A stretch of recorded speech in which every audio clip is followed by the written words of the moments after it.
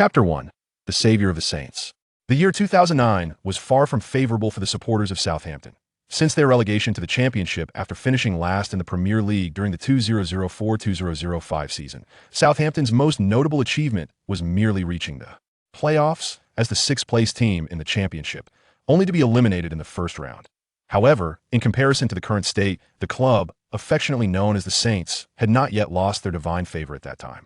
The previous season had seen them narrowly escape relegation, finishing 20th in the Championship, while this season they oscillated perilously around the relegation zone.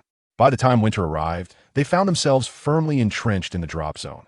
Given Southampton's capabilities, maintaining their championship status should have been manageable.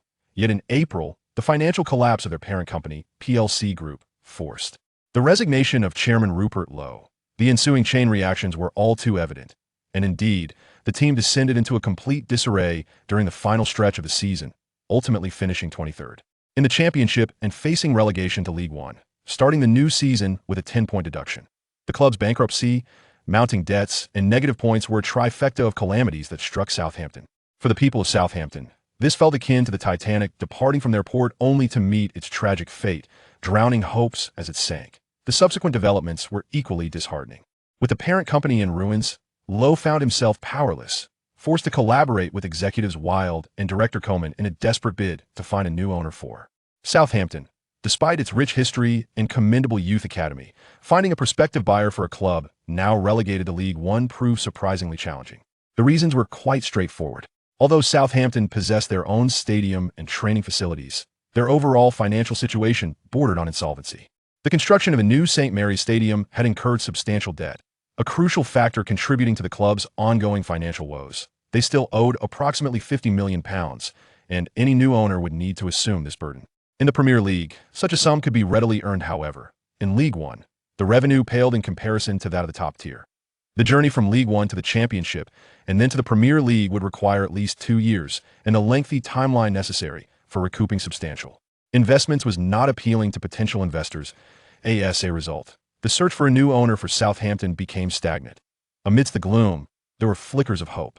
At one point, Peak Sports was on the verge of acquiring full ownership of Southampton, largely due to the involvement of the club's legendary star, Matthew Letizier, who was associated with the sports company. Thus, Southampton fans held a favorable view of the company. However, as negotiations progressed, the ever-inquisitive British press began to unearth troubling information. Reports surfaced regarding the numerous negative attributes of the representatives from Peak Sports, as well as the lack of financial transparency within the company itself. The thought of selling to a financially struggling entity would spell disaster for Southampton. After negotiations with Peak Group collapsed, Southampton supporters exhaled a sigh of relief. Yet their concerns for the club's future persisted. This unease continued until July arrived in an almost unforeseen turn of events. Local sports media in Southampton simultaneously announced a startling revelation. Southampton had changed ownership. The new proprietors were neither a consortium nor a wealthy family, but rather a company named St. Mary's Football Group, which acquired full ownership from the trust for a sum of $13 million, simultaneously inheriting a staggering debt of $50 million. This firm was established just days prior by an individual named Ji Shi from China. Upon the announcement, Southampton fans erupted in disbelief. What on earth was happening? It is important to note that Southampton supporters possess a strong sense of ownership. The previous owner, Mr. Levy, faced considerable criticism for prioritizing business over the club's essence. Just recently, the chairman who attended a club meeting was met with a barrage of insults from fans at the club's entrance. Furthermore, the attempt by Peak Sports to acquire Southampton was thwarted after these passionate fans uncovered their dubious background.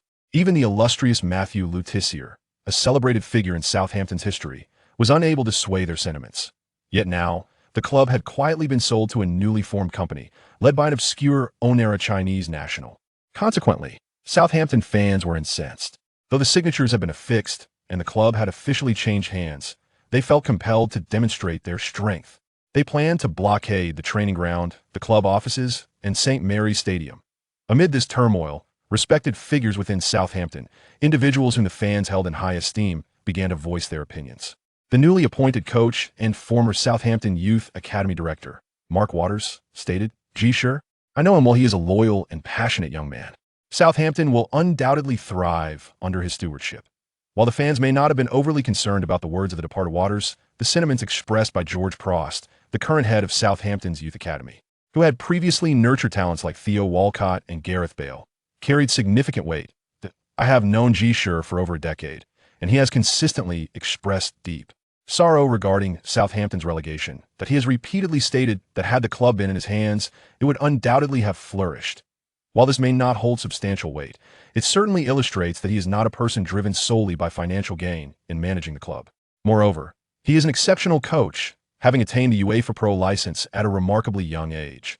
Pro's words stirred considerable excitement among Southampton supporters, many of whom began to believe in his statements, especially since he has remained loyal to Southampton since his playing days and has dedicated over 30 years to the club, earning unparalleled respect.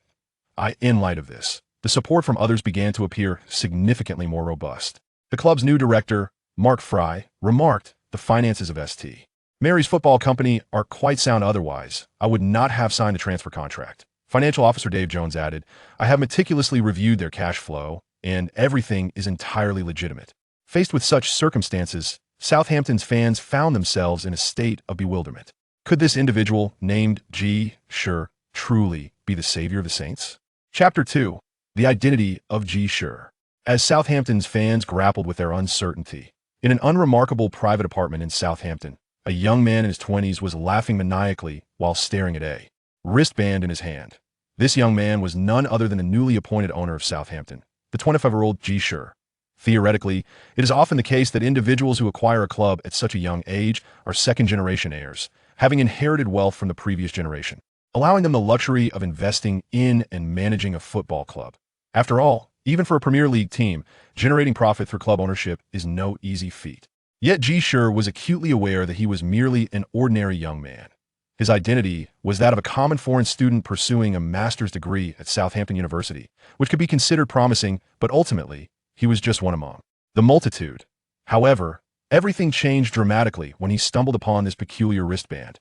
After a fall on the street, he found this unassuming accessory on his wrist, and just as Ji Shi was still in a state of bewilderment, a prompt appeared in his mind.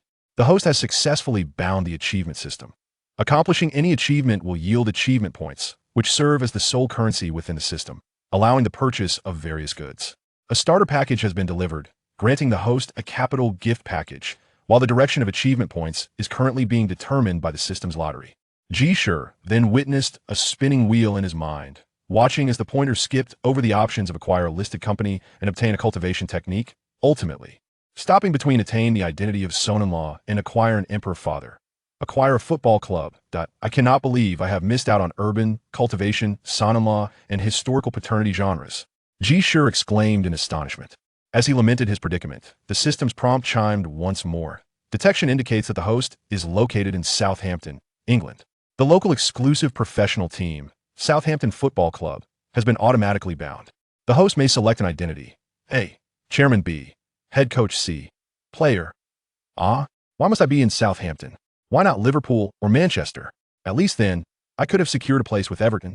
Well, it's better than being in London. What if I were bound to Leyton Orient? Ji Shi, in a frenzy, shouted out and began to choose his identity. Given the opportunity to own a club, he naturally opted to be the chairman. After pressing the button next to option A confirm button appeared below. However, inexplicably, Ji Shi also pressed the button beside option B. Wow. Can I select both? He exclaimed in delight, then casually selected the final player option before confirming.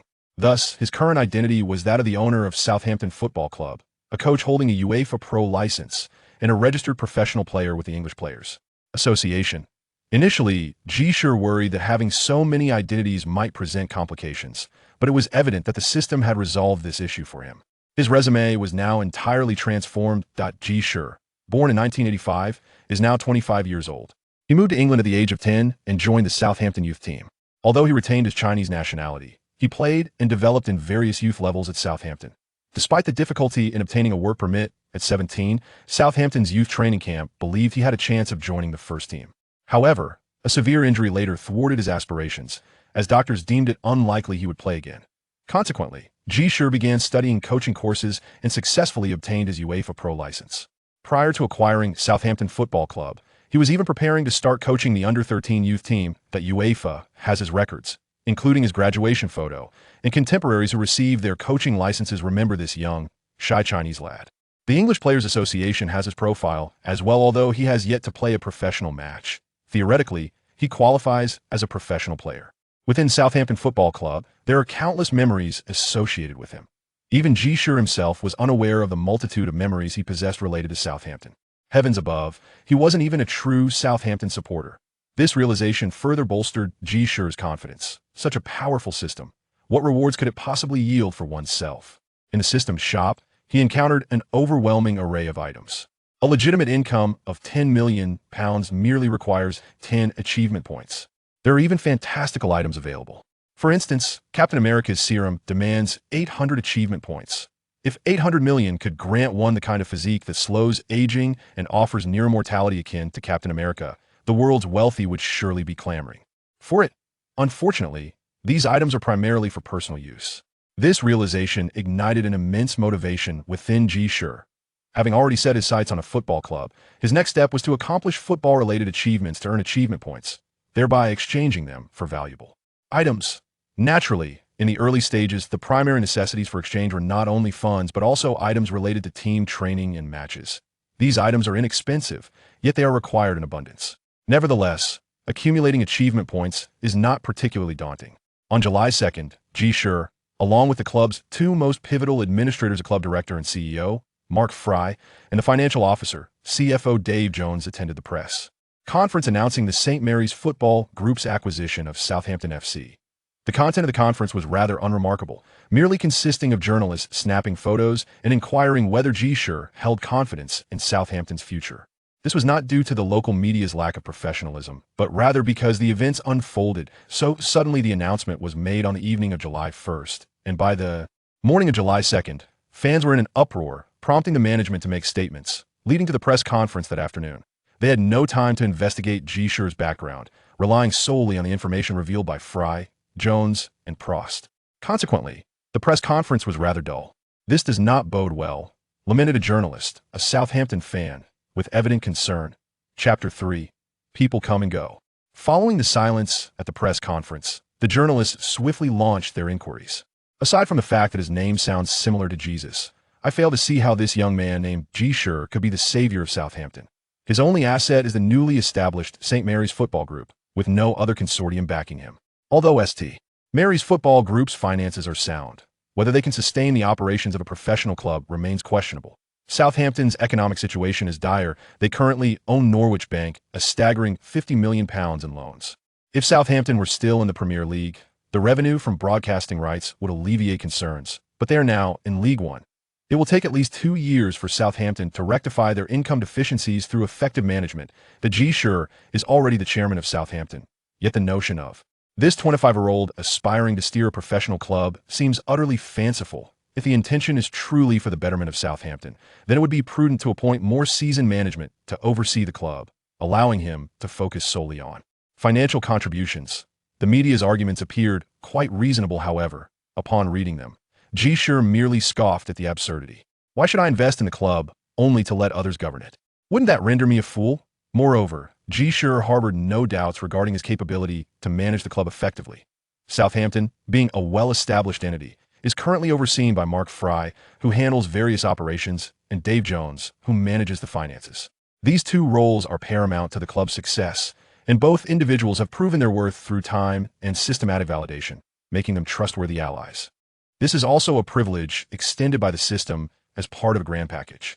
The management personnel of these two clubs, along with the youth training director, Prost, are unanimously regarded as fiercely loyal to the club and to him as the chairman. Naturally, such loyalty may wane with the passage of time.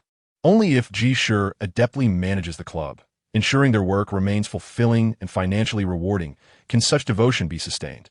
However, at least for the present, Ji Shi need not worry about anyone betraying him from behind. The issue of loyalty among the club's management has been resolved by the system. Yet confidence in the players remains uncertain. The veteran captain, goalkeeper Kelvin Davis, was previously compelled to undergo trials with West Ham United. After all, had Southampton failed to secure a new home, dissolution would have been imminent.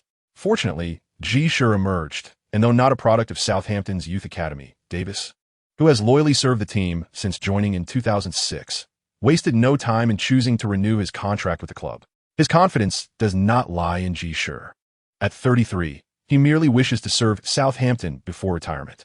The influence of exemplary figures is boundless. Following Davis' contract renewal, two other veterans, center back Chris Perry and midfielder Paul Norton, also declared their intent to remain with Southampton, even announcing their willingness to reduce their salaries to meet League One standards. Given their ages, every year on the pitch is a year less. Motivated by these elder statesmen, the younger players also opted to stay, not out of lack of alternatives, but because Southampton's allure endures. Adam Lallana, who has gradually made his mark in the championship over the past 2 seasons, likewise announced his decision to stay and signed a 3-year contract with club. This news elicited jubilant cheers from Southampton's fans, as Lallana, a product of Southampton's youth academy, has emerged as a representative figure following stars like Gareth Bale and Stern John. His renewal signifies the acknowledgement of local youth players toward the club's new leadership. In other clubs, this might not be particularly significant. However, Southampton has always upheld a tradition of youth players taking center stage, making the recognition of the youth training force immensely important, with the esteemed veterans and youth representatives affirming their loyalty. The morale within the first team of the club has stabilized. Of course, not everyone will choose to stay, given the increasing number of renowned clubs relegated to lower divisions, with few managing to rise again. The youth of players is limited, and languishing in lower leagues is something not all can bear. Last season's key midfielder, 23-year-old domestic player Andrew Sermon, was poached by the championship champions, Wolves, for a fee of £2.5 million. Similarly, last season's main striker, also a 23-year-old native forward, David McGoldrick, transferred to his hometown club, Nottingham Forest, for a fee of £1.5 million. The departure of these two individuals has significantly diminished Southampton's strength. After all, Suleiman scored 7 goals in 43 matches last season, making him the most prolific midfielder in terms of goals, while Lallana merely played a supporting role. Meanwhile, McGoldrick netted 12 goals in 44 games, establishing himself as the top scorer among forwards. Both players are in their prime, and although Southampton boasts a mix of seasoned veterans and young talents, the loss of this middle generation is indeed substantial. However, Ji Shi remains unfazed. With players departing, new ones will inevitably arrive, he assured Fry. Fry nodded, fully aware of the club's current situation, following the investment from the St. Mary's Football Group. Although the club's cash reserves are limited, they still have several million at their disposal. Moreover, the exit of these two players has brought in £4 million, making Southampton's cash flow the most robust it has been in recent years. For a League One club, nearly £10 million in cash is quite remarkable. Furthermore, Southampton's reputation allows them to capitalize on advantageous recruitment opportunities. If the acquisitions are astute, they could elevate Southampton's prowess to new heights. Fry's only concern is that player transfers operate within a certain circle. Newcomers must pay their dues. The transfer market in lower-tier English leagues is also a closed circle. Can Ji Shi, as a newcomer, orchestrate a convincing transfer quickly enough to stabilize the team and win over the fans? Fry worries that Ji Shi might foolishly squander funds on players and end up leading the club into bankruptcy. Rest assured, I've got this, Ji Shi confidently replied, patting his chest. He was not boasting. With Fry's anxious gaze upon him, Ji Shi departed with an air of determination. 3 days later, Southampton held a press conference to announce the signing of the 27-year-old local striker, Ricky Lambert. Chapter 4. Striving for transformation when Lambert, with a beaming smile, lifted Southampton's number 9 jersey at the press conference. Fry could almost hear the collective gasp of the reporters in attendance. Unable to contain his amusement, Fry understood all too well the source of their astonishment. Lambert was not particularly renowned. At 27, his story was certainly inspirational. After all, a lad who, at 17, was merely twisting caps in a factory had remarkably risen to become the top scorer in League One by the age of 27. Yet, despite the motivational aspects of his journey, he remained a grassroots player who had spent 4.5 seasons in League Two and 5.5 in League One. Nevertheless, he had earned the title of the previous season's top scorer and best player in League One. Familiar with the league, robust in stature, and possessing both scoring prowess and technical skill, he netted 29 goals last season. Securing such a player for £1 million, while not a bargain, certainly did not constitute an exorbitant price. A team with a reliable scorer is assured of better performance. The fact that Ji Shi initiated his tenure by acquiring a scorer well-versed in League One speaks volumes about this young coach's capabilities. Obtaining a UEFA Pro license is a testament to his competence. Moreover, possessing an understanding of the lower tiers of English football is no small feat. With such an image established, the task became considerably easier. Observing Fry's admiring gaze, Ji Shi chuckled, fully aware that he had already achieved half of his success. Ji Shi was merely an ordinary individual, devoid of extensive knowledge. Although his coaching certification was authentic, his learning experience was fabricated, meticulously crafted by the system. Yet, he possessed the system. During the inaugural press conference held in Southampton, he earned 10 achievement points. Successfully selling a player for the first time garnered him another 10 points. Furthermore, achieving sales revenue of £1 million from player transfers awarded him an additional 10 points. In total, he effortlessly accumulated 30 achievement points. It is noteworthy that redeeming a specialized scouting guide for the current season from the system, which detailed potential players Southampton could acquire and the corresponding prices, cost him a mere 10 achievement points. However, Ji Shi was acutely aware that such easily attainable achievements were exceedingly rare. The subsequent press conferences and player sales would no longer yield achievement points. He would need to generate revenue in the tens of millions to earn points again. Now, he was left with only 20 achievement points. As he contemplated his remaining points, Ji Shi smiled down at the audience. The journalists no longer dared to underestimate this young man, who had swiftly secured the previous season's top scorer from League One at a minimal cost, a testament to his astuteness and seasoned acumen. Such young individuals should not be underestimated. Although Southampton has lost their top scorer and the midfielder with the most goals, the addition of Lambert sufficiently compensates for the shortcomings in their forward line. Moreover, the midfield is perfectly poised to support Lalana, who is inherently an attacking midfielder. His previous role as a facilitator last season was merely a reflection of his youth. Furthermore, the midfield also boasts the defensive prowess of players like Stephen Davis and the promising young talent Schneiderlin, both of whom are exceptional in their own right. According to the Scout Guide, Southampton now merely requires the acquisition of a reliable center back, which would significantly enhance their chances of promotion to the championship. Even if they start with a 10-point deficit, the guide has already indicated a potential candidate, Dejan Lovren, a 20-year-old Croatian center back standing at 188 meters, currently playing for Dinamo Zagreb in the Croatian league. Despite his youth, he possesses 2 seasons of experience in the top tier of Croatian football. While Southampton may only be a League One team at present, they face little competition, and given Dinamo Zagreb's limited financial resources, securing a young center back should not pose a significant challenge. It could be accomplished for under £1 million. Such a candidate need not require the personal involvement of Ji Shi. The club's director, Fry, is more than capable of handling negotiations, which are inherently his forte. Ji Shi's direct engagement in recruiting Lambert serves merely to demonstrate his own capabilities. Although he is the owner, failing to showcase his talents would render it difficult to earn universal acknowledgement. While contemplating this, Ji Shi was suddenly alerted by a notification sound in his mind. Host has activated a random task. Task name: Seizing Love by Force. 3 players, poised to transfer to top-tier league teams, present an opportunity for you to snatch one from them. Securing 1 grants you 50 achievement points. Signing 2 yields 100 points. Capturing all 3 rewards 200 points. However, if you fail to sign any of them, you will incur a deduction of 20 achievement points. Will the host accept this task? 200 points at stake. The worst-case scenario involved a mere loss of 20 points. What is there to fear? A gamble for a 10-fold return. As a spirited young man with a penchant for adventure, Ji Shi promptly resolved to accept the challenge.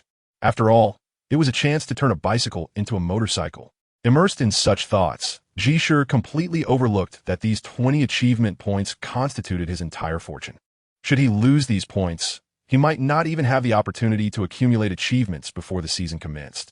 Moreover, as he aspired to assume the role of a coach, he would soon discover his utter lack of capability in training a team or directing a match. Yet, at this moment, Ji Shi remained oblivious to this reality. Naturally, youthful indiscretions are often forgiven, and he might not necessarily fail in his endeavors. At least for now, Ji Shi was brimming with confidence. After the press conference concluded, Ji Shi shook hands with Lambert, thumping his chest as he declared that League One was certainly beneath Southampton's stature. With Lambert on board, he confidently proclaimed that Southampton would ascend 3 divisions within 2 years, swiftly returning to the Premier League. Ricky, trust me, you have scored numerous goals in both the 4th and 3rd tiers, and in the upcoming time, you shall find a net frequently in both the 2nd tier and the top league. You will become an inspirational legend from humble beginnings, a living legend. Ji Shi exclaimed, patting Lambert's shoulder, who was 2 years his senior, with exuberance. Lambert smiled broadly, although he may not have fully believed Ji Shi's words. It was heartening to see such confidence from the young chairman and coach. Fry shook his head, finding Ji Shi's proclamations somewhat fanciful. However, as the owner of the club, it was certainly commendable that he maintained such a positive attitude towards the players. One could only hope that better days lay ahead. Chapter 5. The first encounter with crisis. Kyle Walker, a domestic player, occupies the position of right back. At 19 years of age, he is currently with the championship team Sheffield United. Last season, he was loaned to Northampton in League One, making 9 appearances, and he returned to Sheffield United for the upcoming season, where he is expected to play 5 matches. Moussa Dembélé, a Belgian player, plays as a defensive midfielder. At 22, he is a key player for Eredivisie club AZ Alkmaar, having contributed significantly to their championship victory last season. Olivier Giroud, a French player, is a center forward on the verge of turning 23. Last season, he played for League Two club tours, making 23 appearances and scoring 9 goals. On the train to Sheffield, Ji Shi found himself deep in thought. Upon reviewing the information on Dembélé, he had already sensed the daunting challenge of amassing 200 achievement points. After all, Dembélé was a key player in a Dutch league championship team. Why would he consider joining a team in League One? While both leagues are classified as professional, the Eredivisie represents the pinnacle of Dutch football, whereas League One is merely the third tier of English football. Even though the Premier League is one of the top 5 leagues, the Eredivisie still holds its status as a second-tier league. A key player from the Eredivisie champion would likely aspire to join a Premier League club. Even championship teams might hesitate to recruit someone freshly relegated. Most would consider a team like Newcastle, which is expected to return to the top flight soon, a more fitting choice. However, aside from Dembélé, there was still hope for players like Walker and Giroud, particularly in Walker's case. He was merely a 19-year-old domestic player who had struggled to make appearances in the championship. Sheffield United had faced a disheartening defeat in the championship playoff final last season, and as they aimed for promotion to the Premier League in the new season, they would undoubtedly lean more heavily on the experience of seasoned veterans, leaving little room for young talents like him. Within the English Football League system, while young players can find opportunities to shine in lower divisions, the teams striving for promotion or battling relegation often prefer the reliability of seasoned players. It is typically the mid-table teams that invest in nurturing young talents. According to the statistics, Walker had only managed to secure 5 appearances during the latter half of last season with Sheffield United, clearly marking him as a peripheral figure. Such players, once promised a position in the starting lineup, can easily be persuaded to join. With unwavering confidence, Ji set forth. The journey from Southampton to Sheffield spans merely over 300 kilometers, a few hours by car sufficing. Ji boarded a train in the morning, arriving in Sheffield by afternoon, and promptly proceeded to the Sheffield United club. Prior to his departure, Fry had already established contact with Sheffield United, represented by their club's general manager, Mr. Peter Robinson. Ji initially intended to engage in pleasantries. However, upon their first meeting, Mr. Robinson delivered unfortunate news. "I regret to inform you, Mr. Ji, that a couple of days ago, Tottenham Hotspur reached out to us with a proposal to sign Walker, offering a remarkably high bid of £570,000. I believe this figure is quite extravagant. And furthermore, Walker himself is inclined to join the Premier League Spurs," Mr. Robinson lamented. A thunderclap echoed in Ji's mind. He certainly did not suspect that he was being deceived, whether it be the transfer fee exceeding $500,000 or the allure of a Premier League team. Such resources were unattainable for Southampton at this moment. His curiosity, however, was piqued. Why would a 19-year-old player, who had only participated in 5 matches for Sheffield, attract the attention of Spurs?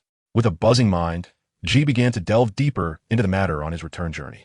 It was then he discovered that despite having played only 5 matches for Sheffield, all of which occurred during the season's final stretch when the team was depleted, Walker had seized the starting opportunity and excelled in the playoff semifinals, directly aiding Sheffield in reaching the playoff finals. Though Sheffield ultimately fell short in the final and missed promotion to the Premier League, Walker's performance was undeniably impressive. In the context of English football, the championship playoffs, while seemingly lacking prestige, represent one of the rare occasions to compete at Wembley Stadium, alongside the League Cup final, FA Cup final, Community Shield, and the English Championship final. Competing at the hallowed grounds of English football would certainly garner significant attention. Furthermore, although Spurs lag slightly behind the elite teams in the Premier League, their renowned preference for nurturing young talent made their interest in Walker entirely unsurprising. "Damn those London teams," Ji cursed inwardly, and immediately dialed the club to request a ticket to the Netherlands. He was determined to make an effort to see if he could persuade Moussa Dembélé to join. Although the challenge was formidable, Convincing a key player from the Eredivisie champions to move to League One was virtually impossible. Ji prepared himself. He rummaged through the achievement point store and found a potion of grand persuasion, valued at 5 achievement points. If he arrived in the Netherlands, and I had not yet departed, he would employ every ounce of charm to convince him. He intended to allocate the remaining transfer funds entirely on L, determined to secure this player. However, he was still a step too late. Upon his arrival in Alkmaar, Netherlands, the club's director of football, Van Gaal, regretfully informed him that due to the upcoming Champions League matches, they would not be parting with any of their key players who had performed admirably last season. Moreover, L himself had spent 2 years playing in Belgium and 4 years in the Netherlands, and this was his first opportunity to compete in the Champions League.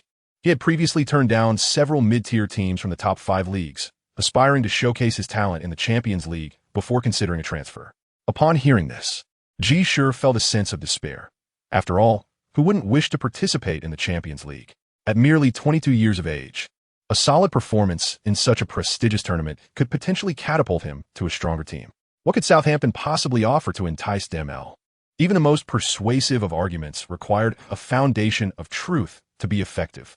As for the transfer fee, Mr. Van Gaal informed Ji Shi that 2 seasons prior, they had acquired L from Ajax for €500,000.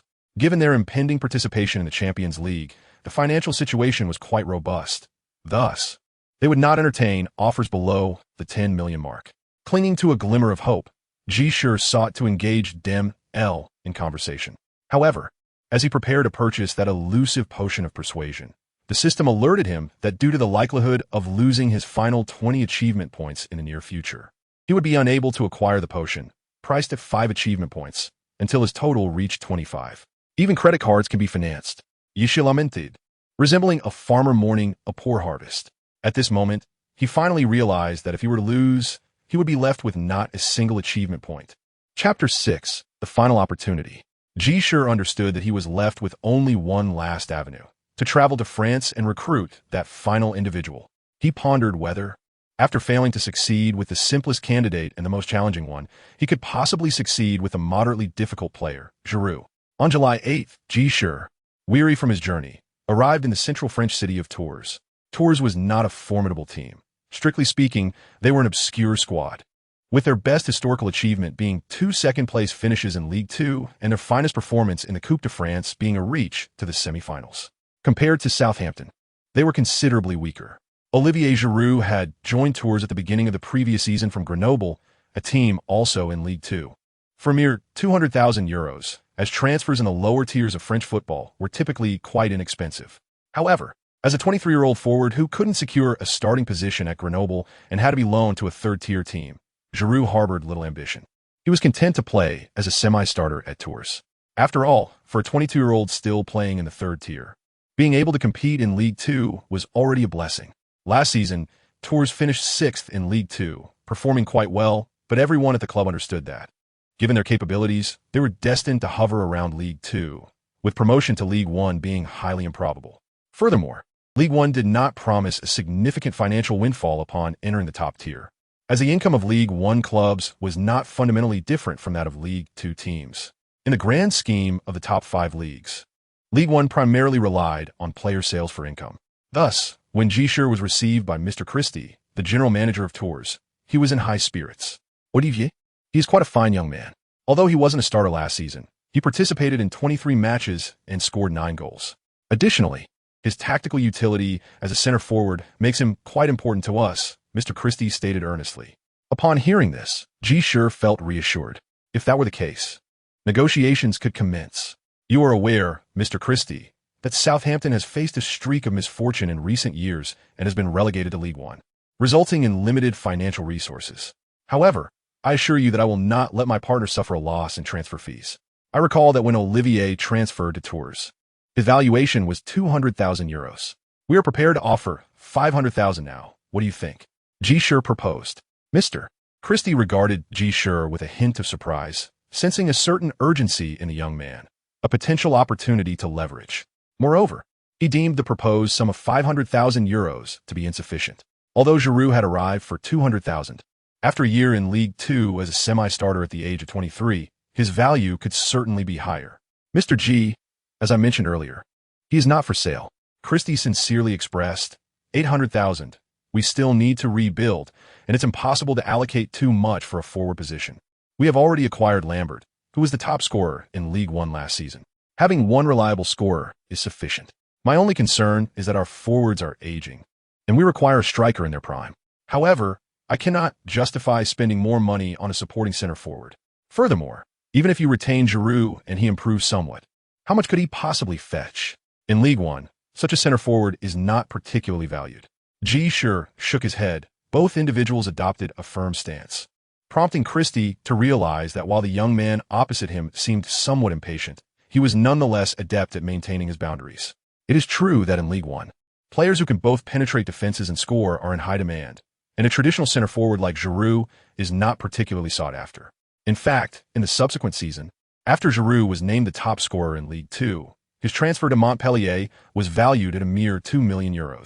Had he held a British passport, being the top scorer in the championship would have inflated his worth into the millions. After weighing his options, Christie engaged in further negotiations and ultimately settled on an even sum, agreeing to Ji Shi's offer of €1 million. Upon seeing the other party's agreement, Ji Shi breathed a sigh of relief. This was his final opportunity. However, the club's acceptance of the offer was merely preliminary. Giroud's consent would be essential moving forward. At this moment, Ji Shi realized he had overlooked a crucial aspect. While entangled in negotiations with the tour club, he should have also reached out to Giroud. This dual-pronged approach to negotiations is a common practice among clubs nowadays, primarily as it conserves time and minimizes misunderstandings. If Giroud had already engaged with other clubs during this period, it would pose a dilemma. Fortunately, there had been no interest in Giroud from other teams recently. After all, he was a player who had only just begun to establish himself in League Two last season, and given his age, there were not many clubs vying for his attention.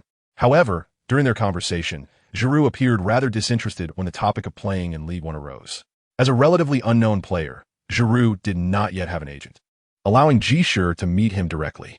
Giroud was polite, yet he lacked enthusiasm for the prospect of playing in League One. This reaction was understandable. Having finally secured his position in League Two, where the transition to League One is quite common, he recognized that with consistent performance, opportunities to move to League One, and subsequently to the Premier League, La Liga, or Serie A were quite promising. On the other hand, moving to League One would render his future rather uncertain. We are not a small club. Southampton boasts a stadium with a capacity of 30,000, and we stand at a mid-table level in the Premier League. Our relegation to League One was merely an anomaly, not a permanent state. Southampton's return to the Premier League is only a matter of time. You are still young. Why not take a chance? Ji Shi continued earnestly. Moreover, your skill set is more suited to the style of English football. Frankly speaking, with your current abilities, a swift transition to the Premier League might not yield impressive results. Yet, if you could hone your skills in the lower leagues, you would be better prepared for the Premier League. Ji Shi emphasized the benefits for Giroud's personal development. Nevertheless, Giroud remained somewhat hesitant. We could even include a clause in the contract that allows you to transfer at any time if we do not return to the championship by the end of this season. Of course, if we swiftly regain our championship status, there would be no rush for you to leave. You're only 23. Playing 1 or 2 seasons in the championship will certainly make you more appealing to Premier League clubs. Ji Shi ultimately unveiled his trump card. Such terms profoundly moved Giroud. Most importantly, he seemed to have never been valued in such a manner before. Chapter 7. I have arrived. When Giroud inscribed his name on a 4-year contract, Ji Shi experienced a sensation akin to having escaped death. At last, he had preserved his achievement points and earned an additional 50 points. Observing the remaining 70 achievement points in the shop, Ji Shi exhaled deeply and then instructed Giroud to report to the team by July 15th. Subsequently, Ji Shi departed from France. The new season of League One would commence on August 8th, featuring a plethora of matches, in addition to a staggering 48 league games.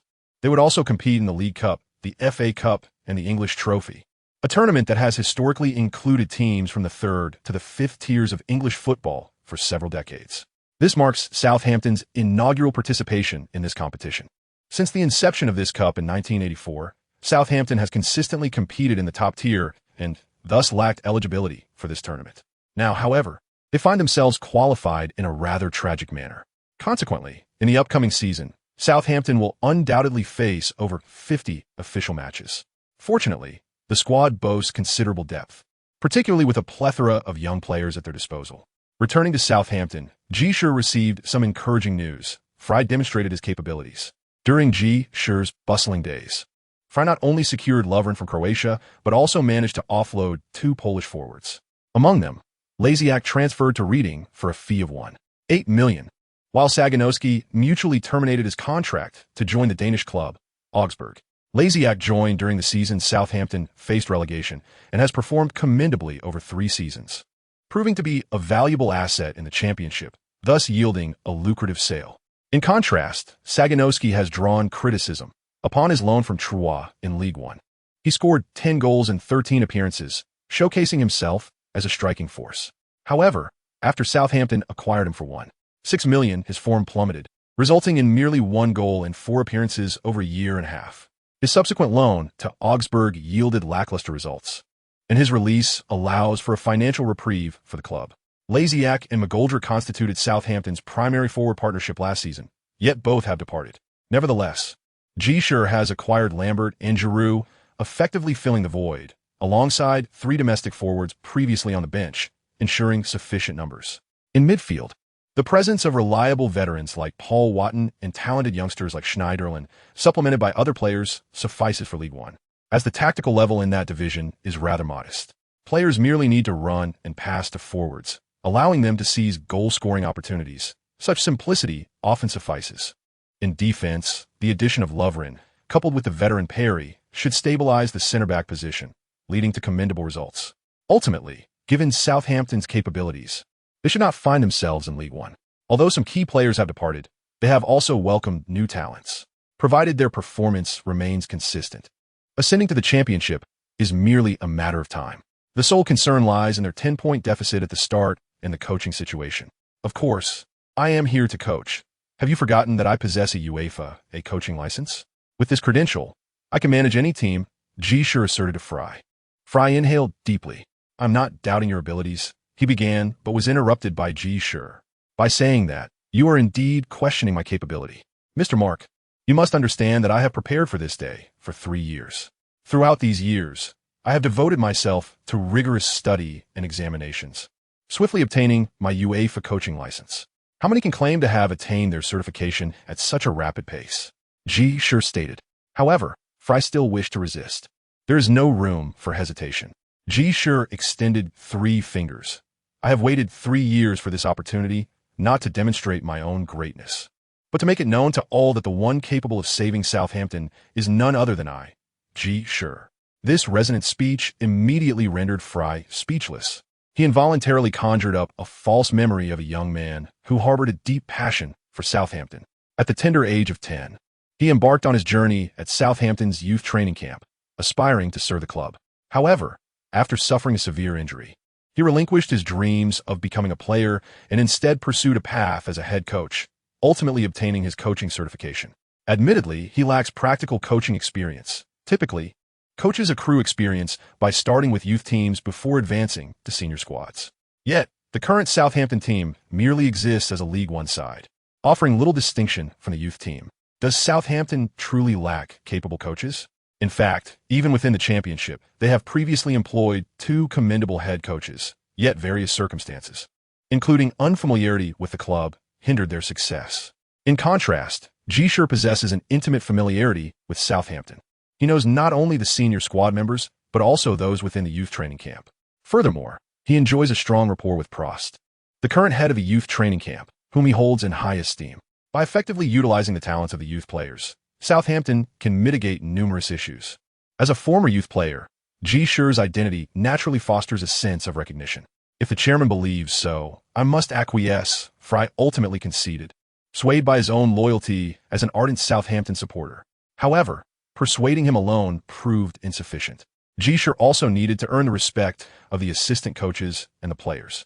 Rest assured, if I cannot earn their respect, I would not have the audacity to assume the role of head coach, Ji Shi asserted confidently. Noticing Ji Shi's self-assured demeanor, Fry nodded. His expertise lay more in negotiation and business management than in football, a common shortcoming within Southampton's management. The previous club director had even been a rugby coach. As former chairman, Mr. Levy believed he could effectively oversee a football club. The decline of Southampton, a team with a rich history, is undeniably the result of a confluence of unfortunate events. I have arrived. Brighter days await. Ji Shi thought resolutely, convinced that he would alter the club's destiny. With the achievement point store at his disposal, what could he possibly worry about? Chapter 8. Earning is hard. Spending is easy. Southampton, a club steeped in history, finds itself rather impoverished in terms of honors.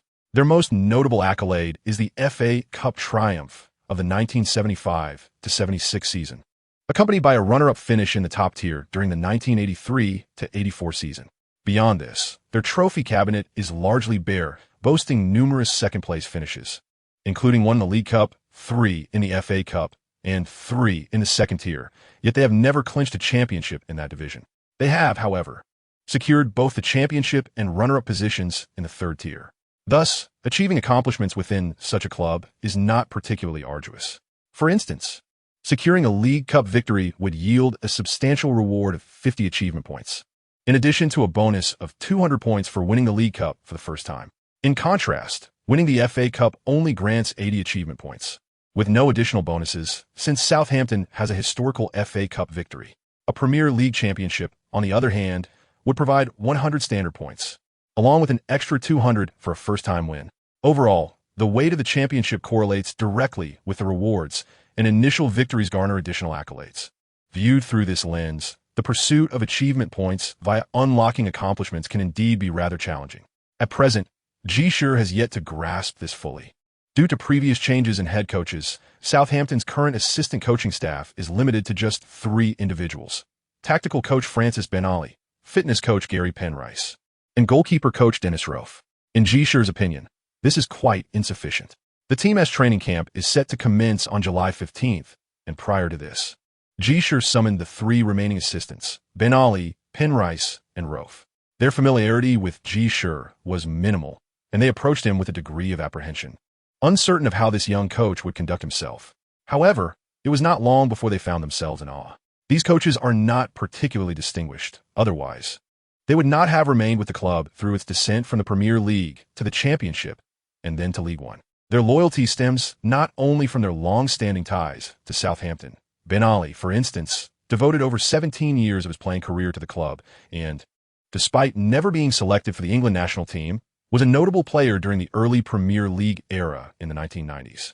Having retired in 2003, he has served as an assistant coach at Southampton ever since. Rofe and Penrice share similar backgrounds, making them quintessential Southampton insiders. While their coaching abilities might be deemed average, their unwavering loyalty to the club is unparalleled. Having spent over a decade in assistant roles, they have encountered numerous accomplished head coaches, most of whom brought their own coaching teams. They may not have formal qualifications, but they possess an acute understanding of the game. In England, it is well known that one can coach without a coaching license, and many have done so for years. Thus, prior to meeting Ji Shi, the 3 retained a respectful stance towards him, recognizing that while they had experience, they lacked formal coaching certifications, such as the peculiarity of coaching in England. Upon meeting Ji Shi, Ben Ali and the others intended to engage in pleasantries. However, as soon as Ji Shi took the initiative, he handed them 3 sets of documents. The tactical training plan was given to Ben Ali, the fitness training plan to Penrice, and the goalkeeper training plan to Rofe. Initially taken aback, they soon found their expressions changing dramatically after perusing just a few pages of the plans. What would ensue? Ji casually inquired, his tone understated. The level of expertise was remarkably high. Although merely basic elements, Ben Ali couldn't help but exclaim. Among the 3 assistant coaches, his proficiency was the most advanced. After merely perusing a few pages of the tactical training plan, he could ascertain that its caliber was unparalleled in his experience. The tactical training plan, while not inherently extraordinary, was a systematic approach that was exceedingly rare. Over the years, Ben Ali had encountered numerous exceptional coaches, but had yet to witness anyone capable of presenting a comprehensive training regimen. Most plans merely focused on individual skills or tactical drills, lacking the depth and detail exhibited here. This was a culmination of my years spent observing and analyzing Manchester United's training sessions, gradually compiling the running and positioning methods employed by Ferguson. Though perhaps not as refined, it could emulate around 70 to 80% of his strategies, Ji remarked lightly. Ben Ali drew in a sharp breath. Ferguson. Although Sir Ferguson was nearing retirement, there was no denying that over the past 2 decades, he stood as the most successful manager in the Premier League. Whether it was Wenger, who initially clashed with him, or the more recent figures like Mourinho, Benitez, and Ancelotti, none had surpassed Ferguson's accomplishments. His transformative impact on Manchester United and the cohesive tactical movement system he established were pivotal in ensuring that, despite the myriad tactical variations over the years, the team's overall performance remained unaffected. Manchester United's triangular movement tactics had long been the envy of many teams, yet Ji Shi had deduced them through his keen observations. Truly, a prodigy who had earned his UEFA A coaching license in just 3 years. Ben Ali, while not particularly distinguished as a coach, had garnered invaluable experience as a former player and assistant coach over the years. Thus, after merely glancing at a few pages, he immediately recognized the wealth of knowledge embedded within this training plan. Although Pandry and Rove had not yet gleaned much from the brief exposure, they trusted Ben Ali's judgment. After all, he had achieved the pinnacle of success as a player and now as a coach. If the trio of assistant coaches formed a small collective, then Ben Ali was undoubtedly their leader. With their leader humbled, what reason did they have to persist? Henceforth, our training would advance in this direction. Observing the respectful demeanor of the 3 older assistant coaches, Ji Shi felt a surge of satisfaction within. Though he resolved to maintain discretion, a confidentiality agreement would be signed shortly. Benelli and his companions nodded in agreement, expressing no dissent on this matter. Generally speaking, those who serve as assistant coaches in a club for an extended period are bound by confidentiality agreements. And even the cleaners responsible for tidying the locker room are required to sign such contracts. Thus, information from the locker room seldom leaks. Observing the 3 assistant coaches departing with utmost respect, Ji Shi chuckled softly as he exchanged 20 achievement points for the Ferguson running system, beginner, and 15 points for the Plutus training program, beginner. The basic goalkeeping training program was relatively inexpensive, requiring only 5 points. However, this left him with a mere 30 achievement points. Earning them was arduous, yet spending them was swift. Ji Shi mused with a twinge of regret. Chapter 9. Leveraging prestige, having secured the assistant coaches. The next step was to win over the players. As a newcomer, Ji Shi had managed to recruit a few trusted allies, such as Lambert, Lovren, and Giroud. The 3 individuals were all brought in during his tenure, naturally positioning them as his trusted allies. However, coaching at Southampton necessitates earning the admiration of youth academy players, even if he is the owner, in order to maintain stability. In truth, the players at Southampton are generally well-behaved and devoid of significant flaws. The primary issue lies with Ji Shi, who is quite young and lacks substantial achievements, thereby possessing little authority. Ji Shi has his own methods to navigate this situation. July 15th marks the commencement of Southampton's pre-season training. As a League One team, they do not hold an extravagant welcoming ceremony. New recruits and retained players arrive punctually at the Staplewood training base, preparing for the upcoming season's training. Representing this batch of youth academy talents, Adam Lallana arrives early. Although the team faced relegation last season, his remarkable performance garnered unanimous praise. He is a technically gifted attacking midfielder, possessing skills that surpass those of a typical English player. With his proactive running, impressive passing, and ability to pose a direct threat to the goal, his decision to remain with the club brings joy to Southampton supporters. As Lallana hums a tune while changing, James Ward-Prowse approaches. Both born in 1988, they share familiarity as fellow academy graduates, although James, a defensive midfielder, has yet to secure a stable starting position, while Lallana has already established himself as a key player. This situation leaves James somewhat disheartened, yet he feels genuine happiness for his friend's success. Today is our first training session. I wonder how our new coach will perform, James remarks while changing. Acquiring a UEFA A license surely indicates competence. We shall see, Lallana responds confidently. His position is secure, particularly with few attacking midfielders in the squad. After Solmanes's departure, he stands as the sole representative in that role. However, he is acutely aware of James's predicament, as the midfield features the defensive prowess of Simon Letts, the industrious third, Captain Walton, and Schneiderlin, who has gradually developed over 2 years at Southampton. In comparison to these 3, James lacks certain attributes. This season, we've invested nearly $3 million in new signings. The club certainly harbors ambitions. Rest assured, with so many matches in a season, you will undoubtedly have opportunities to play. Lallana offered some comforting words to James before setting off with his close friends. Upon arriving at the training ground, he was greeted primarily by familiar faces. The first team captain, goalkeeper Kelvin Davis, the second team captain, central defender Chris Perry, and the third team captain, midfielder Paul Watton. Most Southampton players chose to remain, facilitating a swift camaraderie among the team. The three newly joined players were also punctual: the towering striker Giroud, the top scorer of League One Lambert, and the Croatian centre-back Lovren, all of whom possessed impressive statures. In fact, Lambert, at 187 meters, was the shortest among them. In the lower echelons of English football, having tall players is undeniably advantageous. The players exchanged greetings, and the three captains engaged in friendly banter with the newcomers, their minds free of treachery. After all, what rivalry could exist among those who had already reached League One?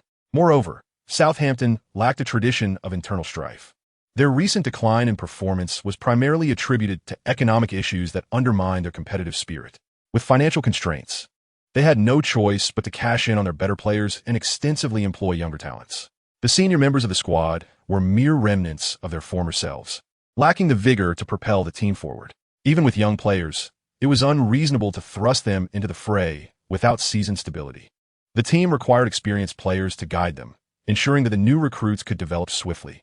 The three signings orchestrated by Ji Shi were all players in their early 20s, which garnered high praise from the media. Just as discussions began to wane, Ji Shi appeared at the sidelines with another individual. In stark contrast to Ji Shi's height of under 1.8 meters, this newcomer stood out with a tall frame, a slender visage, grayish-white hair, and a warm smile. Everyone was momentarily taken aback, save for Giroud and Lovren. Ji Shi approached the players and cleared his throat. "Greetings, everyone. I'm your new head coach, Ji Shi. However, I would like to introduce a new member of our coaching staff, Mr. Matthew Le Tissier, who will be responsible for communication with the players in the locker room." The Southampton players almost uniformly called out his name in unison. Matthew Le Tissier, the greatest player in Southampton's history, without exception, affectionately referred to as God, served the club for 17 seasons, and countless tales of his exploits abound. The most famous remark about him came from Strachan. When people think of Southampton, they think of the Titanic and Matthew Le Tissier. While ships can be built better and better, another Le Tissier will never emerge. In the hearts of Southampton's youth academy players, he remains an eternal deity. After retiring, Ladouceur did not take a position at Southampton. Instead, he traversed through several lower-tier teams, managing to coach an English team without possessing a coaching certificate, a fact that has long ceased to be a secret. However, Ladouceur seems to lack a natural talent for coaching, failing to achieve significant results. In his first 2 years at Peak Sports, the company nearly acquired Southampton, largely due to Ladouceur's involvement there. Now, is he finally set to return to Southampton? After my persuasion, Matthew has agreed to resign from his position at Peak Sports and return to Southampton Football Club. From now on, if you have any matters to discuss in the locker room, you may approach him, Ji Shi proudly pointed out, indicating Ladouceur. To earn the respect of players, one must deliver results. Yet, when results are not yet manifest, one must rely on the coach's prestige.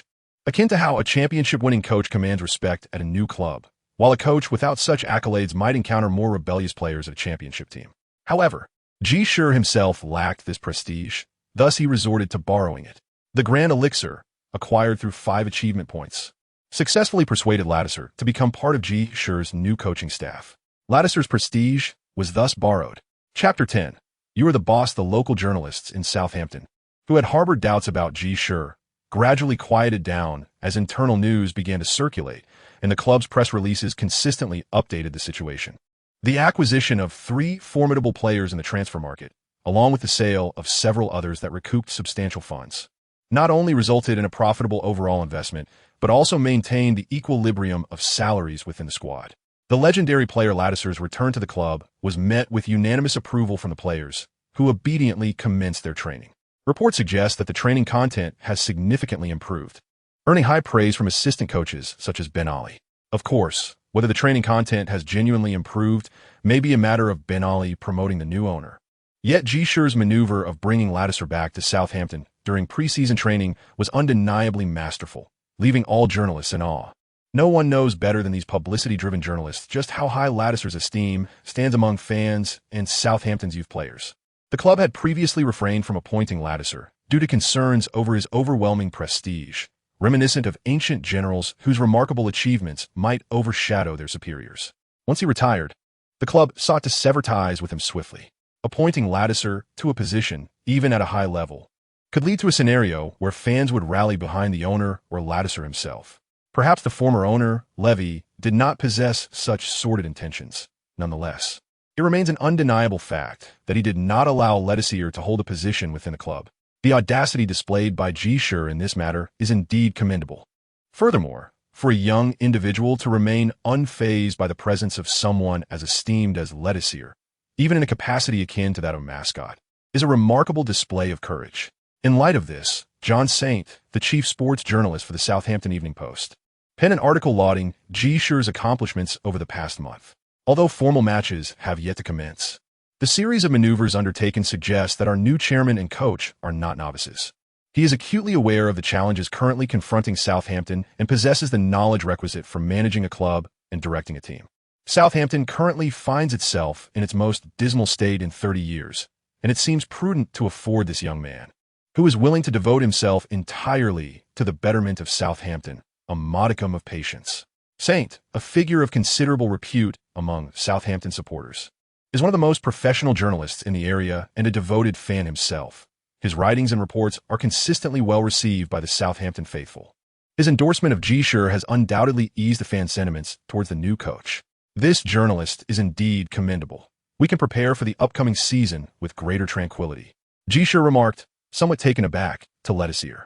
Those who observe your efforts are aware of your hard work, Ledesier said, patting Ji Shi on the shoulder. If you can lead the team to improved results, the regard for you will only grow. Certainly, the team's physical training is nearly complete, and I believe each player possesses the endurance to sustain them throughout the season, Ji Shi replied proudly. He had heard of the renowned Pintus, an Italian expert in physical training, who had served as the fitness coach for Mourinho's Chelsea, which was noted for its exceptional physical prowess during several seasons. However, such a fitness coach commands a high salary, and Southampton's current standing cannot afford him. Nevertheless, the basic physical training methods, which cost 15 development points, are sufficient for Southampton at this juncture. Physical conditioning is assured, but you must devote more attention to tactics, Ledesier remarked. 2 seasons ago, under Potter's guidance, the team employed a 4-3-3 formation, while later, under Waters, they shifted to a 4-4-2. What is your intended primary tactic? Me? Naturally, I shall oscillate between 4-4-2 and 4-3-3. Ji Shi chuckled. Do not act recklessly, Ledesier replied, somewhat exasperated. I am not being reckless. With players like Lalana on the team, to not utilize such tactics would be a waste. Ji Shi smiled mischievously. He then fondled a stack of materials hidden within his possession. Knowledge of oneself and one's adversary ensures victory in every battle, yet in lower leagues, mere self-awareness often suffices. This collection, comprising a technical analysis and tactical recommendations for the current Southampton players, cost him 5 achievement points. However, Ji Shi deemed this expenditure remarkably worthwhile, although he had exhausted the 50 achievement points earned from completing tasks, leaving him with a mere 20, which caused him some regret. He understood that performing well in the upcoming matches would yield a continuous influx of achievement points. Thus, even if he had spent excessively, it was justified. Seeing Ji Shi's unwavering confidence, Ledesier refrained from voicing any objections. After all, while he had been a superstar on the field, his coaching prowess was rather lacking. If it were otherwise, transitioning to a coaching role would have been a simple endeavor for a player of his stature. Since Ji Shi had acquired an A-level coaching certificate in merely 3 years, his words undoubtedly held weight. Poor Ledesier. If he had known that Ji Shi had never attended a single day of coaching courses and could only be regarded as a mere fan, might have fainted on the spot, pondering whether his return to Southampton would tarnish his illustrious reputation. Time passed, and half a month slipped away, leading to the eve of the season's commencement. Ji Shi did not schedule a single warm-up match. This decision did not go unchallenged within the team. However, with a wave of his hand, Ji Shi declared that the training time was already insufficient. First, they needed to focus on physical conditioning, followed by tactical drills with the ball. There was simply no time for warm-up matches. The official matches will serve as our finest warm-up, Ji Shi proclaimed during the team's training session. In an instant, his commanding presence left the players unable to meet his gaze. Very well, you are the owner. Your word is law. The players, not being blind devotees, certainly harbored some private doubts, yet they chose to remain silent. Unbeknownst to Ji Shi, brimming with confidence, he welcomed the first opponent of the new season. This is not an adversary to be underestimated. It is the infamous Millwall. Due to their notorious reputation, Millwall has found themselves in League One, yet they remain a formidable team within this division. Last season, they achieved a commendable 5th place, advancing to the playoff finals, only to succumb to Scunthorpe, thereby missing the opportunity to return to the championship. When compared to Southampton, they exhibit no significant disparity. In fact, they seem to possess a touch more experience. In the opening round of League One, Southampton shall face this formidable opponent. Chapter 11. The price to be paid. Millwall is a venerable London club, with a history tracing back to 1985, established in the same year as Southampton. Naturally, England, being the birthplace of modern football, boasts numerous clubs that predate them. Nonetheless, Millwall's renown remains substantial, comparable to that of Southampton. The latter's reputation stems from the unwavering dedication of players like Luke Tissier over the decades, as well as their illustrious youth training capabilities. Despite their accolades being rather meager, apart from an FA Cup victory, they have not secured any significant honors. However, at least Southampton's achievements are of a positive nature. In contrast, what Millwall? Their fame is rooted purely in infamy. The issue of football hooliganism in England has been severe since the 1980s, even significantly impacting societal security. Football hooligans are not merely a group of discontented individuals brawling after a loss. If that were the case, it would be trivial. Football hooligans, the true scourge of the sport, possess the power to plunge an entire city into chaos every weekend. The hooliganism of the 1980s nearly obliterated English football.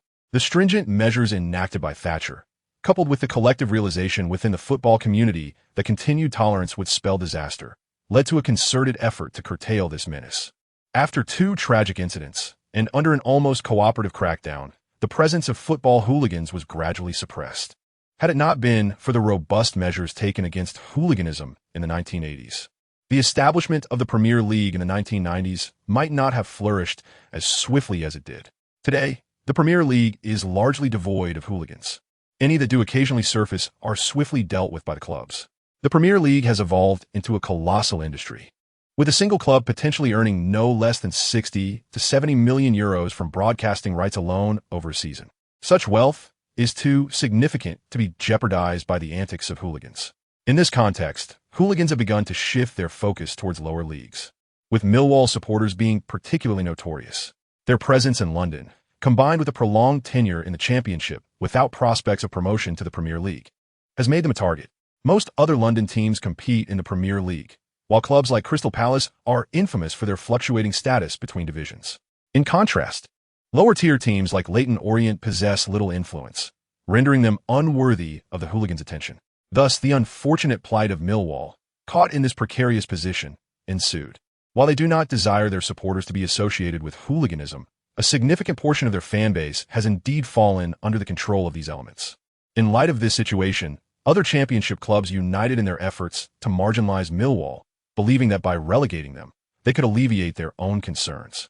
Consequently, the club that once held promise of ascending to the Premier League at the turn of the century has tragically plummeted to League One under the relentless pressure exerted by rival teams. This is indeed a fortunate circumstance for all traditional teams. The further such a troublesome team remains from them, the better. However, Southampton, through their own shortcomings, has descended to League One and must now contend with this infamous squad. This has undoubtedly placed considerable pressure on the local community of Southampton. Being a port city, Southampton has historically maintained a commendable level of public safety, resulting in a relatively small police presence. However, with Millwall's impending arrival, the atmosphere has become quite tense. Do not let your focus be entirely on the match today. Keep an eye on those individuals behind us, admonished the seasoned officer Matthew LeBlanc, who has served at the Southampton Police Department for 30 years, to his younger partner. The youthful John Terry reluctantly diverted his gaze from the pitch, offering a nonchalant smile as he replied, "Come on, boss. What is there to be anxious about? It's merely a League One match. Today, there are only a little over 10,000 fans entering St. Mary's Stadium, and the visiting supporters number merely in the hundreds." LeBlanc shot a stern look at his young colleague, cautioning, "Stop joking around, John. Our opponents are Millwall. Their fans have a notorious reputation for being football hooligans." For LeBlanc, who has patrolled the grounds since the 1980s, the lawlessness of such hooligans remains vividly etched in his memory. Conversely, for the relatively inexperienced Terry, who has only recently begun his duties, he seems to dismiss the threat that these hooligans pose. Turning to glance behind him, he observed that the visiting supporters did not appear to be any troublemakers. While a few were burly, the majority seemed like ordinary individuals. Boss, I'm more concerned about the state of our team right now. We started the season with a 10-point deduction. If we cannot return to the championship, it would be disastrous, Terry expressed to LeBlanc. LeBlanc, though somewhat resigned, nodded in agreement as a devoted Southampton fan. New owner, new coach. Fortunately, most of the key players have remained, and a few new signings have been made. One can only hope they will lead the team to better performances. At this moment, the players on the field had completed their warm-ups and returned to the locker room. LeBron exhaled deeply, aware that there was little to occupy him until the match commenced. When the true test would begin, he intended to remind his partner to remain vigilant during the forthcoming duties. In the locker room, Ji Shi felt restless. This match would mark his inaugural coaching experience. It was evident that the first official game could yield a notable achievement, whether it be a victory, a defeat, or a draw. Under such circumstances, he need not be overly anxious. While a good start was certainly significant, even a loss could still garner achievement points. However, an hour before the match began, while the players were still warming up, he received a task. The task was titled First Time. Its content: strive for a commendable performance in his debut coaching endeavor. A victory would earn 20 achievement points, a draw 10 points, and a defeat would result in a deduction of 10 points. Although he currently possessed 20 achievement points, Ji Shi could withstand the potential loss. Yet, considering the possibility of securing points for a win, draw, or loss, he could only hope to acquire 5 achievement points at best.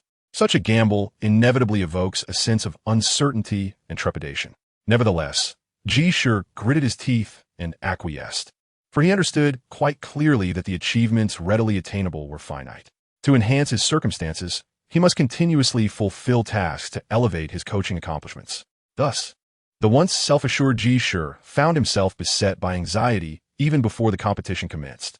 This can be considered the price he must pay to attain greater achievements. Chapter 12. Today, the boss stands at 2 meters and 8 centimeters. As both teams' players began to take the court, Terry, who had initially harbored doubts about LeBron's earnest counsel, swiftly recognized the wisdom of the seasoned veteran. His words were to be heeded without question. The game was merely on the verge of commencing. Yet the previously subdued throng of away supporters erupted into a frenzy, roaring and chanting fervently to rally their team. Despite the match not yet having begun, one would expect a respectful silence during the pre-game ceremonies. However, these individuals seemed utterly indifferent to such decorum, unleashing their exuberance without concern for its impact on the players on the court. Nonetheless, while their section was adjacent to the playing field, the athletes in the center of the arena remained largely unaffected by their exuberant displays. At that moment, as Ji Shi emerged from the players' tunnel, he instantly became the target of their collective ire. "Ha, foolish lad, a mere 20-something assuming the role of head coach. Has he even matured? Still a greenhorn? Should we offer him a banana?" A torrent of vulgar invectives cascaded towards Ji Shi, who, initially burdened with anxiety, was taken aback by the sudden onslaught. The sight of his startled reaction only delighted the Millwall fans further, who continued to chant and hurl insults at him, gesturing with their middle fingers. Terry and LeBron, stationed at the stands, confronted the frenzied Millwall supporters. Though Terry, a robust police officer, felt no fear, he too was unexpectedly startled, observing the contorted faces in the crowd. A flicker of concern crossed Terry's mind for the young Chinese coach. Would he be psychologically scarred? After all, he was the chairman and head coach of Southampton. His disgrace would reflect upon the entire club. Just as Terry yearned to turn and check on Ji Shi, he and LeBron simultaneously noticed that the previously raucous Millwall fans had halted their antics, mouths agape, staring in astonishment at something behind them. Realizing that the threat had dissipated, Terry and LeBron were left pondering what could have caused such a reaction. Turning to see, they beheld Ji Shi striking a pose that seemed oddly familiar, flanked by 2 halves of a plastic water bottle, with a puddle of water at his feet. "This pose looks strangely familiar," Terry muttered. The antiquated LeBron exclaimed, "Bruce Lee." Upon hearing LeBron's declaration, Terry connected the dots. It was indeed the signature stance of the late martial arts icon Bruce Lee. Could it be that he? As Terry and LeBron mused internally, they watched as Ji Shi repeated his earlier performance. He tossed a bottle into the air, leapt high, his right leg soaring above his head, and executed a swift downward strike, cleaving the bottle cleanly in two as the remnants of the bottle flew past him. Terry and LeBron realized what Ji Shi had just accomplished. Without missing a beat, Ji Shi launched 2 more bottles into the air. With a fierce cry, he delivered a horizontal chop with both hands, again slicing the bottles into 4 segments mid-air. After completing this series of actions, Ji Shi wiped his nose and assumed Bruce Lee's iconic stance once more, before rising and nonchalantly making his way back to his position. Chinese Kung Fu, Terry murmured softly. John Santee lifted his gaze from the lens, utterly astonished as he beheld Ji Shi's silhouette. Trembling, he fumbled for his phone and dialed a number. Is this the editor? You will scarcely believe what I just captured. Just as Ji Shi settled back into his seat, an eruption of cheers resonated throughout St. Mary's Stadium. Over 10,000 Southampton supporters were fervently applauding, having witnessed the spectacle unfold before their eyes. Their new chairman and coach had defiantly countered the thuggish antics of Millwall with an impressive display of Chinese martial arts. Even if they lacked understanding, it was evident to them that, in midair, executing a hand chop and a leg strike to cleave a water-filled bottle in two symbolized tremendous strength and explosive power. Such lethal force could only arise from the concentrated release of energy at a singular point. Should one employ a hand strike or a kick to target the vulnerable areas of the human body, it would send shivers down the spines of nearly everyone present. Such a display is terrifying, and it is prudent to avoid provoking this Chinese proprietor. Although the football hooligans exhibit considerable bravado, it does not imply an absence of fear. Often, those who are cruel to others harbor a deeper fear of mortality. Thus, should Ji Shi appear timid, they would grow increasingly arrogant. However, at this moment, Ji Shi showcased his martial prowess, causing them to retract their heads in trepidation. As Ji Shi settled into his seat, he experienced a surge of satisfaction, despite being drenched. The heat of the day rendered the discomfort negligible. The 5 minutes of brilliance reminiscent of Bruce Lee, which could be exchanged for a mere achievement point, proved to be exceedingly worthwhile, both in terms of bravado and effectiveness. The players on the substitute bench regarded Ji Shi with admiration. The youth naturally idolized those who possess strength, and Ji Shi had demonstrated much more than mere physicality. Most importantly, in the face of the infamous football hooligans, Ji Shi exhibited no fear and promptly retaliated with the utmost efficacy. His silence spoke volumes, surpassing 1,000 words. As professional athletes are predominantly young, their respect is reserved for the courageous. Ji Shi's actions were undeniably brave. If borrowing prestige from Letizia merely stabilized the morale within the team, then the recent display unquestionably marked the beginning of Ji Shi's true standing among his peers. You're truly impressive, Ben Ali remarked with admiration. It's nothing. Let us prepare for the match, Ji Shi replied, waving his hand dismissively, exuding an air of a seasoned commander. The substitute players gazed at Ji Shi with even greater respect. This young owner and coach, typically quiet and unassuming during training, now radiated brilliance. As the saying goes, a fierce wind reveals strong grass. At this crucial moment, his willingness to defend the club's honor demonstrated immense courage. What is there to fear when following such a leader or coach? Nothing. Today, the owner stands tall at 2 meters and 80 centimeters. Chapter 13. Absolute calm seated on the coaching bench. Ji Shi felt he had overlooked something significant. Yet, no matter how hard he pondered, he could not recall what it was, so he chose to wait for the match to commence. Meanwhile, Mr. Kenny Jackett, the coach of the visiting team, glared irritably at the home team as coaching bench. According to the traditions of the English League, the two head coaches should shake hands and exchange pleasantries before the match begins. As the home team's young coach, Ji Shi should have taken the initiative to greet him. Yet instead, he had ostentatiously seated himself, leaving Mr. Jackett in a state of neglect. It is indeed a most vexing matter. However, he cannot voice his grievances regarding this issue, for tradition remains merely tradition, not a binding rule. Many coaches do not adhere to such customs, particularly those with strained relationships, who often disregard their opponents before the commencement of a match. The absence of a greeting from Ji Shi leaves him with no grounds for complaint. Thus, he is left to stew in silence, fervently hoping that his team can deliver a remarkable performance against Southampton on the field. He retains a measure of confidence in this regard. Millwall is undoubtedly a formidable side in League One, having exhibited commendable performances since their relegation, and last season, they were merely a step away from promotion. Conversely, Southampton, despite descending from the Championship, has endured 2 consecutive seasons of relegation struggles, which has long since dulled their ambitions as a former Premier League team. Additionally, with a new head coach recently at the helm, the team's cohesion is likely insufficient. This is indeed an opportune moment for Millwall. Known for their unwavering tenacity, Millwall launched an aggressive pressing strategy from the very start. aiming to seize control and deliver a striking blow to Southampton. However, it became evident that such relentless pressing proved futile against a team with superior technical skills. As Ji Shi contemplated, having diligently reviewed the game prior, Ji Shi was acutely aware that the players of Southampton possessed commendable technical prowess. This is due to Southampton's long-standing emphasis on technical skills within their youth training program. Players emerging from Southampton almost universally possess commendable footwork, which distinguishes their training approach. The newly joined players also demonstrate proficient technical abilities. Lovren, as a Croatian defender, excels not only in physical confrontations, but also in fundamental ball control and passing, a characteristic typical of Eastern European players.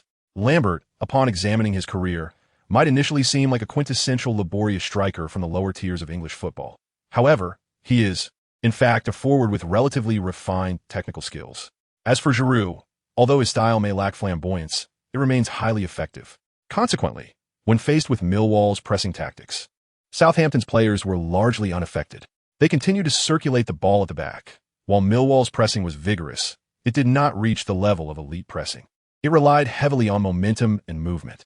Had they been capable of executing a more systematic pressure to disrupt their opponent's passing, they would not find themselves in League One. Observing that their passing was unimpeded, Millwall gradually eased their pressing efforts. However, as their intensity waned, Southampton suddenly launched an attack. Launa, positioned deeper, received the ball and, noticing a lack of immediate pressure, decisively advanced with it. Launa's technical prowess and forward momentum allowed him to break through the midfield. Recognizing his vigorous advance, Millwall's two central midfielders immediately pressed forward. Yet, Launa chose not to carry the ball further. Instead, he skillfully threaded a pass forward. Giroud, with his back to the defender, held off the opposing backline and, upon seeing Lambert's approach, deftly laid the ball off. Lambert received it just outside the penalty area and swung his right foot. Alan Dunn, rushing out from the box, prepared to intercept Lambert's shot. As an experienced veteran defender, he was well aware that Lambert might feign a shot.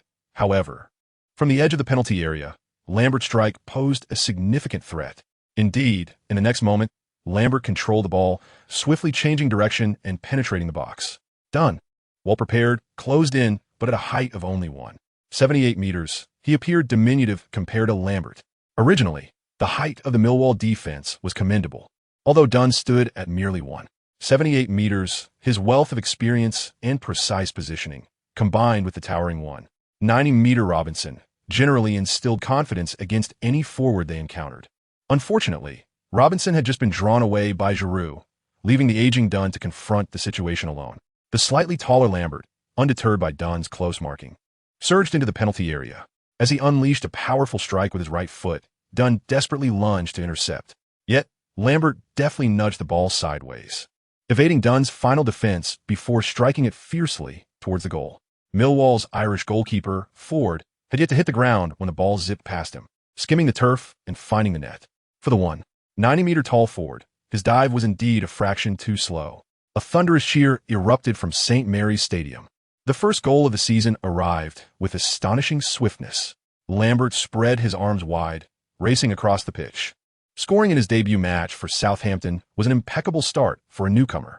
Over 10,000 Southampton fans erupted in exuberant shouts.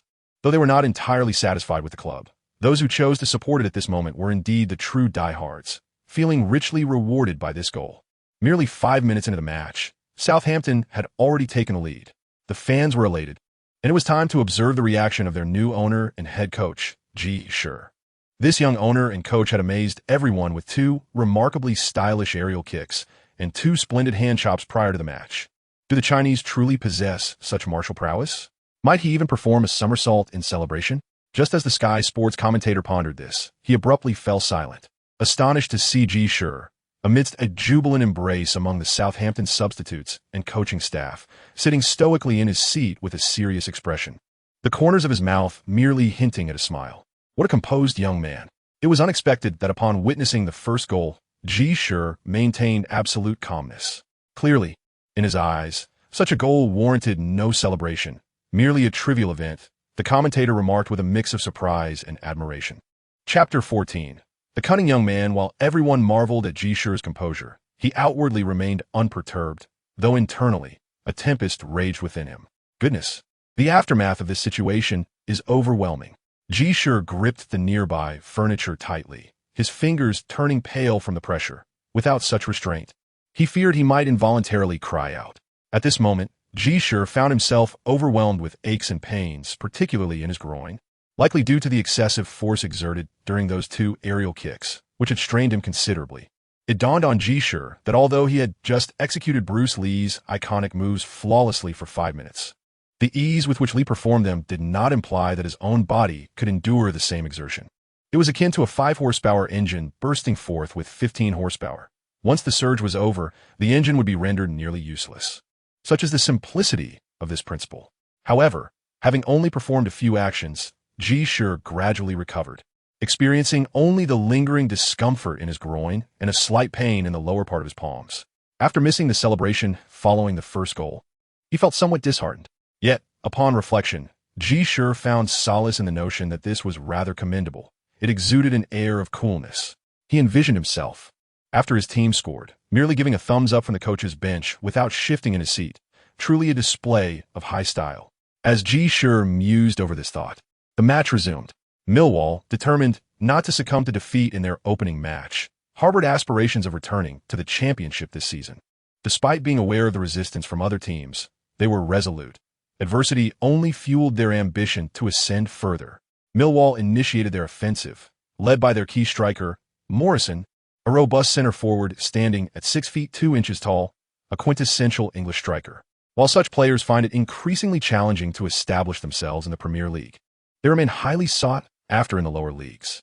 The role of such a forward is quite evident: to seize opportunities within the penalty area, taking shots when possible, or deftly assisting teammates when necessary, thereby forming a simple yet effective strategy centered around striker. Morrison, also a prime contender at the age of 28, has spent much of his career in lower leagues, yet he has become quite seasoned in that realm. In the recent match against Southampton, the starting centre-back Perry, though renowned, is a 36-year-old veteran. His wealth of experience is undeniable, having previously played for the fiercely competitive Wimbledon team, and he retains his tenacity. However, age and his modest height present challenges for him. Consequently, it is not Perry who will contend with Morrison, but rather the newly joined Lovren. In comparison, Lovren is 6 years his junior, yet he matches Perry in physical prowess. Both players share a similar height, but Lovren's ferocity in confrontation surpasses that of the seasoned veteran. Youth is indeed formidable, Ji Shi mused. Lovren's forthright style stems from his experience in the Croatian top league, which, despite its shortcomings, offers a higher standard than the third-tier leagues. His move to Southampton was somewhat unexpected. Had he not encountered disputes with his previous team and found himself without suitors, he might not have joined Southampton at all. However, upon arriving, the Croatian swiftly showcased his professionalism.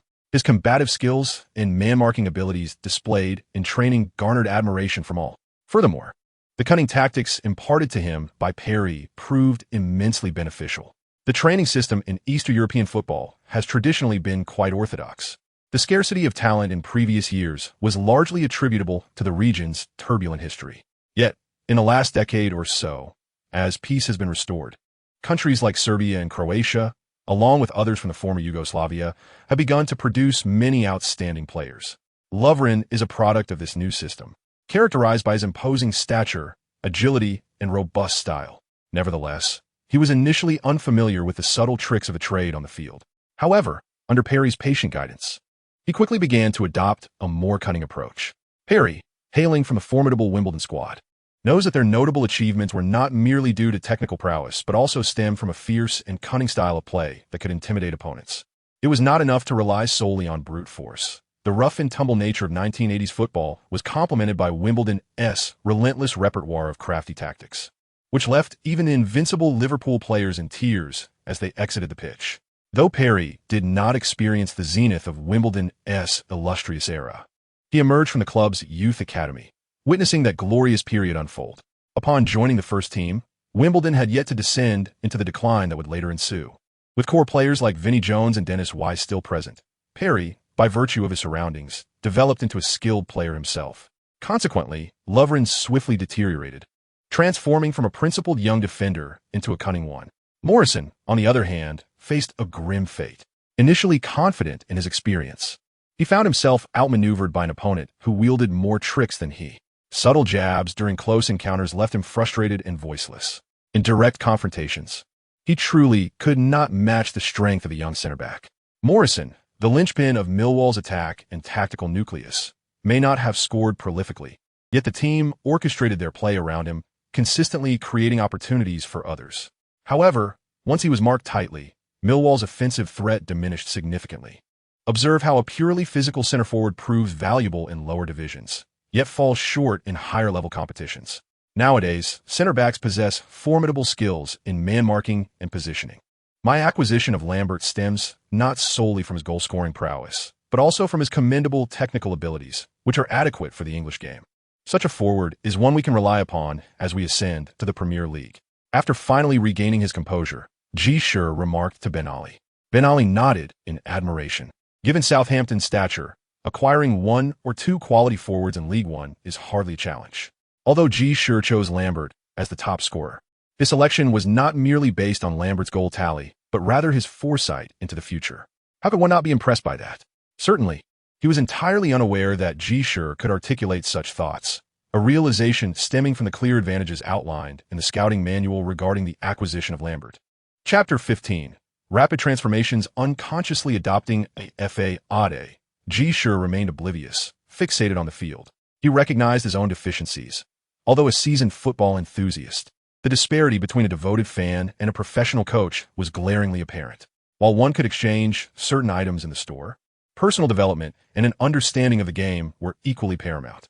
On the pitch, both teams engaged in relentless back-and-forth attacks. Southampton faced minimal physical challenges. Although Plutus's training regimen was not the most optimal nor specifically tailored for Southampton, it sufficiently enhanced the players' stamina. Coupled with the benefits of Manchester United's running system, Southampton's players exhibited a newfound ease in their gameplay. Establishing a running system is not a trivial endeavor. It requires extensive matches and training to foster synergy. Nonetheless, the inherent skills of Southampton's players were commendable, allowing them to maintain their competitive edge. The remaining minutes of the first half swiftly elapsed amidst the team's exchanges and movements. When the referee signaled the conclusion of the first half, Southampton led 1-0 at home. The Southampton supporters greeted the players with enthusiastic applause. And Ji Shi, too, received a measure of acclaim. The fans were not oblivious. They could discern that the team's performance in the first half was commendable. The team's success was undoubtedly a testament to the head coach's efforts. Ji Shi waved to the stands before joining the players in the locker room. In the dressing room, he remarked on their commendable performance in the first half, acknowledging that they had not warmed up prior to the match, making their swift impact all the more impressive. He emphasized the importance of continuing to adapt to positioning and support. Our overall strength is undoubtedly top tier in League One, and once we master the art of positioning and support, we can achieve outstanding results. Waving his fists, Ji Shi rallied the players, who nodded in agreement. Although his words might seem trivial, the lead at halftime rendered further commentary somewhat superfluous. In the second half, he encouraged more vigorous movement, urging them to advance whenever possible, with Wharton available for support and Letts providing defensive cover, thus emboldening their play. Ji Shi patted Schneiderlin on the shoulder, and the young Frenchman nodded vigorously. As a young investment who transferred for a hefty fee of £1.5 million 2 years ago, his performance over this period had not been particularly commendable, leading to considerable pressure. His previous ability to play at Southampton was due to the support of former chairman Liwalai, and after the ownership change, Schneiderlin had indeed worried about his future at the club after 2 years of stagnation. In this context, Ji Shi, upon taking charge, did not impose any drastic measures against him. Rather, he retained Schneiderlin in the starting lineup for this match, even allowing vice-captain Wofton and veteran Lett to provide him with support. The formation Ji Shi arranged was a 4-4-2, with a midfield comprising Lalana, Lett, Wofton, and Schneiderlin. Lalana played as an attacking midfielder. Wofton connected the midfield with his movement, and Lett focused more on defense. Consequently, Schneiderlin became the pivotal figure in midfield, a responsibility he appreciated greatly. As a young man who had ventured abroad to play football at the tender age of 18, Schneiderlin valued such recognition. Thus, upon hearing Ji Shi's words, he resolved to perform even better in the second half. Young players often excel when encouraged. 16 minutes into the second half, it was Schneiderlin's forward run that extended Southampton's lead. The right back Otsumobo received a pass from Lalana and delivered a cross from the byline. Although Giroud and Lambert failed to claim the initial header in the box, Giroud's interference prevented the opposing center-back from clearing the ball effectively. Wolfton contested the ball at the edge of the penalty area and headed it down, allowing Schneiderlin to strike a powerful shot as the ball descended. It flew low into the corner of the net. A spectacular world-class goal. The score was now 2-0 in favor of Southampton, with the young Schneiderlin scoring. Both new and existing players had found the net, showcasing a commendable performance from Southampton. As the fans erupted in ecstatic cheers, Schneiderlin rushed towards Ji Shi. "Boss, I scored." Noticing Ji Shi still seated on the bench with an impassive expression, Schneiderlin refrained from rushing forward and instead stood before him, shouting out his excitement. Ji Shi coolly raised his hand. Schneiderlin paused for a moment, then realized and joyfully exchanged a high-five with him before turning to embrace his teammates. "What's with the cool act? It's too awkward. I need to find an opportunity to stop acting cool," Ji Shi thought to himself. After taking a 2-goal lead, the Southampton players began to display greater confidence in their movements and challenges on the pitch. However, just 10 minutes later, Millwall seized an opportunity from a set piece to pull one back. The goal came rather unexpectedly, following a free kick. Lovren and Perry were both preoccupied with marking their opponent's primary attacking threat in the penalty area, only to allow an opponent to slip through at the far post. Yet, this fortuitous goal significantly boosted Millwall's momentum. In the ensuing 20 minutes, Millwall relentlessly pressed Southampton, who struggled to mount a counterattack and found themselves forced to defend resolutely within their own penalty area. Fortunately, Lovren held his ground well, with Perry providing valuable support. Both central defenders exhibited commendable defensive prowess. Coupled with three midfielders inclined towards defensive duties, Southampton's goal remained largely unthreatened. On the sidelines, Ji Shi watched anxiously as his team found themselves under pressure, a situation that caught him somewhat off guard. However, he remained composed and refrained from making hasty substitutions, instead introducing three players renowned for their defensive skills, ultimately preserving their lead until the final whistle. When the referee signaled the end of the match, Ji Shi let out a long sigh of relief. In the closing minutes, Millwall had relentlessly besieged Southampton's penalty area, with two shots narrowly missing the post, which was quite alarming. Thus, as the match concluded, Ji Shi sprang up from the coach's bench, fervently raising his fists in triumph. He had secured Millwall's first victory against Southampton, and he began to celebrate exuberantly. It appeared that his earlier restraint during the match was a deliberate choice to maintain a clear mind. Such composure from a young coach was indeed commendable, as commentators noted. Chapter 16. The unveiling of Mr. Nangwa football is truly a challenging endeavor. Despite seemingly possessing an overall advantage, a stroke of misfortune led to a goal conceded, resulting in their being pressed into submission. It is no wonder that it is said football is a round game. On his way to the press conference, Ji Shi found himself muttering inwardly. If previously he had not fully grasped the immense pressure of the professional football world or the brutality of the game, he had begun to feel its weight now. The players of Southampton were of no small caliber, and after their relegation, they had retained most of their key players while integrating even more talented individuals. Given their capabilities, they should be vying for a place in the Premier League rather than languishing in League One. Yet this match proved to be exceedingly arduous. I may still be lacking in certain areas, Ji Shi contemplated. He had devised a relatively impressive array of training plans, yet he relied on professionals like Ben Ali to execute them. As a semi-outsider, Ji Shi struggled to assess the players' conditions and abilities on the training ground, as well as to devise targeted tactics against opponents. In this regard, he fell short. It could be said that he was entirely inept. While I am elated by today's victory, I recognize that my efforts are insufficient. Otherwise, we should have been able to secure a more comfortable win. Southampton needs to return to the Premier League. As long as our finances remain stable, Southampton will not encounter issues. I hope we can perform even better in the upcoming matches. At the press conference, Ji Shi appeared remarkably modest, earning greater admiration from the Southampton-affiliated journalists. Typically, coaches revel in victory, indulging in self-promotion, as the contemporary breed of coaches often relish in flamboyance and the display of their charisma. Yet here stands Ji Shi, youthful and refreshingly reserved, a truly commendable young man. On the other hand, Jacket found the remarks rather irksome. What does it mean to say we ought to win more easily? Does this imply that Southampton is undoubtedly superior to our Millwall? Although we suffered defeat in this match, we are not without our grievances. However, there remains a second leg to contest in London, where we shall see. With that, Jacket departed the press conference, leaving Ji Shi alone. Such a lack of decorum. The Southampton journalists present expressed their dismay and proceeded to extol Ji Shi, making him blush with embarrassment. Southampton commenced the new season in the English League One with a triumphant victory. Lambert netted his inaugural goal since joining Southampton, while Schneiderlin scored the decisive goal. Although Millwall managed to claw back a point, creating a moment of disarray for Southampton in the closing minutes, they still secured the crucial 3 points. Despite Southampton's current position at the bottom of the table, having started with a 10-point deficit, we have glimpsed a flicker of hope. This Southampton team has at least begun to find its footing. As long as our squad remains on the right path, there is no cause for concern. Local media in Southampton began to extol the virtues of the newly launched Southampton team, particularly after they secured a victory, marking a triumphant start. Just 3 days later, in the first round of the League Cup, Southampton once again emerged victorious. Manager Jaya deployed a nearly identical lineup, and with 2 goals from Lalana, Southampton comfortably defeated Northampton, a team 1 tier lower, with a score of 2-0, advancing to the second round of the League Cup. Although Northampton and Southampton seem to share a connection, geographically they are quite distant, one located in the south of London and the other in the north. Northampton is an inland city, while Southampton is a port city.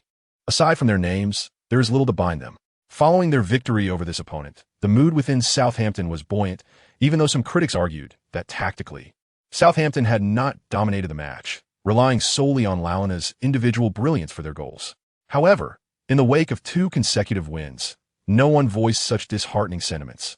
The good spirits of Southampton fans persisted as the second round approached. They faced Huddersfield, once the first team in England's top league to achieve a three-peat, but now relegated and lingering in lower divisions. Southampton felt confident about securing another win, only to find Huddersfield scoring 3 clean goals, each stemming from breakthroughs on the flanks leading to assists in the center. Southampton managed to pull one back through Lambert's goal. Southampton's fundamental tactic is a 4-4-2 formation, but their wing attacks largely rely on the 2 fullbacks, Oates-Mobo and Harding, who continuously pushed forward to support the flanks. However, while both players were in their prime, they often struggled to retreat after advancing, leaving significant gaps to exploit. This was clearly illustrated by the 3 goals conceded in the match. Commentators began to analyze the defeat, though it was evident that Southampton had an opportunity to reverse their fortunes in the next round, facing Swindon. Currently languishing in the relegation zone with only 1 point from 2 matches, having conceded 5 goals without scoring.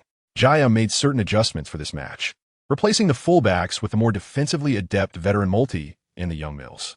While Southampton's defensive shortcomings on the flanks were addressed, their attacking prowess suffered significantly. The teams engaged in a persistent tug-of-war throughout the match, and after 90 minutes, neither side managed to create substantial chances. However, Brighton had the fortune to capitalize on a misstep in the 9th minute, scoring the only goal of the match. Southampton faced 2 consecutive defeats. Southampton fans appear somewhat bewildered. The English League One fixtures have been relentless, and within a mere week, they have plummeted from euphoria to despair. Although the losses in these 2 matches were not extensive, the aftermath of 1 victory followed by 2 consecutive defeats undoubtedly casts a significant shadow over the team's morale. Ji Shi, being a newly appointed chairman and head coach, lacks any established authority. Should the season commence with a string of failures, the entire squad's confidence may well be shattered. Moreover, judging by the 2 recent defeats, Ji Shi's tactical adjustments seem rather mediocre. Frequently, he appears helplessly seated on the sidelines, resembling an ordinary spectator rather than a professional coach. If Ji Shi is akin to a mere pretender, the time for his exposure is rapidly approaching. Chapter 17. Temporary Sacrifice. Welcome to St. Mary's Stadium. Under Ji Shi's leadership, Southampton had previously secured victories in their 2 home matches, yet in 2 away games, they suffered defeats in all encounters. Today, St. Mary's Stadium is filled with 20,000 fans, yet the prevailing atmosphere suggests they may soon endure the bitterness of a 3rd consecutive loss. The commentator exclaims loudly, "This match, part of the 4th round of League One, has progressed to the 80-minute mark, with the score standing at 0-1. As the home team, Southampton trails behind the visiting Brentford. Prior to this match, Southampton languished at the bottom with -7 points, while Brentford, with 2 victories and 1 draw, held the 5th position with 7 points. Though Brentford has only scored 5 goals in 3 matches, an unimpressive figure, they have excelled in defense, successfully keeping a clean sheet against their opponents in all 3 games. With their defensive prowess, once they take the lead, victory is nearly assured. Southampton's players have performed commendably in this match, demonstrating superior movement and physicality. Yet they have been struck by a counterattack that resulted in a goal while failing to breach the opponent's defenses. Southampton's offensive strategy has become somewhat rigid. The two towering strikers in the penalty area are unable to capitalize effectively, and although Lalana, positioned behind them as an attacking midfielder, possesses skill, he lacks the ability to deliver exquisite assists. Without support from the wings, the central strikers find themselves rendered ineffective. The commentator sighs, acknowledging that Southampton's offensive dilemmas are apparent to all. Their central attacking capabilities are relatively strong, but insufficient to penetrate the heavily fortified middle of the opposition. And the lack of effective wing play hampers the striker's potential. Lalana is indeed a talented midfielder, equipped with commendable short and medium passing abilities, adept at evading defenders, and possessing good awareness and touch, along with a powerful long-range shot. However, he is not the type of player who can disrupt defenses through breakthroughs. Given ample space, his vision and passing can yield significant results. Yet in the face of tight defenses, he lacks the necessary forward momentum. Is the academy approach too rigid? On the sidelines, Saini observed coach Ji Shi, a distinguished journalist closely affiliated with Southampton Football Club. Unlike his peers, he refrained from hastily dismissing Ji Shi's capabilities. From his sources, he was aware that both the players and assistant coaches within Southampton held Ji Shi in high regard, suggesting that he was at least competent, if not exceptional, in training. Thus, the current tactical shortcomings could merely be indicative of a scholarly coach's lack of experience. If that were indeed the case, it would be prudent to afford him some time. After all, a head coach of this caliber is a rarity, and should he prove his worth, it would undoubtedly benefit Southampton immensely. Consequently, sacrificing a modicum of performance in the interim could be deemed acceptable. As Saini pondered these thoughts, he noticed Ji Shi rise and exchange a few words with a player on the substitutes bench. The player nodded and proceeded to warm up. It was Lee Holmes. Saini mused internally, noting that this young man, at just 22 years of age, was a key substitute for Southampton, playing as a left winger. Was the intent to enhance the attacking options on the flanks? Saini continued to reflect. Soon after, Ji Shi replaced the defensive midfielder let with the left winger Holmes. The intention behind the substitutions was evident even to the fans, and surely the opposing coach perceived it as well. Consequently, although Holmes made a couple of impressive breakthroughs along the flanks after his introduction, he was swiftly countered as the opposition adjusted their defensive focus, bolstering their guard along the sidelines, causing him to fade into obscurity. After all, he was no prodigy, merely an ordinary player endowed with a modicum of dribbling prowess. In the ensuing minutes, Southampton's offensive efforts began to wane significantly, while time inexorably approached the final moments of the match. As the game reached the 89th minute, Southampton's supporters shook their heads in dismay. They chose not to leave prematurely, yet their disappointment was palpable. Once again, Holmes found himself receiving the ball on the wing. Upon his arrival on the pitch, he had envisioned himself as the potential savior of the team, but reality swiftly dispelled that illusion. He was, after all, just an ordinary player. Now, with the ball at his feet and an abundance of defenders ahead, he found himself unable to penetrate their lines, and a direct cross would merely serve as a gift to the opposing backline. Despite the height of Lambert and Giroud, they would be unable to contest the aerial ball. Just as he began to feel despondent, a voice with a French accent called out from behind him, "Here." Without a moment's hesitation, Holmes pivoted and passed the ball back. The decision to position Schneiderlin for support had been made with careful consideration. Ji Shi had consistently advised him to embody a versatile midfielder, balancing both offensive and defensive responsibilities. In Southampton's midfield, Lalana spearheaded the attack and coordination, while Reed focused on movement and interception. Thus, the task of linking the midfield and attack fell to him and Wooten. Wooten, though somewhat lacking in finesse, possessed tremendous spirit and stamina, supporting the midfield with his relentless running.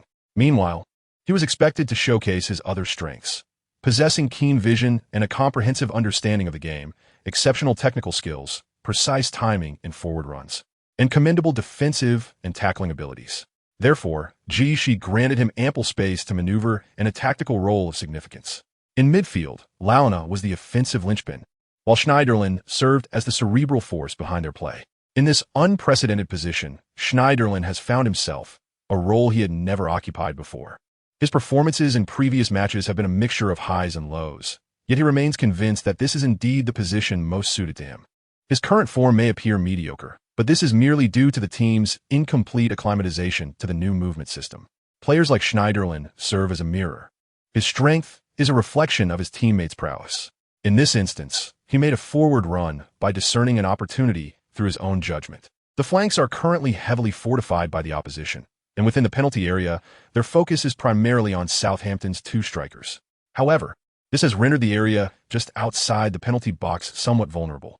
As long as he can deliver the ball promptly after receiving a return pass from Holmes, Schneiderlin swiftly lifted his foot and delicately flicked the ball to the far edge of the penalty area. This is a highly challenging lofted pass. The decision to execute a lofted pass arises from the presence of an intervening defender, necessitating that the ball must arc over him to reach the back post. Though Schneiderlin lacked confidence in his pass, he had no choice but to take a gamble. Fortuitously, he succeeded. The ball soared over the defenders in the center and landed perfectly at the back post, right in front of Launa. After a slight adjustment, Launa swiftly unleashed a shot. Chapter 18, One Must Contemplate. In a decisive moment, Launa's long-range effort not only shattered Brentford's unbeaten streak this season, but also secured a crucial point for Southampton at home. Following the draw, the fans expressed a sense of regret, yet there remained a semblance of satisfaction, as the team had managed to halt their streak of defeats. It is imperative that the team strives to return to the right path. At the very least, with good intentions, Southampton indeed ought to progress towards a more favorable trajectory. In the subsequent League Cup's second round, just 3 days later, Southampton's performance was remarkably commendable. When facing the Premier League team, Birmingham, their display was significantly improved compared to previous outings. Although Birmingham is also renowned for their fluctuating status between leagues and spent the last season in the Championship, they're still a Premier League squad. Their roster includes seasoned players like Stephen Carr, Lee Bowyer, Marcus Bent, Barry Ferguson, and Kevin Phillips, all of whom, despite their advanced age, contribute substantially to their survival efforts, thanks to their wealth of experience. However, the seasoned Birmingham side was overwhelmed by Southampton's relentless movement and aggression on home turf. Unlike other League One teams, Birmingham did not employ a steadfast defense or impenetrable interceptions to thwart Southampton's advances. Instead, they relentlessly attacked, aiming to eliminate this League One contender. The ample space in their defensive line allowed Adam Launa to showcase his talents effectively. In this match, Southampton primarily adopted a strategy of defensive counterattacks, relying significantly on Launa and two central forwards. The ample depth and width allowed these three to exhibit their talents to the fullest. Launa delivered a pass in both halves, aiding Lambert and Giroud in having two direct confrontations with the goalkeeper, both of which the forwards capitalized upon, ultimately securing goals. Although Birmingham managed to score a goal in the second half, Southampton achieved a legendary triumph in the League Cup akin to slaying a dragon. From the perspective of team stature, Southampton's victory over Birmingham may not seem extraordinary. However, considering that Southampton is a League One team while Birmingham competes in the Premier League, successfully overcoming a two-tier challenge can indeed be regarded as a legendary feat. Consequently, following the conclusion of the match, exuberant Southampton supporters participated in a small celebratory parade within the city, with over 10,000 attendees. This is quite remarkable for a city with a total population of merely 220,000. In fact, as a port city, Southampton boasts relatively high resident incomes, contributing to a considerable proportion of fervent football fans. Otherwise, Southampton would not have dared to construct a stadium accommodating 30,000 spectators, which is nearly 1/7 of its total population. However, in reality, during the Premier League era in Southampton, St. Mary's Stadium was perpetually filled to capacity. With the team's relegation to League One and their underwhelming performance, attendance naturally suffered. Recently, a glimmer of hope has emerged for the fans, leading to an attendance recovery to approximately 20,000. Notably, in the recent League Cup match, the number of spectators reached an impressive 23,000, nearly matching the average attendance from their first season after relegation. This indicates that the potential of Southampton supporters remains substantial. After all, Southampton is the only professional team in the city, making their fiercest rivals not local adversaries, but Portsmouth, another port city on the southwest coast. Although Portsmouth currently competes in the Premier League and lacks the historical glory of Southampton, they nonetheless enjoy greater prominence at present. The rivalry between Southampton and Portsmouth is largely rooted in historical antagonism rather than purely footballing competition, as the two teams have not faced each other frequently in the same league compared to other rivalries. Under these circumstances, it becomes quite logical that Southampton's attendance fluctuates in accordance with their performance. Good results yield robust turnout, while poor performances lead to diminished crowds. During their Premier League tenure, St.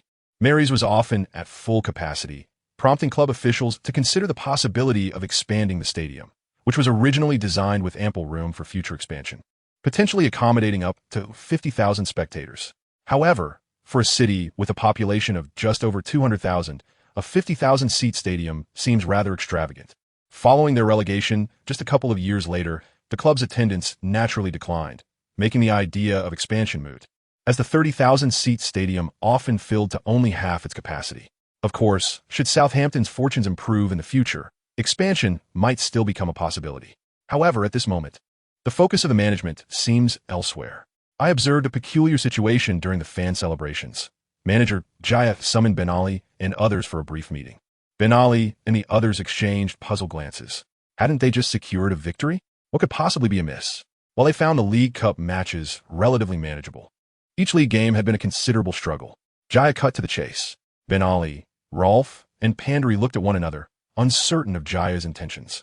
While it was understandable to say they had an easy time against Northampton, who were merely a League Two team, it was perplexing that they had not encountered difficulties against Birmingham, a team undoubtedly stronger than their League One rivals. Ji began to elaborate on his thoughts, and Ben Ali contemplated the situation, realizing the validity of Ji's concerns. Thus, it became evident that there was an issue at hand, intricately linked to their tactical approach. Ji began to sketch on the tactical board, having not idled during this period. Even his idle musings had yielded some insights. Our fundamental strategy is a 4-4-2 formation. Yet the three midfielders lean more towards a defensive posture, with Schneiderlin orchestrating play. However, the majority of the offensive duties are entrusted to Lalana and the retreating Lambert, allowing them to initiate attacks. Both possess commendable technical skills and exhibit excellent synergy with one another. I envision that these three primary attackers alone could forge a formidable offensive system, complemented by the support of others, which should suffice in League One, Ji remarked. Ben Ali and others nodded in agreement, as this was the offensive tactic they had collectively deliberated upon. Nevertheless, we overlooked a crucial point. Despite Lalana and Lambert's commendable technical prowess, they lack the capacity for breakthrough plays. Consequently, our attacks often become stagnant. Possessing technical finesse and the ability to penetrate defenses are two entirely different concepts. Chapter 19. There are numerous solutions. Ji's words prompted Ben Ali to adopt a serious demeanor. Indeed, their movement, positioning, passing, and overall vision were commendable. Yet they were not the type of players capable of breaking through defenses. Thus, when facing a strong team like Birmingham, the ample space allowed them to perform well. In contrast, when up against League One teams, the opponents, more accustomed to employing defensive counterattacks against us, exploited our lack of breakthrough capability, making our performance considerably arduous. Ben Ali reflected, that's precisely the issue. Merely enhancing our wing play will not rectify this. Relying solely on crosses to score is exceedingly challenging, even for an English team. Ji continued. Ben Ali and the others nodded. His assertions were undeniably accurate. Crosses from the flanks are the most ancient and straightforward offensive tactic. Yet no one is foolish enough to rely solely on this method. Why? Because such a simplistic approach is woefully inefficient. Now that we have identified the problem, which is a cause for celebration, the pressing question remains, how do we resolve it? I have conceived a solution, Ji declared. The three assistant coaches stared at him, eager to hear his proposition. Let us acquire a player with breakthrough ability, Ji suggested. The three coaches nearly stumbled in disbelief, yet upon reflection, it was indeed a remarkably pragmatic approach. The crux of the matter lies in how to procure a suitable player endowed with such capabilities. Watch me, Ji replied, exuding confidence. His assurance stemmed from the presence of the achievement point shop. He felt certain that acquiring new talent would not prove disadvantageous. In fact, the scouting guide, which cost 5 achievement points, was a tremendous value, as both Lovren and Lambert exhibited exceptional skills without exorbitant price tags. However, specifying a desired player would also require Ji to expend 5 achievement points. Yet, upon contemplation, Ji deemed it quite a worthwhile investment, considering this was a targeted recruitment endeavor. Well, if it's expensive, then so be it. 2 days later, Ji Shi returned from Armenia with a player of modest stature, yet possessing a remarkably mature appearance. This individual is Henrik Mkhitaryan, and from this day forth, he shall be our new player, occupying the position of attacking midfielder. Ji Shi announced to all the players on the training ground.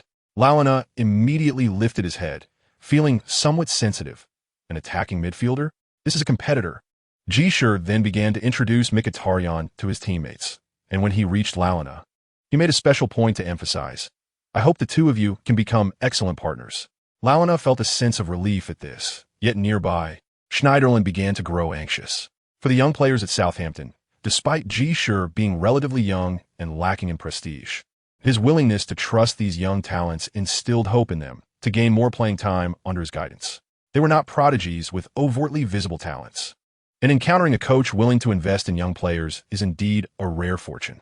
Once the introductions were complete, Ji Shi took Mkhitaryan away, leaving the training session in the capable hands of Ben Ali and others, so he need not worry excessively. Mkhitaryan gazed at this young head coach with a mixture of apprehension and curiosity. It was indeed unexpected for him to join Southampton.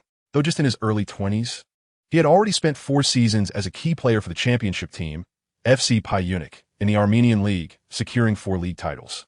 Of course, given Armenia's limited football scene, FC Payunik stood out as the only notable team. Due to the lack of influence of the Armenian League, Mkhitaryan had not attracted attention from larger leagues. Just as he believed he would spend another season in Armenia, Ji Shi appeared before him just days before the transfer window closed. He had heard of Southampton, but was aware that they were currently a League One team. Could playing in League One truly hone his skills? However, League One, despite its status, is still part of the English footballing system. The style of play emphasizes technique. Yet the critical aspect lies in the ability to apply one's skills amid physical confrontations. The intensity and pressure in League One are hardly less than that of the Premier League. Adapting to such an environment for a year or two before excelling in the Premier League, what could be better than that? Ji Shi's words resonated profoundly with Mkhitaryan. Primarily, having played in Armenia for 4 years, with 3 of those as an unequivocal starter, and clinching the league title each year, every opponent appeared utterly vanquished before them. Engaging in such one-sided contests indeed lacked excitement. He surmised that if he continued to play under these unchallenging circumstances, his growth as a player might stagnate. The pivotal ages of 20 to 23 represent a critical juncture for players, a time when they must strive to advance and awaken their potential within more formidable environments. Otherwise, their professional careers may plateau. Transitioning from the Armenian League to one of the top 5 leagues presents a considerable leap. From this perspective, starting in League One to acclimatize to the new surroundings emerges as a prudent choice. The FC Ararat Yerevan had no objections. Armenia has historically lacked a plethora of exceptional players, and their league has primarily served as a means of self-entertainment. Consequently, Ji Shi secured Mkhitaryan, a national team member, for a mere 300,000, bringing him to Southampton. Had there been a competitive rival, this acquisition would not have been so seamless. Unbeknownst to Mkhitaryan, if Ji Shi had not arrived a few days earlier, he would have attracted interest from FC Medular Donetsk, a mid-tier team in the Ukrainian league, and subsequently shone brightly in that league, potentially making his way to one of the top 5 leagues. However, this current path may not be inferior for him. Rest well. I understand you are accustomed to playing across seasons and have no concerns regarding your physical training. However, our movement system is somewhat unique. You will first participate in training to gradually familiarize yourself with your teammates. Only then will I deploy you in matches, ensuring you are not thrust into competition prematurely, which could lead to confusion and a loss of confidence, Ji Shi assured, patting Mkhitaryan on the shoulder. Mkhitaryan nodded, while he believed he could adapt. Entering a league with such a different environment indeed warranted caution. After leaving the players' dormitory, Ji Shi smiled contentedly.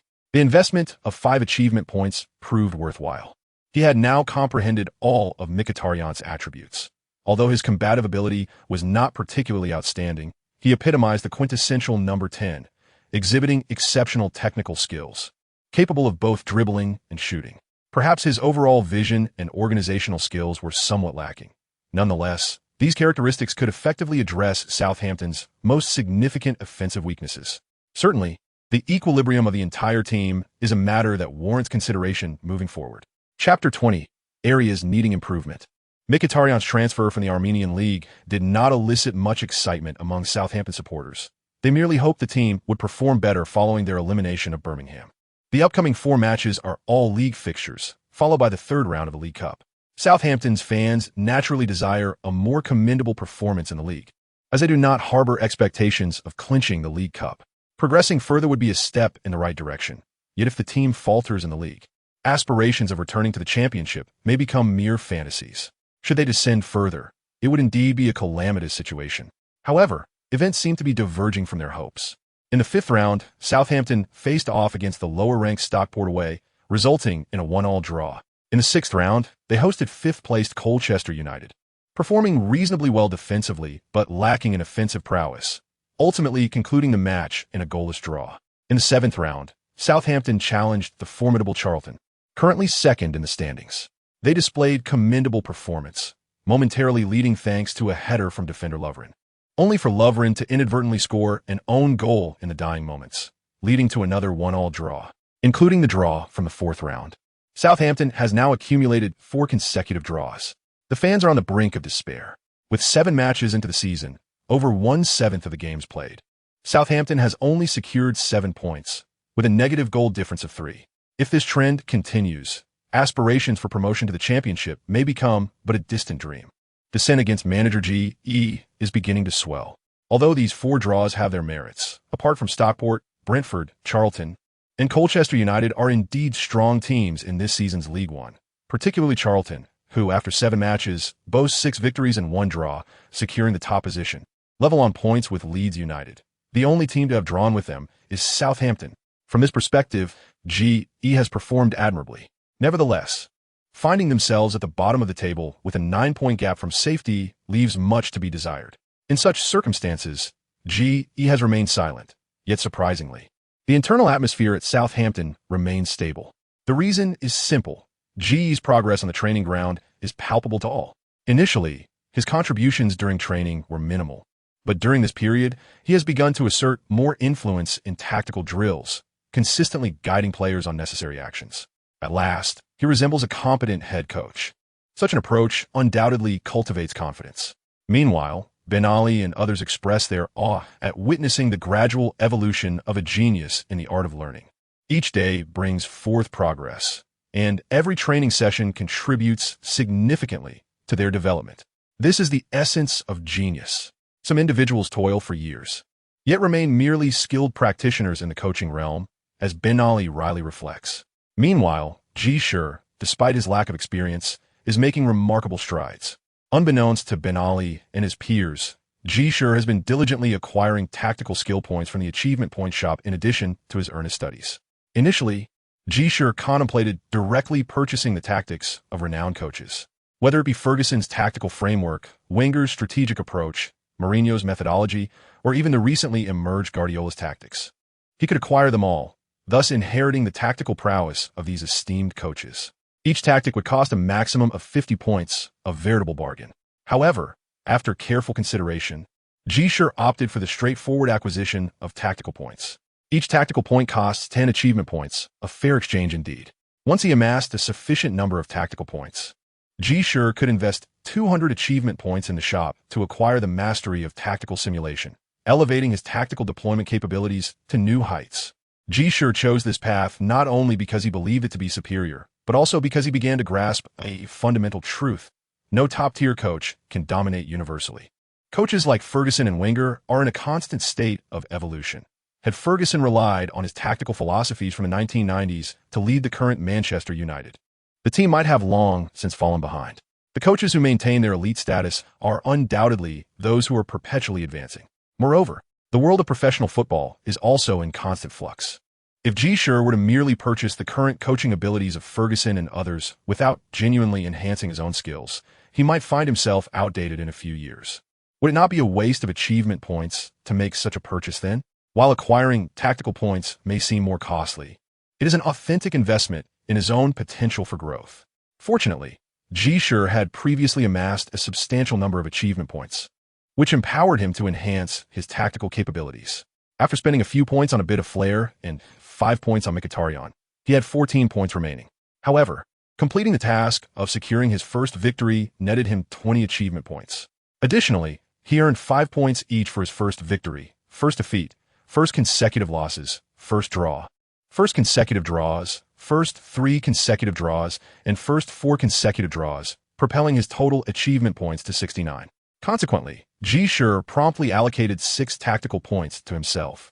After augmenting his tactical points, Ji Shi felt an awakening of clarity, as if his intellect had been significantly heightened.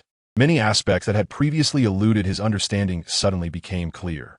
In fact, during the recent matches, his command and the arrangement of tactical details have begun to take on a semblance of competence.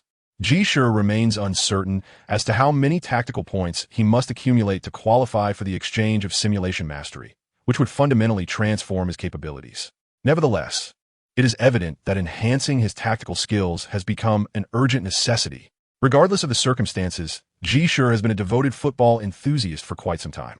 At the very least, he possesses a fundamental understanding of the sport.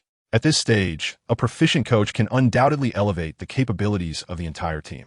If tactical acumen is lacking, even the most talented players will fail to perform under your guidance. The series of draws we experienced was, in my steadfast belief, merely a consequence of misfortune. I remain convinced that our prowess ranks among the finest in League One and is equally commendable in the championship. What we require is merely time for cohesion. Prior to the season's commencement, we abstained from friendly matches as we were focusing on enhancing our physical conditioning. Thus, the matches following the season's initiation have genuinely served to refine our team and cultivate our competitive state. After a full month of this process, we finally reached a pivotal point. Had luck favored us in the last match, we would have triumphed over our opponents. The upcoming game will be on our home turf, and victory is imperative.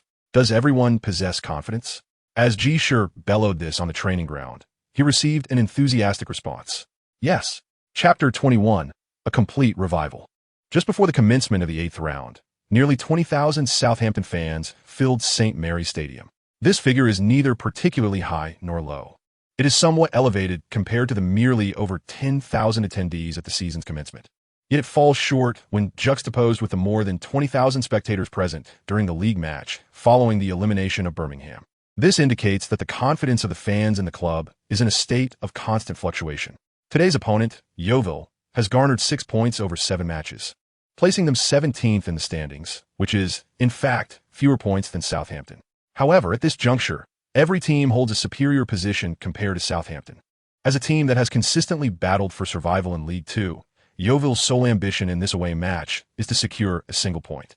In recent league matches, opponents in League One have discerned that confronting Southampton is not particularly challenging.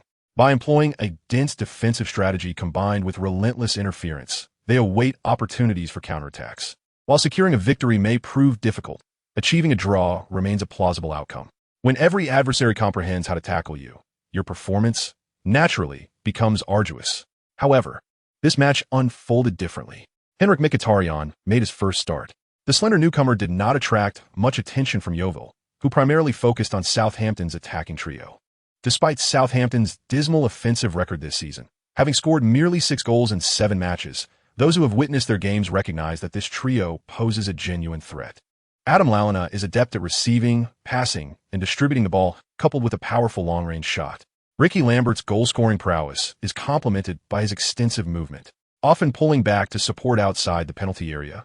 Although Olivier Giroud has netted only once as a center forward, he excels in providing support, creating plays, winning aerial duels, and drawing defenders' attention. From any perspective, these are 3 exceptional players standing out distinctly in League One. Southampton's scarcity of goals primarily stems from tactical issues limiting their scoring opportunities. Given ample space, Birmingham serves as a prime example. In such circumstances, Mkhitaryan's starting position was, understandably, overlooked. With Mkhitaryan on the field, Southampton's midfield was naturally 1 player short, as manager Koeman opted not to field Morgan Schneiderlin, recognizing that the young player had recently endured a busy schedule and required respite. The absence of a player capable of orchestrating and directing play rendered Southampton's task somewhat simpler. As the match commenced, Koeman had benched Schneiderlin, opting instead for the newly signed Armenian player, Mkhitaryan. The commentator chuckled, expressing his bemusement at how Koeman had discovered him, as it took considerable time for him to even memorize the name Armenia. As the commentator spoke with a smile, Mkhitaryan received a pass from Wharton in a deeper position. Upon retreating to collect the ball, Yeovil's midfield immediately pressed him. Preventing the ball carrier from easily turning is a crucial aspect of midfield defense. However, as Mkhitaryan received the ball, he effortlessly executed a turn. Prior to pivoting, he feigned to the left, enticing the opposing midfielder to shift his weight that way, before deftly nudging the ball to his right and swiftly turning. Upon completing his turn, Mkhitaryan propelled the ball forward, advancing several meters. Another midfielder rushed to defend against him, only to be met with a sudden stop, followed by a burst of acceleration, allowing him to break through. No defensive line, no matter how compact, can withstand the emergence of significant gaps when two players are bypassed. Yeovil's defense has now revealed a significant gap. Mkhitaryan, advancing towards the edge of the penalty area, swiftly delivered the ball into the box. The accelerating Lalana received his precise pass and immediately sent the ball into the center. Lambert, holding off the defender at the near post, took a quick shot. The ball struck the turf, rebounded, and then soared into the net. Southampton's supporters erupted in unison. They had not anticipated that Southampton would score so swiftly. The match had only just commenced a minute ago. Throughout this season, every goal Southampton has scored has been achieved through tremendous effort. How astonishingly swift! Lambert spread his arms wide and dashed towards the stands, where a sea of outstretched arms awaited him. Meanwhile, Ji Shi leapt from the coach's bench, vigorously swinging his arms in exuberance. In that moment, he cast aside any notions of maintaining a cool demeanor. What was the point of feigning nonchalance on the football field? Celebration was in order. Observing Ji Shi's fervent fist-pumping and his embrace with Ben Ali, Sainty could not help but nod approvingly. At last, he exhibited the semblance of a genuine football coach. After a full minute of jubilation, the match resumed, and the Yeovil players began to prepare for the forthcoming play. Their spirits dampened by conceding a goal so early, a veritable nightmare for their tactical approach. Indeed, in terms of strength, Yeovil languished in the lower echelons of League Two, perpetually battling for survival, with scant notable players in their ranks. Any capable talents had likely been snatched away long ago. Most of their squad comprised seasoned veterans who could perform commendably when in a position of advantage, yet faltered dramatically when faced with adversity, lacking the capacity to turn the tide. Their original strategy revolved around counterattacks, an accepted consensus among lower-tier teams in League Two, hoping to seize an opportunity for a goal. However, Southampton's early lead rendered their tactical plan utterly futile from the outset. This left Yeovil in a state of bewilderment. They yearned to advance their offense, but were wary of Southampton's attacking prowess. Continuing with a defensive stance rendered Southampton considerably more cautious in their offensive approach, leaving Yeovil with no opportunities. Thus, when they could no longer restrain their offensive ambitions, Southampton swiftly taught them a lesson. Lalana, retreating to the midfield to assist in organization, delivered a long pass forward, which Giroud deftly headed down to Mkhitaryan. Mkhitaryan skillfully maneuvered past one defender and, as another defender closed in, decisively unleashed a shot. The ball arced gracefully through the air, finding its way into Yeovil's net once more. With a 2-goal lead, Southampton's offense was evidently far more threatening than before. The 20-year-old Mkhitaryan showcased an outstanding performance, contributing to Southampton's first goal and netting the second himself. It appeared that Southampton was finally on the verge of securing a resounding victory. The commentator exclaimed loudly. Although he may still have been uncertain of Armenia's location on the map, he could clearly see the substantial impact Mkhitaryan had made since his arrival on the field. With the addition of this one player, Southampton's entire game seemed to have come alive. Chapter 22. The confident Bruce in this match, Southampton indeed achieved a resounding victory. In the second half, Lambert scored twice, complemented by a goal from the advancing fullback, Otsmobo. Southampton triumphed over their opponents with a score of 4-0, finally bringing their points tally to 0. After 8 matches, they have equalized the points that were deducted. The fans of Southampton were left with a profound sense of reflection.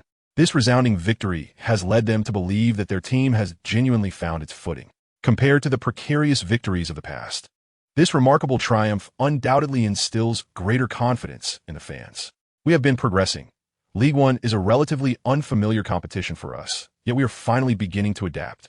Indeed, our offensive play has developed a greater sense of cohesion than before, which is of utmost importance.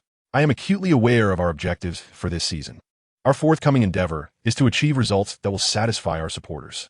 At the post-match press conference, Ji Shi exuded confidence.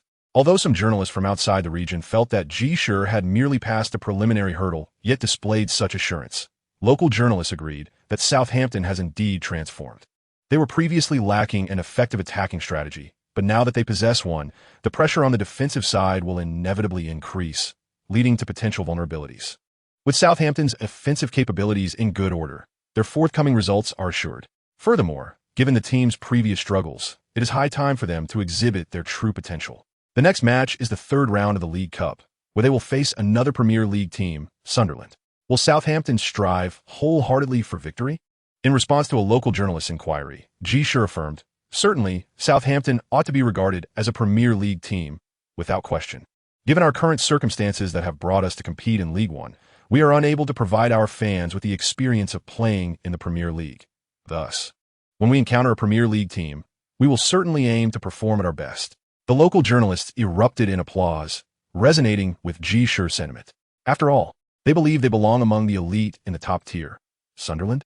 Their performance in the Premier League may not surpass ours. It must be acknowledged that a prestigious history often bears weight. Just as Southampton garnered the most attention during their time in League One, it is evident that their influence remains unparalleled in this division, outshining all but a select few teams with similar legacies, such as Leeds and Charlton. This sentiment was swiftly perceived by Sunderland upon their arrival in Southampton. Although Sunderland has struggled to maintain their position in the Premier League over the past few seasons, they are nevertheless a Premier League team. Typically, when facing teams from League One in cup competitions, the fans of those lower-tier teams would gaze upon them with a mixture of admiration and envy, albeit not to the extent of seeking autographs. However, the supporters of Southampton exhibited a markedly different demeanor. They observed Sunderland's players with an air of calm, as if this encounter were merely an ordinary match. This revelation has left the players of Sunderland quite indignant. What are they, after all, but a struggling club, despite their annual battle for survival? Sunderland boasts a number of distinguished players, such as the forward Darren Bent. While his talent may not be sufficient to secure a place in a top-tier team, he has consistently proven to be a formidable asset for mid to lower-ranking clubs. The midfielder Malbranque is a frequent presence in the Premier League, and the winger Andy Reid possesses a distinctive style. Additionally, the defensive stalwart Anton Ferdinand is the younger brother of Manchester United's national team centre-back, Rio Ferdinand. Although he may not shine as brightly as his brother, he is still a commendable central defender. With such a lineup, Sunderland has managed to maintain their status in the league, reaping the benefits of substantial broadcasting revenue, which is indeed quite comfortable. During an era dominated by the likes of Manchester United, Chelsea, Liverpool, and Arsenal in the top four of the Premier League, Tottenham has only recently found itself with a chance to compete in the Champions League, while Manchester City has yet to rise to prominence. In this context, Sunderland, as a mid to lower tier club, seems to lack ambition. However, such teams often perform commendably in the League Cup, as winning this trophy provides an opportunity to participate in the Europa League. Although the financial rewards from the Europa League are modest, it remains a significant competition, with ticket sales contributing a noteworthy sum. Reaching the third round of the League Cup already signifies a place among the last 32 teams. As a knockout tournament, the League Cup entails fewer matches, presenting a favorable opportunity for breakthrough performances. Sunderland has enjoyed a promising start to the league season, securing 3 victories, which naturally raises hopes for an even better showing in the League Cup. Their new manager, Steve Bruce, harbors ambitions of claiming his first significant honor at Sunderland. As a player, Steve Bruce accumulated numerous accolades, including 3 Premier League titles and 3 FA Cups, placing him among the elite in the realm of player honors. However, despite a successful managerial career, he has consistently found himself at the helm of mid to lower tier teams, which has left the former England international somewhat discontented. This season, with a solid squad inherited from his predecessor, Roy Keane, Bruce sees a chance to challenge for the league title, which could significantly enhance his career prospects. Regrettably, he faces the challenge of managing against a cunning adversary. While he operates in plain sight, his opponent lurks in the shadows. Bruce has little time to analyze Southampton's matches. He has only scrutinized their game against Birmingham, which Southampton eliminated. This particular match was crucial for analysis, as it showcased Southampton's capability against a Premier League team. Upon reviewing the game, Bruce concluded that Southampton possesses considerable strength, yet if they're denied space in defense, their offensive efforts become inconsequential. Furthermore, Southampton's defensive stability is questionable. Relentless counterattacks can surely lead to victory. By denying the opposition opportunities for counterattacks, we shall undoubtedly prevail. Do you comprehend? Be prudent and engage with them gradually. Aside from Perry, Walton, Letts, and their goalkeeper, the other starting players from Southampton are relatively youthful and may easily become impatient. Bruce conveyed this to his players. Meanwhile, at this juncture, Ji Shi was preparing a targeted strategy. Chapter 23. Why Bruce Lax honors Sunderland's wing play is distinctive. with Andy Reid primarily responsible for offensive thrusts on the left flank. His speed and technical prowess allow him to create opportunities effectively, which warrants our attention. On the right, Malbranck is more of a technically adept player who blends wing and central roles. Thus, we can maintain our offensive rhythm on the left, allowing Mills to continue as a starter. However, neither Atsumobo nor Murdy is suitable for the right side, so I have decided to field James. Ji Shi informed his assistant coaches, but he is a defensive midfielder. Ben Ali couldn't help but remind his boss. I am well aware of that, Ji Shi replied. However, his movement is exemplary, and his marking and positioning abilities are commendable, albeit lacking in experience. His tactical awareness and judgment as a holding midfielder are somewhat deficient, which can only be cultivated through match exposure. Yet, we cannot afford him such opportunities. Therefore, playing him as a defensive fullback is quite fitting. Ben Ali pondered this for a moment and then nodded. Indeed, if his task is solely to defend against a specific opponent, James would indeed be suitable. Notably, Reid, Sunderland's most proficient winger, is a swift Irish player with exceptional technical skills, embodying the quintessential English winger. Although his singular technical characteristics prevented him from being a guaranteed starter at Tottenham and Charlton, his transfer to Sunderland secured him a regular position. Such a player, possessing strength yet limited in technical prowess, can be easily countered with targeted defensive strategies. As for our offensive approach, there is no need for undue haste. We merely need to devise ways to breach Sunderland's defense. Their defensive performance has not been particularly stellar. Their commendable start to the season has primarily stemmed from their offensive capabilities rather than their defensive solidity. At this point, Ji Shi clenched his fist. Our attacking line is undeniably top tier in the Premier League. I have never doubted that. Ben Ali nodded emphatically, initially lacking confidence. He found his faith bolstered during recent training sessions.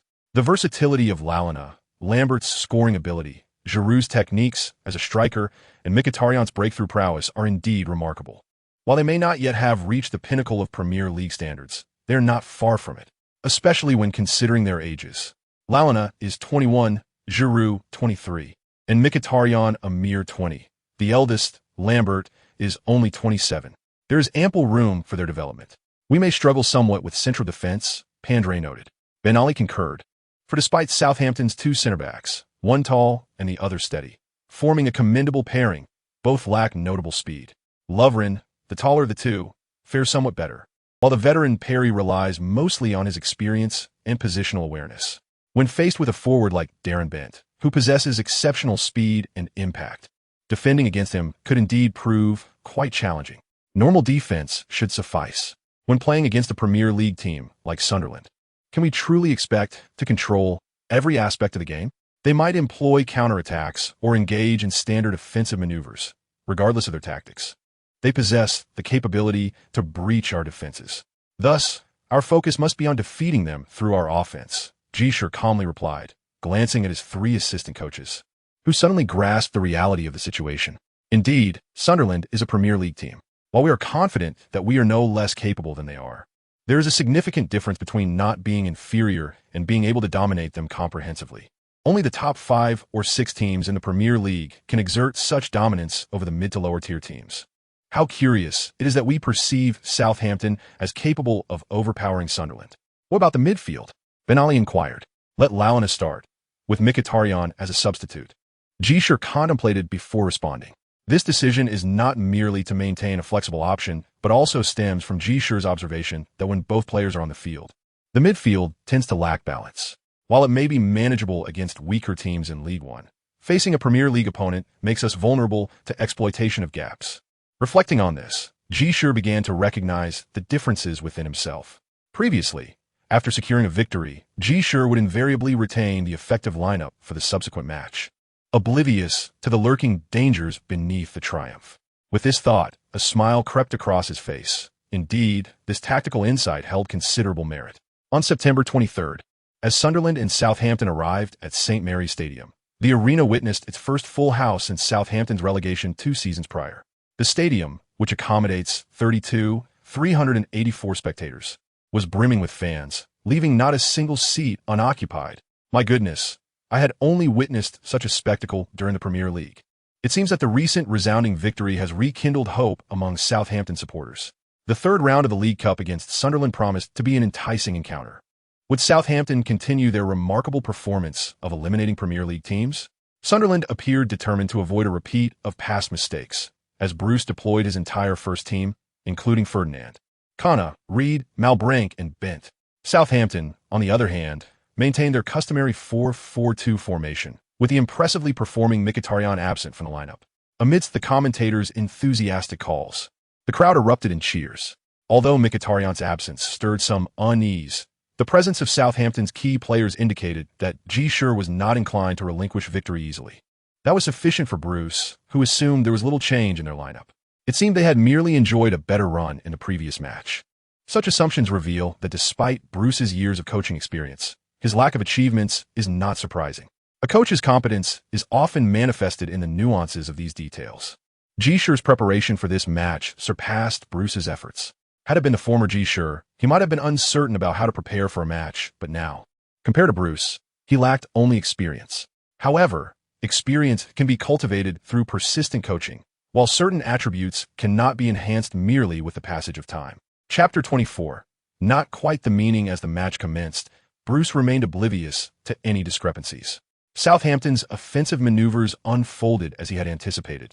Despite their persistent passing, they struggled to find effective methods against Sunderland's resolute defense. The intricate passing game required not only fortuitous circumstances, but also seamless coordination and the exceptional prowess of the players. Southampton appeared to lack in these critical areas, making the task of breaching Sunderland's defensive line a formidable challenge. Though Ferdinand was not a premier centre-back, he had long navigated the Premier League, and with the season turner at his side, he faced defensive duties with confidence. Additionally, the midfield was bolstered by the tenacious Kana, whose defensive approach resembled that of a rabid dog, proving to be quite ferocious. As long as Southampton continued their relentless assault with little opportunity, Sunderland would find their chances to counter. Darren Bent's individual prowess held considerable destructive potential within the Premier League. His absence from top-tier teams could be attributed to his average cooperative skills and the fact that his personal abilities did not reach an extraordinary level. Nevertheless, within mid to lower-tier teams, he remained a significant asset. His individual talents often played a pivotal role in the proceedings. The match was no exception. In the 23rd minute, it was Darren Bent's display of individual prowess that enabled Sunderland to take the lead away from home. Malbranque maneuvered into the center to receive the ball, then delivered a precise pass forward. Bent, retreating to collect the ball, successfully executed a forceful turn despite being under Lou Tissier's defensive pressure. He accelerated past his adversaries, with Lovren and Perry attempting to anticipate his direction of attack. However, Bent, from over 20 meters away from the goal, unleashed a powerful long-range shot. The sudden strike caught everyone off guard. Lovren's interception was a moment too late, and Perry failed to use his body to block the ball, inadvertently obstructing Davis's line of sight. By the time Davis noticed the approaching ball, it was too late to react. A thunderous cheer erupted from the hundreds of Sunderland fans who had traveled from afar. Ji Shi shook his head, left speechless by such a conceded goal. Bent's individual prowess was on full display, and the Southampton players had given their all. Do not rush. Continue to play as before. Ji Shi stood up, calling out to the players on the field. Bruce cast a surprised glance. This young coach was remarkably composed, but what good would that composure do? We are leading, and thus, transitioning to counterattacks would be seamless. Sunderland's tactical approach this season has revolved around defense and counterattacks. After 7 rounds, they had achieved 3 wins, 3 draws, and only 1 loss, which came against Chelsea. In that match, relying on counterattacks, they were overwhelmed by Chelsea's relentless offensive, conceding 3 goals. In other instances, opponents found little success against their defense. Could Southampton's attack possibly surpass that of Chelsea's squad boasting the likes of Drogba, Deco, and Lampard? What a joke. From a certain perspective, Bruce's assessment was not entirely erroneous.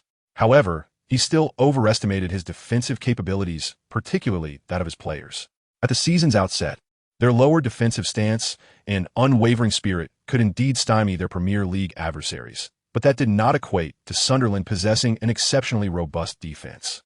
Moreover, could their mentality against Southampton truly mirror that against Chelsea? As the first half progressed, Southampton appeared to struggle offensively. Despite creating several opportunities, they consistently fell short of scoring. Although Sunderland's counterattacks were not particularly effective, Bruce remained confident. If we continue this way, victory is assured.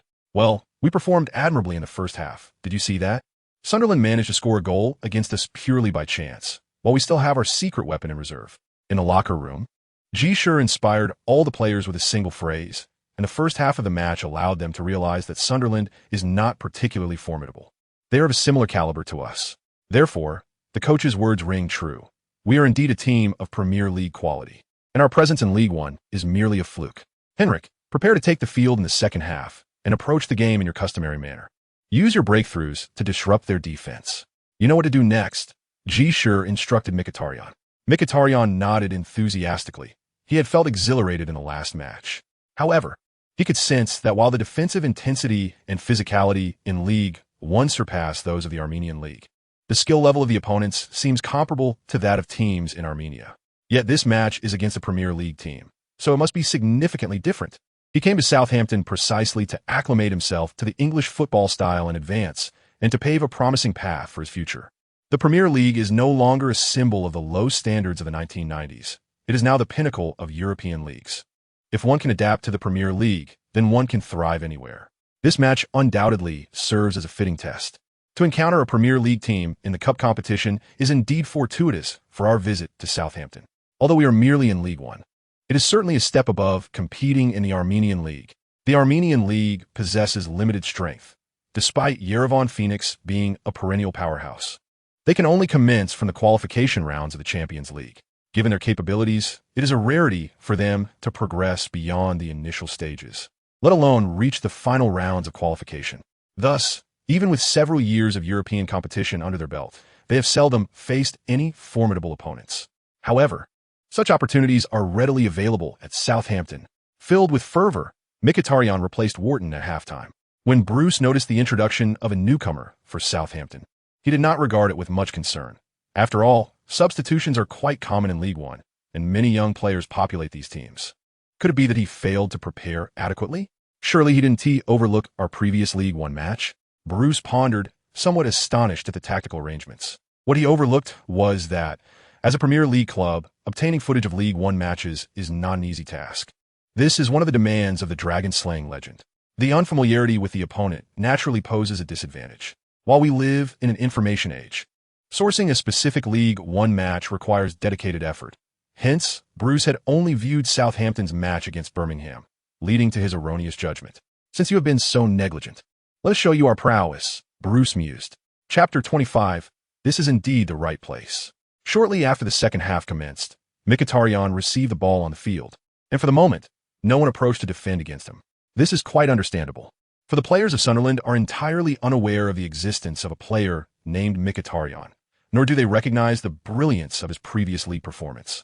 Their focus remains fixated on the formidable trio from Southampton's front line, as they can certainly perceive the undeniable prowess of these three individuals. Such a choice, in the eyes of Mkhitaryan, led him to ponder whether these Premier League players held him in contempt. As an athlete from a smaller nation, Mkhitaryan is somewhat sensitive regarding this matter. With his pride wounded, he began to advance with the ball. Kanha approached him. Known for his notorious reputation as a card collector at Marseille, his actions have always been fierce. However, his defensive prowess is not particularly remarkable. He gained notoriety primarily for his penchant for receiving cards. Accustomed to the intimidation he instills in younger players who initially face him with trepidation, he often dispossesses them effortlessly. This young adversary should be no exception. Thus, as he approached Mkhitaryan, he swiftly extended his foot to intercept the ball. This action may appear deceptively simple. However, when combined with his surging momentum, the formidable reputation of the king of killers, and the velocity of his strike, few can rival him. Yet, Mkhitaryan deftly maneuvered the ball sideways, evading his foot just as it was about to make contact, causing Khan's center of gravity to shift precariously, leaving him helplessly watching as Mkhitaryan glided past him with the ball. After eluding a defensive midfielder, Mkhitaryan found himself in a vast expanse, and observing his teammates still marked by defenders, he resolutely took aim and unleashed a powerful shot. The goalkeeper, Gordon, swiftly adjusted his position, narrowly managing to deflect the ball away. An exquisite breakthrough, a seamless transition from dribbling to shooting. He was merely a hair's breadth away from scoring. Amidst the commentators' fervent exclamations, Bruce rose in astonishment. It is often evident at a mere glance whether someone possesses skill. Those who discern talent would recognize that Mkhitaryan's series of intricate maneuvers showcased remarkable technical prowess. Such exceptional footwork skills are indeed a rarity among English players. While the likes of Lalana and Lambert possess commendable technical abilities, their skill set embodies a different style of play. The exquisite capacity to maneuver solely through technique, rather than relying on speed and strength, is seldom observed among English footballers. Although Darren Bent exhibits remarkable breakthrough capabilities, they are predominantly achieved through physicality and velocity. His finesse in technical skills is rather limited, necessitating ample space for his breakthroughs, which constrains his ability to seize opportunities in tighter situations. True masters of delicate technique among English players have been few and far between, from the early days of Hoddle to the later brilliance of Gascoigne, representing a generation or two to produce such talent. The most recent example would be Joe Cole, who has yet to fully realize his potential. Mkhitaryan's individual artistry shines brightly in contrast. During a corner kick, Southampton failed to pose a significant threat, allowing Sunderland to initiate a counterattack. However, when the ball found its way to Andy Reid, he was tightly marked by James, thus missing the opportunity to counter effectively. By the time Reid managed to distribute the ball, Southampton's defense had already regrouped. Sunderland's attacking prowess was also rather mediocre. Campbell's attempt to capitalize on a position within the penalty area lacked sufficient force, leading to an easy collection by Davis. The transition from counterattack to a more structured offensive was unsuccessful, compelling the entire Sunderland squad to retreat like a receding tide, while Southampton swiftly commenced their offensive maneuvers. Naturally, Southampton's attack was also characterized by a more organized approach, as they lacked the potency for rapid counterattacks. After gaining possession in midfield, Schneiderlin advanced forward, prompting Malbranque to retreat defensively. However, Malbranque, being more adept in offensive play, lacked defensive prowess and was easily bypassed by Schneiderlin's advancing dribble. Sunderland's midfield defense was becoming increasingly strained. They could not afford to overlook Lalana, nor could they ignore Mkhitaryan, and now Schneiderlin was surging forward with the ball. What to be done? Just as Sunderland's defense found itself in disarray, Schneiderlin delivered a pass to the advancing left-back, Mills. Mills crossed the ball to the edge of the penalty area, where Lalana received it, skillfully creating space for himself. Despite the close marking from the young midfielder Henderson, he managed to unleash a shot, which narrowly veered off target. "That's how we should play," Ji Shi exclaimed, rising to applaud and shouting loudly into the field. Did he think a mere substitution could thwart my plans? Bruce pondered, feeling a surge of frustration. Soon, he realized he was indeed at a loss. Strengthening the defense? They were only one goal ahead. Engaging in an all-out attack? Their current defensive setup was already precarious. Could they afford to push forward and neglect their defense? Although there were several players available on the bench, Bruce found himself utterly at a loss for strategies to reverse the current disadvantage. The offensive prowess of the opposing team has undoubtedly surpassed the limits of their defensive capabilities. Under such circumstances, the counter-attacking tactics he devised have become nothing short of a farce. Just when Bruce found himself at a loss for effective strategies, Southampton's attacks began to flow with increasing fluidity. Such is the nature of the football field. When your offense thrives, the ensuing moments tend to unfold with equal ease. In the following minutes, Southampton was awarded 3 consecutive corner kicks. First, Lovren's header from an assist was parried out by the opposing goalkeeper, followed by Giroud seizing the first touch in the box, only to be thwarted by an opposing defender's body block. It was not until the third corner that Southampton's relentless assault bore fruit. Lalana delivered a corner to the near post, where Lovren deftly headed it across to the far post. Mkhitaryan, arriving at the back post, executed a stunning volley within the 6-yard box, driving the ball into the net's tightest corner. The goal was scored. Mkhitaryan again. He has now netted in consecutive matches. The Armenian was particularly vibrant upon his entrance, and this goal stands as a remarkable contribution to the team. Mkhitaryan spread his arms as he raced towards the sidelines, where Gigna met him with open arms, enveloping him in a warm embrace. "Boss, I feel like I truly belong here," Mkhitaryan exclaimed jubilantly into Gigna's ear. "Indeed, Henrik, I share the same sentiment about your presence here." Gigna responded with hearty laughter. The other players rushed over, none harboring jealousy towards Mkhitaryan for earning Gigna's trust so swiftly. After all, everyone held great admiration for the Armenian's technical prowess. This goal underscores his pivotal role in the team's offensive strategy. Now, we await the moment when we can overtake and secure victory in this match. Chapter 26. The absence of a curse. The Southampton fans erupted in cheers, while the Sunderland supporters, filled with dismay, gazed on the field, hoping for their team to make a commendable effort once the match resumed. Regrettably, commendable performances do not simply materialize. Although Bruce made 2 substitutions, he utterly failed to alter the course of the game. Merely 6 minutes after equalizing, Mkhitaryan skillfully maneuvered through the defense and passed the ball to Lalana, who delivered a precise through ball into the penalty area. Giroud made a timely run, only to be brought down by Ferdinand, resulting in a penalty awarded by the referee. The penalty was so indisputable that even the Sunderland players offered little protest. From any angle, it was undeniably a foul. Lambert executed the penalty with precision, allowing Southampton to take the lead against Sunderland. Yet, mere superiority was insufficient. Just 10 minutes later, a splendid sequence of passes unfolded. Giroud received a through ball from Mkhitaryan and then laid it off to Lambert, who, in turn, delivered a cross to the advancing Lalana. Positioned at the edge of the penalty area, Lalana struck a low shot that ricocheted off the far post and into the net. Within a span of fewer than 20 minutes, Southampton had netted 3 goals, establishing a commanding advantage. It was only at this juncture that Southampton began to ease the tempo of the match. Pochettino substituted Lalana and Lambert, introducing 2 fresh players to conserve their stamina. The final score was 3-1, a testament to Southampton's remarkable second-half performance. With this victory, Southampton triumphed over Premier League opponents for the 2nd consecutive round, marching confidently into the 4th round of the League Cup. If the previous rounds were merely a formality, the 4th round marked the threshold to the championship. With only 16 teams remaining, the Sunderland players departed Southampton with their heads hung low. Bruce wished to convey something to Pochettino, but found himself at a loss for words. What could he say? That he was unprepared for this match? That he wished for a rematch? He could only harbor his frustration, awaiting the next opportunity to reclaim lost ground. This season, Sunderland began with remarkable momentum. However, following this match, they found themselves ensnared in a troubling slump, spending a considerable amount of time within the relegation zone. It was only in the final moments that they narrowly secured their survival, leading many Sunderland fans to direct their ire towards Southampton, blaming them for the devastating blow that left Sunderland reeling. Naturally, Sunderland will need to wait a while before they can compete with Southampton in the league. After defeating Sunderland and advancing to the 4th round of the League Cup, Southampton fans joyfully resumed their celebrations, this time silencing any critics who might have deemed them short-sighted. Indeed, in recent years, the moments of joy for Southampton supporters have been few and far between. Now, as we finally seem to be on the right track, let us stride boldly forward. The players of Southampton share this newfound confidence.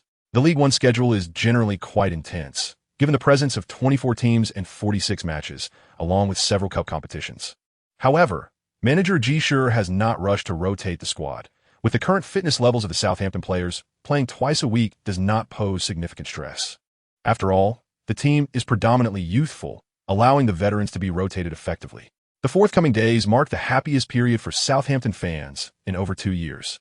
In the 9th round of the league, while visiting Carlisle United, Southampton equalized in the first half at 1 goal each, and in the second half, they struck twice more, triumphing 3-1 and achieving their 2nd consecutive victory. In the 10th round, facing Bristol Rovers at home, Southampton executed a remarkable comeback after conceding 2 goals within the first 20 minutes. With Giroud and Lambert each netting a brace, Southampton turned the tide to win 4-2, marking their 3rd consecutive victory.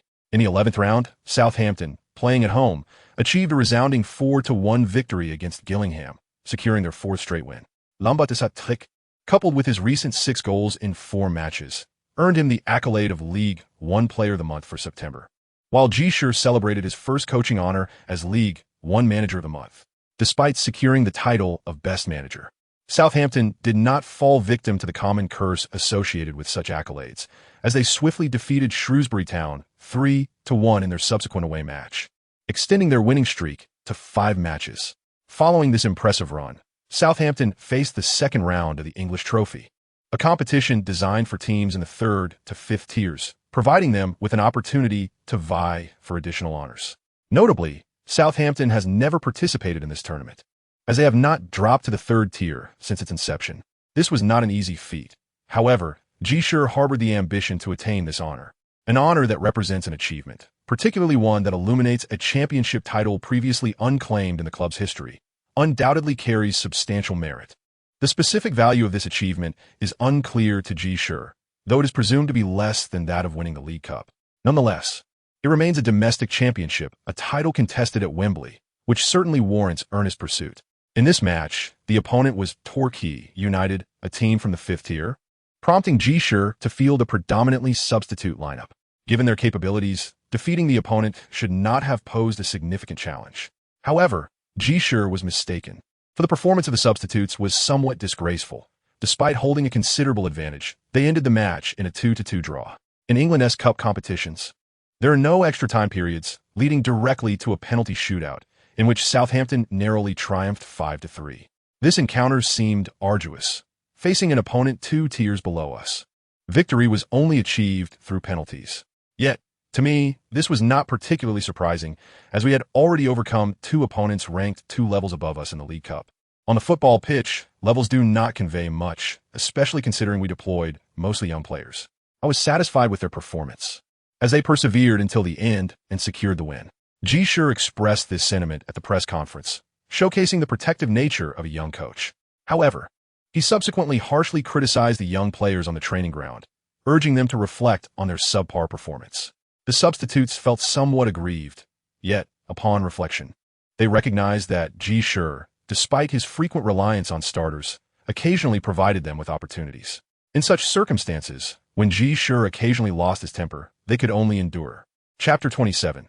The emergence of a professional coach. Nevertheless, this draw did not impact Southampton's performance adversely. In the following week, Southampton achieved 2 consecutive victories, both by a score of 3-1, first against 9th-ranked Oldham and then against 3rd-ranked Milton Keynes.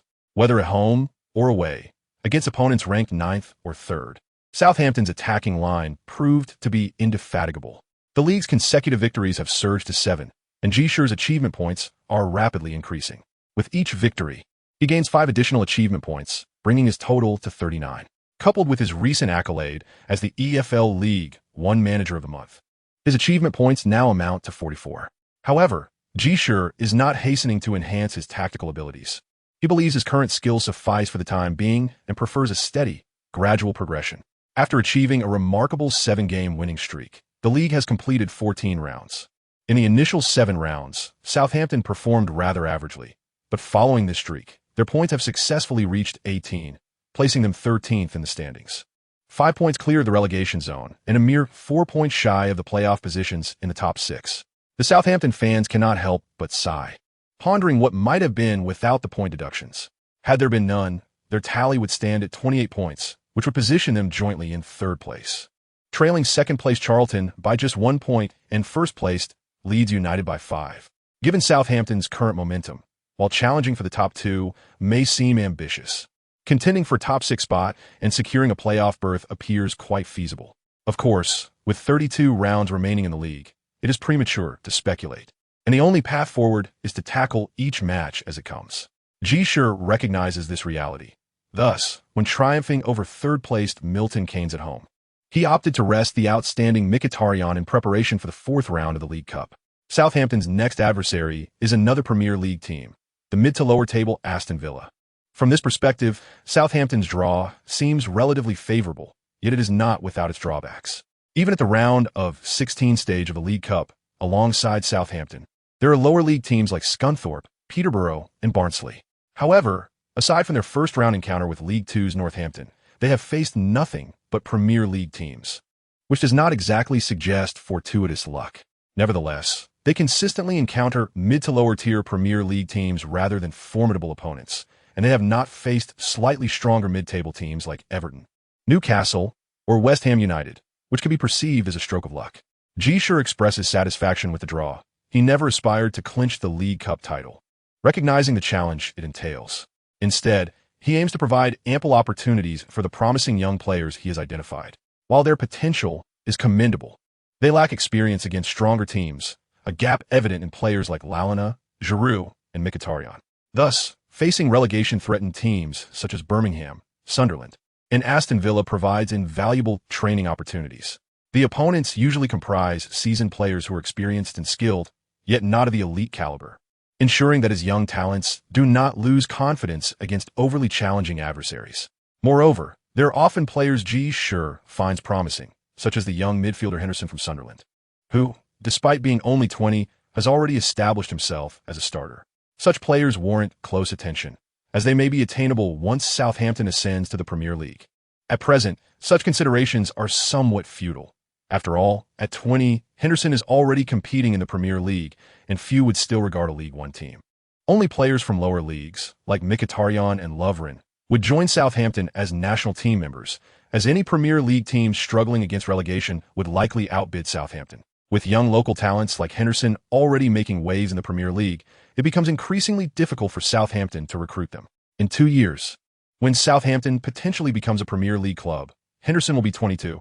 By then, he may either have developed into a player beyond Southampton's financial reach or may have plateaued, rendering him unremarkable in Ji Shi's eyes. Ji Shi remains pragmatic regarding this reality. No club can secure every promising player. Moreover, he possesses the advantage of having an achievement point shop at his disposal, ensuring that he will not face difficulties in recruitment. The players he acquires are not only of value, but also possess the potential to offer significant returns, which is indeed a considerable advantage. For any club, the most troublesome scenario is acquiring players ill-suited to their squad, a common occurrence that often leads to considerable resource wastage throughout a summer transfer window, where some signings prove effective, others ineffective, and some entirely mismatched. However, such waste is inevitable. In Ji Shi's case, though, it can be avoided, which is an immense advantage in itself. However, Aston Villa's performance this season seems far from that of a mid to lower tier team. After 10 rounds in the Premier League, Aston Villa ranks 7th, securing 5 victories, trailing only behind Manchester City's 2 teams, the 3 Giants of London and Liverpool, presenting themselves as a formidable mid-table squad. It is merely a strong start. Sunderland currently holds the 8th position as well, remarked Ben Ali. The others laughed heartily, indeed. The previously defeated Sandro trails Aston Villa by just a point, occupying 8th place.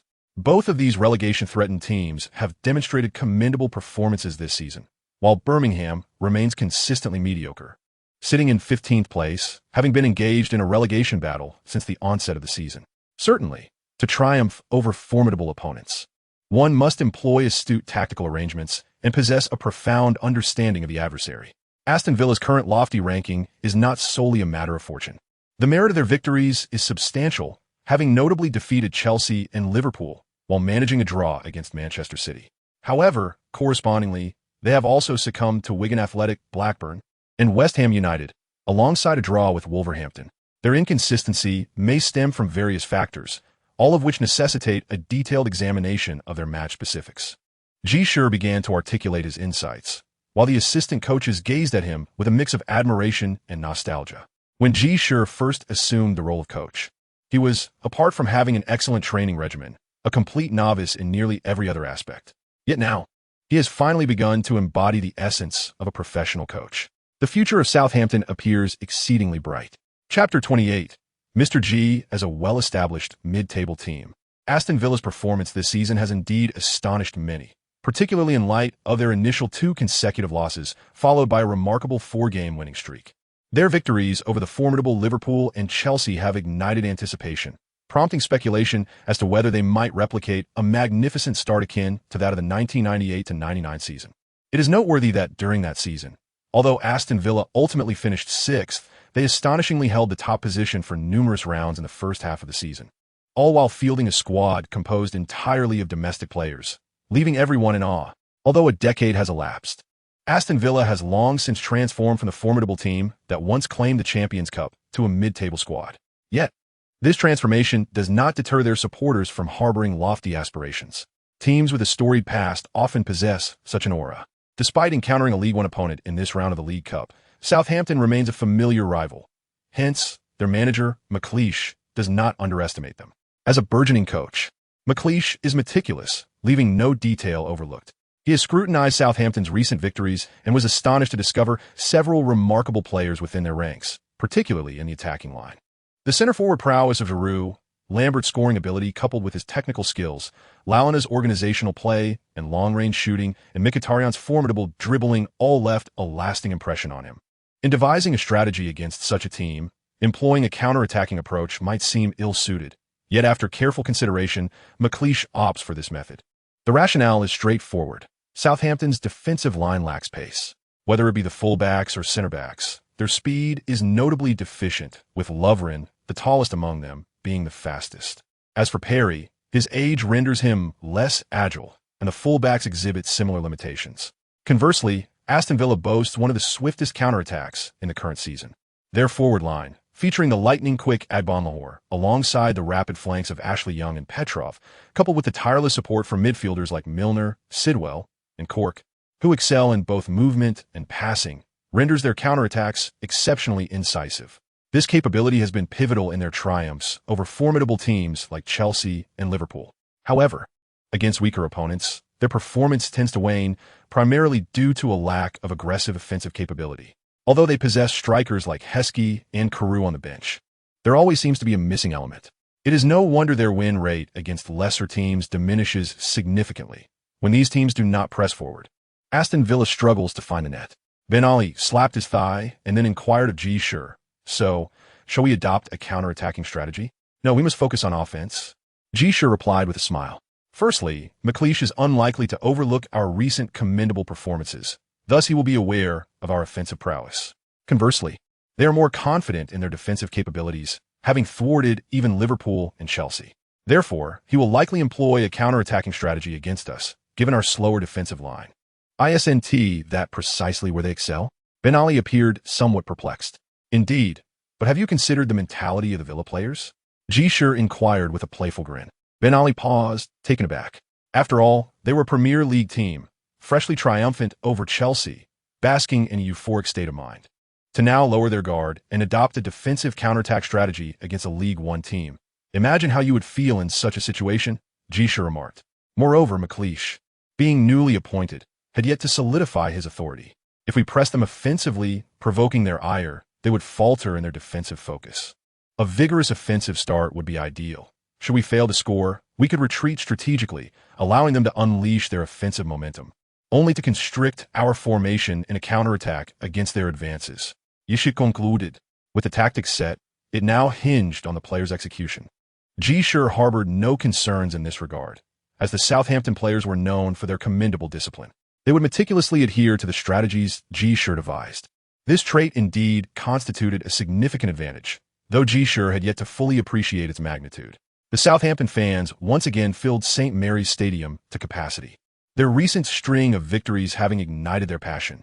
In this respect, Southampton supporters were easily pleased. However, they were equally demanding. They would only be content attending matches when their team consistently triumphed over formidable opponents. Naturally, this is to be expected, as loyal fans who remain steadfast, even in the face of relegation to lower leagues, are a rare breed. Such fans are the backbone and core of the club, deserving of recognition at all times. However, it is the supporters who flock to the stadium when the team is performing well that can truly invigorate the club with greater momentum and wealth. As Ji Shi emerged from the players' tunnel, the stands erupted in fervent applause. Without enduring the storm, how can one behold the rainbow?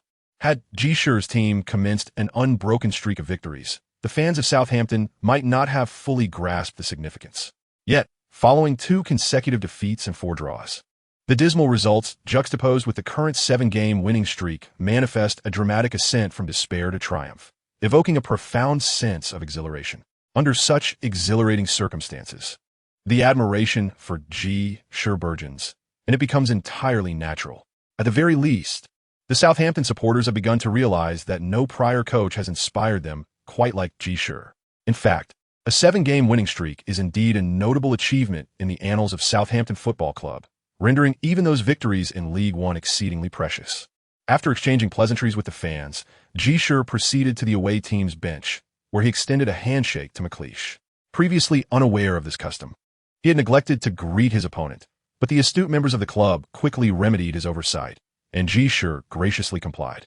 Mr. Ji, you are impressively accomplished at such a young age, McLeish remarked with formal praise.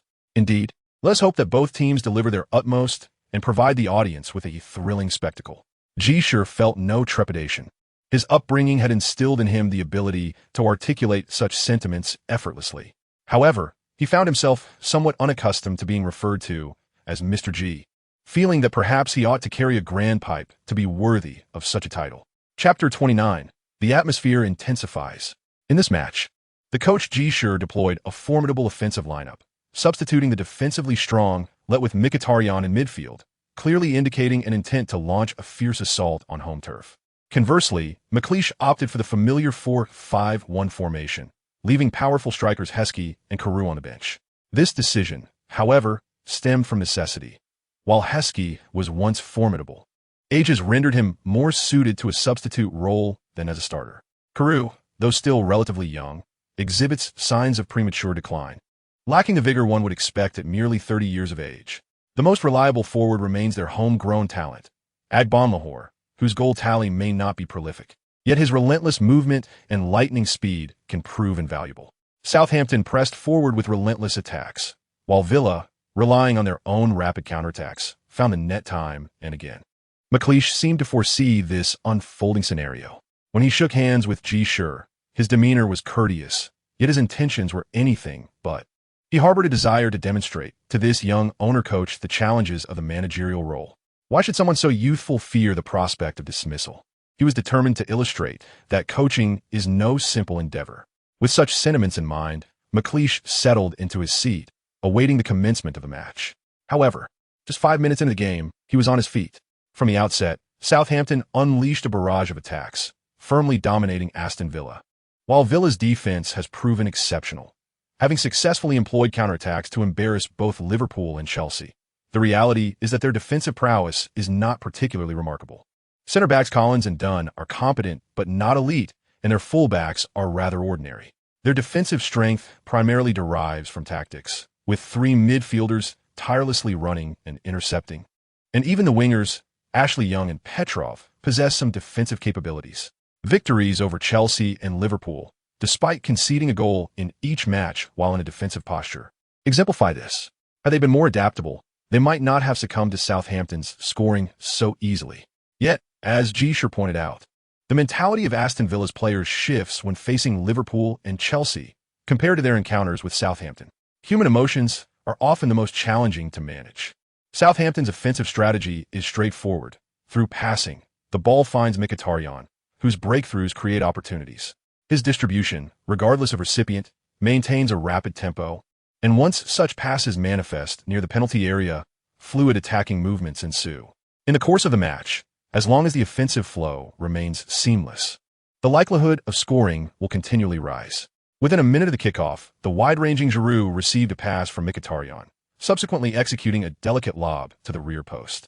The advancing Lalana, shielded by Lambert, made a header attempt that narrowly grazed the post before sailing out of play. Aston Villa's counterattack was swiftly thwarted at midfield by the advancing Lovren, who promptly directed the ball to the retreating Mkhitaryan. Mkhitaryan, with the ball at his feet, skillfully evaded the hasty defender Sidwell, then surged forward. Just before Milner could impose his defense, Mkhitaryan distributed the ball to the flanks, where the overlapping Otsamobo delivered a cross into the penalty area.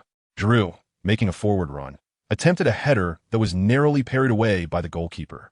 Lalana took the corner kick, the ball soaring directly to the edge of the penalty area, where an unhalted Schneiderlin struck the ball, sending it soaring above the crossbar. The sequence of 3 consecutive shots at the start ignited fervent cheers from the Southampton supporters, while simultaneously inciting a sense of indignation among the Villa players. How could they endure being so aggressively pressed by a League One team? Although the initial strategy was to focus on defensive counterattacks, the situation had escalated. They could no longer afford to adhere to such tactics.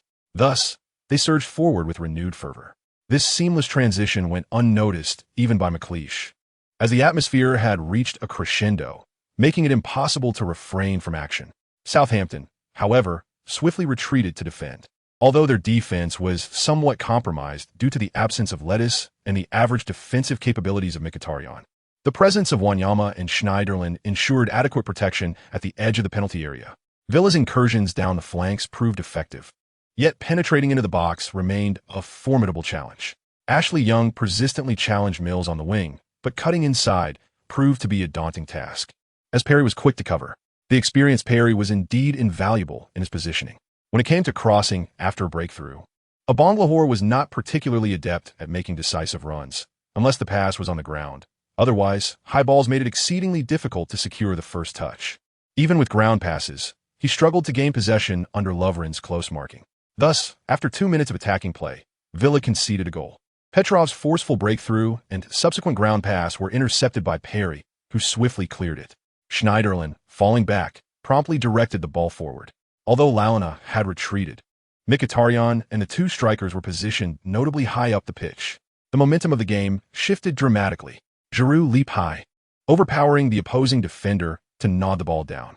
Lambert received the ball but did not advance. Instead, he deftly laid it off to the advancing Mkhitaryan, who surged forward with remarkable speed. The Armenian's pace was quite formidable, compelling the trailing Villa defenders to instinctively converge upon him in an attempt to intercept midway. They were unperturbed by the prospect of passing to Giroud or Lambert, given that they were still 30 to 40 meters from the goal, even if the ball reached them. Their pace was somewhat sluggish. Moreover, passing behind would risk an offside position. As the opposing defenders closed in, Mkhitaryan decisively opted to pass. He did not choose the closer Lambert in the center, but rather directed the ball towards the slightly wider Giroud. Giroud received the pass. Observing that Giroud did not accelerate forward, the Villa defenders felt a sense of relief. He was still a significant 30 meters from goal, and the angle was not particularly favorable. Given Giroud's speed, advancing with the ball would allow them enough time to regroup before he could enter the penalty area. Moreover, Giroud had yet to take a step forward upon receiving the pass.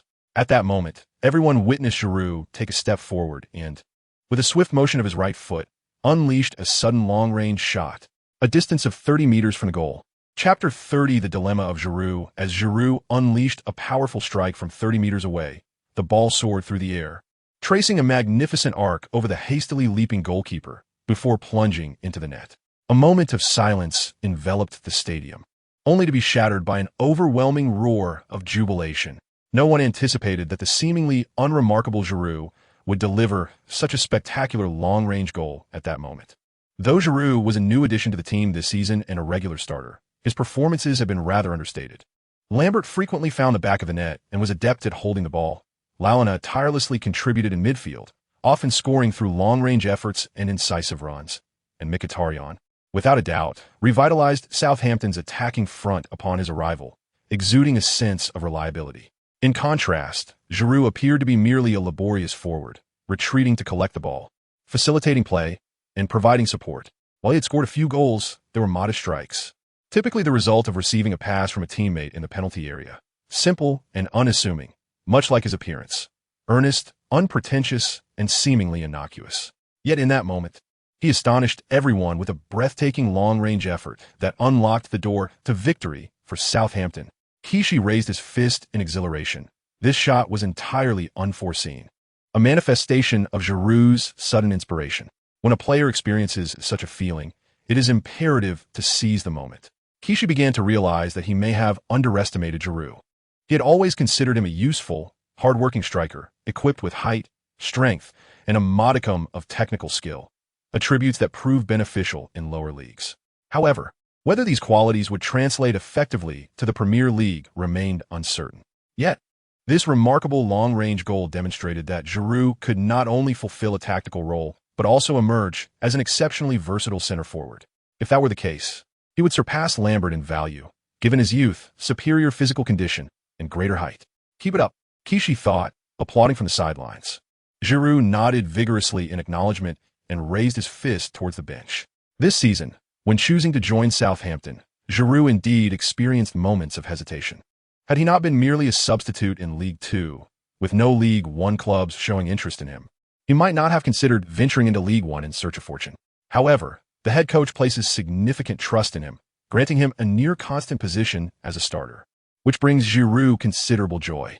Although his goal tally is not particularly high, primarily due to Lambert seizing most opportunities, he finds satisfaction in his role of assisting and creating space.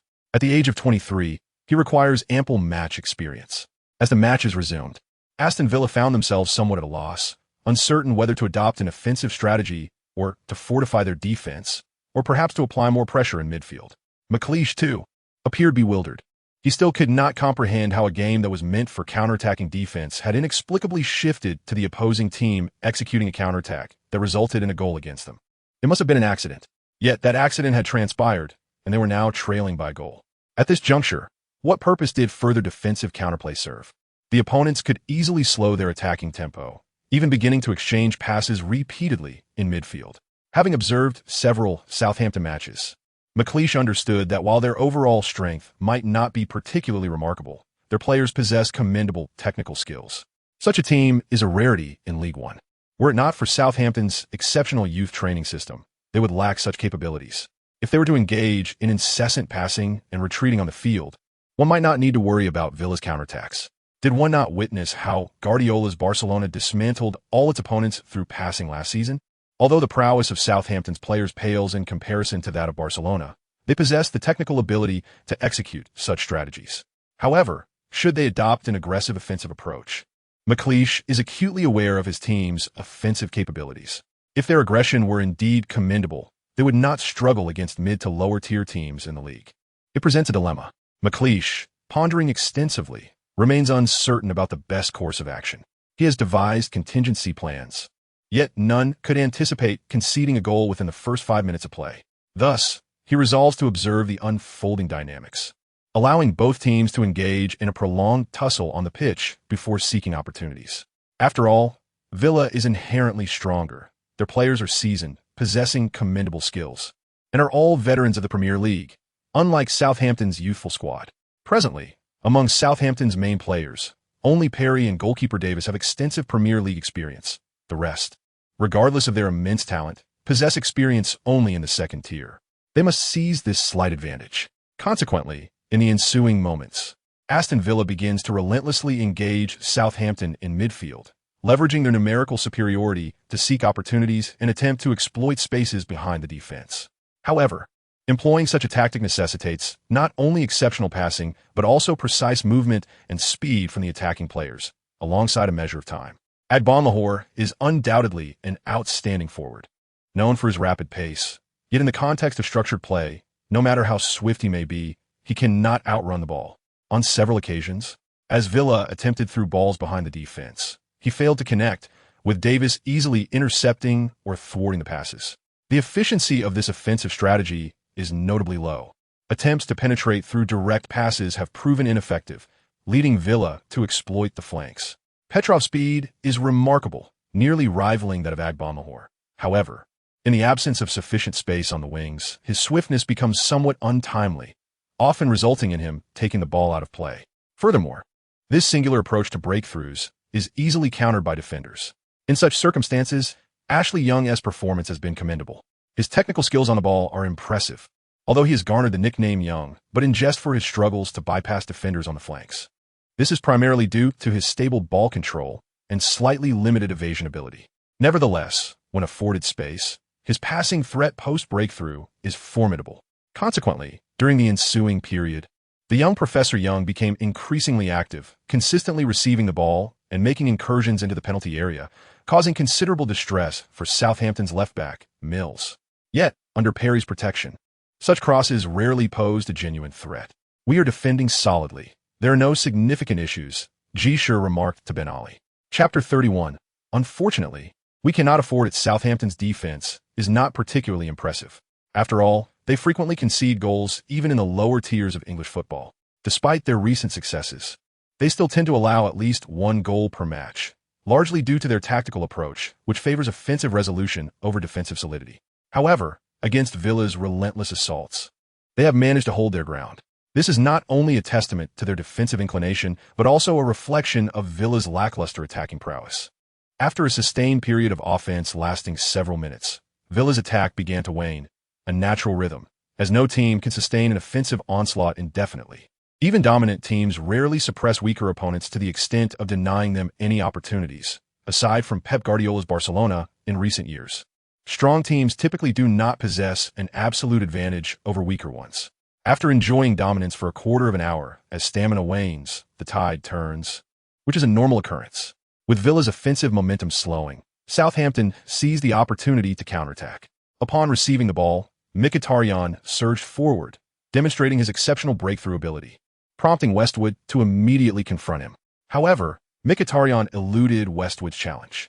Though the Armenian's speed may not be extraordinary, his technical prowess is superb, and his ability to maneuver the ball in conjunction with his movement is remarkable. Opponents unfamiliar with his breakthrough rhythm find it exceedingly difficult to adapt quickly. Westwood could hardly anticipate his movements. In a swift encounter, Mkhitaryan utilized a series of feints to unbalance Westwood, subsequently bypassing him. Following this successful breakthrough, Mkhitaryan advanced confidently, fully assured of his capacity to navigate defenses. Thus far in the Premier League, no one has managed to thwart his incursions. However, in the next moment, his swelling confidence began to be curtailed. Milner, without uttering a word, dashed in from the side and wrapped himself around him. Once Milner latched on, Mkhitaryan felt the pressure mounting. Milner, though primarily an attacking player, demonstrated remarkable defensive prowess due to his exceptional stamina and tenacity. I recall Milner being an attacker. How is he so adept at defending? Ji Shi queried Ben Ali, perplexed. Ben Ali, while lacking in certain areas, was quite knowledgeable in this regard. He did indeed start as an attacking player at Leeds, but his physical attributes, combined with his running ability and resilience, have allowed him to adapt over the years, playing various positions with great versatility. Ji Shi pondered, stroking his chin thoughtfully. Such a player should be in a prestigious club. Ben Ali chuckled. You're absolutely right. While this type of player may not always be a starter, their capacity to play multiple roles, coupled with their diligent work ethic, makes them invaluable to any top club. It's a shame we can't afford him. If only we were a Premier League team, I would have made it my priority to secure either him or Henderson at once. They, like our Walton, could serve as the backbone of the midfield. Ji Shi sighed. Ben Ali shrugged, acknowledging that Ji Shi's observation was accurate yet ultimately futile. On the field, Mkhitaryan, realizing he could not evade his opponent, executed a sudden stop, created a gap, and passed the ball. Upon receiving the ball, Lalana found no advantageous openings and could only turn to pass it back. Southampton consequently settled into a positional play. In terms of offensive strength during this phase, Southampton held a slight edge, especially with their two formidable strikers exerting impressive pressure within the penalty area. Aston Villa's two centre-backs, seasoned veterans of the Premier League, found themselves somewhat lacking in physical confrontations, although they were competent, facing a striker standing at 187 meters and another just over 190 meters proved to be quite challenging for them. Nevertheless, with support from their teammates, they managed to hold their ground. As the first half progressed, both sides engaged in a continuous tug-of-war, struggling to find a way to break through one another's defenses. However, with Southampton leading, their players began to play with increasing composure. When the referee blew the whistle to signal the end of the first half, the Southampton fans erupted in jubilant cheers. Their new Southampton team had indeed exceeded expectations by successfully competing against three Premier League teams in the League Cup. It is worth noting that even during their tenure in the Premier League, Southampton seldom exhibited such remarkable consistency in cup competitions. After all, Southampton has traditionally been regarded as a mid-table team, rarely showcasing any standout performances. Particularly following the retirement of Lalana, the team has lacked a pivotal player to ignite their offense. For a team devoid of such a catalyst, achieving consecutive victories can prove to be quite a challenge. However, under the astute guidance of their current manager, they have managed to deliver an impressive series of performances in the League Cup, which undoubtedly brings immense joy to their supporters. Regardless of the outcome of this match, the fans will have no objections. Many supporters, reflecting on this notion, promptly expressed their disdain with a few hisses. This match is one we must win. A victory would propel us into the quarterfinals of the League Cup. In the second half, we need to exhibit greater stability. It's crucial to recognize that such matches provide us with an excellent opportunity for growth, allowing us to experience the caliber of top-tier teams, an invaluable experience that money cannot buy. We must fortify our midfield and engage them, seizing any opportunity to score. In the locker room, Ji Shi expressed his determination, not merely through words, but also with a strategic plan in mind for Villa's tactical adjustments. After all, both Kalu and Heskey might be introduced, and with a striker on the field, our defensive duties could become more arduous. However, the presence of a striker also means that Villa's midfield or defensive strength may be compromised, presenting Southampton with a potential advantage. With his tactical acumen reaching a certain level, Ji Shi has become quite astute in considering these factors. The previous 4 draws were not without purpose. McLeish found himself with limited options. He had no choice but to deploy Kalu to bolster their attacking prowess and exert additional pressure on Southampton's defense. However, this meant that once Westwood was substituted, only Milner and Cork remained in midfield, both of whom are more attack-oriented. Westwood was the sole defensive presence in the midfield, and, as the second half unfolded, Aston Villa's midfield began to lose its balance. With their mentality already somewhat askew, the imbalance on the pitch further compounded their difficulties in the second half. They struggled to gain an advantage in midfield and resorted to launching attacks from the flanks, igniting the battle against Southampton's defense. Chapter 32. Everyone is skilled in terms of defensive capabilities on the flanks. Southampton is rather average. Their offensive prowess is similarly unremarkable. Whether it is Otsumobo or Mills, they are merely ordinary players, the products of Southampton's youth academy, lacking exceptional talent. The truth is, they remain at Southampton because they have nowhere else to go. And Southampton utilizes them simply because there are no stronger players available. After all, acquiring quality fullbacks is quite challenging. Thus, on the wings, their strategy is to defend as best as they can to prevent opponents from cutting into the penalty area. In the central zone of the penalty area, Lovren marked Kalu, while Perry continued to provide support. Wooten dropped back into the penalty area to keep an eye on Agbonlahor. After all, asking Perry to mark Agbonlahor would be exhausting, especially if the latter made several return runs. Consequently, Southampton's formation has effectively transformed into a 5-3-2 setup, comprising 5 dedicated defenders, with the remaining 5 players assisting in defense while preparing for counterattacks. This is, in fact, a rather unprofessional approach. However, given the current circumstances in the arena, both offensive and defensive aspects have been adeptly balanced. Davis has exhibited remarkable performance, initially thwarting a shot from Young at the edge of the penalty area, and subsequently blocking a close-range attempt from Agbonlahor with his foot. Milner unleashed a long-range strike that posed a significant threat, only to be intercepted by Lovren with his body. As the relentless assault proved fruitless, Villa's offensive efforts intensified, inadvertently providing Southampton with a counterattacking opportunity. The players of Villa are not oblivious to this principle. Yet at this juncture, they find themselves compelled to maintain their offensive onslaught. Otherwise, their chances would diminish considerably. This is also a form of gambling. However, their wager proved to be in vain. As the match approached the 72nd minute, Perry disrupted the ball within the penalty area. Schneiderlin seized the opportunity, delivering a precise long pass forward. Giroud skillfully brought the ball under control and surged ahead, with Launa making a rapid advance. Giroud adeptly placed the ball at Launa's feet, who, with a swift maneuver, forcefully penetrated the box and lofted the ball into the center. Lambert, arriving in perfect timing, executed a stunning volley without allowing the ball to touch the ground. The sphere soared into the upper corner of the net, leaving the Aston Villa goalkeeper helpless. With that, victory in the match was secured. Ji Shi raised his fist in triumph. Aston Villa's attacking prowess had always been modest, and now it was even more so. Ji Shi promptly substituted Mkhitaryan with Lettuce, bolstering the midfield defense. After a brief interval, he brought on James to replace Lambert, further strengthening the midfield's fortifications. With a robust midfield shield in place, Southampton's defense grew increasingly formidable. Aston Villa exhausted every possible tactic, yet failed to score. When a referee finally blew the whistle to signal the end of the match, Ji Shi embraced his assistant coaches with fervor. "We have reached the quarterfinals of the League Cup." Lettuce appeared to have rekindled the fervor of his playing days, raising his arms in celebration. "Ha ha, Matthew. Do not rush. This is merely the beginning. You shall left heartily." He empathized with Lettuce's sentiments. Despite Lettuce's unwavering dedication to Southampton, he had not been rewarded with any honors. Throughout more than a decade in the league, their highest ranking was a mere 7th, and they had yet to participate in European competitions, with neither the FA Cup nor the League Cup ever seeing them reach the finals. This also constitutes the greatest regret of Lettuce. If he could secure some commendable honors as an assistant coach at Southampton now, it would indeed mitigate his profound sense of loss. Lettuce swiftly regained his composure, as he has always been a person of calm demeanor. He offered a sheepish smile to Ji Shi, acknowledging the truth in Ji Shi's words. This is merely the beginning, and there remains a considerable distance to traverse before attaining glory. As long as hope is visible, that alone suffices. Presently, the Southampton community has glimpsed that hope. Is that not enough? Southampton has advanced to the quarterfinals of the League Cup. In previous years, this might not have seemed significant, as Southampton, being a Premier League team, frequently reached this stage. However, Southampton is now a League One team.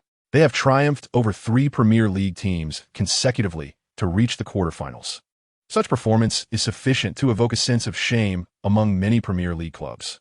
Aside from Southampton, the remaining 7 teams in this season's League Cup are all from the Premier League. Among the formidable teams, aside from Liverpool, which was eliminated by Arsenal in the last round, the rest have reached the quarterfinals. Manchester United, Manchester City, Arsenal, Chelsea, and Tottenham, with Portsmouth and Blackburn being the other 2 remaining teams. Will Southampton face Portsmouth in the League Cup? Although these two teams are fierce rivals, their encounters have not been numerous. Upon seeing the list of all 8 quarterfinalists, nearly all reporters began to anticipate the arrival of a particular moment. It is abundantly clear that the English Football League is adept at generating excitement. In the draw for the quarterfinal matchups, Southampton drew Portsmouth. It is indeed a fortunate circumstance for us in League One to have home advantage throughout. I believe the 220,000 residents of Southampton have been eagerly awaiting this match for quite some time.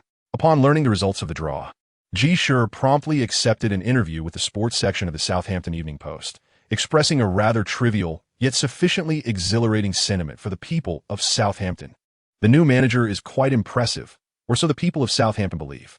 However, considering the previous executives who came forward to affirm that Ji Shi is a devoted Southampton supporter, this admiration seems rather justified. It is noteworthy that those who testified, including former chairman Louis, ex-executive Wilder, and the previous youth training director, have all departed from the club, yet still chose to speak in Ji Shi's favor, indicating their motives are not driven by self-interest.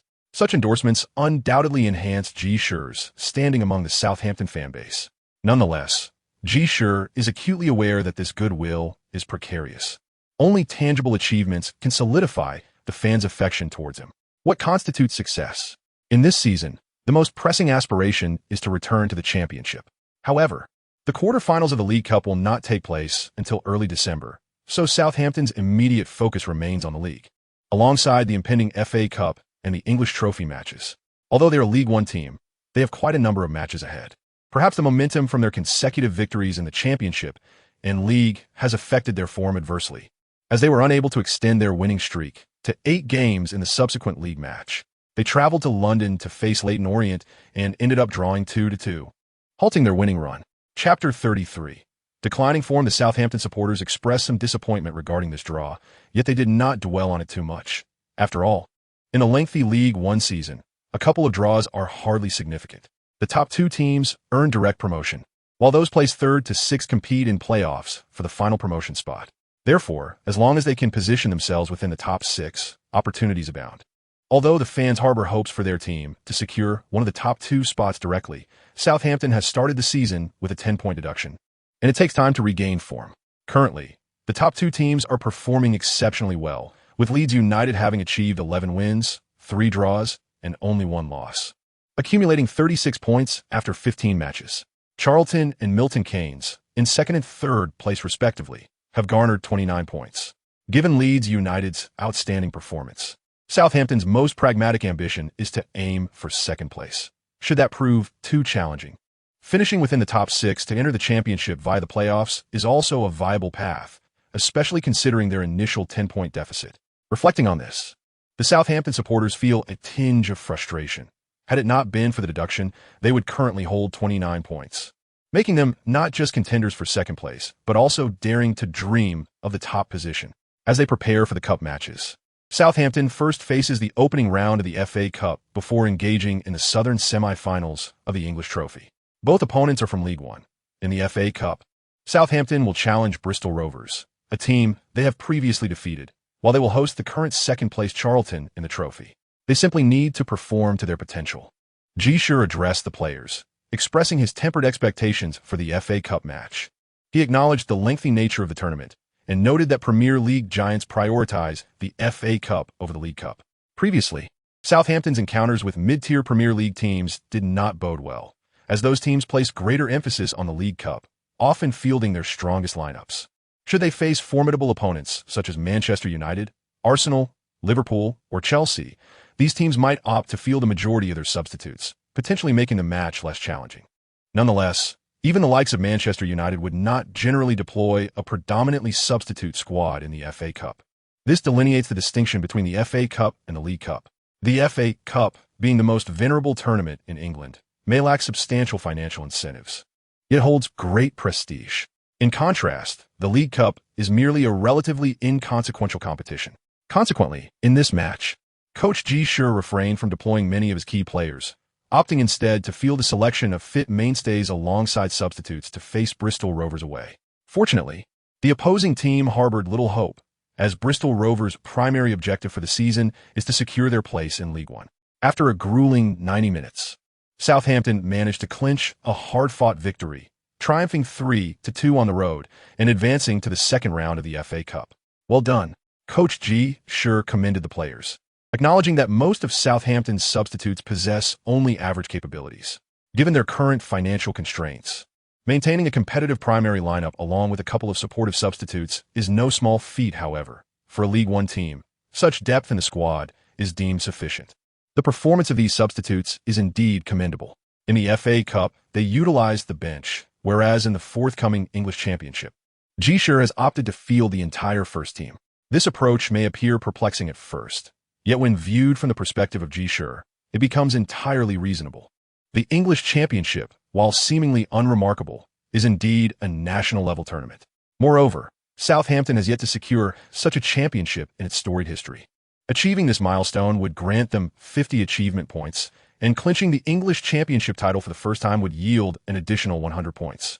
This dual reward, akin to a fleeting opportunity that once lost may never return, was too enticing for Ji Shi to ignore.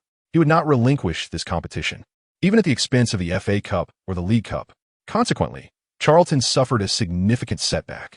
Currently, they find themselves tied for second place, and the demands of the league remain considerable. Although Charlton has never claimed a championship title, such a victory pales in comparison to the prospect of promotion. Furthermore, despite having reached the semi-finals, they face the Southern semi-finals, and a win would necessitate 2 additional matches in the Southern finals, followed by the national finals. This period is inherently the most congested in terms of fixtures, and with their overall strength not particularly remarkable, maintaining a top 2 position proves to be quite challenging. Thus, Charlton fielded a less-than full-strength squad for this match, initially believing that Southampton would prioritize their league campaign, as it was evident to all that Southampton was indeed a strong contender for promotion. In a surprising turn, Southampton disregarded such assumptions and fielded their entire first team, playing on their home ground, and quickly overwhelmed their opponents. With each of Southampton's formidable front four, Mkhitaryan, Lalana, Lambert, and Giroud, finding the net, they decisively triumphed 4-0 over Charlton, leaving them thoroughly humiliated as they departed Southampton. The Charlton fans, disillusioned, expressed their frustrations vocally. From certain perspectives, their sentiments held merit.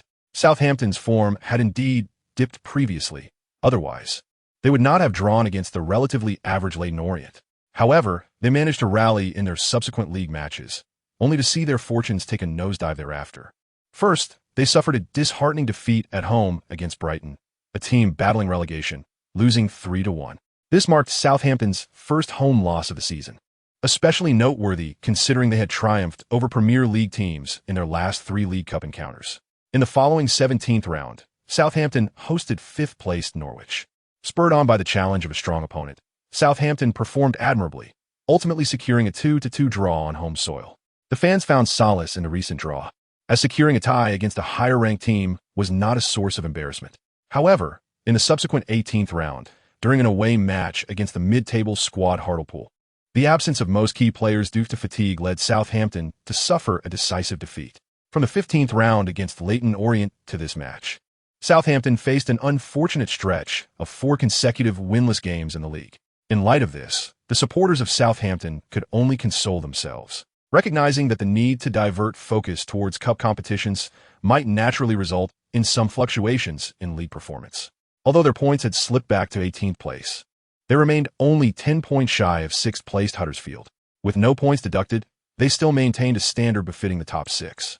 Chapter 34. The prodigy of the reserve team Ji Shi was mentally prepared for the decline in form during this period. After all, striving for success in cup competitions would inevitably impact league results. Furthermore, Ji Shi harbored a rather audacious notion. Rather than securing a top 2 finish, he aimed to enter the championship through the playoffs. It is worth noting that Southampton has historically secured both the championship and runner-up positions in the old First Division. Therefore, attaining a top 2 finish would not yield any substantial benefits aside from a straightforward promotion. In contrast, Southampton had never experienced playoff matches in the old First Division, let alone clinching a championship title. Securing promotion through playoff victory would not only be exhilarating, but also illuminate achievement points, potentially leading to significant financial gain. Undoubtedly, such an idea would be dismissed by any seasoned coach, as the pressure of playoff contention is not something everyone can endure. Moreover, Enduring the rigors of a lengthy league season only to face the playoffs is a harrowing ordeal. This is far from the imagined scenario of mutual victory. No one desires to engage in playoffs. Only those who truly cannot secure a top 2 position are compelled to strive within the playoff context. Yet, can one expect an individual who was merely an ordinary fan a year ago to grasp this concept? Ji Shi remains quite innocent. He approaches leading the team with the mindset of playing a game. When one is playing a game, the aspiration is to achieve perfection rather than prioritizing the most critical objectives. This is precisely where Ji Shi still requires personal growth. Nevertheless, this mindset can indeed enable him to develop a more composed demeanor. After all, individuals who experience anxiety while engaging in games are exceedingly rare. After a streak of 4 winless matches, Ji Shi found himself in a rather disheartened state.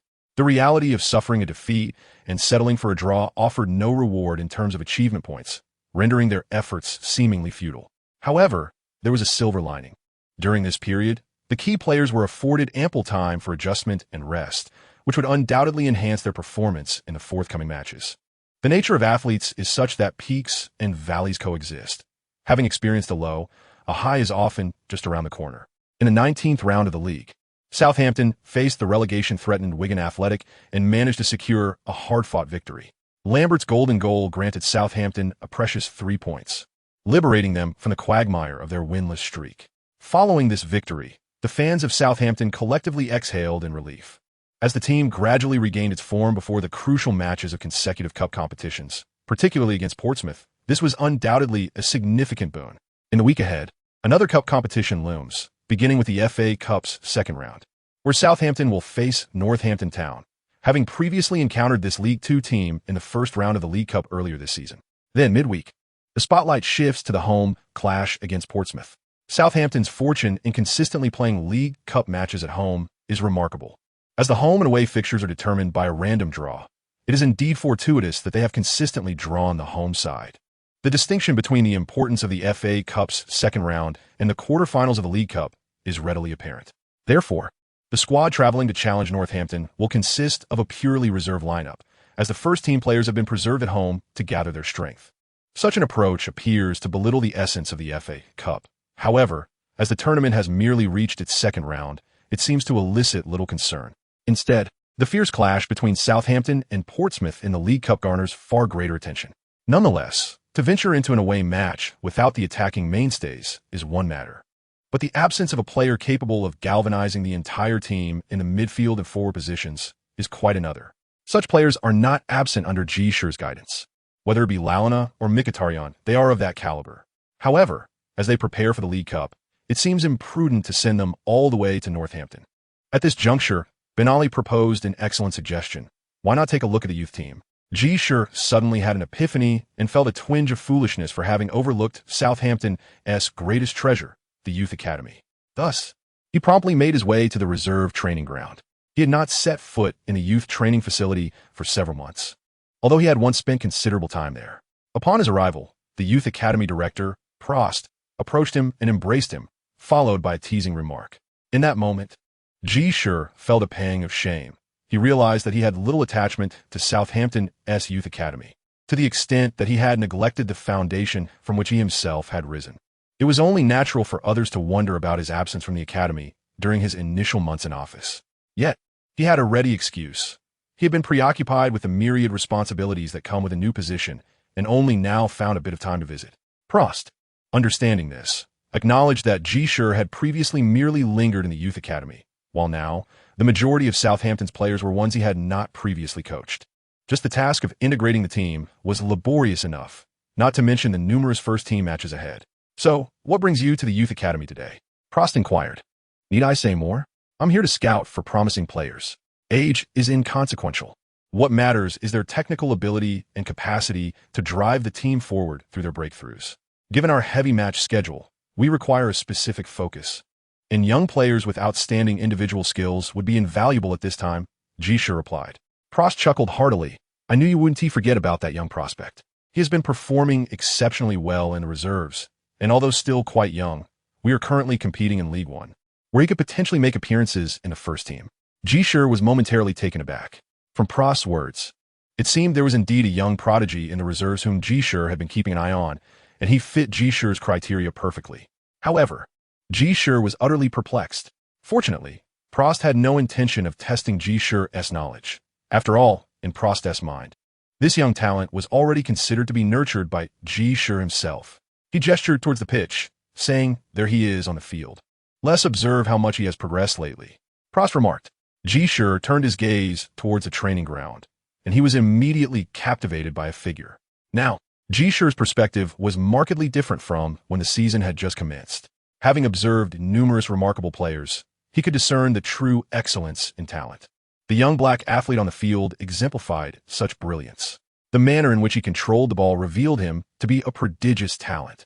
Ji Shi couldn't help but marvel inwardly. Chapter 35. The influence of genius exhibiting exceptional performance in the reserve team is not particularly noteworthy. However, showcasing remarkable dribbling skills and outstanding physical attributes sets one apart. After all, an astute observer can readily perceive the proficiency of a player. This seemingly slender young man possessed such exquisite footwork.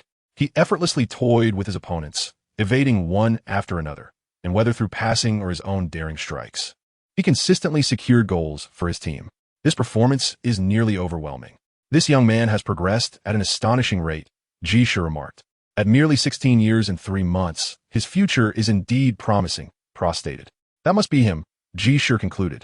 This promising young lad bears the illustrious surname of Chamberlain. For the youthful Alex Oxlade-Chamberlain, he has never harbored doubts about the brilliance of his future. After all, some prodigies are readily apparent, and with his exceptional talent, even amidst the renowned Youth Academy of Southampton, he stands out as a rarity. Coaches at various levels regard him as the next Walcott or Bale, and his attributes closely resemble those of these already celebrated predecessors. His technical prowess, swift agility, and versatility across the front line enable him to create opportunities through breakthroughs, score on his own, and deliver incisive passes to his teammates. Such a player is universally coveted, a comprehensive attacking force. Thus, when he encountered Ji Shi, he was not overly astonished. Rather, he naturally deemed it time to ascend to the first team. "Alex, let us proceed. Your training ground will now be with the first team," Ji Shi informed Chamberlain. Nodding in agreement, Chamberlain followed Ji Shi without hesitation, though he did not forget to exchange pleasantries with Prost. Prost watched Chamberlain's retreating figure with satisfaction.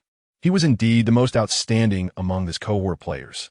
The Southampton Youth Academy is sure to cultivate even more remarkable talents, though it requires some enhancements. As Prost pondered how to secure funds from Ji Shi to upgrade the academy's facilities, Ji Shi had already escorted Chamberlain to the first team, where he promptly organized a training session. The arrival of a newcomer in the Youth Academy was no novelty for the Southampton players, many of whom had traversed a similar path. However, the fact that a mere 16-year-old would join the first team was indeed surprising. Yet, after just one training session, it became abundantly clear to all that this lad was a genius. Indeed, some prodigies are unmistakable, and Chamberlain is one such talent. Everyone marveled at the increasing number of exceptional attacking players at Southampton. Following the sale of 2 key forwards and a primary attacking midfielder, many had expressed concern over who would score for Southampton in the new season. Yet, looking at the current roster, was this still a question? Certainly not. With Lambert, Giroud, Lalana, and Mkhitaryan now joined by Chamberlain, the abundance of attacking talent, though seemingly excessive, would ultimately yield benefits through strategic rotation. Chamberlain understood that, even as a prodigy, immediately securing a starting position was nearly impossible. The forthcoming season would be about seizing opportunities to gain playing time, adapting to the first team through training alongside more accomplished players, and amassing sufficient experience. The goal would be to strive for a starting role in the following season, which is the natural course of progression. This has nothing to do with genius. In his prime, Bale was undoubtedly more exceptional, yet he had to gradually earn his place in the Tottenham squad. Although Southampton is currently not on par with Tottenham, the inherent principles of football must still be acknowledged. However, after just 3 days of training, Chamberlain's name prominently appeared on the roster for the weekend's away match against Northampton. Not only was he included in the squad, but he also secured a spot in the starting lineup. Even the journalists who have closely followed Southampton for an extended period are utterly bewildered. What on earth is this? Although they are all aware that Southampton's youth academy boasts a prodigy named Chamberlain, and they know that this young lad is destined to become a member of the first team, he just joined the first team training the day before yesterday. and today he is starting in the FA Cup? This is utterly ridiculous. Those who are particularly sensitive immediately react with a jolt. Chamberlain was born on August 15, 1936, and the subsequent game took place on November 28th, which means that when Chamberlain took the field, he was merely 16 years and 105 days old. This achievement shattered the previous record set by Walcott, making him the youngest player to appear for Southampton at the tender age of 16 years and 143 days. Although Southampton has now fallen to League One, such a remarkable record continues to astonish. Consequently, even before the match commenced, it had already been fervently sensationalized by numerous media outlets. At this moment, Ji Shi realized he had made a grave error. Initially, he had not pondered the implications extensively. His sole intention was to have a capable individual lead the substitutes in an away game, thereby avoiding a situation where the team lacked offensive prowess. Chamberlain was precisely the kind of competent player he sought.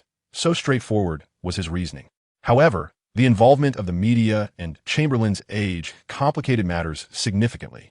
Observing how an ostensibly inconsequential match garnered such attention, Ji Shi felt a surge of anxiety, not out of concern for anything else, but rather for the potential instability of Chamberlain's mindset. Should the initial game unfold poorly, it might cast a long shadow over the young players, leading to profound repercussions. This is not merely a case of unwarranted apprehension. Numerous exceptionally talented players have experienced significant repercussions in their subsequent performances due to a lackluster debut. Thus, during their journey, Ji Shi discreetly observed Zhang Bolin, only to discover that the young man appeared rather carefree, listening to music and swaying his head, seemingly unfazed by the impending match. With this realization, Ji Shi finally felt a sense of relief. In the ensuing match, Zhang Bolin did not disappoint anyone. The content of this match was rather unremarkable.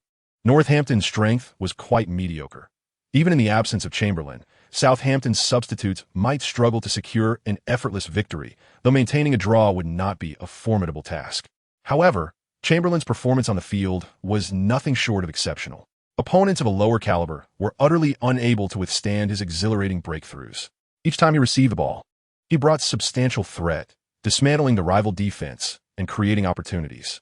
Ultimately, although he did not score a goal nor provide a direct assist in this match, he was instrumental in all 3 goals by drawing sufficient attention before passing the ball, allowing his teammates to easily finish. Southampton triumphed effortlessly over Northampton.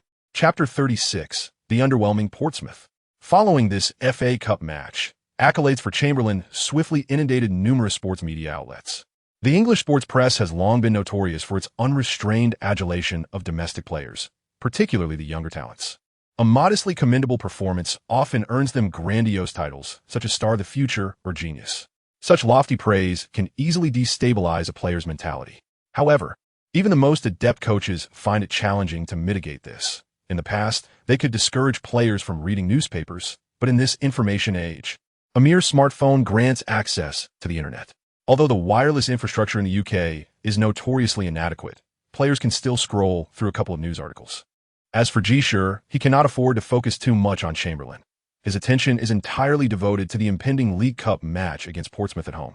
This marks the first encounter between Southampton and Portsmouth since Southampton's relegation in the 2004-2005 season. The number of South Coast derbies between Southampton and Portsmouth has always been limited, primarily due to Portsmouth's consistent presence in lower leagues, while Southampton competed in the top tier. However, in recent years, it has been Portsmouth that has remained in the Premier League, while Southampton has unfortunately descended. This has allowed Portsmouth supporters to take pride, as it is now their turn to face Southampton in the guise of a Premier League team. Meanwhile, the Southampton fans have long been prepared to extend a warm welcome to their rivals. Unfortunately, Portsmouth's performance this season has been rather dismal. After 14 rounds of play in the Premier League, they have managed to secure only 2 victories, drawn 1, and suffered a staggering 11 defeats, leaving them at the bottom of the table with a mere 7 points, trailing the safety zone by 6 points. This season, the English Premier League witnessed a dismal start with a consecutive 7-game losing streak. In their most recent match, they suffered a staggering 1-4 defeat at home against Manchester United. Unless a significant transformation occurs, relegation appears inevitable. Therefore, Southampton supporters need not ponder further. A simple declaration suffices. See you in the Championship next year. Such words are rather harsh. The supporters of Portsmouth swiftly made their response, contingent upon your ability to secure promotion. This strike is indeed quite severe. Truly, they are mortal enemies adept at inflicting deeper wounds. The distance between Portsmouth and Southampton is merely a few kilometers, a walk that hardly constitutes a great journey. As such, there are indeed numerous Portsmouth supporters who have made their way to Southampton, and in terms of morale, they do not find themselves at a disadvantage. However, this year, Portsmouth has certainly struggled. They are no longer the team that claimed the FA Cup title 2 seasons ago. The key players have either aged or departed. Montari has moved to Inter Milan, Campbell has retired, and Diaz has joined Real Madrid, leaving only the seasoned veterans Kanu and Ataka. Moreover, the illustrious coach Harry Redknapp, who once led that squad, has also departed. The current manager, Steve Cotterill, lacks the same renown, and Portsmouth's decline has thus become inevitable. Encountering Southampton at this juncture may indeed be fortuitous. The rivalry between Portsmouth and Southampton is substantial, and in such circumstances, a victory over their local adversaries could significantly bolster morale and determination. Furthermore, Portsmouth has performed commendably in cup competitions this year, advancing in both the FA Cup and the League Cup, presenting a promising avenue for success. In comparison to the 3 Premier League teams we faced previously, Portsmouth falls considerably short. Yet this match is a derby, and derbies are invariably unique. This marks my first foray into managing a derby, as well as your inaugural experience playing in one. The last derby match took place in 2005, a time when none of you were on the team. As Ji Shi mentioned on the training ground, the players erupted in laughter, for indeed, after Southampton's relegation, many had departed. The current captain, Davis, joined in the summer of 2006, while vice-captain Perry and third captain Walton came on board in the summer of 2008. All players from the former Premier League Southampton squad have since left, making this a debut derby for the current team. Portsmouth typically employs a 4-4-2 formation. However, they possess few noteworthy players. Goalkeeper Begovic is commendable, yet a goalkeeper's strong performance often indicates a frail defense, which holds true in this case. In my view, their 4 defenders are rather mediocre, considerably inferior to our own defensive line, Ji Shi continued.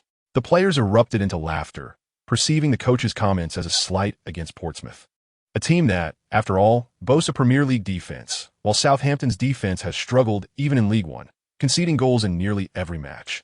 I'm not jesting. Our frequent conceding of goals stems from our attacking tactics, making such outcomes quite normal. In reality, our defensive combination ranks among the best in League One and would not be out of place in the Championship. And what of Portsmouth? They have conceded 23 goals in 14 matches. Superficially, this appears only slightly worse than our record. However, they predominantly rely on a counter-attacking strategy, and despite this, they find themselves repeatedly breached, underscoring the inadequacy of their defense. However, in the midfield and forward positions, there are indeed some commendable players, albeit lacking synergy and burdened by age. Ji Shi began sketching on the tactical board. Although Kanu is advanced in years, his technical prowess, dynamism, and ability to organize the team will prove invaluable. While he can no longer endure the rigors of the Premier League, he is certain to start in this match. Ataka's breakthroughs on the flanks are quite impressive. His speed is just right to exploit our vulnerable wing defense. Thus, James, you'll be a starter positioned as a right back, specifically tasked with countering him. James nodded. He harbored no objections to being relegated to a laborious role, for the competition in the midfield is exceedingly fierce. Playing as a defensive fullback is not without merit, as it at least guarantees him playing time. The player they must be most vigilant about in midfield is Boateng. This individual possesses remarkable physical attributes. Although his style is somewhat chaotic, he bears a resemblance to the former Sevilla player Baptista, a bulldozing attacking midfielder who might just score a goal out of nowhere. It will be challenging to contain him, as our midfield is somewhat disadvantaged in terms of height and strength. Nevertheless, it is of little consequence. Let him charge forward, as cutting off his connection with teammates will suffice. With him on the field, Portsmouth's attack will lack cohesion. After assessing the opposing team's key players, Ji Shi hesitated briefly. As for Kranjkar, he is unlikely to start, given that his position conflicts with Boateng's. Even if he were to start, his form has long since declined compared to his prime years. He pales in comparison to Modric. Chapter 37. An unexpected change. Mary Stadium was once again filled to capacity. It is an undeniable fact that, despite recent fluctuations in Southampton's performance, their prior consecutive victories in both the league and the FA Cup have revitalized their form. Furthermore, the anticipation of facing Portsmouth has ignited an undeniable fervor among Southampton supporters.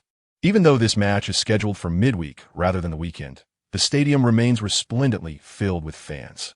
They chant the names of the Southampton players, as well as the name of Ji Shi, their enthusiasm amplified by the tumultuous months that have led to their current satisfaction. While the league remains somewhat ambiguous, Southampton's remarkable display in the cup competitions allows for high hopes regarding their league performance. Should Southampton be merely an ordinary team, there might be concerns that their cup success could adversely affect their league standing. However, as a distinguished club in the Premier League, their supporters possess the ambition to cheer for the team's accomplishments in the cup without irrationally worrying about any potential repercussions on their league performance following a cup victory. This overarching perspective can sometimes seem inexplicable. As the players from both sides took to the field, the stands erupted with the resounding cheers of Southampton supporters. The lineup that Ji Shi deployed today did not prioritize a balance between offense and defense. Rather, it featured all four of his foremost attackers, shielded by Schneiderlin and Wooten, while James occupied the right-back position. Recently, Ji Shi has increasingly favored this formation, despite the fact that during Southampton's time in the Championship, their adoption of a 4-3-3 formation led to inadequate midfield protection and disappointing results. It was only after the introduction of Simon Lalana to bolster midfield defense that the team achieved tactical equilibrium. However, circumstances have changed. At that time, the midfield duo of Lalana and Schneiderlin had yet to mature. Although both possessed commendable attacking talents, their defensive capabilities were somewhat lacking, rendering Southampton's midfield defense quite feeble. Now, however, Schneiderlin has shown remarkable improvement, maintaining his offensive prowess while rapidly advancing in defensive skills. Admittedly, the attacking standards in League One are not particularly formidable. Yet Southampton frequently endures relentless pressure from opponents due to tactical issues, placing Schneiderlin, as a defensive midfielder, at the forefront of these challenges. In such circumstances, he receives ample opportunity for growth. Ji Shi currently laments the absence of exceptional wing attackers. Presently, the flanks rely heavily on Lalana and Mkhitaryan, both of whom are attacking midfielders, to stretch the play. The subpar abilities of the full-backs hinder Southampton's tactical fluidity. Unfortunately, this is an issue that cannot be easily resolved. Had they secured Walker earlier, the problem would have been much simpler to address. However, it is a matter of circumstance. Prost has mentioned that there is a promising young talent in the youth team, yet that individual is even 2 years younger than Chamberlain and is only just over 14. Ji Shi, no matter how desperate, would never resort to utilizing such a young player. Even the most gifted athletes must adhere to fundamental principles. Thus, they must temporarily rely on the existing squad. The season has come to a close.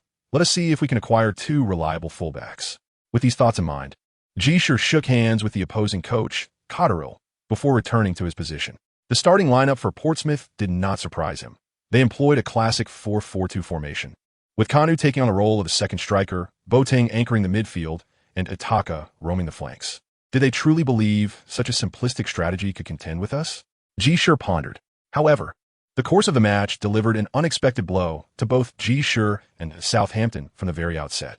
Portsmouth's tactics were indeed straightforward, relying solely on Boateng's relentless pursuit of opportunities on the field. The other players' offensive efforts were singularly focused on delivering the ball to Boateng, hoping that his individual prowess would conjure chances.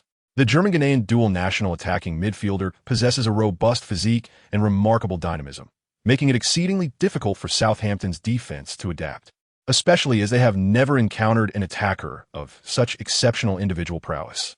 Merely 5 minutes into the match, Ataka forcefully broke through on the flank, lofting the ball into the penalty area. An advancing Boateng leaped for a header, colliding with Schneiderlin and landing simultaneously. However, before Schneiderlin could regain his footing, Boateng firmly established himself and unleashed a powerful shot at the descending ball. The sphere soared toward the upper right corner of the goal.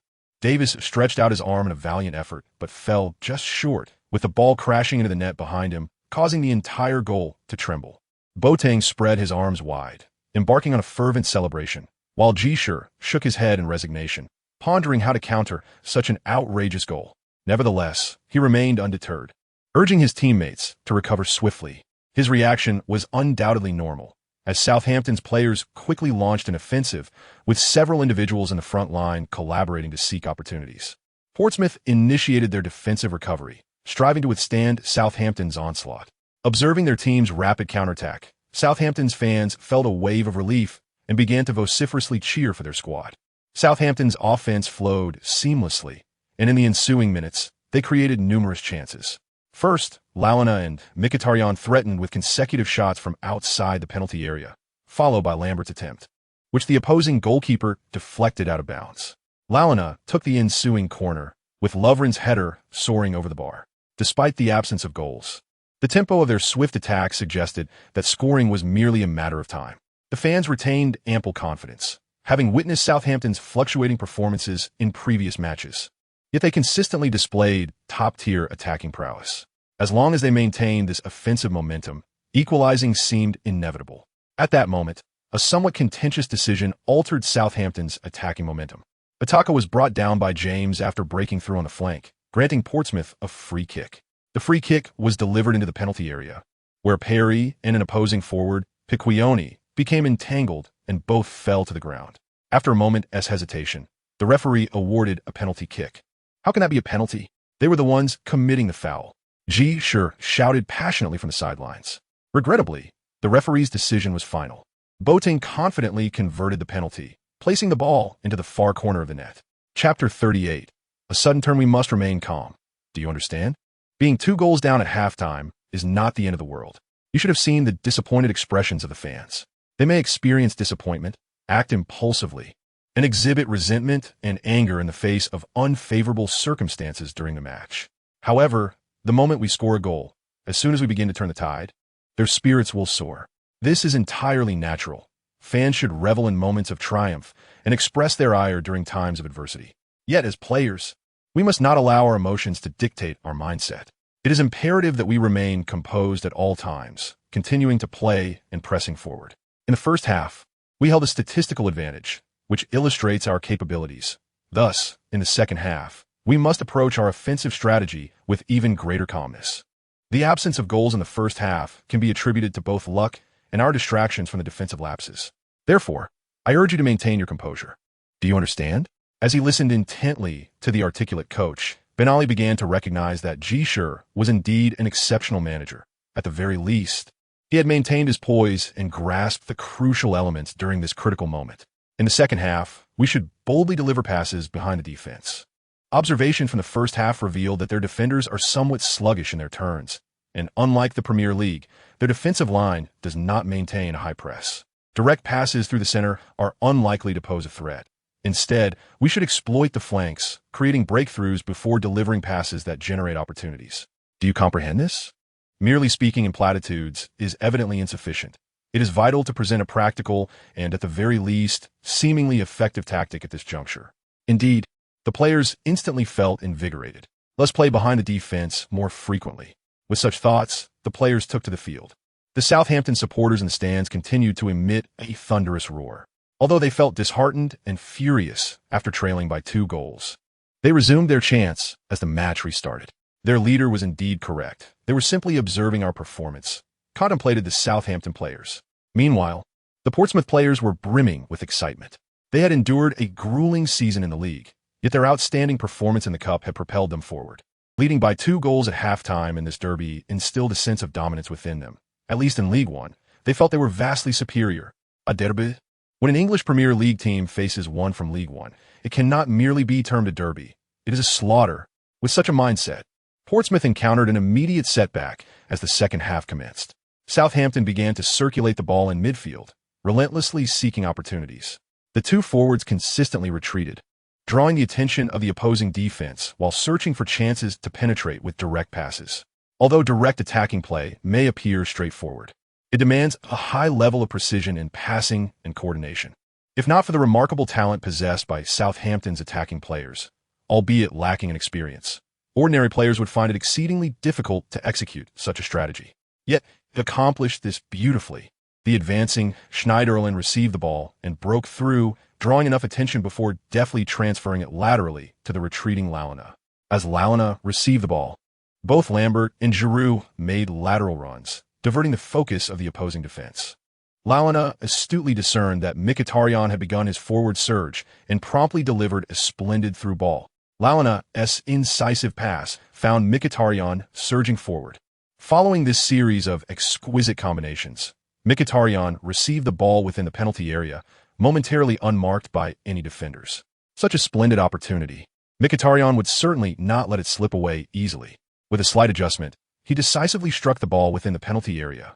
The ball skidded along the ground towards the near corner of the goal, and just as Begovic was diving, it swiftly darted past him beneath his arm. The cheers reverberating above St. Mary's Stadium escalated to a new crescendo. Mkhitaryan surged into the net, retrieved the ball, and dashed back, having scored a goal. Charge! Charge! Charge! On the sidelines, Ji Shi began to wave his arms vigorously, and as he did, the Southampton supporters in the stands started to chant rhythmically.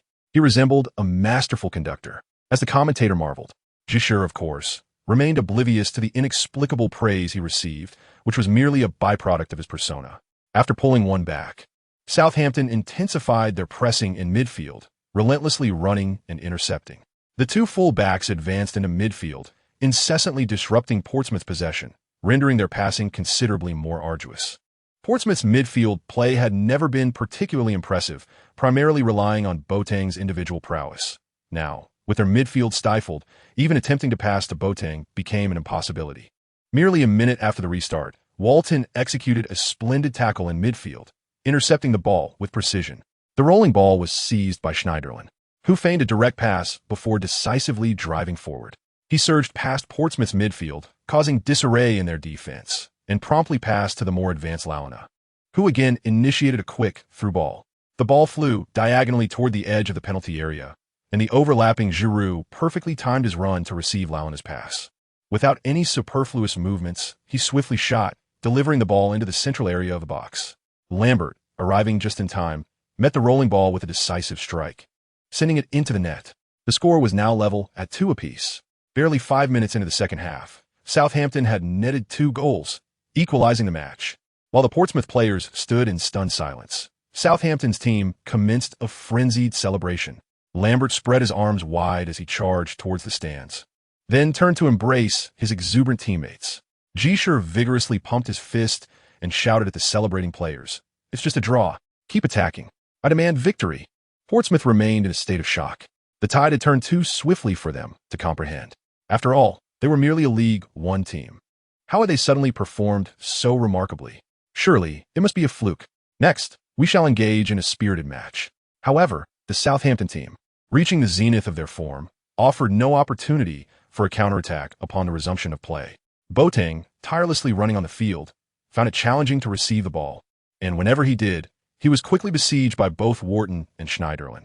Fearless in their confrontations, they entangled themselves with Boateng, significantly hampering his ability to express his skills. Only a singular tactic, hoping to remain effective indefinitely? Such optimism was misplaced, thought Ji Shi to himself. Chapter 39. A great victory. Southampton continued to launch their offensive. Mkhitaryan executed a stunning feint to evade his opponent, a remarkable display considering the Armenian was acquired for a mere 300,000. Ji Shi must possess an exceptional scouting system. He delivered a pass. Giroud, shielded by Lambert, received the ball, though the angle seemed rather unfavorable. What'd he do? He forcefully pivoted to break through. Wilson extended his leg. Giroud fell to the ground. How would the referee rule? A penalty. Undoubtedly a penalty. Amidst the thunderous roar of cheers, Giroud rose from the ground and embraced his teammates. The referee dispersed the still debating Portsmouth players, while Lambert strode towards the penalty spot, the designated penalty taker for Southampton. This time, he did not disappoint anyone, calmly sending the ball into the corner of the net. The goal was scored, 3-2, a magnificent comeback. It is now the 65th minute of the match, with over 20 minutes remaining. What will Portsmouth do next? Cotterill hesitated, glancing at the bench. His options for substitutes were limited. The only one who could potentially make a difference was Kranja Ar, the once promising Croatian talent. If playing for Portsmouth at the age of 22 was deemed a transitional phase, remaining at 26 suggests a rather disappointing development. Since last season, he had lost his starting position, and with Boateng's arrival this season, he had been relegated to the bench entirely. Would his presence on the field create a synergy with Boateng? Yet at this moment, Cotterill had no other choice. He called for Kranja Ar and instructed him to warm up in preparation for his entry. Upon witnessing this substitution, Ji Shi paid little heed. After all, compared to Boateng, Kranja Ar's impact was not particularly formidable.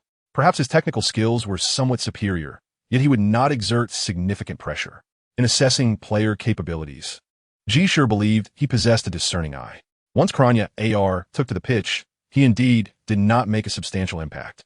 He was a quintessential attacking midfielder, capable of receiving the ball, breaking through defenses, and delivering passes, but in comparison to Boateng, the threats he posed were considerably diminished. This was precisely why he had been relegated to the role of substitute. He could neither replace Boateng nor produce a synergistic effect of 1 + 1 equating to 2, which was the crux of his relegation to the bench this season. The notion of deploying him alongside Boateng seemed far-fetched. However, football can sometimes be unpredictable. Kranja AR had been largely inconspicuous, yet in the 79th minute, his corner kick was only partially cleared by Perry. The ball sailed back to the flank, where Kranja AR regained possession, then curled across into the penalty area. Crouch emerged at the near post, beating Lovren to the header and directing the ball into Southampton's net. 3-3. An eerie silence enveloped the stadium. The equalizer came at a moment when Portsmouth was not under undue pressure, adding to the drama of this derby, which had been a roller coaster ride. Ji Shi utilized one of his substitutions, replacing Walton with Oxlade-Chamberlain. Continue the attack. Ji Shi shouted from the sidelines. He understood the risk he was taking. With this substitution, the forward line was filled with attackers, leaving only 4 defenders to handle the opposition as counterattacks. Should the offense falter, they would face increased pressure defensively.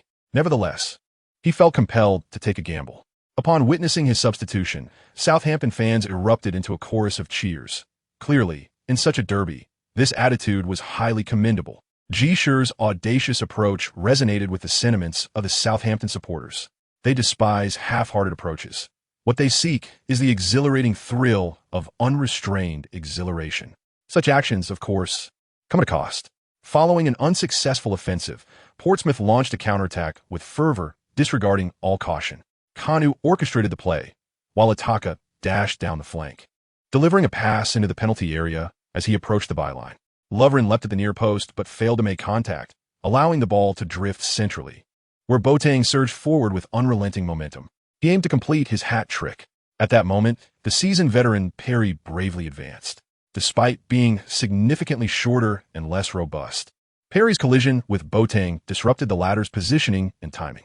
Ultimately, Boateng's header lacked power and was securely gathered by Davis. However, the courageous Perry was carried off on a stretcher. Goodness, that was quite a fall. Though he did not suffer severe injury, he twisted his ankle upon landing, and his ligaments sustained some strain during the impact. If he were a 27-year-old player, perhaps a month of rest would suffice, but he is 37. The team physician, Taylor, remarked to Ji Shi, "This is quite troublesome." Ji Shi sighed in response. There were substitutes available, as Southampton had 2 backup center-backs, Wayne Thomas and Radajati. One was 30 years old, and the other 34, neither being particularly exceptional defenders, but rather seasoned players brought in post-relegation as a precaution. Ji Shi opted to place Thomas in Perry's position. He had been Perry's partner last season and had performed adequately. However, it was evident that his form had rapidly declined this season. At this juncture, he could only be used with reluctance. Fortunately, Perry's valiant resistance ignited the fighting spirit among the Southampton players, who swiftly launched an offensive, firmly suppressing Portsmouth. Meanwhile, Portsmouth, having expended a considerable amount of energy during their previous attack, found themselves merely enduring relentless assaults for the remainder of the match. Upon his entrance, Chamberlain was particularly dynamic, continually seizing the ball on the flanks and posing a significant threat. Such a player, when granted ample space, is bound to shine. As the match reached the 86th minute, it was his breakthrough that earned a free kick on the wing. Launa delivered the ball to the far post, where Lambert leapt high to head it back. Lovren, seizing the moment, attempted a shot, only for the opposing goalkeeper to block it with his body. However, Giroud was perfectly positioned along the trajectory of the ball and deftly guided it into the Portsmouth goal. The ball found the net. Although it wasn't a last-minute winner, it was nearly so. 4-3. In a breathtaking clash of goals and rivalry, Southampton emerged victorious. A magnificent triumph. Chapter 40. Reliable defender, the cheers of the fans. The celebrations of the players, and Ji Shi's triumphant roar, all beautifully manifested at the conclusion of the match.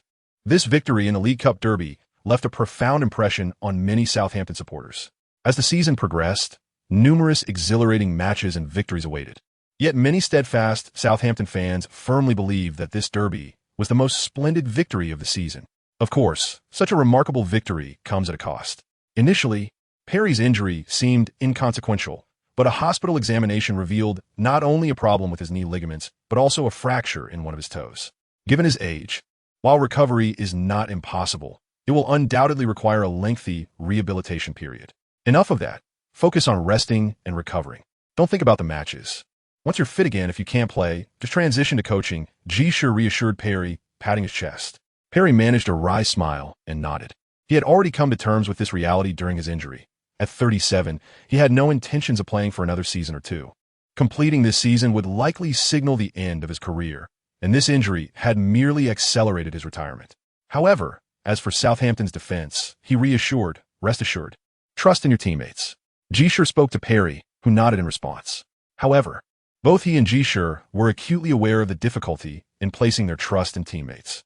Reliable defenders at Southampton were scarce, and, typically, a team would manage with just two main center backs throughout the season. Consequently, substitutes were often relegated to the sidelines.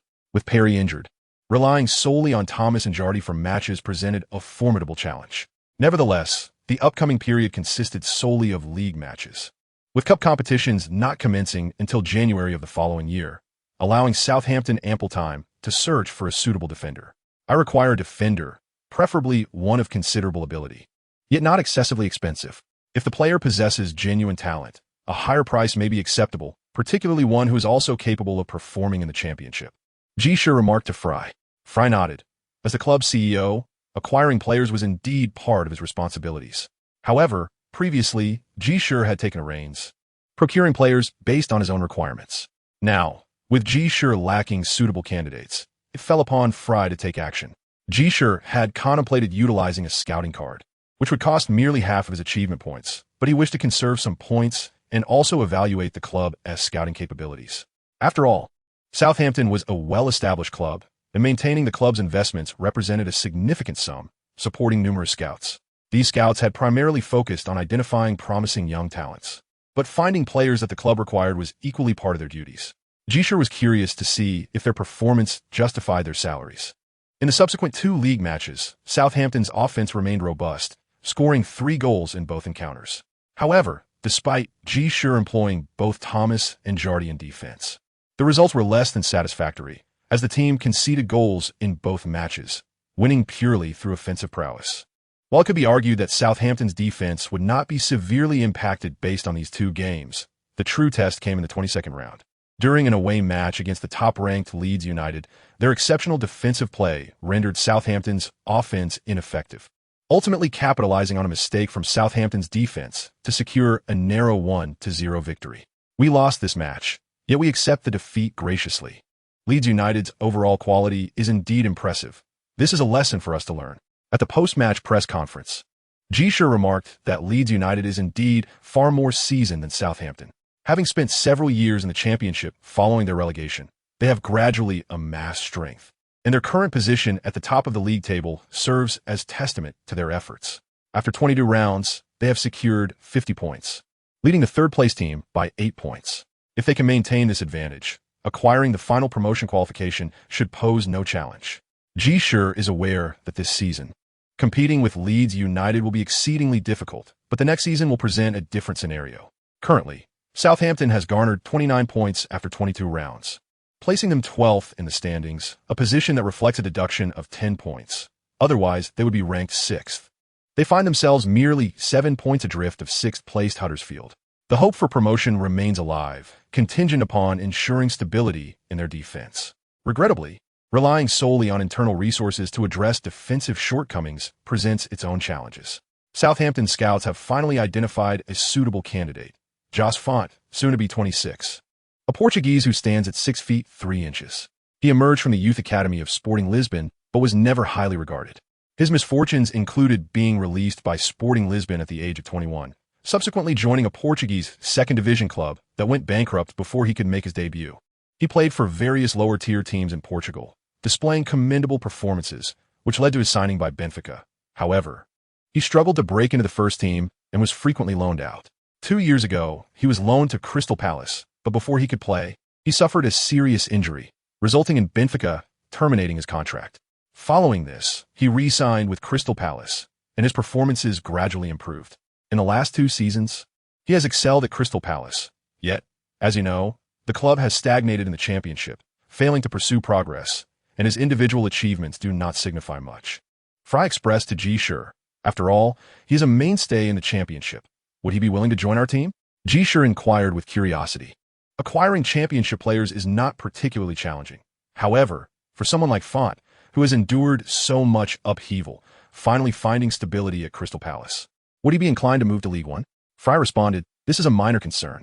Crystal Palace, as long as they have funds, are willing to sell anyone. And Font understands that remaining at Crystal Palace holds little promise. Our ambitions might provide him a greater opportunity to play at the highest level." What is the transfer fee? Ji Shi posed another question. He had already reviewed the match footage of Font and found no significant issues. A tall central defender with formidable defensive capabilities would undoubtedly prove invaluable on English soil. Furthermore, Font had delivered commendable performances in the championship over the past 2 seasons. And upon promotion, such a player could continue to be an asset. Therefore, investing a considerable sum in such a player was not overly problematic. Crystal Palace demanded $1.5 million. Negotiate, and let us acquire him for a lower price, Ji Shi suggested after a moment's contemplation. In the end, Jose Font's transfer fee settled at $1,200,000. Spending this amount during the winter transfer window might not seem extravagant for another Premier League club. But for Southampton, it represented a lavish expenditure. At the very least, the fans understood that following Perry's confirmed absence, the club promptly invested in a central defender who had excelled in the championship, which reflected their ambition. I am aware that the club's finances are not particularly robust. Yet this season we have still invested significantly in the transfer market, which brings me great joy. Although our ranking appears less than favorable, there remains ample time in the league for us to catch up with the teams ahead, a Southampton fan confidently remarked during an interview. Despite sitting in 12th place and facing a notable gap to the top 6, Southampton's players and supporters alike maintained a resolute sense of confidence. This situation has piqued the curiosity of Font, who has recently joined the team. His swift integration into the squad is understandable, given his prior experience in the championship, which has accustomed him to the tempo of English football. This was one of the reasons why Ji Shi deemed him a suitable choice. As the pace of the English league is somewhat brisker, acquiring players in the summer is inconsequential, as there is ample time for adaptation, whereas winter transfers tend to make it easier to recruit local talent. Moreover, as a central defender, he possesses the versatility to be utilized immediately. Previously, Perry primarily played in a deeper role. However, the outdated configuration of one defender sitting back while another presses forward has long been dismissed by Ji Shi, who has envisioned a strategy where 2 tall central defenders alternate between pressing and covering. This situation presents a prime opportunity. However, it is unreasonable to expect a newly arrived player to take the field immediately. The upcoming 2 matches coincide with the festive season, both of which are away games. Thus, Ji Shi refrained from fielding him. Nevertheless, these 2 matches further exposed the vulnerabilities within Southampton's defense. In the 23rd round, they drew 1-1 against Brentford away, and in the 24th round, they suffered a 1-2 defeat to Colchester United. Securing only a single point from these 2 matches caused Southampton's ranking to slide once more, prompting Ji Shi to wryly reflect that without Font, the situation appears dire. Despite the circumstances, Southampton's performances during the Christmas to New Year period left much to be desired for their fans.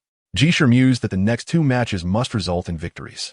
He was not referring to the upcoming FA Cup match. In the 3rd round of the FA Cup, Southampton drew a favorable opponent in Luton, a team that has fallen to the 5th tier of the league. Southampton harbored no concerns facing such a team, and Ji Shi would not deploy all of his key players in this encounter. His focus lay on the subsequent 2 league matches. Southampton's margin for error in accumulating points was becoming increasingly slim, and although cup competitions would divert their attention, they still needed to perform better in the league. In the first match after the new year, Southampton secured a comfortable victory, as Chamberlain, accompanied by a group of substitutes, led the team to a 2-0 triumph over Luton, advancing Southampton to the 4th round of the FA Cup. However, the fans of Southampton were largely indifferent to this achievement, considering that throughout this journey, they had not faced any Premier League teams, rendering their advancement to the 4th round somewhat lacking in prestige. Neither Ji Shi nor the Southampton supporters harbored any illusions of the team making significant strides in the FA Cup. Ji Shi felt that even if they secured the FA Cup, it would not be a cause for celebration, as the sole esteemed title in Southampton's history remains the FA Cup. Winning another FA Cup would not create history nor provide any extra accolades. Following the FA Cup match, Southampton encountered Exeter City, currently positioned 18th in the league. However, in comparison, Southampton had little to boast about, as their own ranking had also slipped to 14th, merely 4 places above their opponents. However, in the eyes of the fans from Southampton, this is merely a temporary ranking. We are normally positioned 10 places higher than them, which remains unproblematic. The final outcome of the match brought them great joy. Southampton triumphed over their adversaries with a score of 3-1 on home turf, securing another victory after 2 consecutive winless rounds. This once again affirmed that, despite their less-than-ideal form, their success rate against mid- to lower-tier teams remains remarkably high. Font started the match, yet it was evident that his synergy with Lovren was not fully developed. The sole goal conceded arose from a lapse between the two. My mistake. Font immediately began to reflect, inadvertently causing Lovren to feel somewhat embarrassed. This fellow has a commendable character. He is indeed worthy of further trust. Ji Shi mused internally. Although Font and Lovren exhibit somewhat similar technical attributes, their personalities diverge. Font is notably more composed and possesses exceptional tracking ability and positioning, while Lovren displays a bolder demeanor, excelling in his aggressive approach to winning the ball. If these two individuals were to collaborate effectively, Southampton's defense could ascend to a higher echelon. This acquisition appears to be a well-judged decision, Ji Shi contemplated inwardly. This victory has propelled Southampton back to 12th place with 33 points, while Huddersfield, currently ranked 6th, has amassed 42 points, a substantial 9-point lead over Southampton. The upcoming round of fixtures will see Southampton hosting Huddersfield, a match of great significance. Securing a win would narrow the gap to just 6 points. However, failing to do so would render the 9-point deficit exceedingly challenging to overcome. The mathematical assessments of football coaches often seem remarkable, yet the players of Southampton are inclined to believe in this notion. Most importantly, facing teams within the top 6. Harnessing victory serves to ignite their spirit and bolster their confidence. Huddersfield does not possess any particularly outstanding attributes. Rather, they excel in their cohesive offensive and defensive play. After 25 rounds, they have netted 48 goals, ranking 3rd in the league, trailing only Leeds and Norwich. Conversely, they have conceded 29 goals, placing 5th among the top 6. Their scoring is not reliant on a singularly exceptional forward, but is instead a collective effort, with no notably formidable player to speak of. Their defensive capabilities are also rather mediocre. Against such teams, exhibiting robust defensive prowess during the match could significantly diminish the opponent's chances of victory. By curbing their offensive maneuvers, flaws in their defense are likely to emerge. They are capable of achieving resounding victories, such as 7-1 or 6-0, yet they can equally succumb to lower-ranked teams with scores of 1-0 or 2-1. From this perspective, they appear to be even more extreme than the previous Southampton side. As a team of similar standing, Southampton should find it manageable to triumph over such opponents. For the Huddersfield fans, confidence in their team's away challenge against Southampton may be waning, yet they do not anticipate a catastrophic defeat. A draw or even a win is within the realm of possibility. After all, they currently maintain 6th place, and even without the 10-point deduction, Southampton's points are nearly equivalent, indicating that both teams operate on a similar competitive level. The outcome of the match, however, left everyone astounded. From the outset, both sides engaged in an all-out offensive battle. At this juncture, the situation remains quite typical, as both Southampton and Huddersfield exhibit a penchant for offensive play, leading to an engaging contest. However, after several minutes of entanglement, astute spectators can discern that while the frequency of attacks from both teams appears comparable, Southampton's offensive efforts consistently pose a significant threat. In contrast, although Huddersfield assaults may seem lively, they invariably struggle to directly challenge the goal defended by Davis. This is a perilous predicament. In other words, it is a situation where one possesses power, yet fails to reap the rewards. If this situation persists, defeat becomes almost inevitable. Indeed, the outcome has conformed to the expectations of the majority. In such relatively unrefined competitions, if one side finds itself at a disadvantage, orchestrating a comeback proves exceedingly challenging, as it necessitates either exceptional individual prowess or a collective resurgence. For a team in League One, achieving such a feat is daunting. After a series of relentless attacks, Southampton finally breached the opponent's defense. Although Huddersfield managed to mark Lambert effectively, the less conspicuous Giroud executed a textbook header, converting a cross from the fullback Mills into the net of Huddersfield. Following their lead, Southampton did not ease their offensive tempo. They remained steadfast in remembering the earlier counsel of their coach, which was to not be content with a 1 or 2 goal advantage, but to pursue relentless aggression. For the opposing side is quite capable of scoring as well. To settle for a slender lead might invite a successful counterattack from their rivals. With this thought in mind, the Southampton players began to relentlessly press forward, continuing their assault. In an instant, the players and supporters of Huddersfield were left utterly bewildered. They had not anticipated that Southampton would continue to play with such fervor even after taking the lead, leaving Huddersfield momentarily stunned. Although Huddersfield holds the distinction of being the first team in England to secure 3 consecutive top-flight league titles, their prolonged sojourn in lower leagues has regrettably led to a regression, rendering them akin to a lower-tier team. Their sluggishness has become a defining characteristic. Consequently, after enduring relentless pressure and fierce assault from Southampton, it took merely a few minutes for them to concede once more. Mkhitaryan, having repositioned to the flanks, received a pass from a teammate and, making a diagonal run towards the penalty area, skillfully drew enough attention before deftly delivering the ball to the edge of the penalty arc. There, Launa awaited, and without hesitation, unleashed a strike. The ball zipped along the ground, finding its way into the bottom corner of the net, 2-0. Only after falling 2 goals behind did Huddersfield awaken from their stupor, launching a fierce assault. Their offensive prowess is undeniably impressive. Otherwise, they would not rank second in the league for goals scored. Had it been the previous Southampton team, the likelihood of conceding would have been significantly higher given their less than stellar defense. Under Perry's tenure, the defense had been lackluster. At 37 years of age, his mobility and physicality were noticeably waning, often leaving him overwhelmed. However, now they have replaced him with Font, a 26-year-old defender whose caliber is considered top tier even in the Championship. With a wealth of experience, Font has cultivated a resilience and composure that have been forged through adversity. Huddersfield's offense now feels as though it has collided with an impenetrable wall. This sensation was not as apparent before, but now it stands out starkly. Each time Huddersfield penetrated the penalty area, their attempts were thwarted time and again. Font and Lovren took turns intercepting, both exhibiting exceptional skills in reading the trajectory of the ball, coupled with swift footwork and formidable interception abilities. They adeptly controlled aerial crosses, while ground passes were swiftly anticipated and intercepted.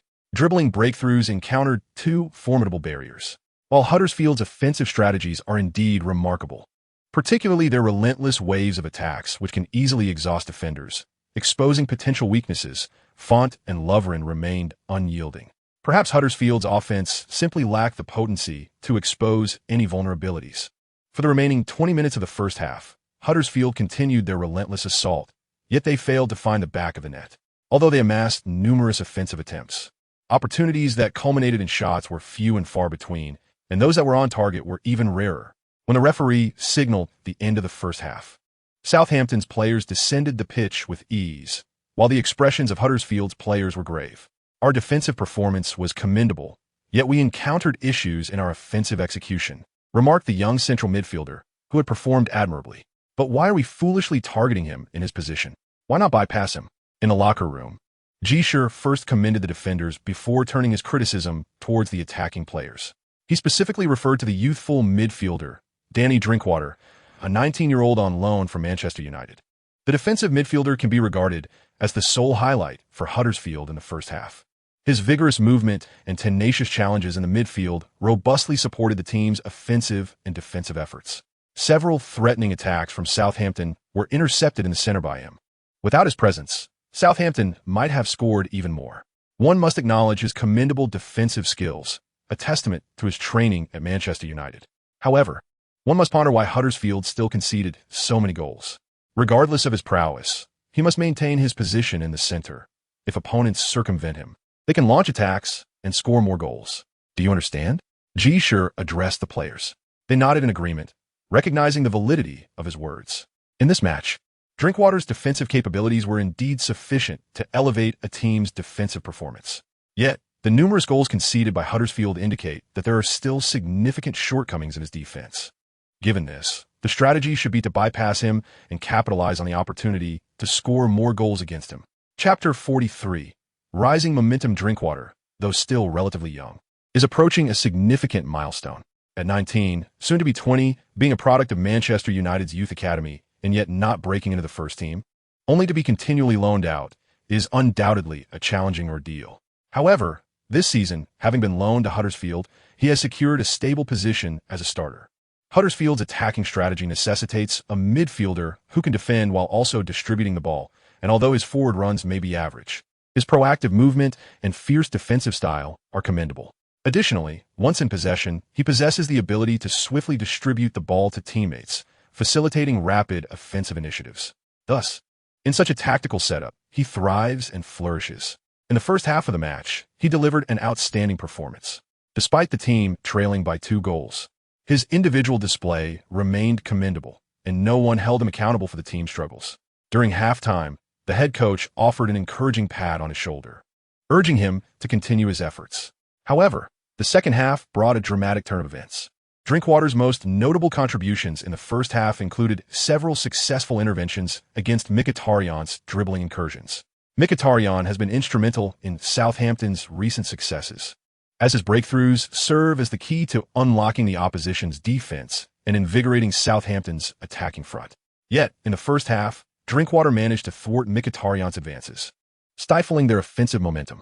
As the second half commenced, Mkhitaryan began frequently repositioning himself to the flanks to receive the ball, which posed a significant challenge for Drinkwater. He understood his defensive prowess was formidable in the central areas, but he felt somewhat clumsy on the wings. Moreover, as the sole defensive midfielder for Huddersfield, venturing to the flanks would inevitably leave the central defense vulnerable. Just as he hesitated, Mkhitaryan executed a brilliant breakthrough on the wing, delivering a precise pass into the center. Lambert, evading his marker, swiftly struck the ball into the net. 3-0. Southampton's lightning-fast assault at the start of the second half had further extended their lead. Ji Shi smiled and gave a thumbs up, fully confident in their victory. What was there to worry about? The offense had ignited, and the defense remained solid. The only lingering question was how many goals they could score. In the ensuing moments, Huddersfield continued to press forward, seemingly intent on salvaging some pride. However, Southampton offered no quarter to this seasoned team. Their defense remained impenetrable, with 2 towering center-backs consistently intercepting Huddersfield advances, followed by relentless counterattacks that bypassed midfield to unleash their forward players. The gaps in Huddersfield's backline widened, as Southampton's scoring opportunities multiplied. Drinkwater exerted himself on the pitch, but once Southampton maneuvered past his defensive zone, his impact diminished significantly. Despite his robust defensive abilities, he lacked coverage and forward thrust, merely possessing the capacity to distribute the ball, as Ben Ali remarked. Ji Shi nodded in agreement, noting that he and Schneiderlin complemented each other well. While Schneiderlin's tackling was slightly inferior, his lateral interception skills were notably superior, along with commendable passing and attacking instincts, allowing for effective synergy between them. Are you considering acquiring him? Wouldn't our midfield be rather youthful then? Ben Ali pondered aloud.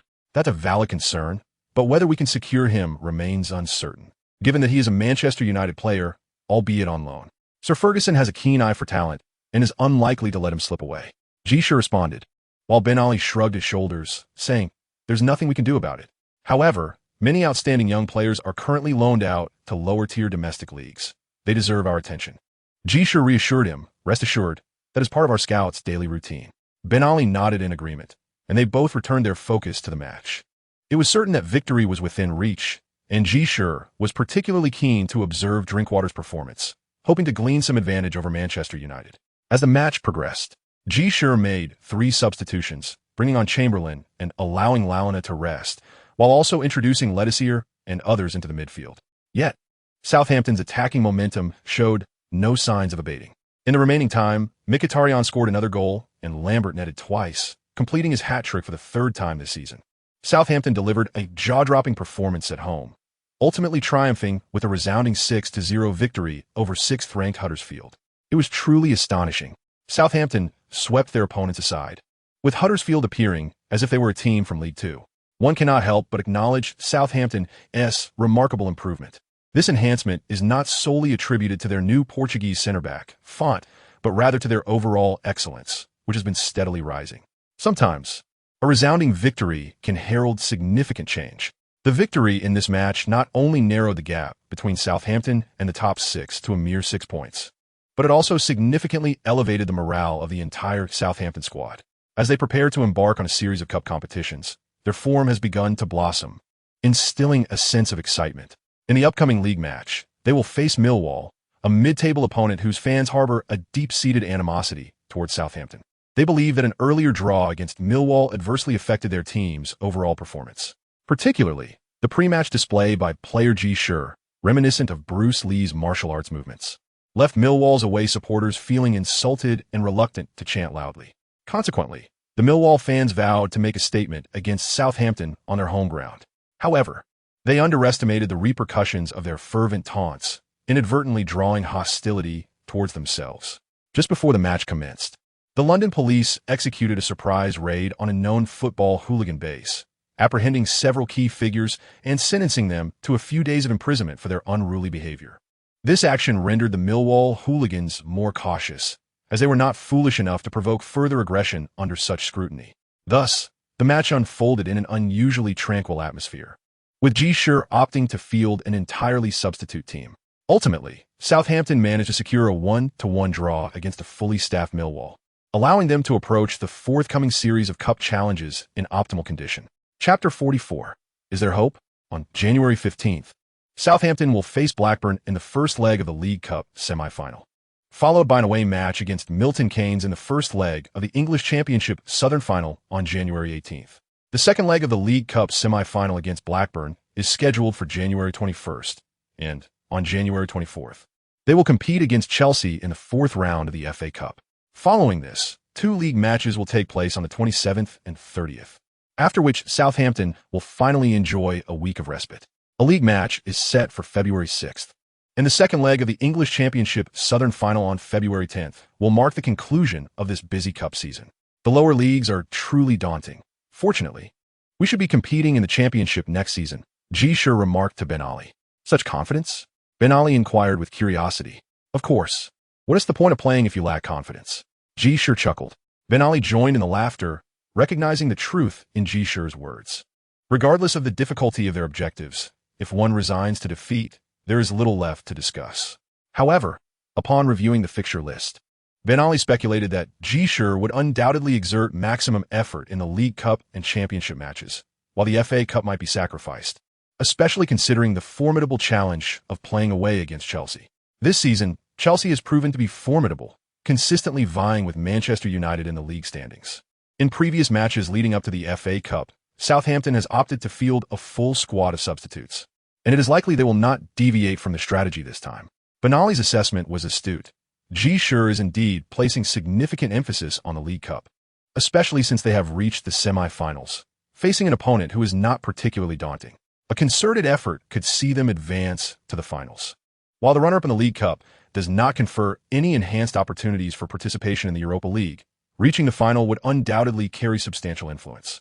The only source of regret for Ji Shi is that Southampton has previously secured the position of runner-up in the League Cup, a historical achievement that cannot be illuminated unless they attain the ultimate championship. Despite their fortunate encounters with mid to lower tier teams, it is important to remember that they are all Premier League clubs. No team from League One has ever triumphed in the League Cup after defeating 4 Premier League teams to reach the finals, with the exception of the remarkable feat achieved by Swindon Town in the 1968-69 season, when they claimed the League Cup as a third-tier team. Nonetheless, should Southampton reach the League Cup final, they will become only the second third-tier team in the entire history of the competition to accomplish such a feat. Such a prestigious honor must certainly be ardently pursued. Even if there are no additional accolades to be gained, enhancing the reputation of Southampton is commendable in itself. Blackburn's performance this season has been rather lackluster. Having played 21 matches in the Premier League thus far, they've secured 5 victories, drawn 6, and suffered 10 defeats, placing them 15th in the standings, with a mere 2-point cushion above the relegation zone. While the situation has not yet reached a critical juncture, diverting attention to the League Cup seems to impose an undue burden. Nevertheless, having reached the semi-finals of the League Cup, Blackburn has no compelling reason to relinquish their pursuit. This year, Blackburn's offensive and defensive capabilities have been unimpressive, particularly their defense. Chelsea has scored 5 goals against them, Arsenal 6, and Manchester City 4. Averaging just 1 goal scored per match while conceding nearly 2, statistics that are decidedly mediocre. Their goalkeeper is the former England international Robinson, whose performance is well known for frequent blunders, with mishandlings being a common occurrence. The primary defender, The versatile Frenchman Chimbonda excels on the flanks, yet he has been deployed as a central defender at Blackburn, which perhaps elucidates the unreliability of their defensive line. As for their attack, it primarily relies on the South African forward McCarthy and the Senegalese striker Diouf. Once celebrated players in their prime, these African forwards have now aged and can only be considered as contributing remnants in Blackburn's current setup. This is indeed a characteristic of Blackburn, one of the two renowned havens for aging players in the Premier League, alongside Bolton. In the past, when the infamous duo from Manchester United found themselves sidelined, they gathered at Blackburn. Even if we were to clash strength for strength, victory would still be within our grasp. However, I possess a more cunning strategy, Ji remarked to Ben Ali. You wouldn't suggest that we play with fewer than 7 on the pitch, would you? Ben Ali recalled a Hong Kong film he had once watched, Shaolin Soccer. Certainly not. But you mentioned a defensive counterattack, and I wonder if it holds any merit, Ji replied. Ben Ali was momentarily taken aback. The notion of Southampton adopting a defensive counterattack seemed as absurd as the elder brother hearing a suggestion about Shaolin Kung Fu combined with singing and dancing. I have been contemplating this myself. While we may lack blistering speed up front, Blackburn's defense is notoriously sluggish. With Giroud facilitating play, Lambert making runs, and the long passes from Lalana and Schneiderlin, Mkhitaryan could also exploit openings with his dribbling. Why shouldn't we succeed in a defensive counterattack? Previously, our central defenders had vulnerabilities, but now, with Font and Lovren partnering, we can truly anticipate a strong performance. Initially dismissing the idea as nonsensical, Ben Ali began to feel that there was indeed some merit to it. Former stars like McCarthy and Diouf, despite their advancing years, still possessed commendable technical skills and impact abilities. Given ample space, they could easily break free. Conversely, if we reverted to a defensive stance, Diouf and McCarthy might find themselves battered against the towering figures of Font and Lovren. In an expansive game, Diouf and McCarthy would have the advantage, while in a defensive setup, Font and Lovren would hold the upper hand. Blackburn's strengths primarily lay in the formidable abilities of these two forwards. Thus, a defensive counterattack could effectively stifle their offensive efforts. This necessitated a thoughtful adjustment of the player's mindset during training, Ben Ali mused. After contemplating this, he spoke up. Ji nodded in appreciation. Though Ben Ali's overall skills were average, he possessed a remarkable ability to grasp Ji's intentions and implement them. For Ji, having such a resourceful assistant coach was a rare blessing. Francis, I wonder how I would manage without you, Ji said, half in jest. Don't mention it, came the reply. Benelli chuckled. Chapter 45. Will the approach to the match change? Employing a counter-attacking strategy against Blackburn has indeed reached an apex in terms of tactical surprise. If the performances of Southampton in the previous 2 rounds didn't raise any alarms among the Premier League teams, then reaching the semi-finals should compel other teams to thoroughly assess Southampton's capabilities. Otherwise, it would suggest a lack of discernment on their part. Although Blackburn is currently striving for relegation survival, the league season remains lengthy, and they are expected to perform admirably in the League Cup semi-finals as well. Their manager, the seasoned Sam Allardyce, has navigated the Premier League for many years. While he may not have managed any top-tier teams, his presence is well known among mid-table clubs, and he certainly will not underestimate the match against Southampton. He has meticulously analyzed Southampton's recent games and is acutely aware that they are a team with formidable attacking prowess, complemented by commendable defense. The two central defenders exhibit strong one-on-one skills and effective positioning, at least in Allardyce's view. If this Southampton squad were to compete in the Premier League, their chances of avoiding relegation will be quite promising. They possess numerous outstanding players. However, the only concern lies in the youthfulness of many team members, resulting in a lack of experience. Nevertheless, with the addition of a few seasoned veterans with Premier League experience, they could indeed hold their own in the top tier. This team should not be underestimated as merely a League One side. This encapsulates Allardyce's perspective. However, given Southampton's impressive offensive prowess, a counterattack was inevitable. Although Blackburn boasts a plethora of seasoned veterans, as long as space is afforded, players like McCarthy and Diouf, known for their formidable striking capabilities, will invariably seize numerous opportunities. Hence, Allardyce believes that in a standard match, when it comes to an offensive showdown, Blackburn should not be outmatched by Southampton. This sentiment resonates not only with him, but also throughout the ranks of Blackburn. Thus, at Ewood Park, they played for 10 minutes before realizing something was amiss. What fierce offense from Southampton!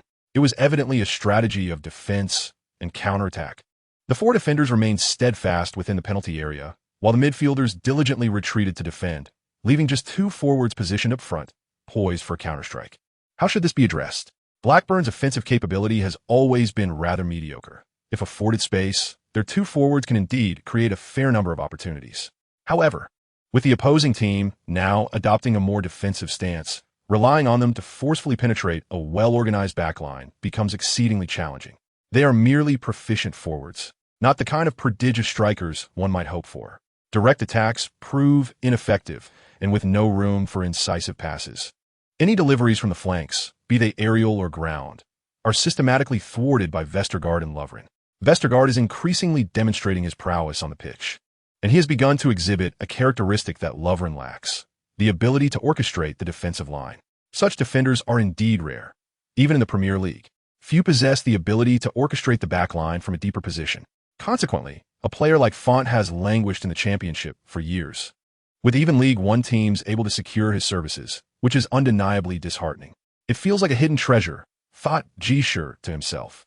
While Southampton's defensive prowess may not yet be an exceptionally high standard, it is well suited to contend with a team like Blackburn, whose attacking capabilities are inherently limited. Throughout the entirety of the first half, Blackburn exhausted all their efforts but failed to find the back of the net.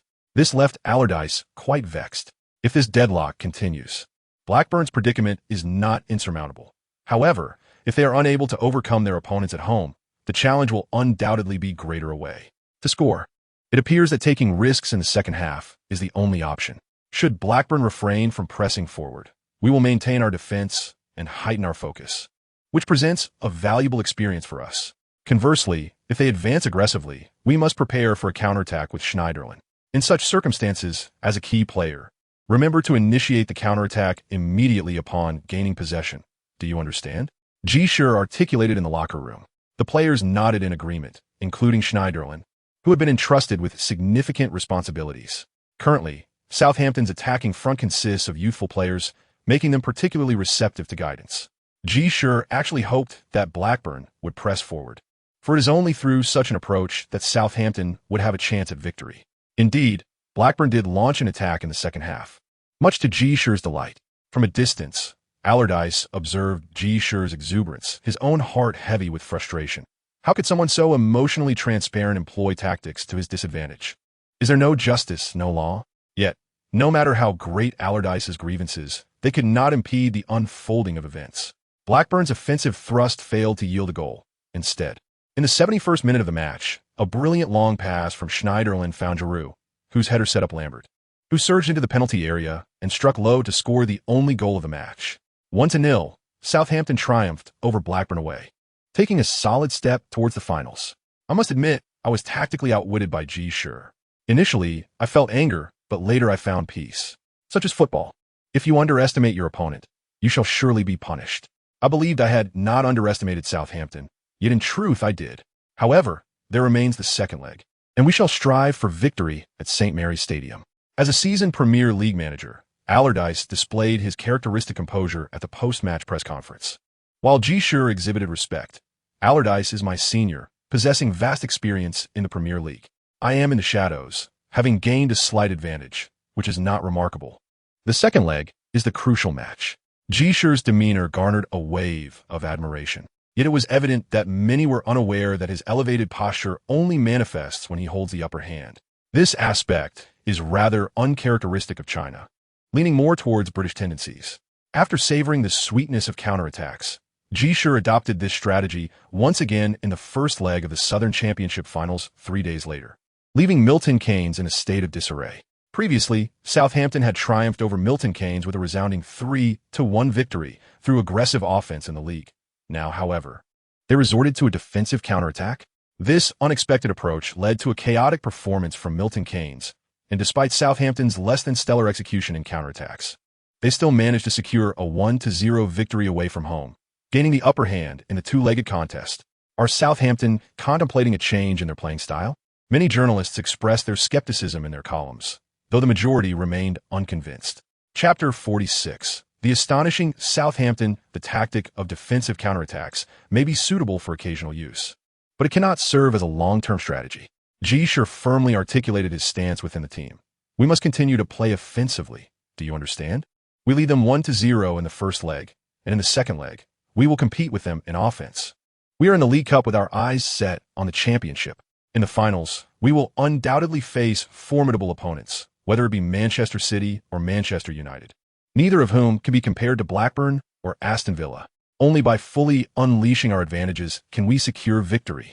Ji Shi's timely clarification was of utmost importance. Once players waver in their understanding of tactics, mishaps are likely to occur, especially considering the youthfulness of Southampton's squad, which makes them more susceptible to fluctuations in confidence. The previous match's defensive counterattack was intended to provide us with a tactical edge in this game. Now, on our home ground, we must showcase our capabilities. Do you understand? Let our offense convey to them that even if we are still in League One, our attacking prowess is capable of standing firm in the Premier League. Ji Shi's words ignited a fervor among Southampton's players, particularly those in the forward positions. Lambert emerged from the lower leagues. Lalana was nurtured through Southampton's youth academy. Giroud was an obscure player from League Two, and Mkhitaryan came from smaller league. In other words, they had all endured humble beginnings and were eager to demonstrate their capabilities in the top tier. Nothing could inspire them more than such a rallying cry. With immense determination, the players of Southampton took to the pitch. Likewise, the Blackburn players emerged with equal zeal, having secured a 2-0 victory over Fulham in their weekend match, momentarily alleviating any relegation concerns, thus elevating their spirits for this encounter. Of course, both teams fielded their key players over the weekend, ensuring comparable fitness levels and minimizing any potential issues. Once afforded ample space, Blackburn's two forwards swiftly began to showcase their prowess. Diouf, upon receiving the ball, forcefully broke through Lovren's defense. Although Lovren valiantly chased him down, he was unable to catch up, and Font's lateral movement to cover was futile as Diouf delivered a pass to the advancing McCarthy, who effortlessly converted a one-on-one opportunity, coolly slotting the ball into the near corner. Just 6 minutes into the match, Blackburn had equalized the aggregate score.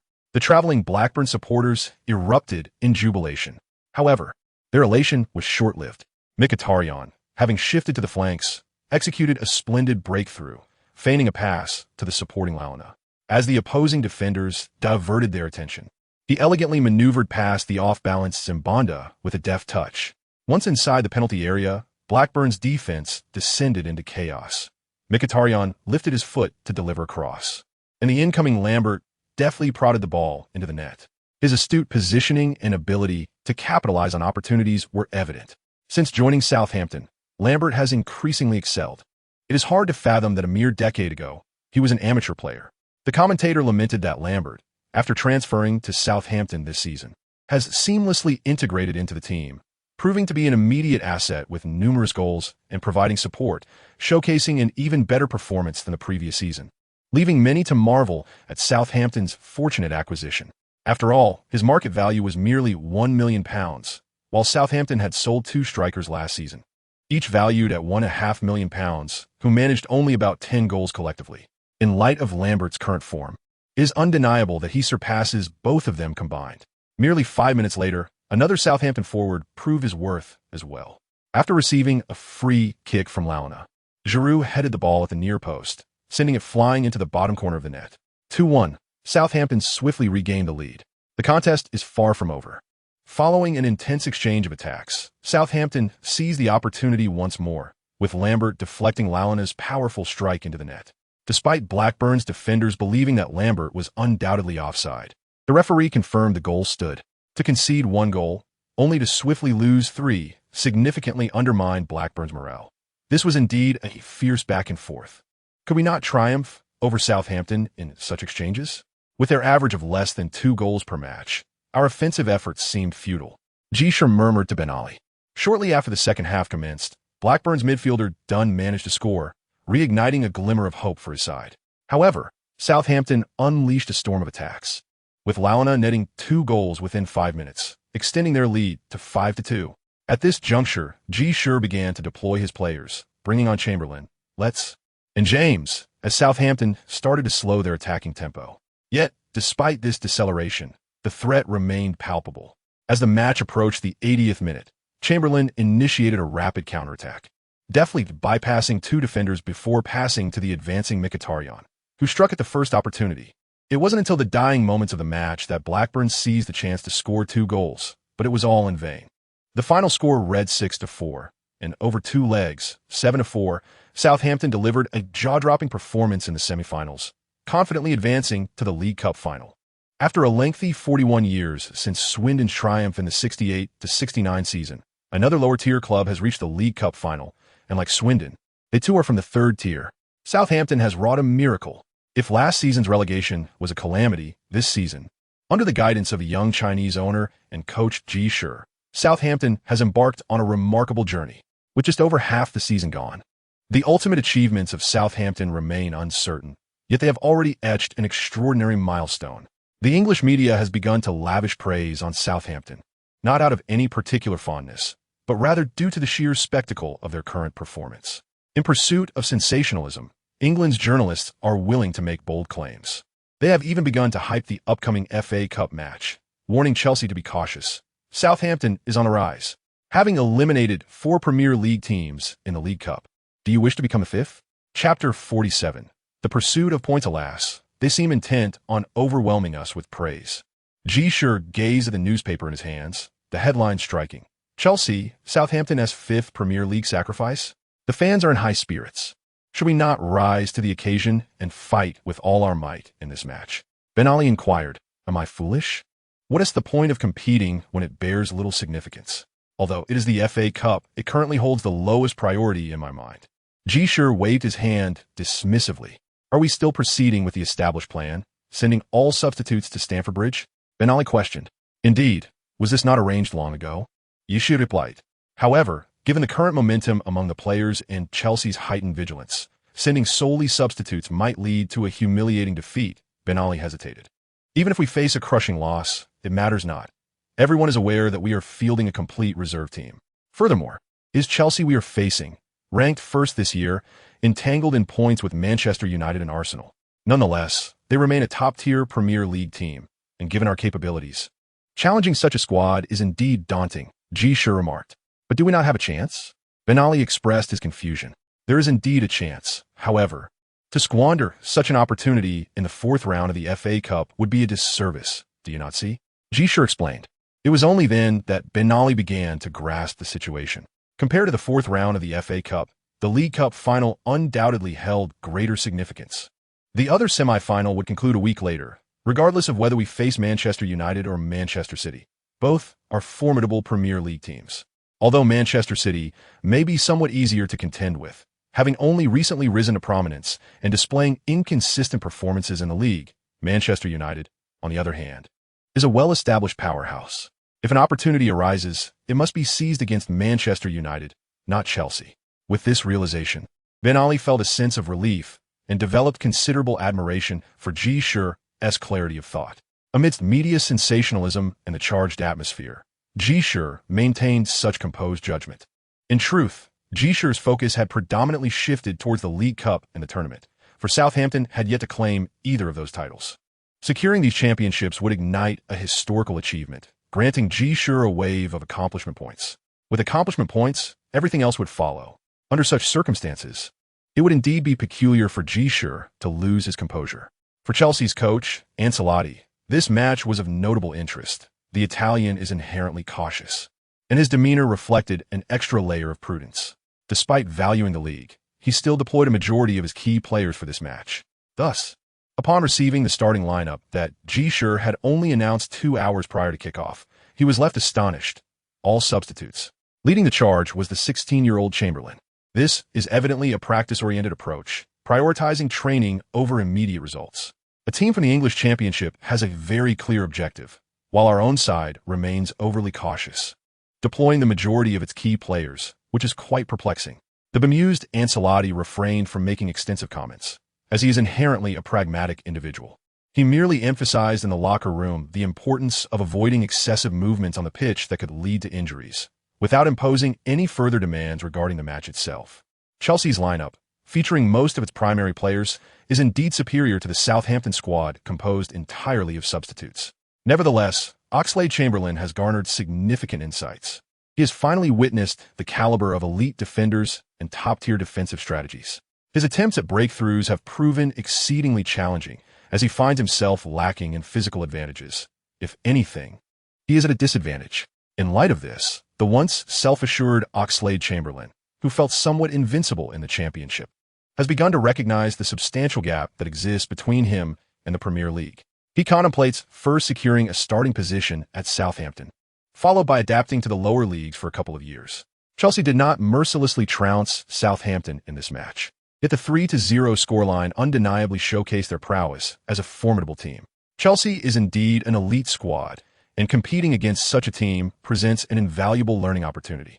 As for the substitutes, my players do not distinguish between substitutes and starters. They're all integral members of the team. After the match, Ji Shi remained tight-lipped during the press conference, steadfastly refusing to admit that he was conserving strength for the upcoming league matches. The reporters were left in a state of helplessness, unable to coerce Ji Shi into acknowledging his intentions. Southampton supporters, in truth, have little to complain about, considering the team currently ranks 11th, with an 8-point gap widening between them and 6th place Huddersfield. With 19 rounds remaining in the league, every point is crucial, and carelessness cannot be afforded. The respite of this past week has proven to be immensely beneficial for Southampton. The restoration of the players' stamina has enabled them to achieve consecutive victories in the forthcoming 2 league matches. They first triumphed at home with a score of 2-1 against the 5th-ranked Swindon, followed by a commanding 3-0 win at home against the bottom-placed Stockport. Both adversaries showcased commendable performances. Swindon is still in contention for a top 2 finish, displaying considerable resilience, while Stockport is vigorously fighting to avoid relegation. Had Southampton's main squad exerted themselves for 90 minutes against Chelsea prior to these matches, they might have struggled to secure even one victory. Following these 2 wins, Southampton enjoyed a week of rest before returning to the pitch with renewed vigor, where they achieved a 3-1 victory against Exeter City, marking their 3rd consecutive win. Faced with a Southampton side brimming with confidence, their opponents in the southern final of the English Championship, Milton Keynes, displayed a distinct lack of spirit, succumbing to a 3-1 defeat after only a brief struggle in the second leg. The loss was indeed disheartening. 2 cup competitions lie ahead, both culminating in finals. The League Cup final is scheduled for February 28th against Manchester United, while the Championship final will take place on March 28th, where they will face Carlisle United, a team that triumphed over Leeds United in the Northern Final via penalty shootout. Carlisle, currently mid-table in League One, previously held Southampton to a 1-1 draw, indicating a respectable level of capability, though their victory over Leeds was somewhat unexpected. Moreover, with Southampton's elimination from the FA Cup by Chelsea, the team can now concentrate the majority of their efforts on the league. Before the League Cup final, there are 4 additional matches to contend with. Every point gained will be crucial. Ji Shi, on the training ground, is rallying his teammates, as Southampton currently sits 9th in the standings with 46 points, trailing behind Milton Keynes, Huddersfield, and Millwall, all opponents vying for the remaining spots in the top 6. Accumulating points before the League Cup commences is undoubtedly of paramount importance. Chapter 48. Ferguson's focus in the subsequent period, Southampton indeed embarked on a remarkable winning streak. In the 31st round, they triumphed over Hartlepool at home with a score of 3-2. During the 32nd round, facing the second-placed Norwich away, Southampton executed a flawless performance, expertly neutralizing Norwich's offensive efforts. They capitalized on 2 set pieces, with each of their towering forwards scoring a goal, ultimately defeating Norwich 2-0. In the 33rd round, while visiting mid-table Walsall, Southampton engaged in an exhilarating goal fest, sweeping their opponents away with a resounding 5-0 victory. It was not until the 34th round, while preparing for the League Cup final, that Southampton fielded a significant number of substitutes, resulting in a goalless draw against relegation-threatened Wycombe, thereby bringing their 6-match winning streak to an end. Nevertheless, the supporters of Southampton harbored no grievances following this impressive run of results. The team had firmly established itself in 8th place, amassing 56 points, which placed them a commendable 4 points ahead of Milton Keynes. Most importantly, they trailed 7th-placed Huddersfield by a mere 2 points and 6th-placed Millwall by only 5 points. Although the gap remained substantial, with 12 rounds left in the league, the prospect of breaking into the top 6 remained bright, given that they had managed to achieve this from a 10-point deficit at the beginning of the season. What grievances could the Southampton fans possibly have? Their sole regret lay in the stipulation that, even if the League Cup champion secured a place in the Champions League, the runner-up would not automatically qualify for the Europa League. Only the FA Cup runner-up would receive such an opportunity. However, this was of little concern to Ji Shi, who had always aspired solely for victory in the final, rather than settling for second place, which offered little in terms of accolades. Manchester United represented a formidable adversary. There's no doubt about it. In the previous 2 seasons, they reached the Champions League finals consecutively, triumphing over Chelsea and succumbing to Barcelona. This season, they have already advanced to the knockout stage of the Champions League, while in the Premier League, they are locked in a fierce struggle with Chelsea. Sir Alex Ferguson, who just celebrated his 68th birthday 3 months ago, continues to thrive, showing no signs of aging. This season, Manchester United's lineup appears somewhat less formidable. Nevertheless, they consistently demonstrate remarkable strength. For instance, prior to the commencement of this season, they bid farewell to Cristiano Ronaldo, yet Sir Alex Ferguson refrained from acquiring any high-profile players. The most substantial expenditure was allocated to the Ecuadorian winger, Antonio Valencia, while only the former England captain, Michael Owen, was brought in on a free transfer. With such limited investment, had it not been for Ferguson's leadership, the team would undoubtedly have been met with skepticism. However, Manchester United's performance has been commendable, with Wayne Rooney now elevated to a primary forward role, scoring repeatedly. This prompts reflection on how Sir Alex, in his quest to optimize Cristiano Ronaldo's contributions, seemingly compromised Rooney's offensive prowess. Ferguson has never directly addressed this matter. As for the question of whether any team has managed to defend the League Cup since the inception of the Premier League, I am uncertain. However, we shall endeavor to retain our title, for Manchester United has an insatiable appetite for championships, Ferguson remarked with a smile during an interview. It is indeed peculiar that prior to the establishment of the Premier League, while few teams achieved consecutive victories in the League Cup, there were notable instances, such as Liverpool's remarkable 4 consecutive titles and Nottingham Forest's 2 title defenses. Yet, nearly 2 decades into the Premier League's existence, no team has succeeded in defending the League Cup, which is truly baffling. The greatness of a team like Manchester United is self-evident, as is the brilliance of Sir Alex Ferguson. However, upon reaching the final, we shall strive earnestly for victory. As for replicating the miracle of Swindon, I certainly hope for such an outcome. Yet, even if we fall short, there is no reason for regret, was the response from the interviewee. Upon hearing those words, Ferguson, although not so shallow as to be elated by the flattery of a young coach, nonetheless found a kernel of truth in the lad's assertions. He had observed Southampton's recent matches, particularly their remarkable feat of eliminating 5 Premier League teams in succession during the League Cup. The evidence of their prowess was apparent.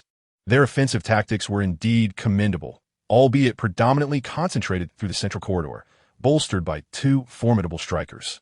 The midfield boasted players adept in probing runs, precise passing, and incisive breakthroughs, each showcasing distinct talents.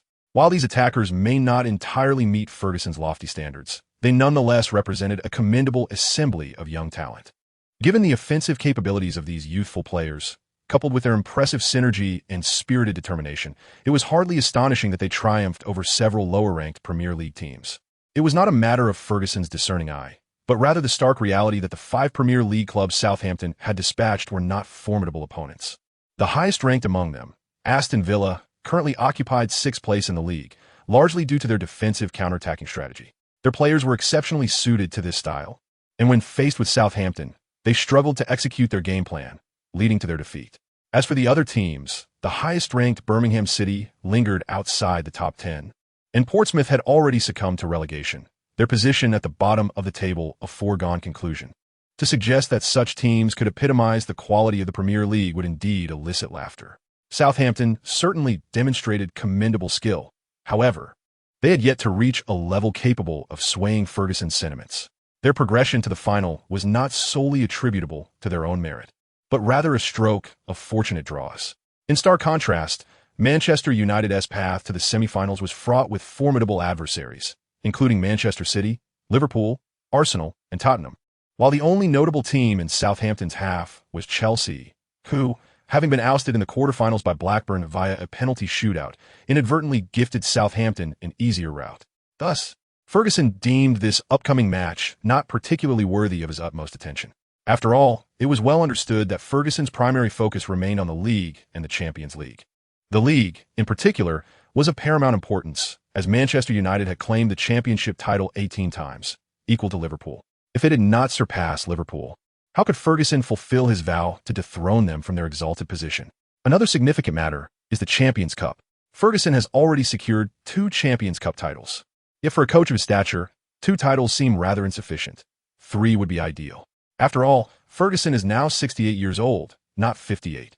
And at this uncertain juncture before retirement, he must concentrate more on the league and the Champions Cup. Even the FA Cup has become secondary, let alone the League Cup. Chapter 49. A must-win. Ferguson cannot afford to focus all his attention on this final. Currently, they are embroiled in a fierce contest with Chelsea and Arsenal in the league, and the Champions Cup is about to commence. Consequently, they will not exert their utmost in this match. This is our only opportunity, Ji Shi remarked to Ben Ali. It is hard to imagine a coach of Ferguson's caliber making a mistake in a final. Ben Ali shook his head. Ferguson is human. As such, he is bound to have his oversights. Moreover, to be frank, Manchester United's overall performance has declined this year. The departure of Cristiano Ronaldo has deprived them of their most critical attacking force. While Rooney's advancement to the front line can compensate for such a loss, who can replace Rooney's ability to orchestrate play from deeper positions? Owen? Perhaps 5 years ago, but the Owen of today is no longer the player he once was. Ji Shi replied. Their goalkeeper, too, Ben Ali pondered. Indeed, Van der Sar has been sidelined for an extended period.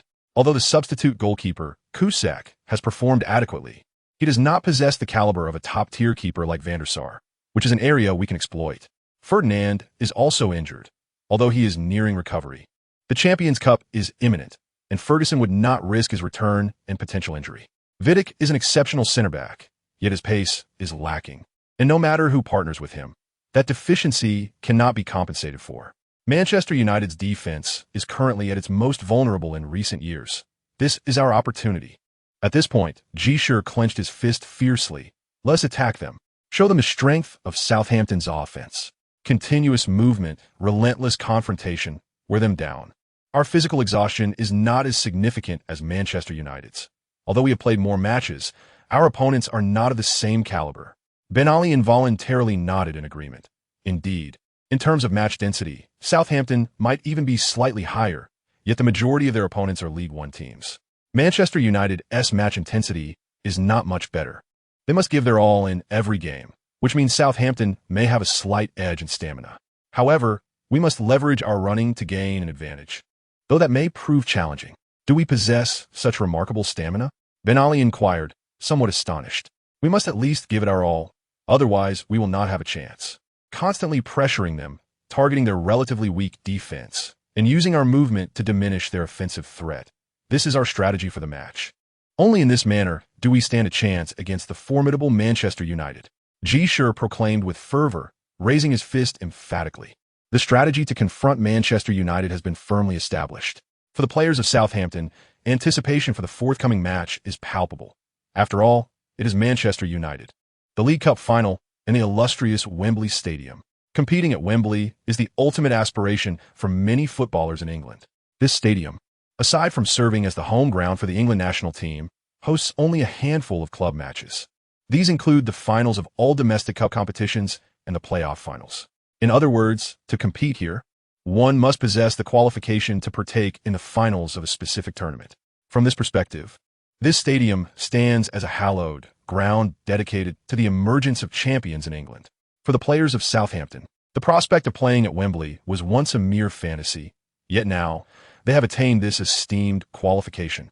This left many individuals so exhilarated that they spent an entire night in sleepless anticipation. Fortunately, Ji Shi was aware of this and arrived in London 2 days early, securing a hotel for them to properly recuperate. Otherwise, they would have surely lost, even before the match began. After receiving a stern reprimand from Ji Shi, the players dutifully engaged in restorative training and ensured ample rest the day before the game. The following day, they appeared before Ji Shi, invigorated and ready. Seeing you in this state brings me a measure of relief. You won't falter during the match and will not succumb to frustration and defeat, Ji Shi remarked. The players exchanged embarrassed smiles. Yesterday's demeanor was truly disgraceful. However, once you become players in the Premier League, you'll have numerous opportunities to visit London each year. For now, focus your minds and contemplate the match, Ji Shi continued. His calm demeanor gradually instilled a sense of composure in the players. Indeed, they had merely reached the finals. A formidable opponent like Manchester United still lay ahead. They were all acutely aware of Manchester United's formidable reputation. Yet at this moment, their sole focus was on vanquishing Manchester United to claim their first national championship in their careers. Although the League Cup may seem the least significant among England's premier competitions, Overshadowed by the league and the FA Cup, it remains an esteemed tournament in which the nation's elite teams participate, a true mark of honor. Winning the championship would secure a place in the UEFA Europa League for the upcoming season. Consider Southampton, often deemed an underdog, where players from lower leagues find the top leagues nearly unattainable, let alone European competitions. Whether it be Giroud, Lambert, Mkhitaryan, or Lalana, their yearning for European competition has always burned brightly within them. Now, this opportunity has finally presented itself. In truth, Ji Shi felt a surge of excitement as well. This is yet another opportunity for him to soar. In the coaching realm, he remains a novice. However, the presence of a champion alongside him alters the landscape entirely. Although countless champions emerge each year within the vast coaching industry, the number of coaches who can boast a championship title remains limited. Take, for instance, Allardyce, who previously faced off against Ji Shi. Big Sam, now 56 years old, began his coaching career in 1994, yet after 15 years, he has yet to claim any significant championship. He is considered one of the elite coaches at the pinnacle of English football, having long managed Premier League teams.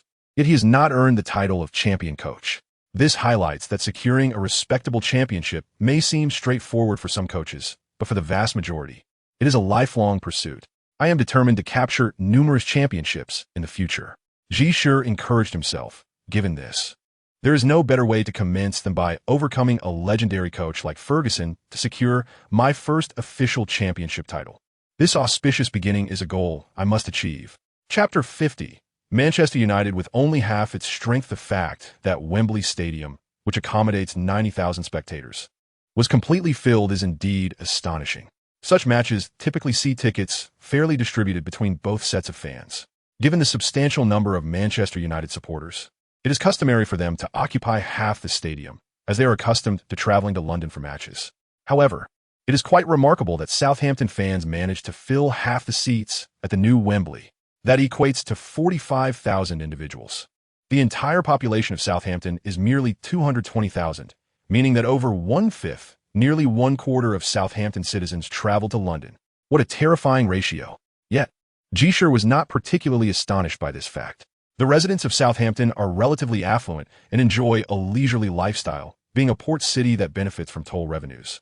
Thus, despite the population being merely 220,000, it is entirely reasonable for us to fill a stadium of 40,000 to 50,000 if our performance is commendable.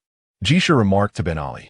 Indeed, Borussia Dortmund has a population of just over 500,000, which is only slightly more than double ours. However, their domestic matches are consistently sold out in a stadium that accommodates 83,000.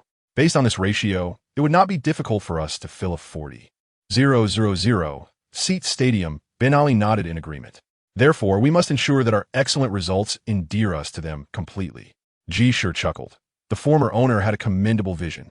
Even a 50,000 seat stadium could be filled by the people of Southampton. But unfortunately, he focused solely on commercial aspects and neglected the competitiveness of the team.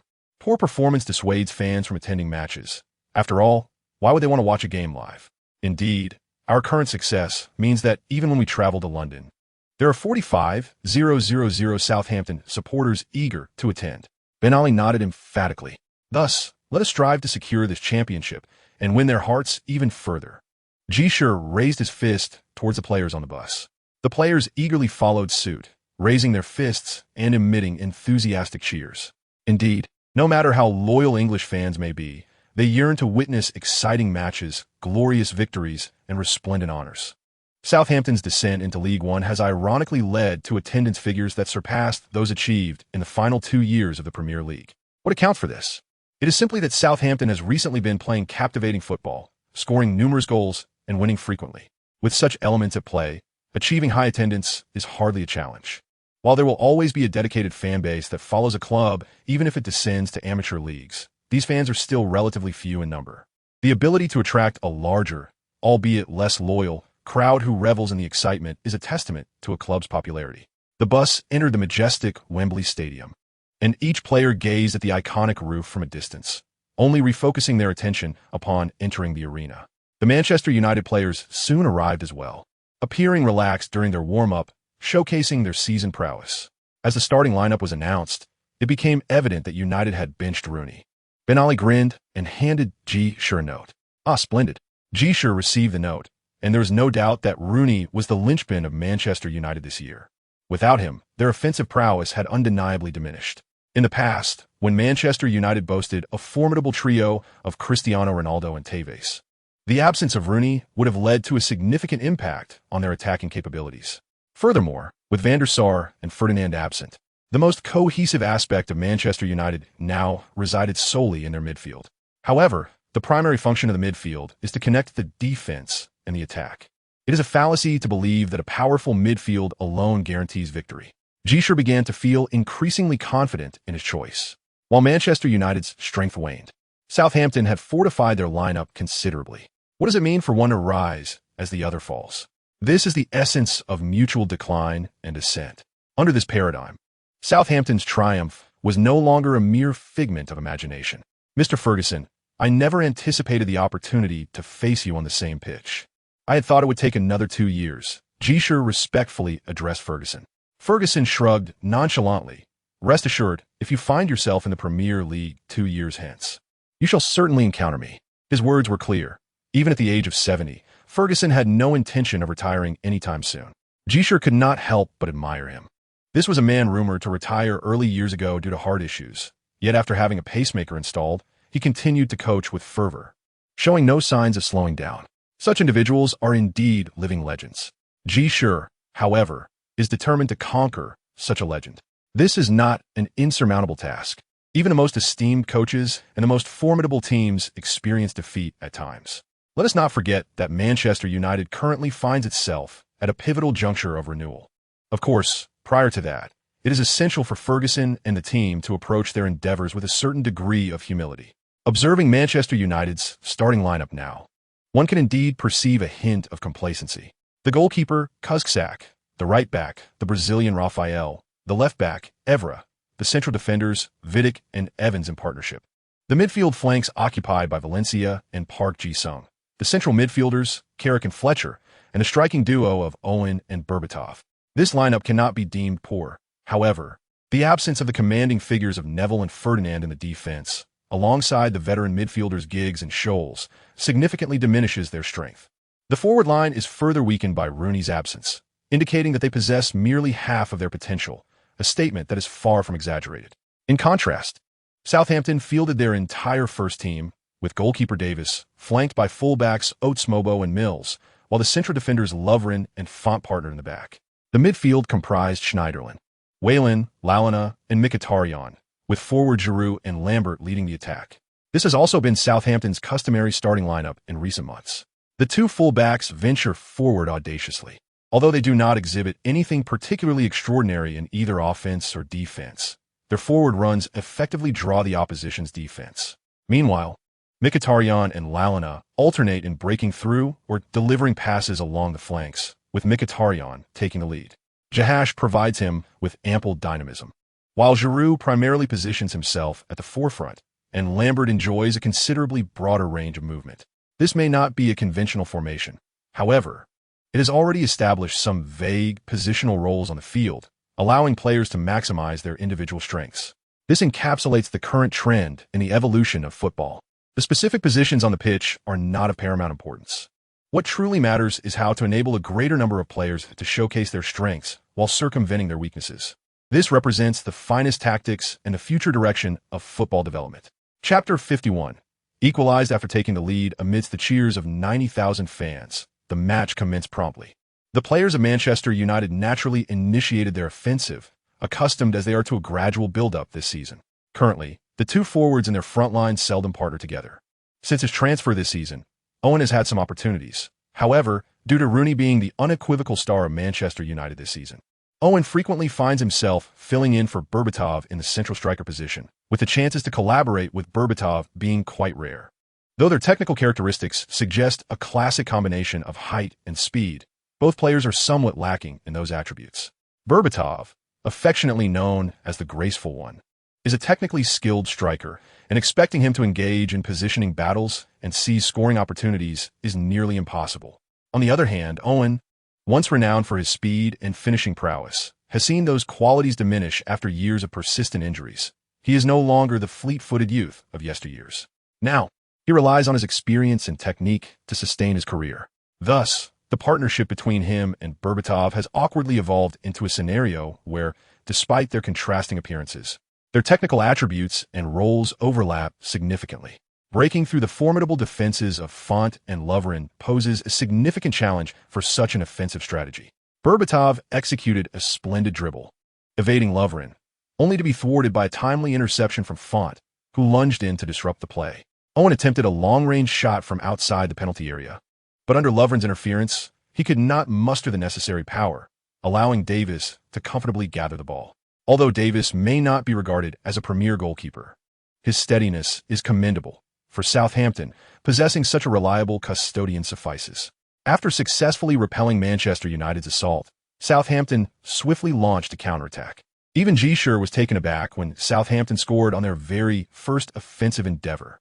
Following a series of precise passes, the ball found its way to Launa's feet. It was evident that Manchester United's defense had not fully grasped Launa's attributes, granting him a degree of space to receive the ball. With a deft touch, Launa delivered a pass to the edge of the penalty area. The repositioned Mkhitaryan received the ball and quickly surged into the box. Iuda, who had just advanced to support the attack, had yet to return, prompting Vidic to hurry back into position. Confronted by Vidic's approach, Mkhitaryan recalled Ji Shi's pre-match advice. Although Vidic is a top-notch center-back, his turning and reaction times are somewhat sluggish. If he were to close in without additional defensive support, Mkhitaryan could boldly maneuver past him. With that in mind, Mkhitaryan propelled himself forward with the ball. This caught Vidic somewhat off guard, for given his esteemed reputation, one would expect opponents to judiciously assess their capabilities before attempting to confront him head-on. Few dare to do so. Yet, Mkhitaryan boldly took that step. His footwork was exquisite, and his feints remarkably convincing. After enticing Vidic to shift his weight, he swiftly nudged the ball laterally, evading his defense, and then surged past him from the opposite flank. Only then did Vidic realize what had transpired.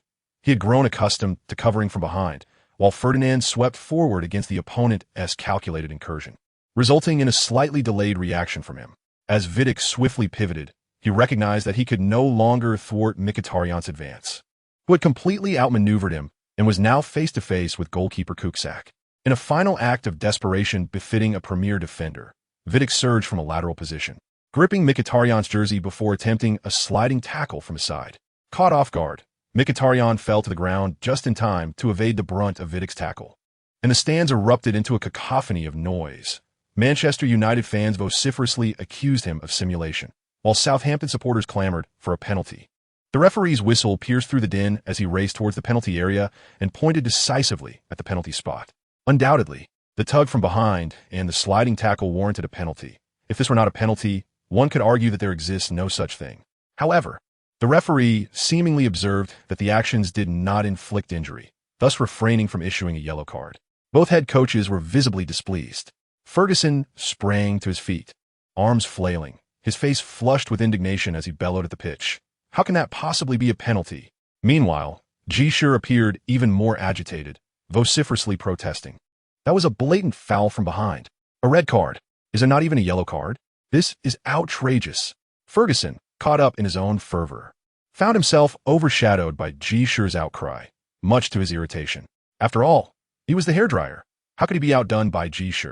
Yet, it was evident that the referee paid no heed to the theatrical displays of the two coaches.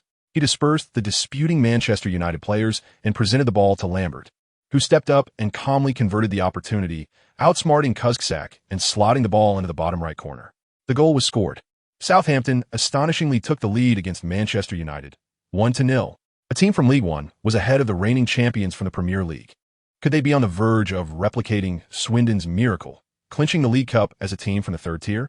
When Swindon won the League Cup, only the FA Cup champions were permitted to compete in the European Winners' Cup, thus preventing Swindon from representing a lower division in European competition. Yet now, Southampton seemed to have such an opportunity. The last time a lower league team participated in European competition dates back to the 2003-2004 season when Alemannia Aachen, a second division team, reached the DFB Pokal final, only to lose to Werder Bremen. However, as Bremen qualified for the Champions League, Aachen was granted a place in the next season's UEFA Cup, where they advanced to the round of 16. Could Southampton seize a similar chance? Numerous commentators began to exclaim with enthusiasm, recognizing the novelty of the situation, and they were eager to reiterate it. However, Manchester United would not relinquish their championship title easily. They swiftly launched a fierce offensive, while Southampton tirelessly ran and intercepted, engaging in a back-and-forth battle with United. Instead of retreating after taking the lead, Southampton continued to press forward, demonstrating commendable bravery. Yet to many observers, this strategy appeared rather foolish, as it exposed significant vulnerabilities in their defense. Despite Rooney's absence, both Owen and Berbatov were formidable strikers, capable of scoring if given space. In the 16th minute, Berbatov unexpectedly displayed tenacity in the final third, intercepting the ball from Mills, who was caught in possession. Following his steal, Berbatov surged into the penalty area, and Font's attempt to challenge resulted in a deflection that fell to Owen's feet. Seizing the moment before Lovren could recover, Owen swiftly shot, leveling the score for Manchester United. Chapter 52. Southampton's unexpected advantage after equalizing the score. Manchester United did not relent in their pursuit, although fortune seemed to elude them during the match, as they squandered two opportunities to score after leveling the game. The industrious Owen unfortunately twisted his knee during a run in the 38th minute and was replaced by Rooney.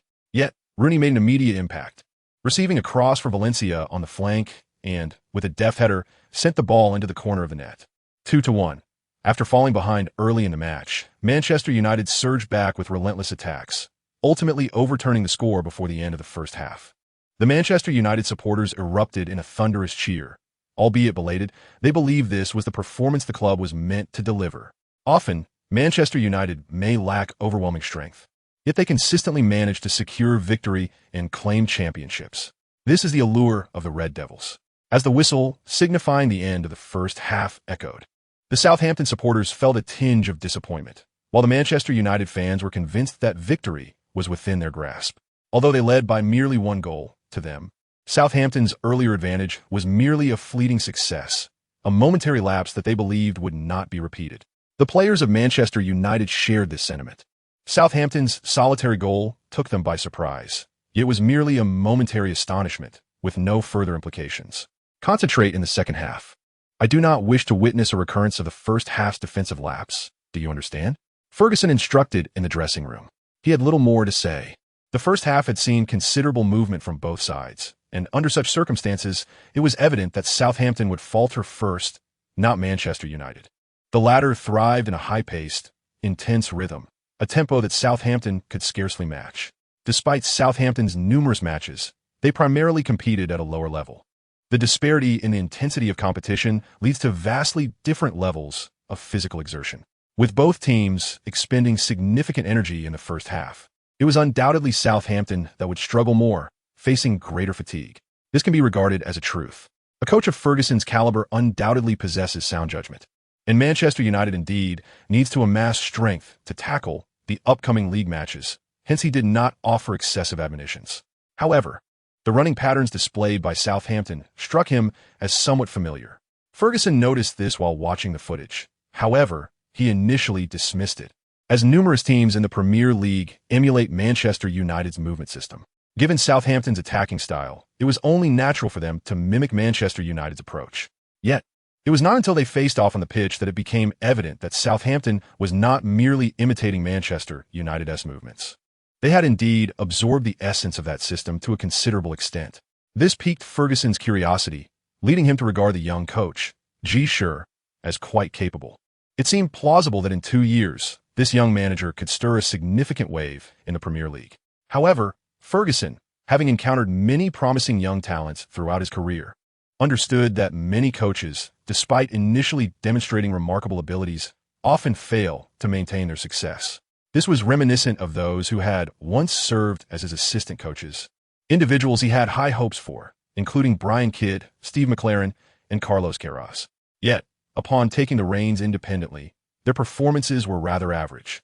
Thus, Ferguson merely sighed inwardly, not dwelling on the matter further. In the first half of the match, their performance was commendable, significantly draining the opponent's stamina.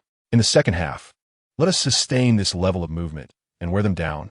Their midfield and defense are already burdened, With increased fatigue, they shall surely reveal more vulnerabilities. Do you understand?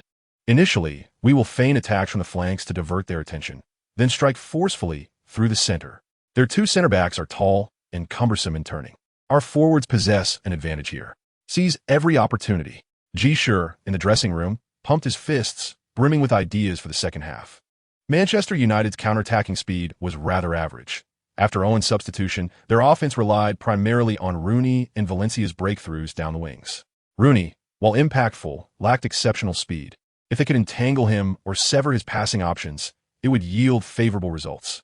The players, however, hesitated. They were acutely aware of their own stamina.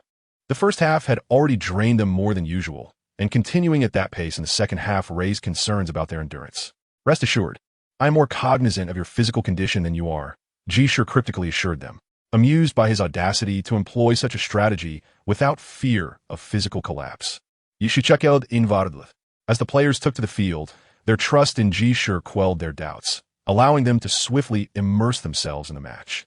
Shortly after the second half commenced, Ferguson furrowed his brow.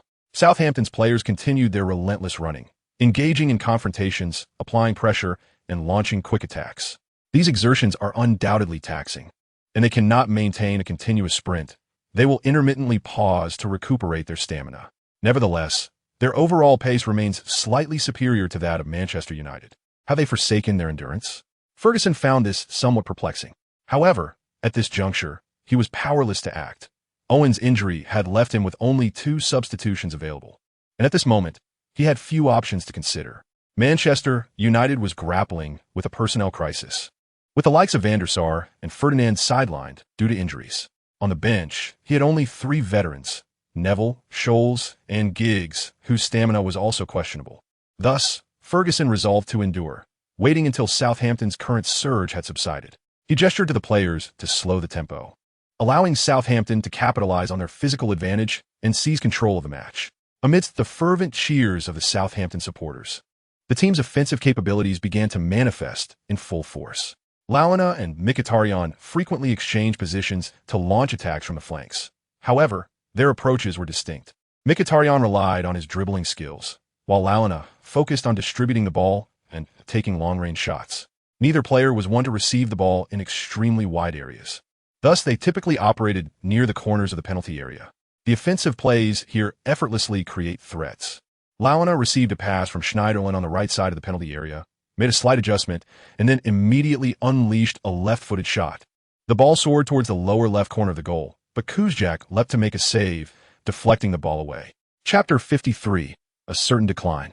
After executing a threatening long-range shot with his left foot from the right side of the penalty area, Lalana quickly found himself on the left side, where he delivered another menacing long-range shot with his right foot. Although neither of the 2 long-range shots resulted in a goal, they both compelled Kirkzak to make crucial saves. On the sidelines, Ferguson furrowed his brow. It was perplexing that a player capable of striking from distance would willingly play in League One. Even if this Lalana hailed from Southampton's youth academy, his loyalty seemed excessively unwavering. This individual seems to possess some utility. Although his technical prowess may not be exceptional, his ability to strike the ball and execute long-range shots is remarkably commendable. However, at this juncture, Ferguson is confronted with the pressing dilemma that Lalana's vibrancy compels Manchester United's defense to broaden its coverage. After all, a player capable of delivering quality strikes from any position poses a considerable threat, necessitating an expansion of defensive zones. If left unchecked, he could inevitably unleash a spectacular shot. Thus, it is imperative to disrupt his rhythm and thwart his attempts at long-range shooting.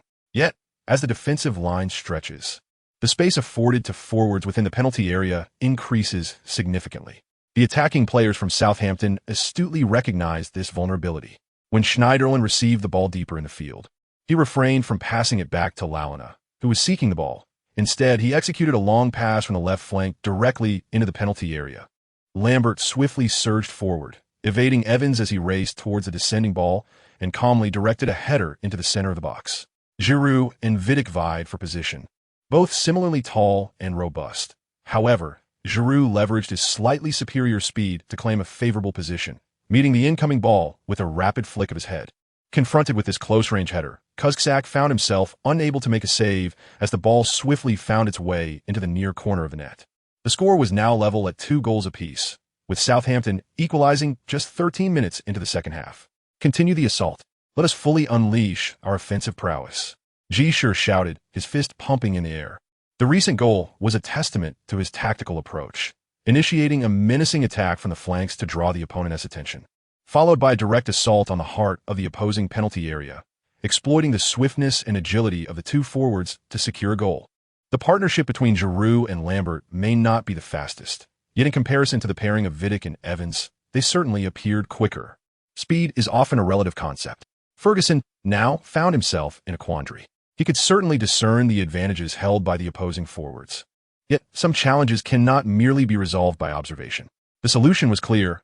Introducing the swift and elite center-back Ferdinand would alleviate the issue. However, Ferdinand's injury rendered him unavailable. We must suppress their attack. Ferguson shouted to the field. This is the sole approach. If defense cannot hold, then one must employ offense to thwart the opponent's advances. Ferguson's ideas shift rapidly. However, often, in the face of adversity on the pitch, it is not solely the head coach who can remedy the situation. Manchester United seeks to initiate an attack, yet in midfield, they are subjected to relentless pressing from their adversaries. The offensive capabilities of Manchester United's midfield are not lacking, yet neither Carrick nor Fletcher is a premier playmaker. Organizing an attack amidst the fray proves to be a formidable challenge. Consequently, Manchester United must rely on the flank provided by Valencia to inject some vigor. However, Valencia's inward runs are thwarted, forcing him to resort to incessant crosses, which are consistently cleared by Southampton's two central defenders. Although Rooney previously scored with a header during a counterattack, when Southampton's defenders were not yet positioned. Attempting to seize a favorable position amidst two central defenders standing around 6 feet 3 inches tall in a set-piece situation is utterly implausible. After withstanding this wave of Manchester United's offense, Southampton commenced their counterattack anew. Witnessing Southampton's swift and unrelenting surge, Ferguson was nearly taken aback. Is Southampton's stamina truly so remarkable? At this stage, 2/3 of the match had elapsed, and both teams were likely in a state of exhaustion. Typically, one would pause to conserve energy for a final push in the closing moments of the match. Yet Southampton relentlessly pressed forward.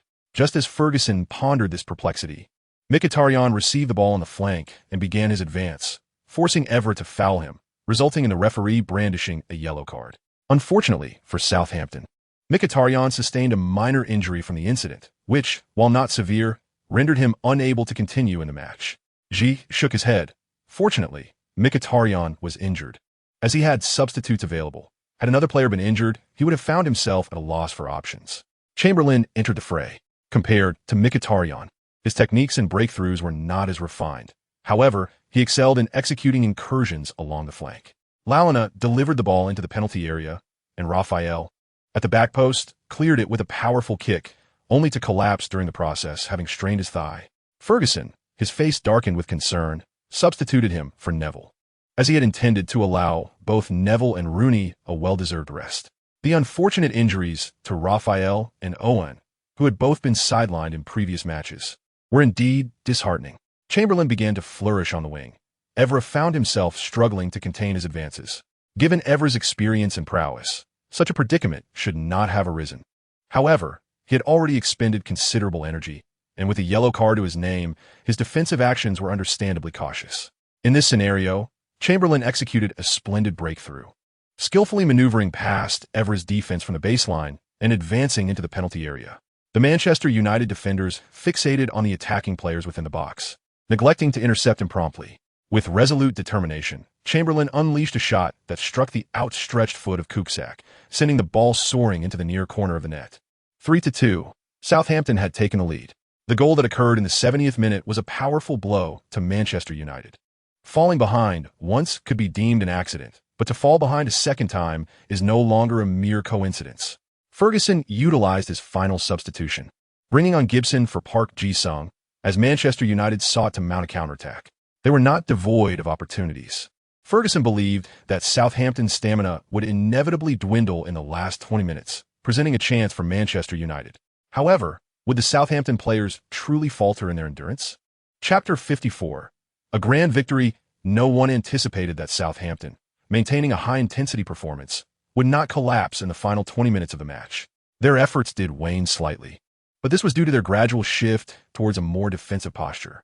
Ji Shi replaced Lambert with Lalana, enhancing midfield mobility and interception. And with the collective resilience and fighting spirit of the team, they withstood Manchester United's onslaught in those final 20 minutes. It must be said that Manchester United's attacking prowess has indeed diminished significantly this season. The smile on Ji Shi's face reflected his foresight. After all, prior to the match, he had invested 20 achievement points to exchange for stamina-enhancing potions, administering one to each starting player, excluding goalkeeper James. These stamina-enhancing potions boost a player's endurance by 30%. What one could originally run for 10,000 meters could now extend to 13,000. Southampton's main players typically cover an average distance of over 9,000 meters per match. While this figure may not be remarkable in top-tier leagues, after utilizing the enhancement potions, each player was capable of running over 12,000 meters. This remarkable level of stamina can only be achieved by the elite teams. Under such circumstances, Southampton has an abundance of possibilities through their relentless movement. The continuous exertion has significantly impacted Manchester United's performance in both defense and attack, thereby granting Southampton the opportunity to triumph over them. Naturally, the enhancement of physical fitness allows the players to exhibit a more vigorous presence on the field. However, to secure a lead in the scoreline, it ultimately relies on the players' exceptional performances and the astute tactical arrangements. Without improvements in these crucial areas, Southampton, whose prowess in League One is hardly overwhelming, would find it nearly impossible to defeat Manchester United. Yet, they have accomplished this formidable task. When the referee blew the final whistle, nearly everyone was left in disbelief at what they had witnessed. A League One team had toppled the reigning champions of the Premier League. This marks the first appearance of the most legendary dragon-slaying tale in the League Cup since 1969, and it stands as the most magnificent and extravagant dragon-slaying legend in the League Cup following the establishment of the Premier League. Should Southampton fail to secure a place in the Championship this season, they would partake in the prestigious UEFA Europa League as a team from the third tier, second only to the Champions League. This can almost be described as an unprecedented miracle. It is evident to all that Manchester United's performance was not lacking.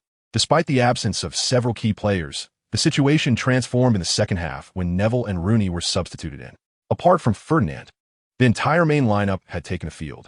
Nevertheless, Southampton triumphed over Manchester United with a score of 3-2. What manner of team is this in the English Championship? Meanwhile, everyone's attention is centered upon Ji Shi. This young proprietor and coach, barely in his 20s, has triumphantly secured the League Cup in the very first season of his coaching career. This situation evokes a profound sense of despair among the myriad coaches who have toiled in the Premier League for over a decade without securing a championship title. However, this is not necessarily an instance of unfairness. The profession of a football coach is inherently such that those lacking in capability, no matter how long they endure, find it exceedingly difficult to clinch a championship. Conversely, those endowed with exceptional talent may find themselves in possession of a prestigious title much earlier in their careers. The disparity is so vast that it surpasses even the differences among players. The Southampton players surged onto the pitch, engulfed in jubilant celebration. They had long awaited this day. Yet when the moment finally arrived, their minds were devoid of thoughts beyond wild revelry and roaring cheers. Ji Shi, with hands on hips, was overwhelmed with emotion. Having exerted every effort, they had ultimately claimed victory in this match, illuminating an unprecedented achievement. Spending 20 achievement points was indeed a worthwhile endeavor. One could only ponder how many more achievement points would be acquired thereafter. As Ji Shi was still lost in contemplation, a heavy Scottish accent interrupted his thoughts. "Young man, not an easy feat. I must concede this match." Ferguson extended his hand to Ji Shi. Ji Shi promptly grasped Ferguson's hand, saying, "Strong teams often face disadvantages in this regard. I merely capitalized on certain advantages. In a direct confrontation, if we played 10 matches, we might only win one. In crucial matches, one victory suffices." Ferguson nodded. What was spoken before the match was mere pleasantry. "Now I genuinely look forward to the day we face each other in the Premier League after a season and a half." "I share your anticipation," Ji Shi replied. "How about Lalana? Are you considering selling him?" Ferguson inquired suddenly. "His skills are not refined enough at the moment, and transferring him to Manchester United would be futile. Moreover, you ought to allow him to showcase his talents in the Premier League before making a move. Selling him now would yield little profit. Southampton is, after all, my asset." "You should responded candidly." Ferguson chuckled softly, patting Ji Shi on the shoulder before departing. As Ji Shi watched Ferguson and his players exchange farewells, a wave of sentiment washed over him. Perhaps only a coach of Ferguson's caliber could remain so composed upon losing a cup championship, given his illustrious career filled with significant titles. Naturally, Ji Shi felt no need to adopt such a nonchalant demeanor. He was still youthful, brimming with vitality. After achieving victory and honor, he was entitled to celebrate fervently, to shout with joy, and to revel in the spoils of triumph. Thus, in the next moment, Ji Shi opened his arms and charged onto the field, embracing each of his players in a wild celebration. Meanwhile, the Manchester United fans began to disperse, while the Southampton supporters commenced their own ecstatic festivities. Southampton, a club historically devoid of accolades, despite being a long-standing Premier League team, had until now only claimed a single major honor, the FA Cup. They had yet to make a noteworthy impression in either the League or the League Cup, even failing to secure the Community Shield. Therefore, with the triumph of this League Cup, Ji Shi could immediately be compared to the greatest managers in the club's history in terms of honor. After shaking hands with the dignitaries of the English League Committee, Ji Shi prepared his players, standing alongside Captain Davis on either side of the trophy, firmly grasping it before triumphantly lifting it high. The champions of the 2009-10 English League Cup are Southampton Football Club. Amidst the enthusiastic cheers of the host, the Southampton players, led by Ji Shi and Davis, raised their arms in unison, while the supporters erupted in a resounding cheer. A magnificent victory, the first League Cup title in the history of Southampton. Chapter 55. 2 visits to Wembley in January. Upon returning to Southampton with the League Cup trophy, the team was not greeted by throngs of fans, as many had accompanied them to London. However, that evening, a grand parade took place within the city, where Southampton's players and coaches celebrated exuberantly aboard an open-top bus, reveling in their achievement. It was indeed a moment worth celebrating. After all, this was only the second significant trophy in Southampton's over 100-year history. Southampton is not lacking in history, but rather in honors.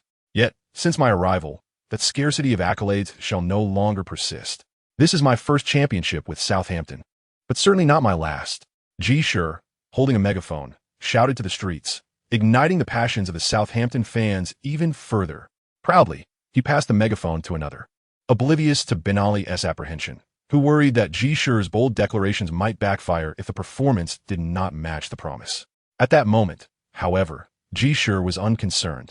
To him, the question of whether they could attain reputable honors was moot. I shall undoubtedly continue to create miracles. Though I'm not one of those characters from novels who traverse time, I possess an extraordinary advantage. An advantage, indeed, that surpasses mere time travel. After returning home, Ji Shi's cheerful disposition began to blossom even further. Securing the League Cup championship earned him 50 achievement points, a reward inherent to the victory itself. Moreover, having claimed Southampton's inaugural League Cup title illuminated a significant milestone, granting him an impressive 200 additional achievement points. In essence, merely by winning this championship, Ji Shi amassed a total of 250 achievement points. After deducting the 20 points he had previously spent, he now had a substantial 274 points at his disposal. If converted into tactical points, this would elevate his tactical score to over 30. However, Ji Shi was not inclined to expend these achievement points recklessly. Given the current commendable state of the team, any hasty expenditure would merely be wasteful. He resolved to wait until the onset of the next season to assess where enhancements might be particularly necessary. Following this match, Southampton's focus predominantly shifted to the league, with the English Championship final scheduled for March 28th, a match that would be the sole one affecting Southampton's league ambitions. Nonetheless, the toll from the League Cup final inflicted a detrimental effect on Southampton's performance, as they suffered a lackluster defeat to Tranmere, positioned 19th in the standings. In that match, Southampton primarily fielded substitutes, and even the few starters appeared out of sorts, resulting in a defeat that left them devoid of any frustration. Fortunately, March's schedule was relatively lenient. After a week of recuperation, Southampton triumphed against second-placed Leeds United, with Lambert's golden goal securing a 1-0 victory on home turf, thereby restoring their competitive rhythm. A week later, Southampton achieved a resounding 3-0 victory over Milton Keynes away, marking their second consecutive win. After 37 rounds, Southampton ascended to 7th place, trailing 6th-place Colchester United by a mere 2 points, with a tally of 62 points. However, the The teams ranked 3rd, 4th, and 5th had amassed 68 and 67 points respectively, while second-placed Leeds boasted 71 points.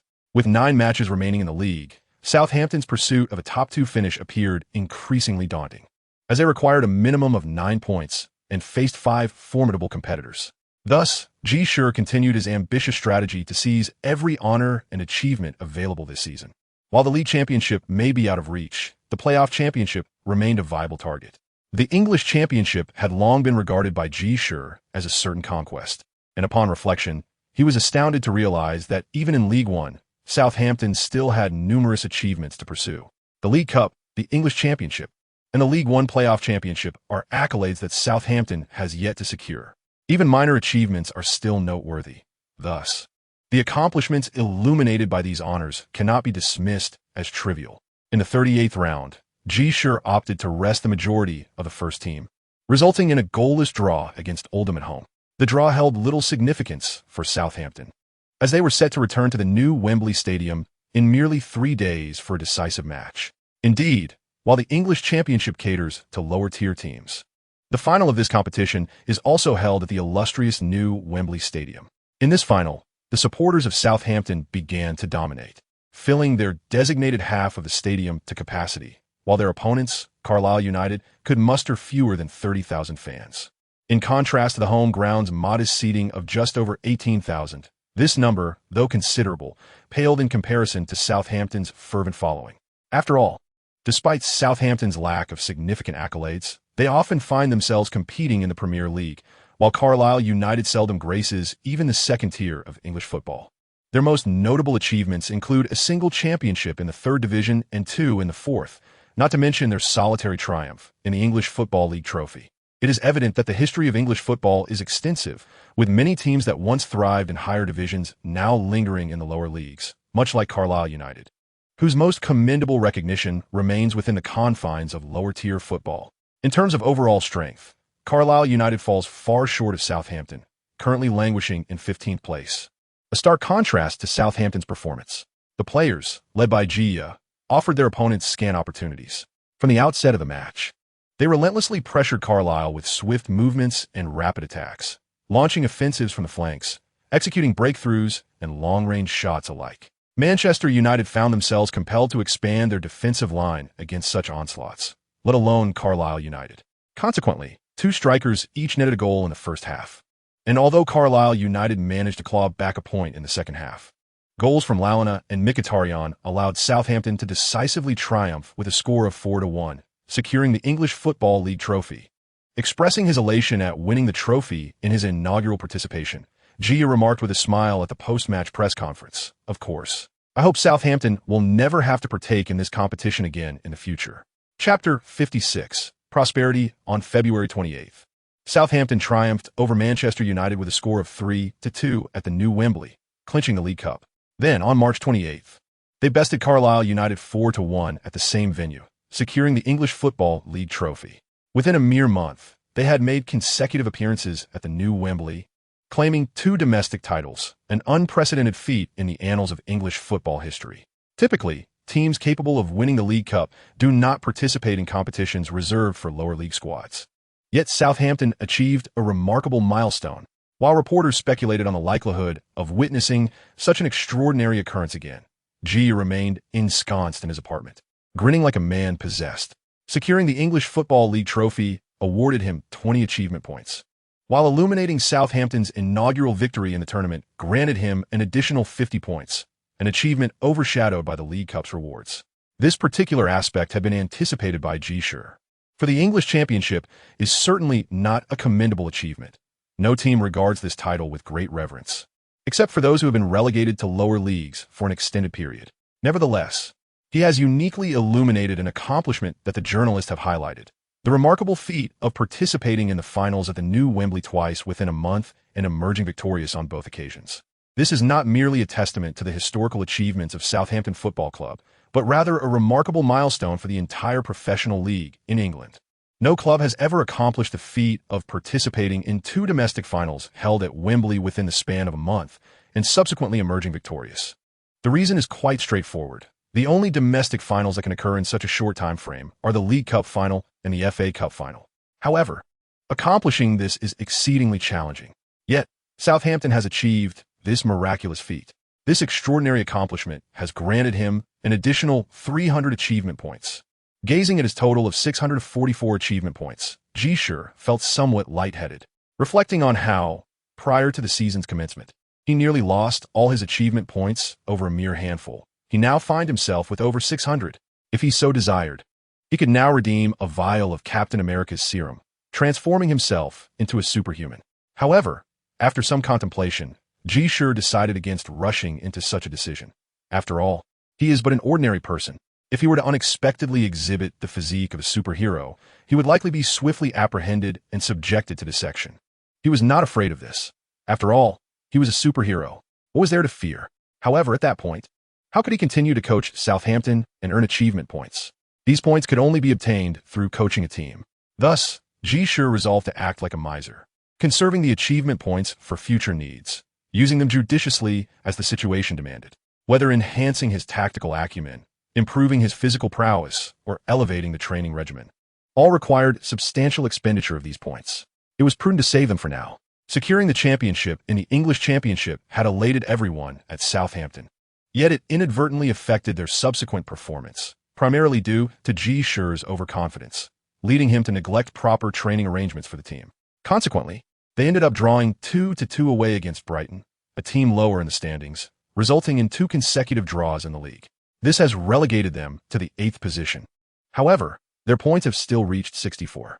Both Huddersfield and Colchester United, ranked 6th and 7th respectively, have amassed 65 points. Striving for the 6th position is not an insurmountable task. Currently, the top teams are entangled in a close contest, apart from Norwich, who have secured 82 points and effectively locked in first place. Swindon trails with 73 points in second, followed by Millwall with 72 points. Leeds United, who previously held the top position for an extended period, has recently encountered a string of poor performances, causing them to slip to 4th place with 71 points. Tied with 5th place Charlton, our primary objective now is to ensure a spot in the top 6. Securing one of the top 2 positions seems increasingly challenging. Rather than expending excessive energy in a futile effort, it would be wiser to solidify our position within the top 6 and conserve our strength for the playoffs. Ji Shi remarked to Ben Ali. Ben Ali nodded in agreement, acknowledging Ji Shi's perspective. Although 7 rounds remain in the league and the 9-point gap to the 2nd place is not insurmountable in theory, it remains merely theoretical. As for the rankings of 3rd, 4th, 5th, and 6th, the situation is not dire. It merely boils down to whether one plays at home or away. However, the English playoffs do not distinguish between home and away matches. In fact, starting at home can confer an advantage in terms of an additional goal during extra time. This brings us to the peculiar regulations governing the playoff system across the various tiers of English football. In a standard 90-minute match, there is no distinction between home and away goals. Thus, even if one triumphs at home with a score of 1-0, yet succumbs to a 3-4 defeat away, the advantage of having scored more away goals does not facilitate progression. Instead, the match proceeds to extra time. However, should a goal be scored during this additional period, it then counts as an away goal. If both teams conclude extra time with an equal number of goals, the team that has scored more in the match is declared the victor. As a nation that prides itself on being the cradle of modern football, England often retains certain archaic rules to distinguish its game from that of the continental European style, a practice they frequently indulge in. Nevertheless, this matter has little bearing on Ji Shi, whose sole focus is to lead his team into the top 6. After a week of respite, Southampton embarked on a new campaign. Facing Leyton Orient, a team that had previously managed to draw against them, they left no room for error, securing a 2-1 victory at home and halting their streak of 2 consecutive draws. Following another brief interlude, Southampton welcomed 5th place Charlton, a direct rival in the standings. Ji Shi deployed his strongest lineup, and the team displayed remarkable composure, clinching a hard-fought 1-0 victory through a stunning long-range effort from Lalana. With 2 consecutive wins, Southampton surged to 6th place with 70 points, distancing themselves from their former adversaries by 2 points, thus establishing a relatively stable position. Meanwhile, the battle for the top positions grew increasingly intense. After these rounds, Millwall ascended to 2nd place, Leeds occupied 3rd, while Swindon slipped to 4th.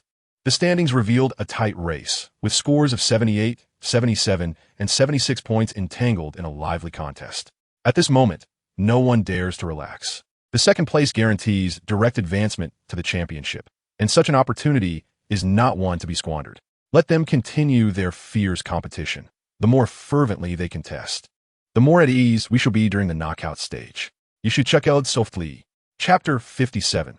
The conclusion of the League Ji Shi was not merely reveling in schadenfreude. The situation at hand was indeed compelling. These three teams were utterly unable to withdraw, as none would relinquish the chance for direct promotion. Ultimately, however, only one team could ascend directly, leaving two unfortunate souls left behind, their physical reserves nearly depleted, failing to progress, and subsequently faltering in the playoffs. This is not mere fantasy, but rather a reality that frequently occurs. In the final stages of the league, striving for the top two positions is akin to gambling. If successful, it undoubtedly leads to promotion to the championship. However, if unsuccessful, the chance for the playoffs is also forfeited.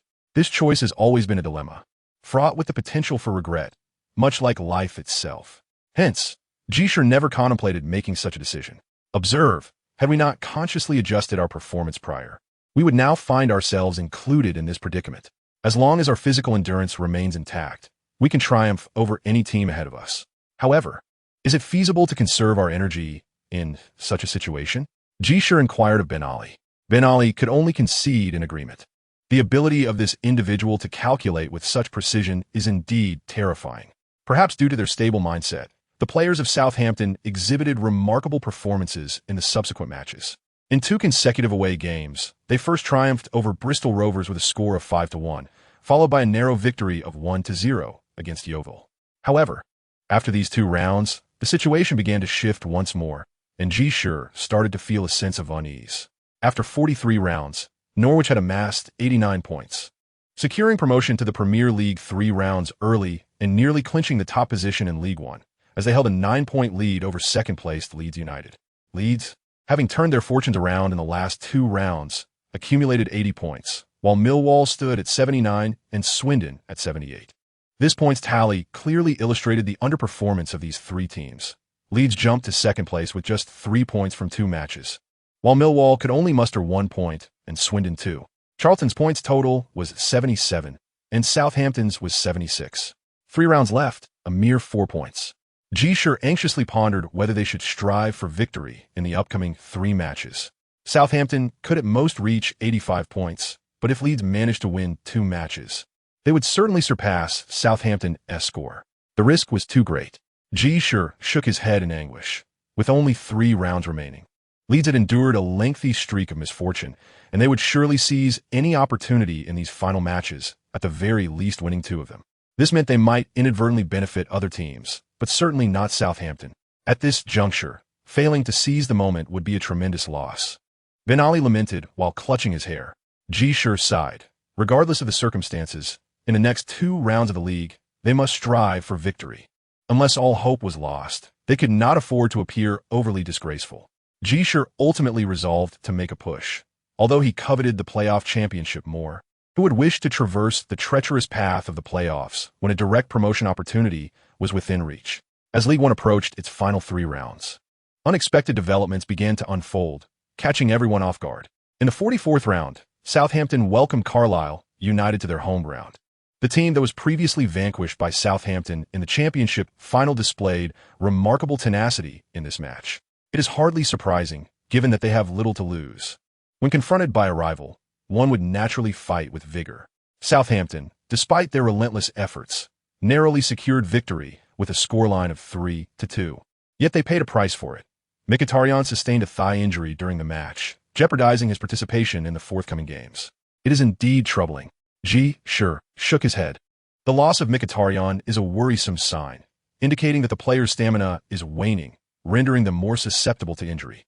If fortune favors Mkhitaryan, he may find himself fit for the playoff final. For now, however, we must rely on the youthful Chamberlain. Fortunately, Southampton's squad depth remains adequate. The unfortunate news is that other teams have also emerged victorious, particularly Leeds United, who triumphed over Milton Keynes with a resounding 4-0 victory at home. It appears their players have begun to regain their form. One cannot help but acknowledge that their resurgence is timely.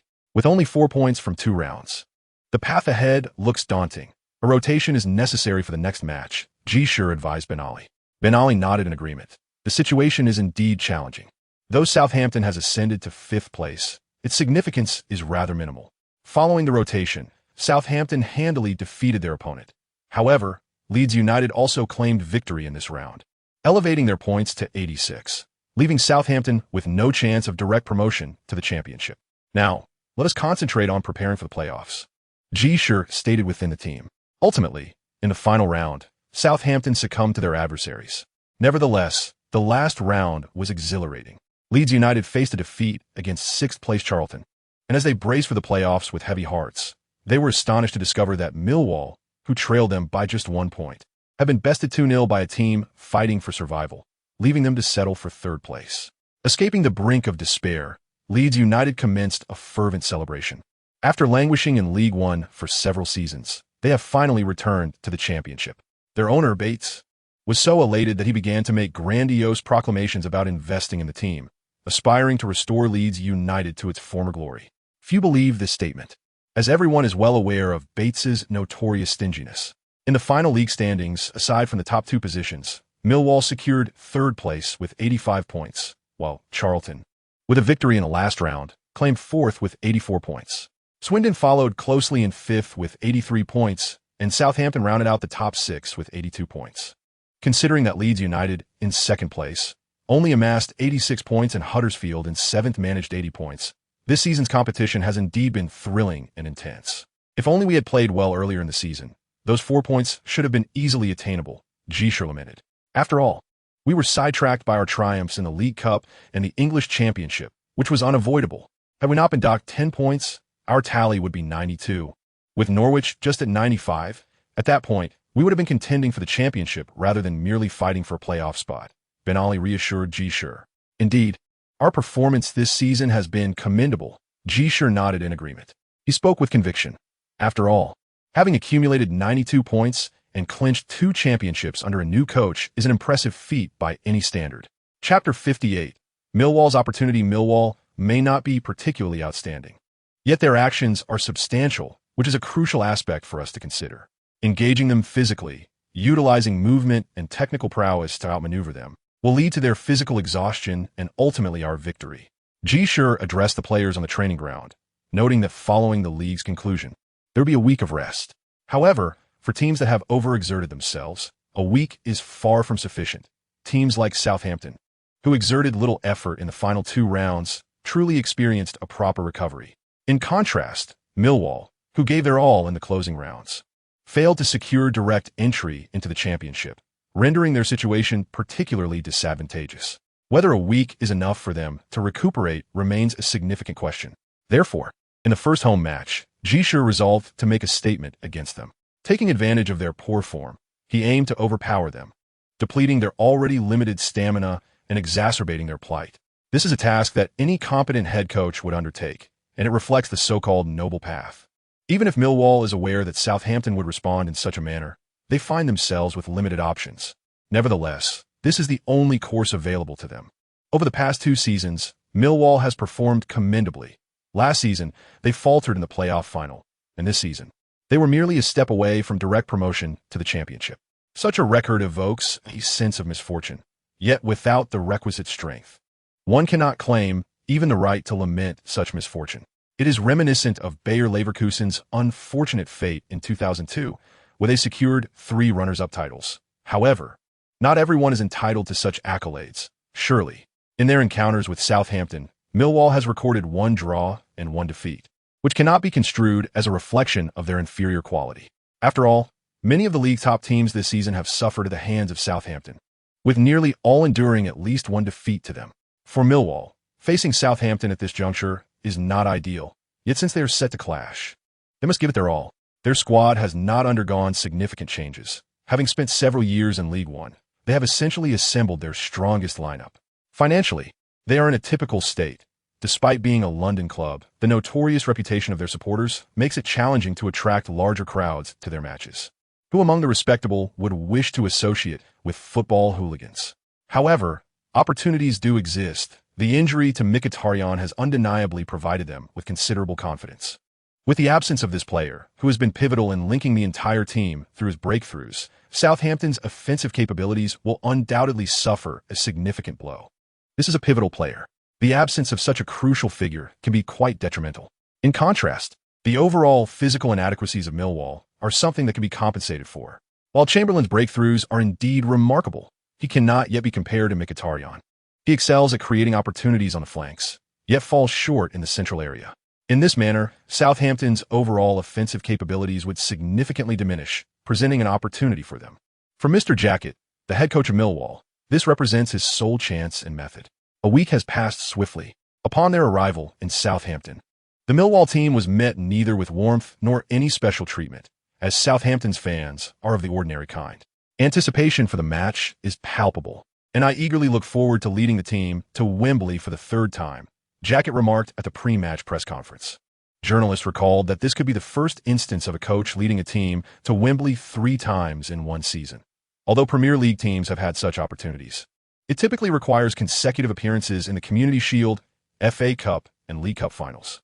The only team to achieve this feat previously was Chelsea in the 2006-2007 season, where they first competed in the Community Shield, regrettably losing to Liverpool, before subsequently reaching the finals of the League Cup and FA Cup. No other teams have replicated such a miracle, including Liverpool, who, despite their quintuple triumph, commenced their Community Shield campaign in the following season after winning the League Cup and FA Cup, thus missing the chance to participate in a third match at Wembley that same season. Should Southampton reach the finals and emerge victorious, they would become the first team in history to consecutively enter Wembley for finals 3 times within a single season, winning each time. If we were to secure the FA Cup, would we not establish an unprecedented record?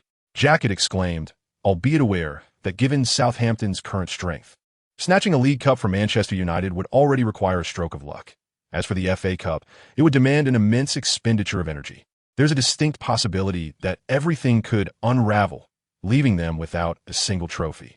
Jackett felt a sense of indignation towards the media's reports, as if Southampton's progression to the finals were an inevitable conclusion. Do they truly consider Millwall to be an easy target? However, upon reflection, Jackett realized this could serve as an excellent opportunity to bolster the team's morale. They underestimate us. Shall we allow them to continue doing so? Jackett bellowed at his players before the match. Certainly not. The players responded with spirited shouts, raising their arms in unison.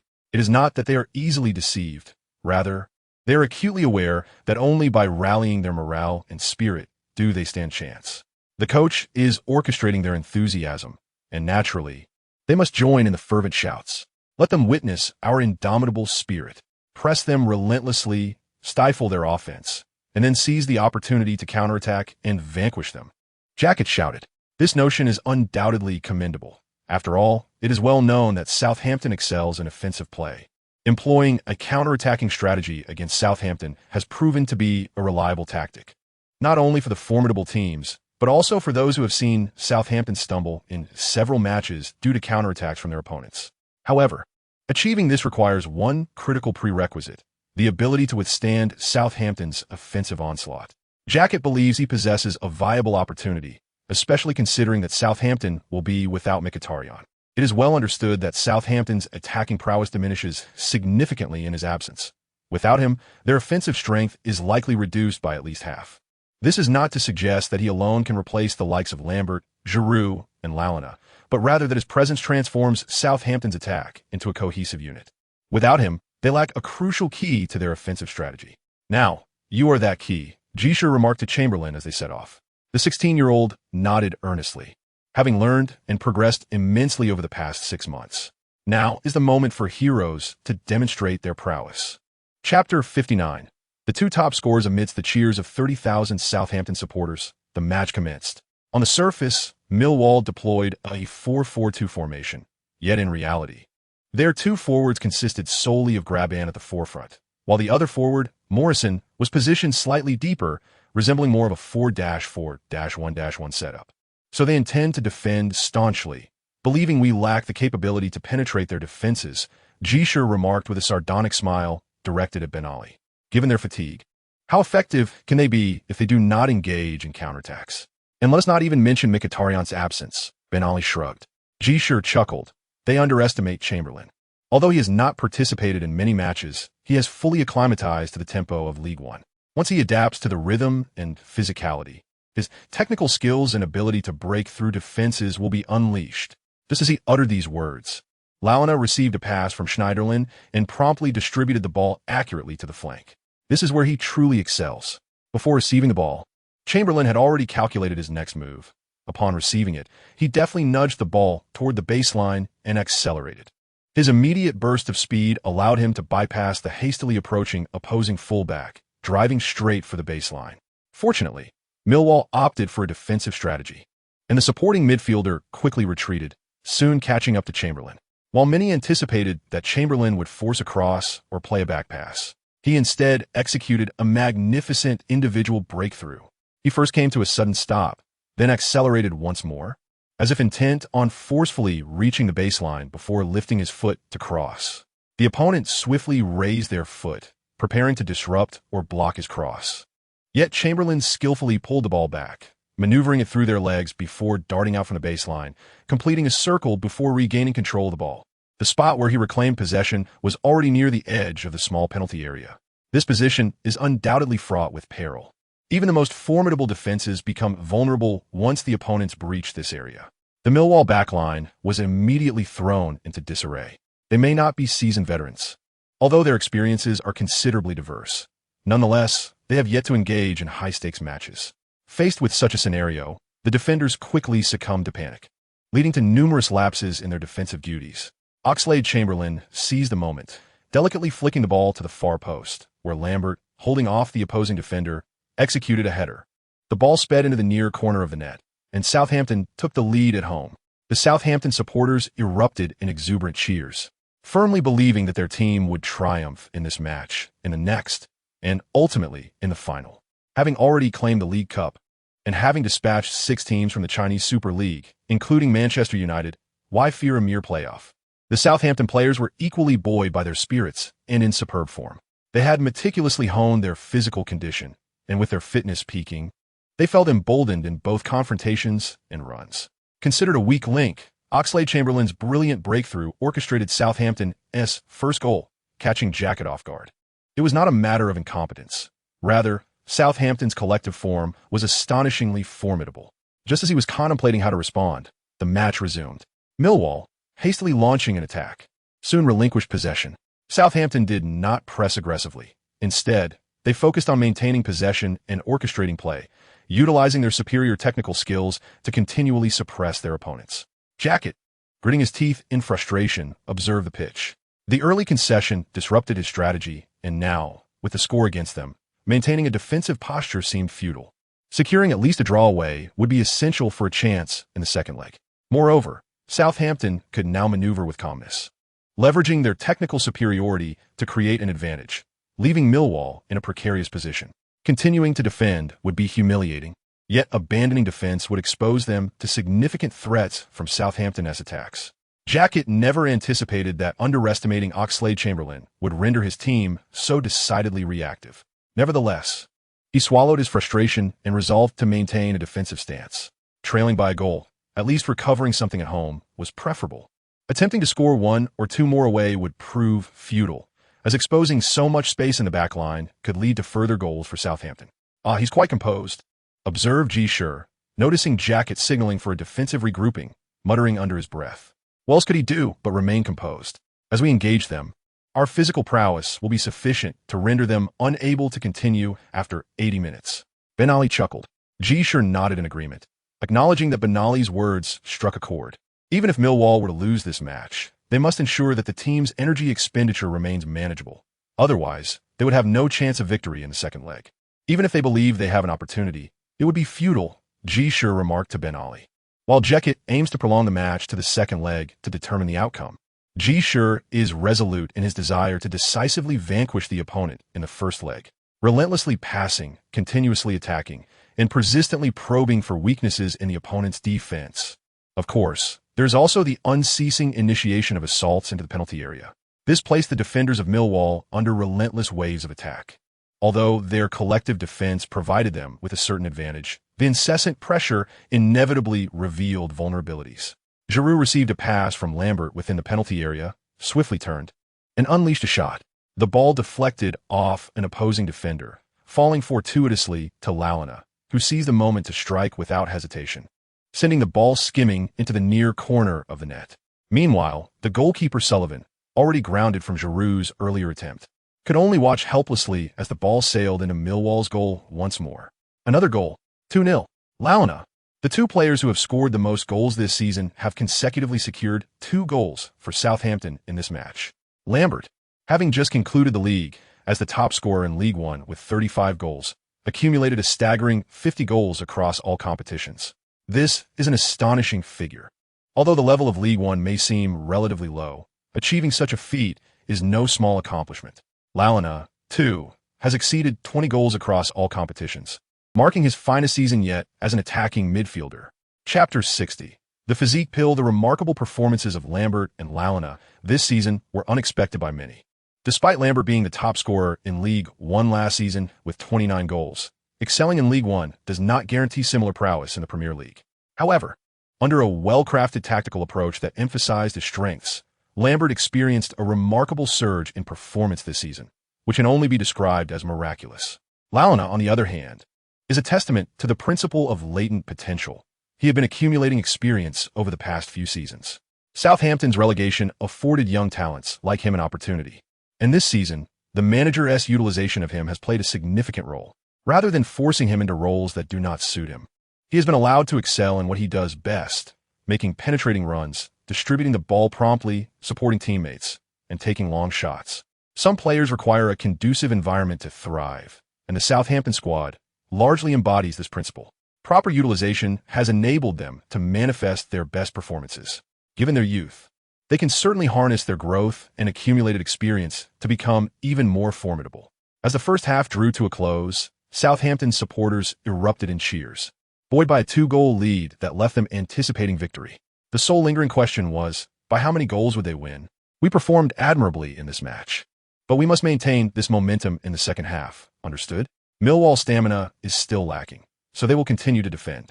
Our task is to extend our lead further, making the second leg of our encounter more manageable, understood?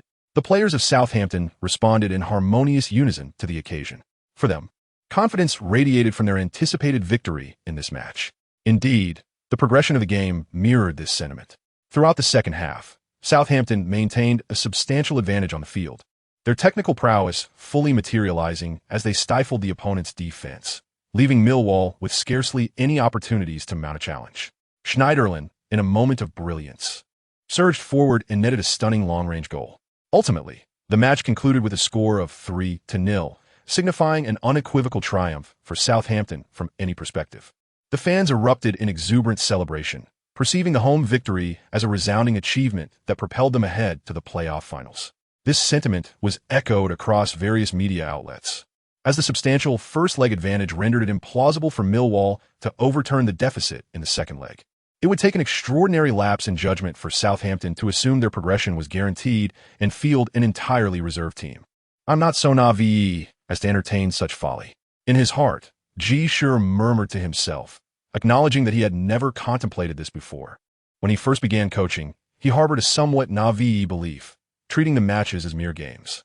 However, that innocence had long since dissipated. Even with a resounding victory of 3-0 in the first leg, he knew he must field his strongest squad for the second leg. After all, there remained a full 10 days until the finals. No matter how fatigued, there was ample time for recovery. After granting the players a day of rest, Ji Shi commenced preparations for the upcoming match. Yet he began to feel a weariness creeping in. His body was indeed showing signs of exhaustion. The past year had seen him burdened with excessive desk work, leading to inevitable aches and pains. He understood that his health was not severely compromised, merely that his constitution was somewhat lacking, as he was an ordinary university student. While his physical fitness was not in question, years of sedentary pursuits, studying and gaming, had not fostered robust vitality. Regrettably, the serum of Captain America required 1,000 achievement points for redemption, and he could only wonder when he might accumulate enough. As for the fantastical treasures from the realm of cultivation novels, he had glimpsed them, yet the numerous zeros and the costs swiftly drained his courage to pursue them further. It seemed that in this lifetime, he would remain steadfastly rooted in the world of football, never ascending to the heights of the cultivation realm. Thus, he expended 40 achievement points to acquire 4 vitality-enhancing pills. According to the description in the achievement shop, these pills would seamlessly bolster his physical constitution, undetectable by modern instruments, and certainly not flagged as performance enhancers. After ingesting the 4 pills, Ji Shi began to feel as if he were as light as a feather, invigorated to the point where he believed he could fell several tigers. To ascertain whether this was merely a figment of his imagination, he made his way to the training ground and engaged in the personal training regimen typically undertaken by the players. Upon completion, he found himself drenched in sweat. Yet in comparison to the seasoned athletes who had trained for years, his physical condition seemed to match theirs. The products of the achievement shop were indeed of exceptional quality. After musing on this, Ji Shi resumed his preparations for the forthcoming match, focused solely on the importance of maintaining good health to excel in his work. The following day, when the team convened, Ji Shi deliberately mingled with the players to partake in tactical drills. The players exhibited great enthusiasm and warmth towards their coach's participation. Yet astonishment spread across their faces as they witnessed Ji Shi performing the same intensity of training alongside them. It is indeed normal. If Ji Shi were to participate in training regularly, such performance would not be surprising. However, considering that Ji Shi seldom engages in training, his remarkable display is truly astonishing. What is there to find peculiar?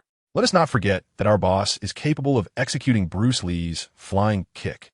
The kung fu enthusiast, Jiru, earnestly conveyed this to the other players. The players nodded in agreement, accepting this explanation. To execute such a magnificent volley at that time, it is evident that our boss is in excellent physical condition. Although he was compelled to halt his football career due to a fractured leg, participating in a training session or two would certainly be feasible for him. With such thoughts in mind, the players felt an enhanced sense of confidence. The fact that their coach was a professional player himself instilled even more respect among the team, as these individuals often possess a deeper understanding of the nuances of close contact, training, and first-hand experiences. Those who lack a competitive background in the sport typically find themselves at a disadvantage in this regard. Undoubtedly, both types of coaches have their exemplary representatives. However, when it comes to swiftly gaining the players' trust, those with a background as players tend to resonate more profoundly with them. Following this brief interlude, the players of Southampton traveled to London, preparing for the second leg of the match. Chapter 61, The Fortuitous Swindon.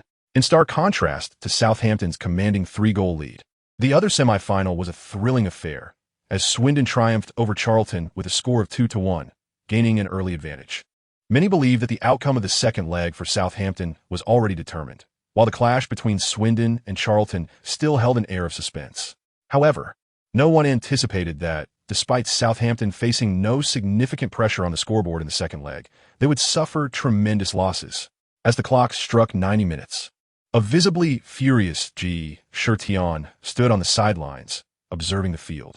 The score was inconsequential, ending in a 1-1 draw, with Southampton granting Millwall no opportunities. Yet, it was evident to all that Southampton had incurred a grave misfortune. I was incensed by the events that transpired on the pitch today. Even when Millwall had little chance of victory, they resorted to various unsporting retaliatory actions against our players. Lambert was injured by them, and so was Launa. I cannot fathom the rationale behind Millwall's actions. All I know is that while I may have once felt sympathy for them due to their entanglement with football hooligans, I now realize that a team reflects its supporters.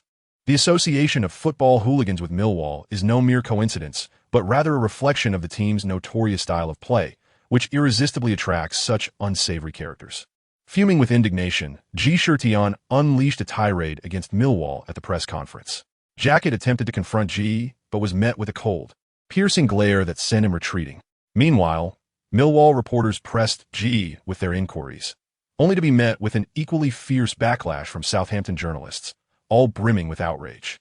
The press conference concluded on an unpleasant note. Subsequently, Millwall announced their intention to sue Ji for defaming the club's reputation, to which Ji boldly declared that he welcomed the lawsuit, having already secured the services of the finest legal team in England, regardless of the cost. The Southampton supporters rallied unwaveringly behind Ji, believing that a club like Millwall should not exist in professional football. They mused that rather than competing in the championship, Millwall ought to be relegated to the 6th or 7th tier of the league. The English Football Association has announced an investigation into the events of the match and the subsequent press conference. However, It is well known that the FA is notoriously slow in its proceedings, and by the time they reach a conclusion, the next season will likely have commenced. It is evident to discerning observers that the FA will not delve too deeply into the matter, as the match itself was relatively standard. They might merely suspend a few players for their malicious fouls. As for the post-match tirade from Ji Shi, one might dismiss it as youthful exuberance, as he did not direct his ire towards the referees or the organizing committee. This is essentially a dispute between him and Millwall, which he can resolve through legal means.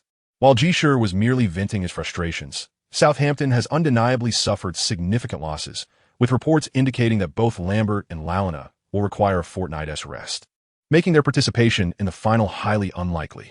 Suddenly, three of Southampton's formidable attacking quartet find themselves sidelined. The greatest beneficiaries of this situation appear to be Swindon, who eliminated Charlton through a penalty shootout.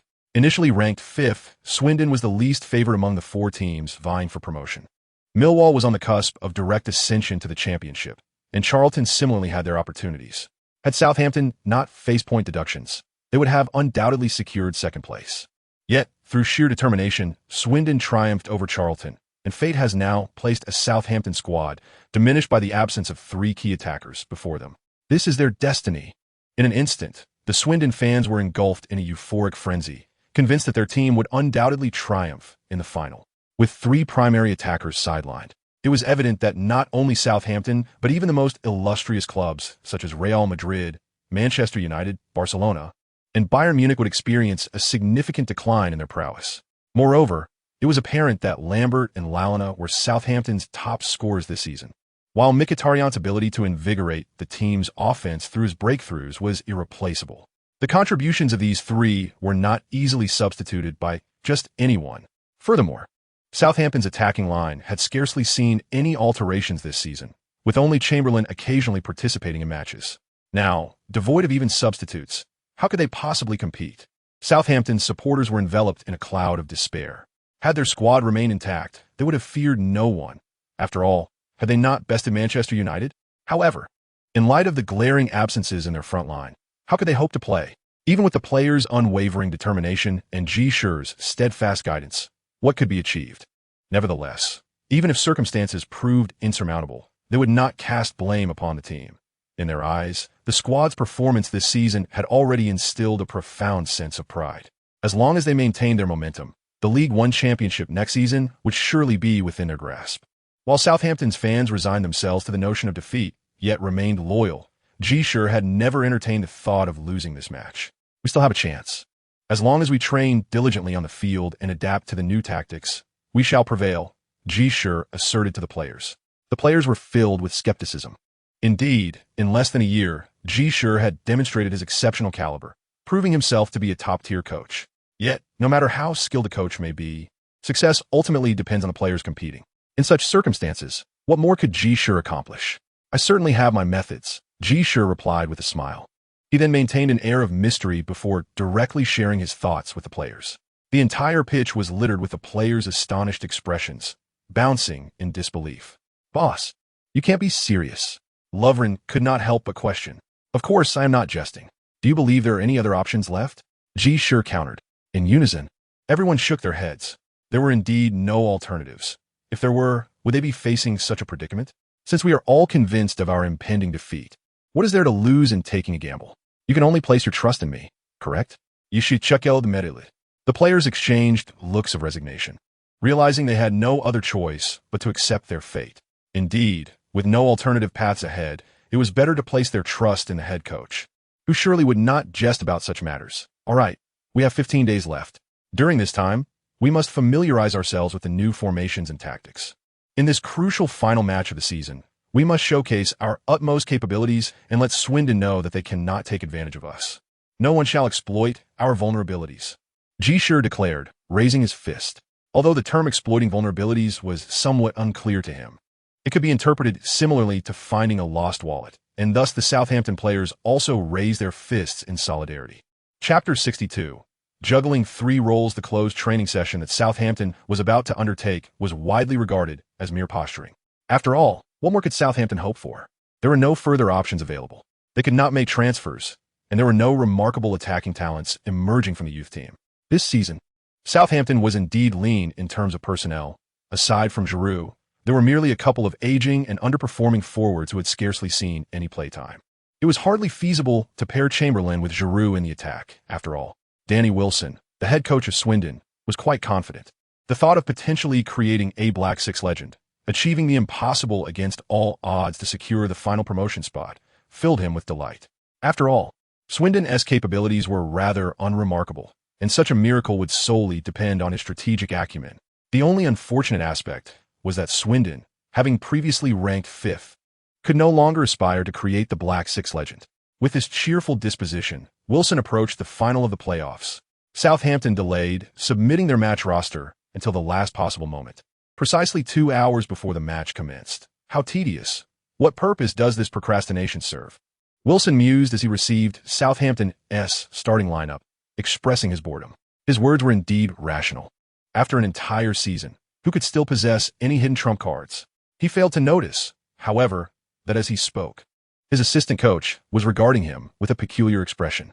Wilson absent-mindedly opened the list, glanced at it, and immediately widened his eyes in astonishment. He stared incredulously at his assistant, who was also wearing a pained smile. Ji Shi, Wilson exclaimed, and for a moment, it was unclear whether he was invoking the name of a deity or calling out Ji Shi's name. Ha ha! The expression on Wilson's face at that moment must have been truly remarkable. Ji Shi was in high spirits on the bus to Southampton, laughing heartily. Yet, his fellow players did not share his exuberance. "Boss, you haven't participated in training with us these past few days," remarked Chamberlain. "Thus, I have always stated that you should play as you normally would." "That vacant position is mine," Ji Shi replied. The players exchanged wry smiles. In truth, even at this moment, they struggled to believe that this was a reality, despite having noticed earlier that Ji Shi's name was indeed listed in Southampton's first-team roster. However, could Ji Shi, who had never trained alongside the others, truly shoulder the responsibilities of the attacking core? No key player has ever managed to perform effectively without practice. Yet, Ji Shi confidently asserted that he could accomplish it. This sounds utterly unreliable. Yet he is the boss, the coach, the one who calls the shots. Everyone can only listen, filled with anxiety. Yet they must place their trust in Ji Shi. What does it mean to treat a dead horse as if it were alive? At this moment, Ji Shi was also feeling a sense of trepidation, but he could only persist. He regretted not having made a stronger push for a direct promotion in the top 2. The playoffs were indeed no walk in the park. Nevertheless, he had to take a gamble at this point. During warm-ups, Ji Shi's meticulous preparations instilled some reassurance in his teammates. At the very least, the boss was a competent player and not someone who merely muddled through. Meanwhile, over 40,000 Southampton fans were wide-eyed in astonishment. What? Ji Shi is starting? At that moment, the well-informed fans had already received the starting lineup. Southampton was set to employ a 4-3-3 formation, with goalkeeper Davis, fullbacks Otsmobo and Mills, centre-backs Lovren and Font, midfielder Simons, Walton and Schneiderlin, and forward Giroud, Chamberlain, and Ji Shi. What on earth is the boss thinking? Countless Southampton fans lamented in disbelief. The Swindon fans, on the other hand, erupted into derisive laughter, mocking, "Is this really Southampton's coach? He is actually going to play himself. Can't you find a proper forward?" As the warm-up concluded, Ji Shi addressed the players. "I trust you are all familiar with the tactics we discussed. Focus on the midfield and pass the ball to me as much as possible. I will orchestrate the attack. I am well acquainted with each of your movements and habits, so let us maintain our usual rhythm during the match. Understood?" The players nodded in agreement, realizing this was their only option. After all, relying solely on Giroud and Chamberlain was unlikely to yield any goals. Although Swindon appeared to be the weakest among the top 6, they still ranked among the top 6. They had conceded the most goals and scored the second fewest, yet were still a formidable team compared to others. It would be challenging to withstand their offensive onslaught through mere defense, which was not Southampton's forte. Ji Shi preferred to seize victory into his own hands. As the match was about to commence, Ji Shi, wearing Southampton's number 32 jersey, was quite busy. He first approached the opposing coach, Wilson, to shake hands, whose expression resembled that of someone who had just tasted something unsavory. He seemed to want to ask Ji Shi, "Do you truly believe you can succeed?" However, he was unable to articulate his thoughts. After shaking hands with Wilson, Ji Shi exchanged a few words with the 4th official on the sidelines before dutifully retreating to the players' tunnel, taking his place at the end of the line, awaiting his turn to enter the game. The commentators were equally startled by this unexpected turn of events, and they began to elucidate why Ji Shi was eligible to play, citing his registration as an official player with the English Players Association and his inclusion in Southampton's first-team roster for the season. Thus, his participation was entirely legitimate. Moreover, there are numerous instances in English leagues of individuals assuming dual roles as both player and coach. For example, Vialli served in such capacities at Chelsea, albeit with limited appearances. Nonetheless, Ji Shi had not played a single match throughout the season, raising the question of the utility of his participation at this juncture. This seemed chaotic. It reflected a lack of responsibility towards Southampton's advancement. One commentator emphatically declared, "Conversely, I believe Ji Shi is justified in his actions. Without him, Southampton may not have even had the opportunity to be here, had it not been for Lambert, Lalana, and Mkhitaryan's injuries preventing their participation. He would not have taken the field himself. Even if just one of those three had been available, Ji Shi likely would not have made this decision." Southampton fans would express their gratitude towards Ji Shi, regardless of the match's outcome. Another commentator remarked fairly. Some seized upon a pivotal point. Ji Shi might become the first individual in the history of the English Premier League to simultaneously hold the titles of club president, first-team coach, and player. Gentlemen, I am uncertain if any other league boasts such a figure, but in England, he is undoubtedly the first and likely the last. Chapter 63. I have my reasons. The players from both sides had dispersed across the pitch, while Southampton's fans anxiously gazed on, emitting thunderous cheers to support their team. One commentator rightly noted that, at this moment, Southampton's fans would not blame Ji Shi for any of his actions. For without Ji Shi, Southampton would not have experienced such a remarkable season. Securing 2 championships alone was sufficient for the fans to forgive all his transgressions, even though they also believed his presence on the field might ultimately prove inconsequential. Reality often strikes swiftly. When Ji Shi first received the ball in an advanced position, few paid him any mind. Although he deftly controlled Schneiderlin's clearance from the back, a Swindon midfielder soon charged towards him with fervor. This player was determined to close in on Ji Shi, aiming to engage him closely and ultimately snatch the ball away. This tactic is most effective against an unaccustomed newcomer. However, as he approached, Ji Shi skillfully flicked the ball over the midfielder's head and gracefully maneuvered past him. Oh my, what did we just witness? An extraordinarily brilliant flick. Does Ji Shi possess such dazzling skills? Regrettably, after maneuvering past his opponent, he did not pass or advance, but instead continued to control the ball in place. Amidst the commentators' fervent exclamations, Ji Shi passed the ball to Schneiderlin, who surged forward, subsequently delivering it to Giroud. Giroud deftly set up for the on-rushing Chamberlain, who unleashed a powerful shot that skimmed the ground and veered towards the far corner of the goal, narrowly grazing the post before crossing the baseline. Chamberlain waved his hand and began to retreat, just as Ji Shi approached him. "Why did you remain stationary while I was dribbling?" Ji Shi inquired, covering his mouth. Chamberlain was momentarily taken aback. "I understand your concern about my ability to retain possession. However, I previously mentioned that we should play as we normally would. At that moment, you ought to have boldly advanced. Even if there was no pass, your run would not have been in vain. Yet, had there been a pass, it could have easily led to a breakthrough from behind. I had planned to make a long pass after my dribble, but since you did not move, I was left to control the ball." Ji Shi elucidated. Chamberlain nodded, feeling a sense of shame, as Ji Shi's analysis mirrored his own thoughts. "Do not overthink it. Do you understand? Let's continue our offensive efforts." Ji Shi patted his shoulder and then dashed away. Ji Shi's exchange with Chamberlain was indeed surprising. It seemed Southampton had a chance in this match. As the commentator's voice rose, the Southampton fans began to stir with excitement. Their expectations for Ji Shi had reached a nadir, yet as he showcased superior skills, their emotions were poised to ignite. However, Swindon soon displayed their prowess. After all, they were among the top 6 teams, and Southampton was undergoing a makeshift formation. Although they had bolstered their midfield with the defensively adept Led, their defensive vulnerabilities had, paradoxically, increased. After all, in the latter half of the season, they had grown accustomed to a 2-man midfield for defensive assistance. Capitalizing on a set piece, Swindon took the lead. Their striker, Simon Cox, who had been acquired from West Bromwich for £2 million this season, showcased his worth. While he had only netted a few goals in the league, he had scored 3 in the playoffs' initial matches. And now he was the first to find the net in this game. He headed the ball into Southampton's goal, beating Font to the punch. Swindon led 1-0. They consistently seized opportunities, and Southampton's luck seemed to be running thin. As the commentator's voice echoed, Ji Shi shook his head and called the players over, signaling them with a calm gesture. In such situations, he could directly instruct his teammates on the necessary actions.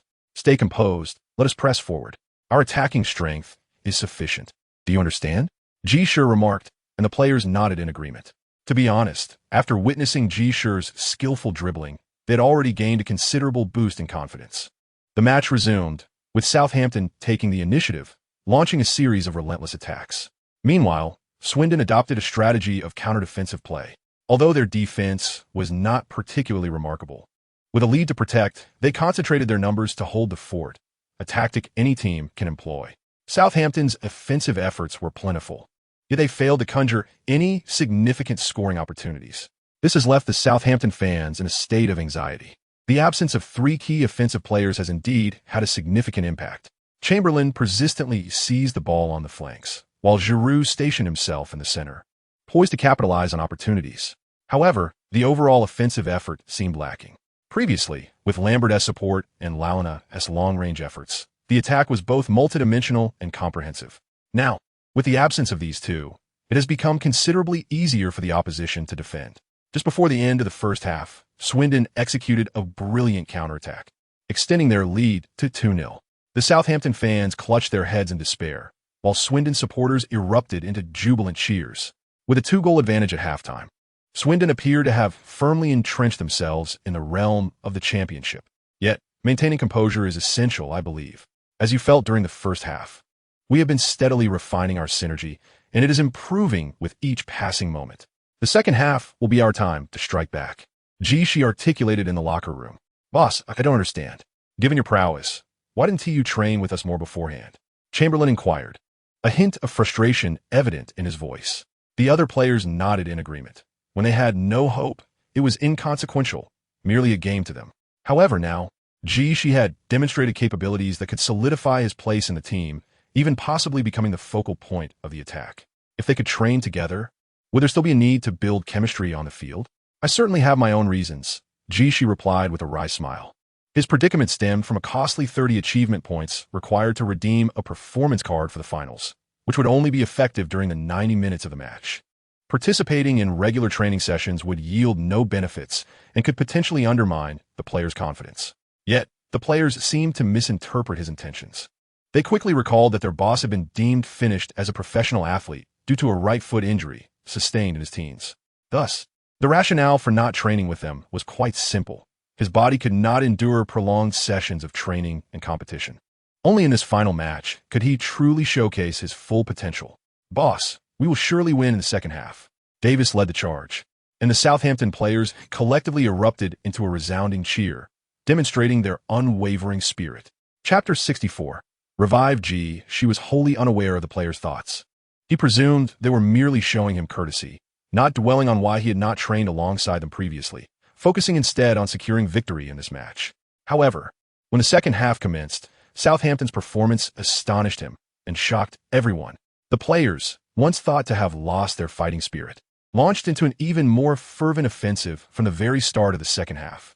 The players of Swindon Town did not allow themselves to become complacent with a 2-goal lead, for they were all too aware that a 3-goal advantage had previously been overturned. However, the indomitable spirit and fervent desire for victory exhibited by Southampton caught them unawares. Schneiderlin, upon receiving a pass from a teammate, decisively surged forward, drawing in sufficient defensive attention before relaying the ball to the advancing Otsumobo on the right flank. Otsumobo, while in motion, struck the ball into the penalty area, where Giroud leapt high, outmaneuvering the opposing defender with a deft header that directed the ball downward. Chamberlain, having evaded his marker, met the descending ball with a powerful shot. The sphere swiftly found its way into the net. Southampton had pulled one back.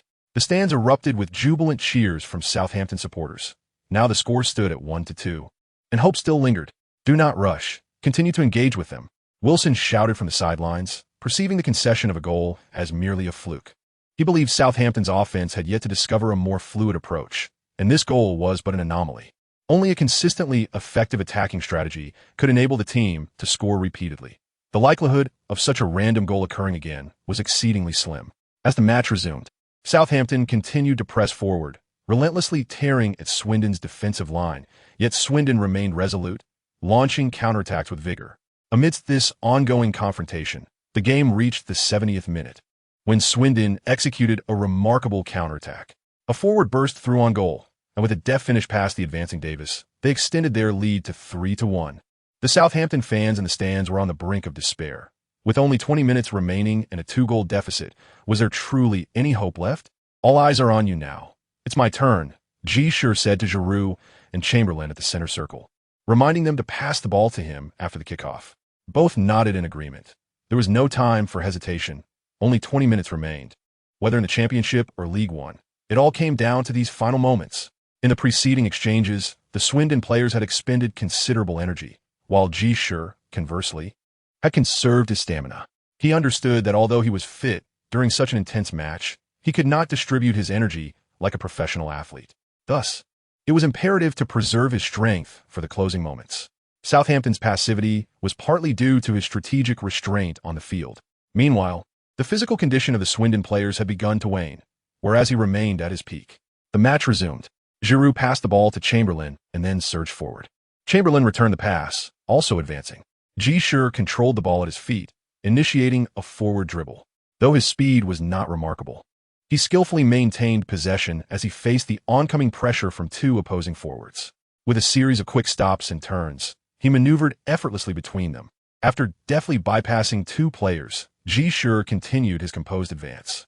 A midfielder approached, and Ji Shi feigned a lateral pass before swiftly retracting the ball, breaking through once more. Seamlessly evading three adversaries, Ji Shi neared the opponent's perilous zone, and the Swindon players were taken aback, instinctively redirecting their attention to him. At that moment, Ji Shi unleashed a spectacular lofted pass into the penalty area. Simultaneously, Giroud, having shaken off his marker, appeared at the landing spot. As the ball descended and the goalkeeper rushed out, Giroud connected with a powerful header, sending the ball over the keeper's head, which then plummeted into the Swindon goal. The ball found the net. Southampton had once again narrowed the gap. It was now the 72nd minute of the match, and hope still lingered. Amidst the commentators' exuberant shout, Giroud dashed into the goal, retrieving the ball and sprinting back. Attacking. Ji Shi waved his arms and shouted, invigorating the Southampton supporters, who erupted in fervent cheers. Yearning for a miracle, the current situation had induced a dramatic shift in the mindset of the Swindon players. After believing victory was within their grasp twice, only to be thwarted by the opposition's miraculous escapes, their composure began to waver. Thus, upon the match's resumption, faced with Southampton's relentless pressing, they managed to hold on to possession for merely 2 minutes before conceding it. Continuing the assault, Ji Shi proactively retreated to collect the ball, then began to carry it forward, drawing sufficient attention before distributing it. At this moment, Swindon dared not underestimate him any longer and began deploying players to closely shadow Ji Shi. However, Ji Shi's movements intensified remarkably, allowing him to continuously evade his pursuers and orchestrate attacks. As he received the ball at the edge of the penalty area and deftly maneuvered past two Swindon players, the roar from the stands crescendoed to an earth-shattering level. Ji Shi showcased his exquisite skills, playfully outwitting the two defenders. His technical prowess was nothing short of extraordinary. Suddenly, a third defender lunged forward, and the Swindon players could no longer tolerate his audacious dribbling. As the third defender approached, Ji Shi lifted his foot and delivered a precise pass.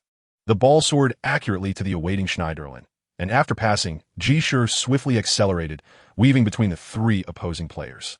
Schneiderlin quickly took a shot, returning the ball to Ji Shi, who now found himself at the top of the penalty arc, a notably perilous position. Yet, instead of controlling the ball or attempting a shot, he lifted his foot and, without pausing, sent the ball directly into the penalty area. Simultaneously, the advancing Giroud expertly intercepted his incisive pass. The precise through ball allowed Giroud to strike with his right foot without any adjustment, sending the ball powerfully soaring into the upper right corner of the goal. The score was now 3-3. In the 83rd minute of the match, a miracle unfolded. Southampton scored 2 consecutive goals, leveling the match. Oh my, this contest has been a roller coaster, leaving one breathless. Will this playoff final in League One become a legendary tale to recount? Chapter 65. The Miracle of the Black Six. No one anticipated that. With less than 20 minutes remaining and Swindon leading by 2 goals, Southampton would remarkably equalize in just 10 minutes. From 1-3 to 3-3, Such a turnaround was enough to resurrect Southampton. The highs and lows of life are always so exhilarating. The despair previously felt by Southampton supporters has transformed into sheer exhilaration. Wilson, sensing the precariousness of the situation, swiftly utilized all three of his substitutions in an attempt to stabilize the current state of play. Yet, Ji Shi refrained from making any changes, aware that he had no viable options at his disposal, and decided to maintain the existing momentum. Once the game resumed, Southampton's players, invigorated as if under the influence of a stimulant, fervently sprinted across the pitch, continuing their relentless pressing. Even Ji Shi, who previously did not engage in active pressing, has joined his teammates in relentless pursuit on the pitch, executing a formidable frontline press. In League One, such an intensity of pressure is scarcely witnessed, for the physical demands and exertion required for this level of activity are exceedingly high. A momentary lapse could result in significant vulnerabilities being exploited by the opponents. Among the other 23 teams in League One, it is difficult to find any squad that possesses such capabilities. However, Southampton stands apart. Initially, they may have struggled to adapt, but after a season of refinement and training, they have seamlessly integrated front-line pressing into their defensive strategy, enabling them to thwart opponents' attacks while simultaneously launching their own offensive maneuvers.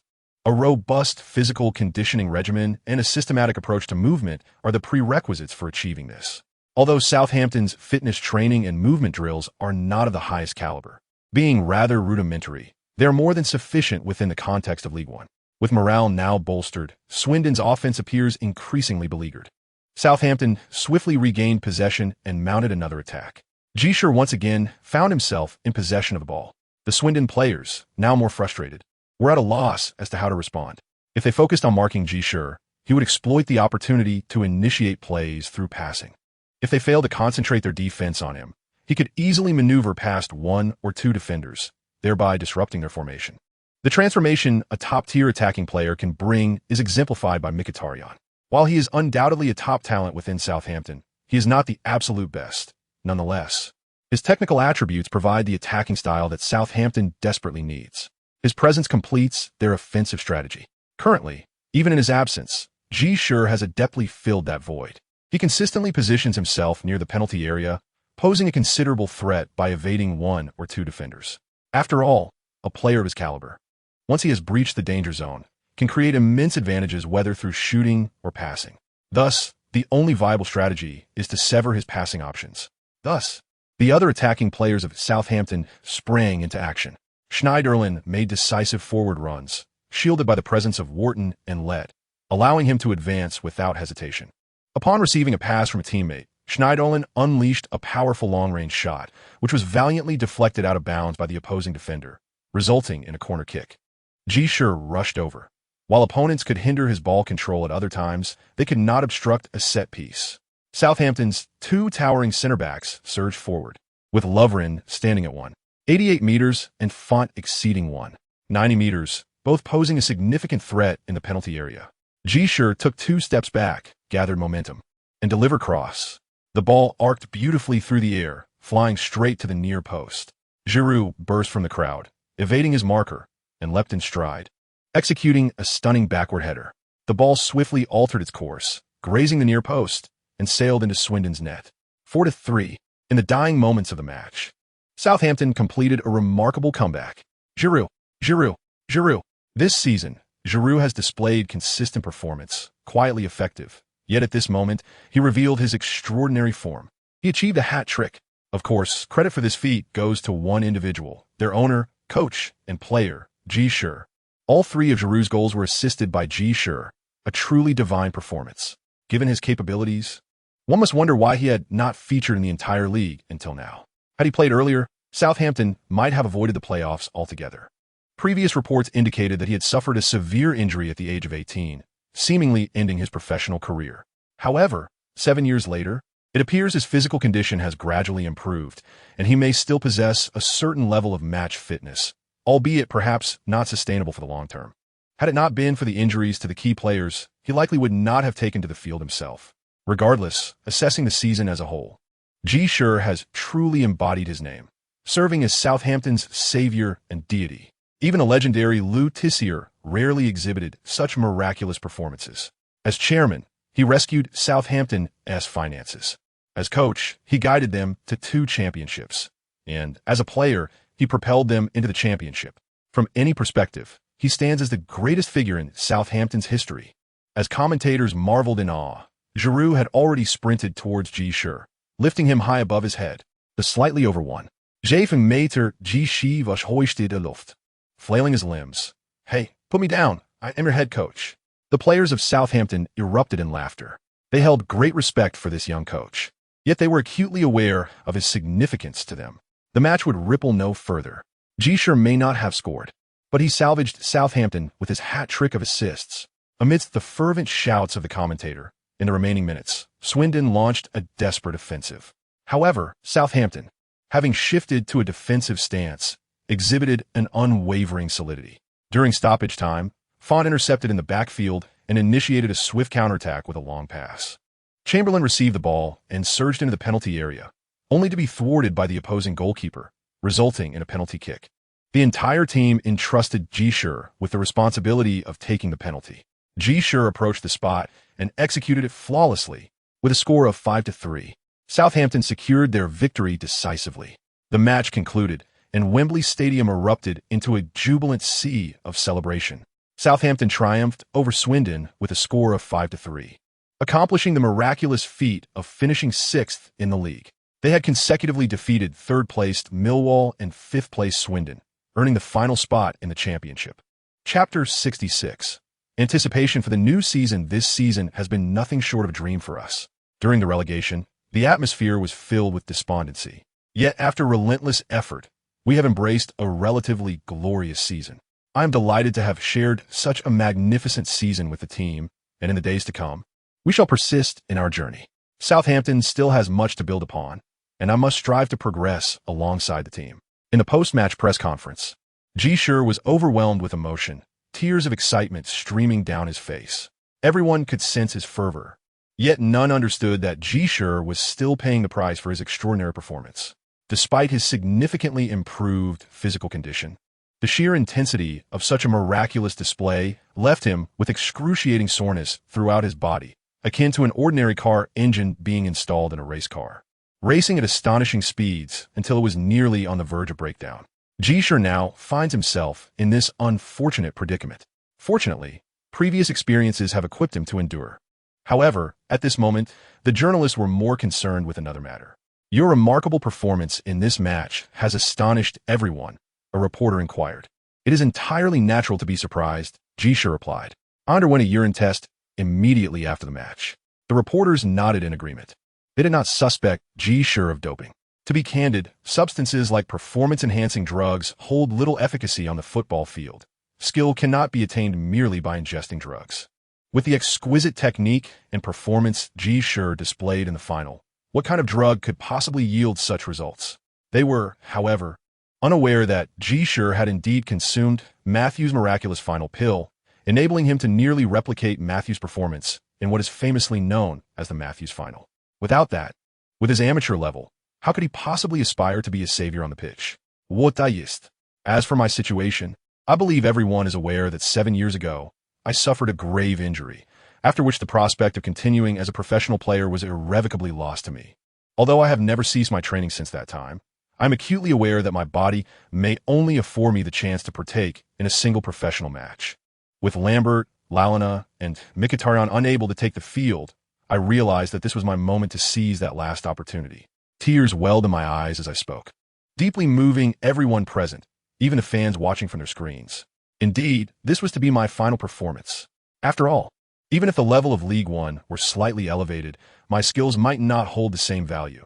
That penalty could very well be my solitary goal representing Southampton. As this thought crossed their minds, the reporters rose in unison to pay homage to me. I limped away from the press conference, leaving them with the silhouette of a once great player, though I never mentioned my intention to buy a few oranges. With the conclusion of this playoff, the League One season has drawn to a close. Southampton has undoubtedly emerged as the grand victor, the League Cup champion, the Championship champion, and the League One playoff champion. 3 finals at Wembley, all resulting in triumph. In terms of individual accolades, Southampton has reaped a bountiful harvest. Forward Lambert claimed the title of League One's top scorer, while 9 of the best coaches for the month were awarded, with myself receiving 5 of those honors. Southampton also secured 6 of the 9 best player titles. Lambert received 3, Lalana 2, and 1 was awarded to Mkhitaryan. Giroud was recognized as the playoff's best player. Forward Lambert, midfielder Lalana, Schneiderlin, defender Lovren, and goalkeeper Davis were all selected for the League One Best 11. Had Font not played only half the season, he too would have been a strong candidate. In the upcoming season, we will continue to bolster the strength of our team. Last season, we found some financial relief, so there is no need for concern. Southampton's finances are sound and will encounter no further issues, as I affirmed in my final press conference of the season. The fans were reassured, for throughout this season, every promise I made had been fulfilled, thus engendering their unwavering trust in me. Currently, the club's financial surplus stands at £6 to £7 million, which, while modest, can significantly enhance our capabilities if we decide to sell a portion of our players. Mark Fry conveyed to me during the financial report, Davis, Lovren, Font, Schneiderlin, Lalana, Chamberlain, Giroud, Lambert, Mkhitaryan. None of them can be touched. The rest can be released or sold. If they cannot be sold, they shall remain as substitutes. Ji Shi remarked. Fry offered a wry smile, acknowledging that these 9 individuals were indeed the only players from Southampton who could command a significant transfer fee. The rest could only fetch a paltry sum of a few tens of thousands, hardly substantial. We must undoubtedly enhance our strength for the new season, Fry earnestly expressed. Rest assured, I shall take care of the financial aspects, Ji Shi assured with unwavering confidence. This summer, Southampton is undoubtedly set to acquire several new players. The vulnerabilities displayed last season, particularly in the fullback positions and the lack of suitable substitutes in both midfield and attack, must not be repeated. Additionally, in terms of goalkeeping, Davis, now at the age of 33, has shown little decline in form. However, it is important to remember that he was primarily a championship goalkeeper. While he may manage in League One, competing in the championship poses a greater challenge. Moreover, with Southampton set to participate in the Europa League this season, reliance solely on Davis is insufficient. It is imperative to secure a more capable goalkeeper, allowing Davis to serve as a reliable backup, thus ensuring a solid defensive strategy. Last season, Southampton largely depended on their first-choice players. The only substitutes of note were the defensive midfielder Le and the young talents James and Chamberlain, which significantly hindered their progress in the league. When the starters were on the pitch, they could dominate, yet whenever the main squad was distracted by cup competitions, they inevitably dropped points in the league. In this season of the championship, it is imperative for Ji Shi to secure direct promotion rather than relying on the playoffs, which are simply not worth pursuing. Although Southampton has never claimed the playoff championship in the championship, they have also not been crowned champions of the championship itself. Their highest achievement prior to this was finishing as runners-up. Securing the championship title would not only illuminate an unprecedented accomplishment, but also carries far greater prestige than that of a playoff victory, resulting in significantly more rewards. Chapter 67. Recruitment list. After winning the playoff championship, Ji Shi only earned 20 achievement points for the championship and 50 points for his first triumph, which aligns with the tier of the English Football League. In contrast, when he secured the League Cup, he amassed a remarkable 50 achievement points and 200 points for his inaugural victory. This stark difference underscores the correlation between the quality of the championship and the quantity of achievement points obtained. Given that neither has ever been achieved before, the championship title is undoubtedly more lucrative. Last season's consecutive victories at the new Wembley, which yielded a remarkable achievement, allowed Ji Shi to gain a staggering 500 achievement points, pushing his total points to an impressive 124. This newfound wealth of points made Ji Shi feel like a veritable millionaire. He nearly succumbed to impulse, contemplating spending 800 points to acquire Captain America's serum. Fortunately, he retained a semblance of composure, recognizing that such an item was not crucial for him at this juncture. Thus, he prudently exchanged for 6 stamina pills, significantly enhancing his physical capabilities before preparing for the upcoming season. As the next challenge looms in the championship, the Scout Guide has also seen an increase in value. Previously, it required just 10 achievement points, but now it demands 20. Nonetheless, he perceives this investment as exceedingly worthwhile. Apart from informing Ji Shi about the players capable of standing firm in the championship, the guide also provides insights on where to acquire the desired players and the monetary amounts necessary for their recruitment. Clear guidance is offered regarding the goalkeepers, starting fullbacks, and substitutes for other positions that Ji Shi requires, with reasonable price tags attached. Nasser Klein, a 19-year-old right-back from Crystal Palace, served as a key substitute last season and has a modest market value. Approximately $1 million should suffice to secure him. Carl Jenkinson, 18 years old, can play both center-back and right-back. He has recently signed a professional contract with Charlton, and his market value is relatively low. Perhaps even $50,000 could be adequate, given Charlton's current financial constraints. Ryan Dickinson, 24 years of age, is a left-back with Brentford, a reliable choice in League One.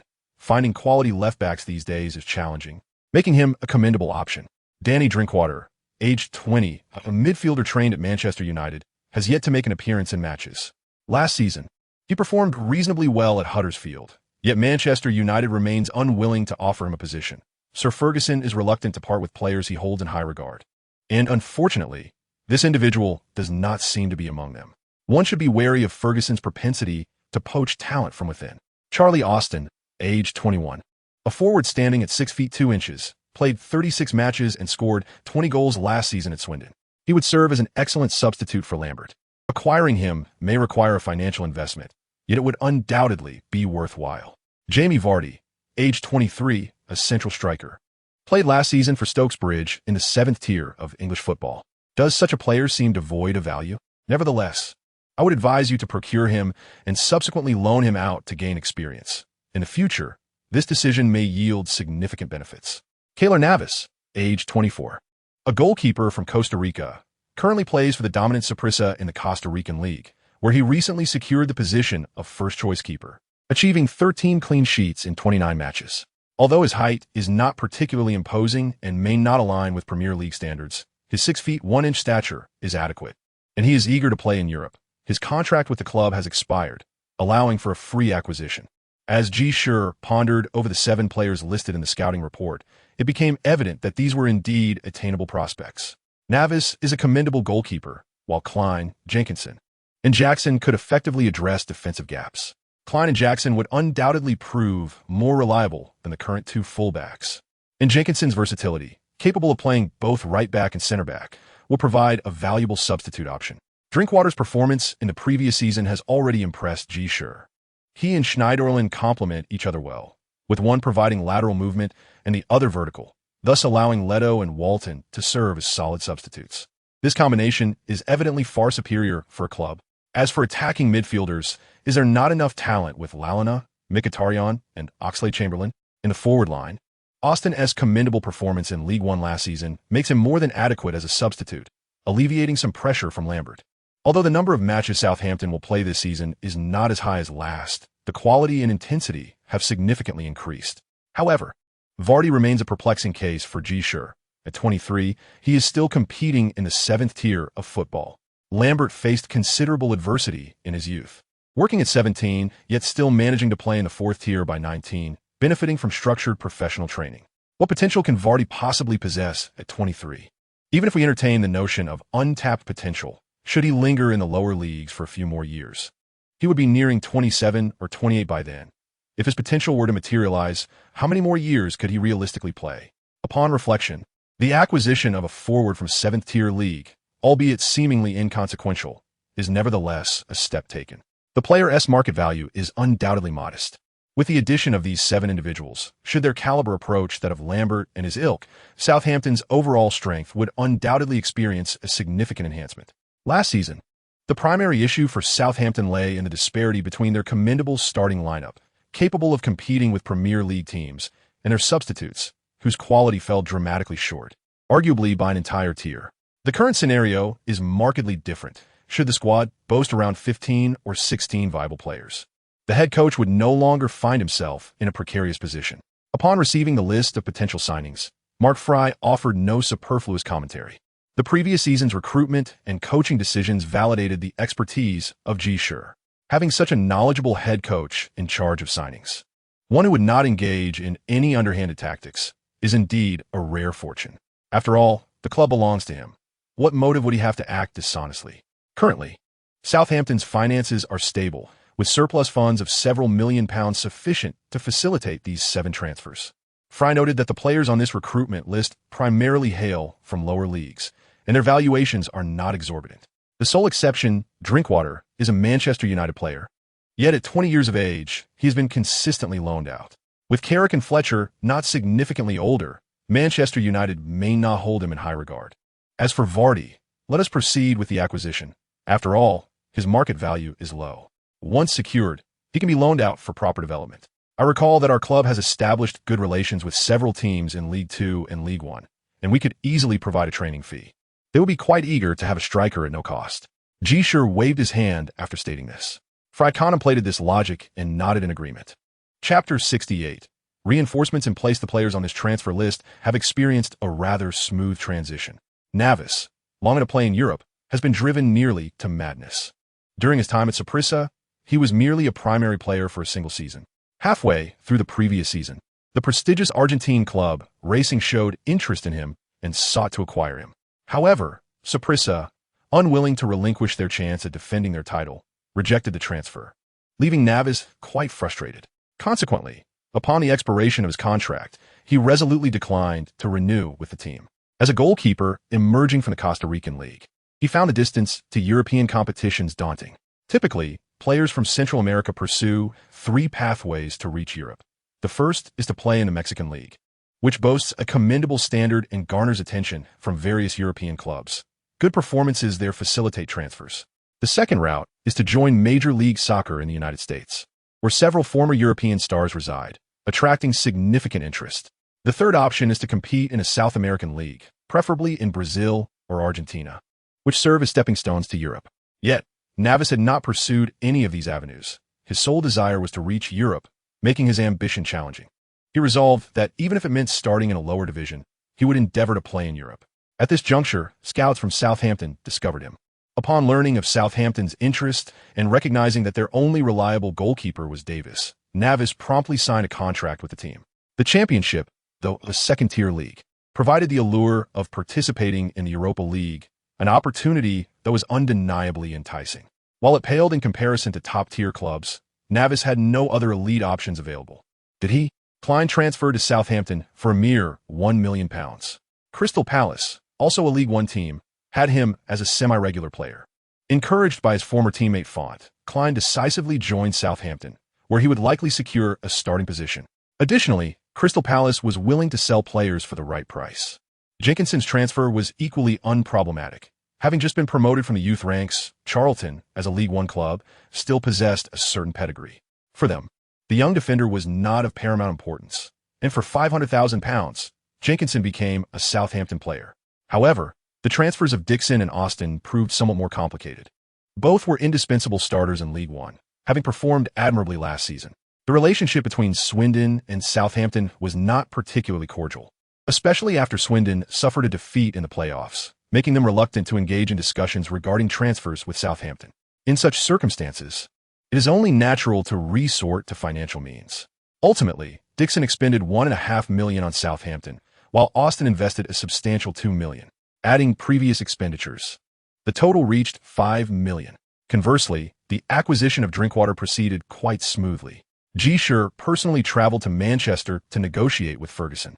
Initially, Ferguson contemplated acquiring Launa, but Ji Shi firmly declined, asserting that Launa was not for sale. As for Drinkwater, he could be sold or not. It was of little consequence, as they were not particularly lacking in midfielders. After some consideration, Ferguson recognized that Drinkwater held little value for Manchester United and was not optimistic about the midfielder's forward-thinking capabilities. Consequently, he nodded in agreement to the transfer. After some haggling, Ji Shi secured Drinkwater for a mere £90,000. The acquisition of Vardy was even simpler. With a meager transfer fee of £15,000, Vardy became a player for Southampton. Following Ji Shi's directives, Fry loaned Vardy to the League Two team Stevenage, which had just claimed the championship of the fifth-tier league the previous season and was now in the process of bolstering its squad. Fry committed to a free loan while covering Vardy's wages, and included a clause in the loan agreement stipulating that if Vardy started more than 15 matches and accumulated no less than 2,000 minutes of playtime during the season, Stevenage would receive a training fee of £50,000. The figure appears rather modest. Southampton, even at its most impoverished, could muster millions to acquire players. However, for Stevenage, a club that has long languished in lower leagues and has only just achieved the remarkable feat of reaching League Two, this deal is exceedingly favorable. After all, they have recently been promoted and require players of considerable caliber.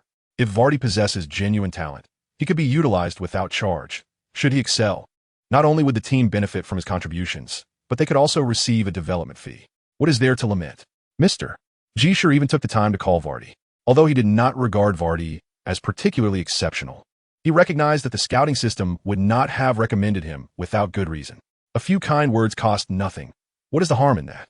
Jamie, I understand you may have some reservations, but Southampton holds great promise for your development and believes you could become an outstanding striker. However, you will require ample match experience. This season, Southampton is aiming for the championship title, striving to return to the Premier League, which means there may not be much opportunity for you to develop here. You are aware of the quality of England's reserve league matches. They offer little in the way of valuable experience. Therefore, we intend to loan you out, with strict stipulations regarding your playing time, hoping you will seize the opportunity to demonstrate your worth. Aren't you known for your scoring prowess? Let your goals compel the loaning club to gladly make you a starter. Vardy felt a surge of enthusiasm at Mr. Ji Shi's words. Though he was already 23, well past the age of being swayed by mere flattery, the fact that a team like Southampton had taken an interest in him and arranged such a considerate loan was exhilarating. Mr. Ji Shi, I promise I will give my all in the upcoming matches, Vardy declared earnestly. Do your best. The future goals of Southampton will depend on you, Mr. Ji Shi remarked, scarcely believing his own words. By bringing in 7 players and subsequently loaning one out, Southampton effectively acquired 6 new talents: 1 goalkeeper, 3 defenders, 1 central midfielder, and 1 forward. This bolstered all 3 lines of the team, instilling confidence in Southampton supporters, who expressed their belief that the club could surge into the Premier League in the forthcoming matches. Of course, the acquisition of these players had nearly drained Southampton's finances, which had already been around 6 to 7 million. Now, they had expended nearly 6 million in one fell swoop, causing the club's cash flow to become quite strained. Chapter 69. Money alone is not enough. Fortunately, some superfluous players were transferred out, allowing for a slight influx of cash. Otherwise, the club's account would have dipped below 1 million, while the monthly operational costs could easily exceed several £100,000. Dave Jones lamented, "We should be able to last until early July, right?" Ji Shi inquired, to which Jones replied affirmatively. That is acceptable. A substantial influx of funds will materialize in due course. Ji Shi snapped his fingers.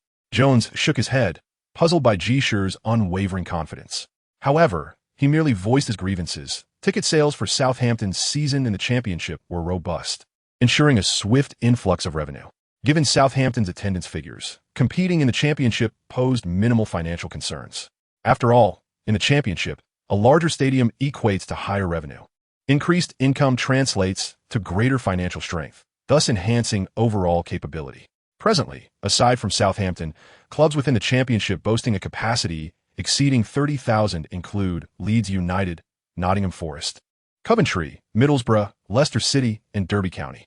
This season, the Championship indeed features numerous formidable teams, including not only these traditional powerhouses, but also Norwich, Queen's Park Rangers, Crystal Palace, Portsmouth, Watford, Millwall, Hull City, and Reading, all of which have previously exhibited remarkable performances in the Premier League.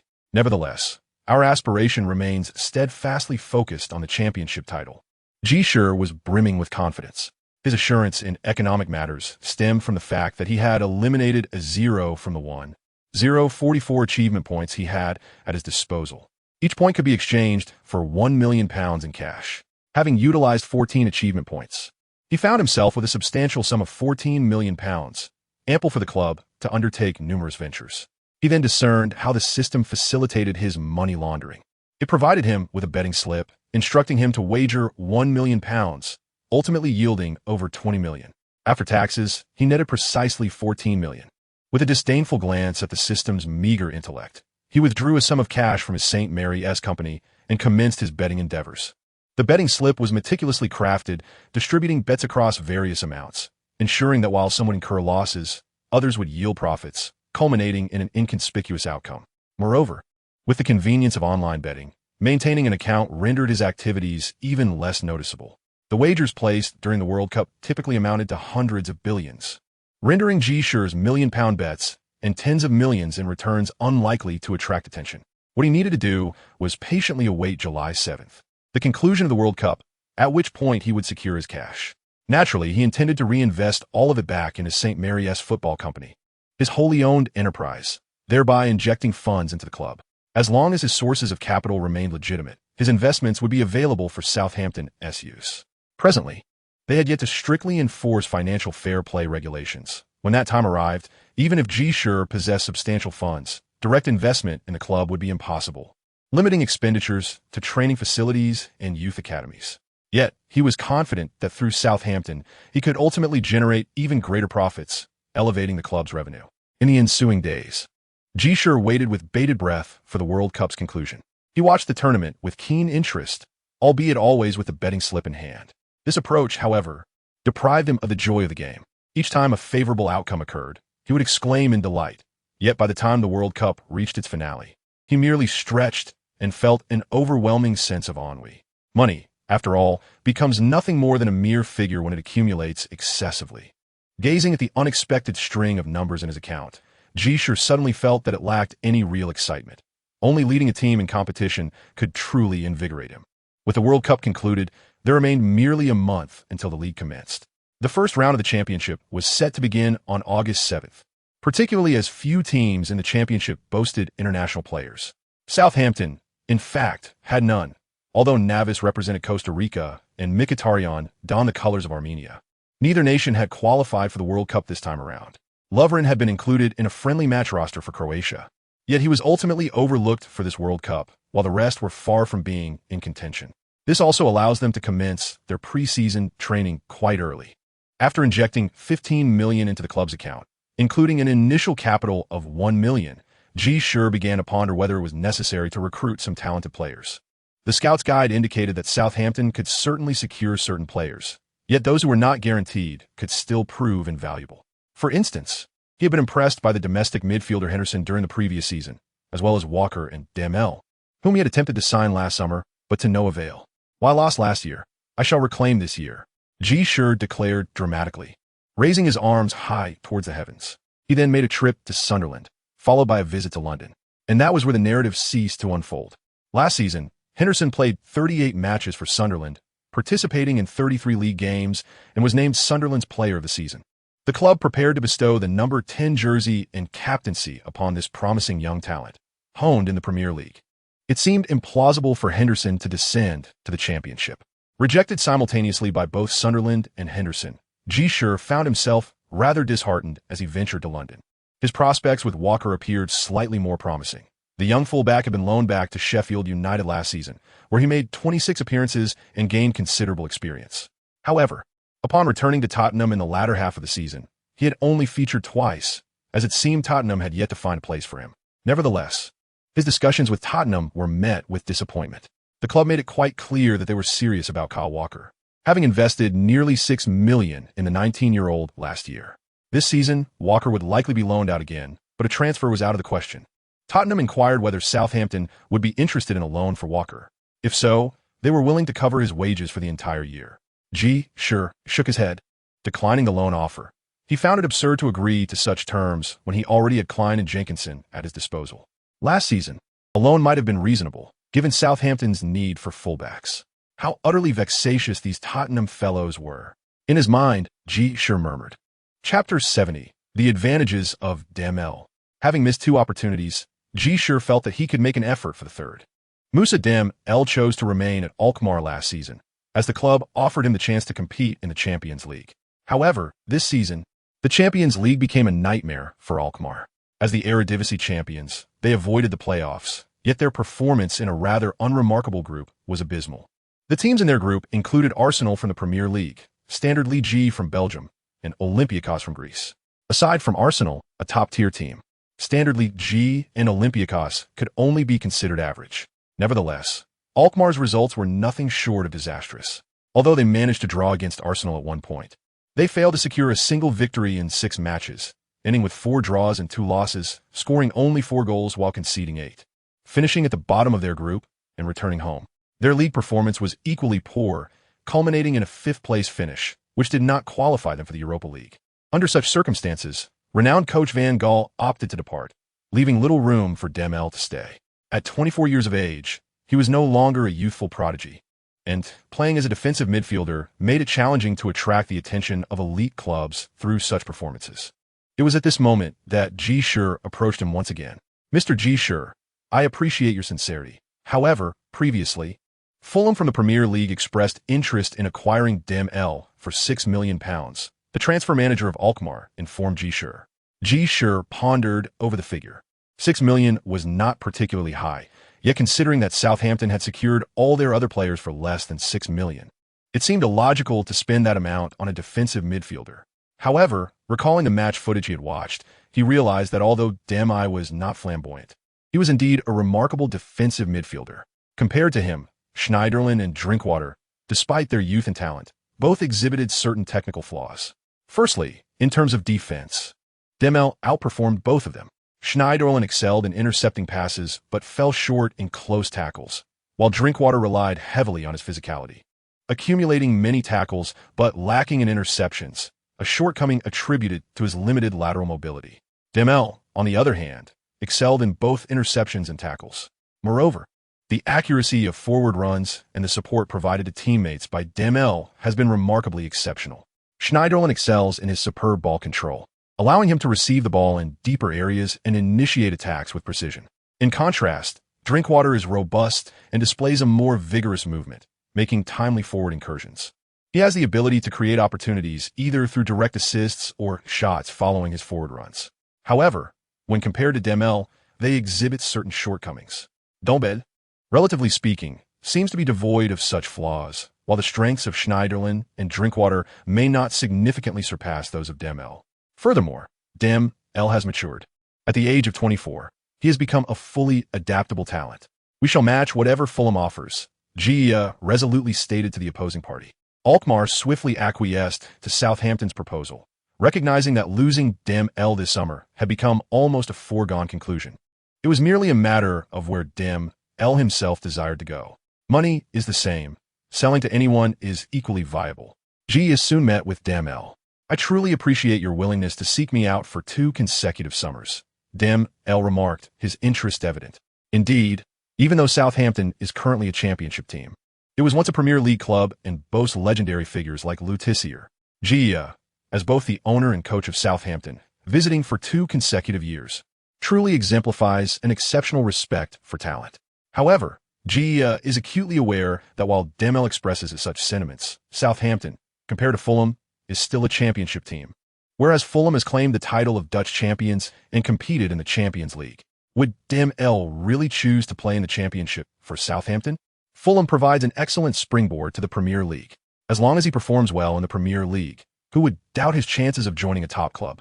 On the other hand, if Southampton fails to secure promotion to the Premier League and spends 2 years languishing in the Championship, Dem L will be 26 by then, making a transfer significantly more challenging. Upon reflection, Ji concluded that he had 2 advantages to leverage. Firstly, despite Southampton being a championship team, they have the opportunity to compete in the Europa League this season, a distinct advantage that Fulham does not possess. Secondly, Southampton possesses greater financial resources than Fulham. This appears to be a rather paradoxical issue. However, despite Fulham being one of the earliest clubs in the English League to have foreign ownership, it is evident that these foreign owners are reluctant to invest significantly. For many years, Fulham has been self-sufficient, merely striving for survival as a modest London club, and their wage structure is not particularly generous. Conversely, Southampton has historically offered competitive salaries. Even after their relegation to League One, they managed to retain most of their key players, maintaining a wage expenditure consistent with the championship level.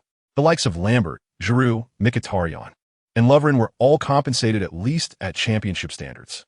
This summer, Mr. Ji Shi promptly raised salaries and extended contract for the players, bringing Southampton's wage levels in line with the Premier League. It is not that Mr. Ji Shi is excessively wealthy. Rather, he understands that retaining these outstanding players now will enhance the possibility of capitalizing on them in the future. As for Musa, there is no need for me to elaborate.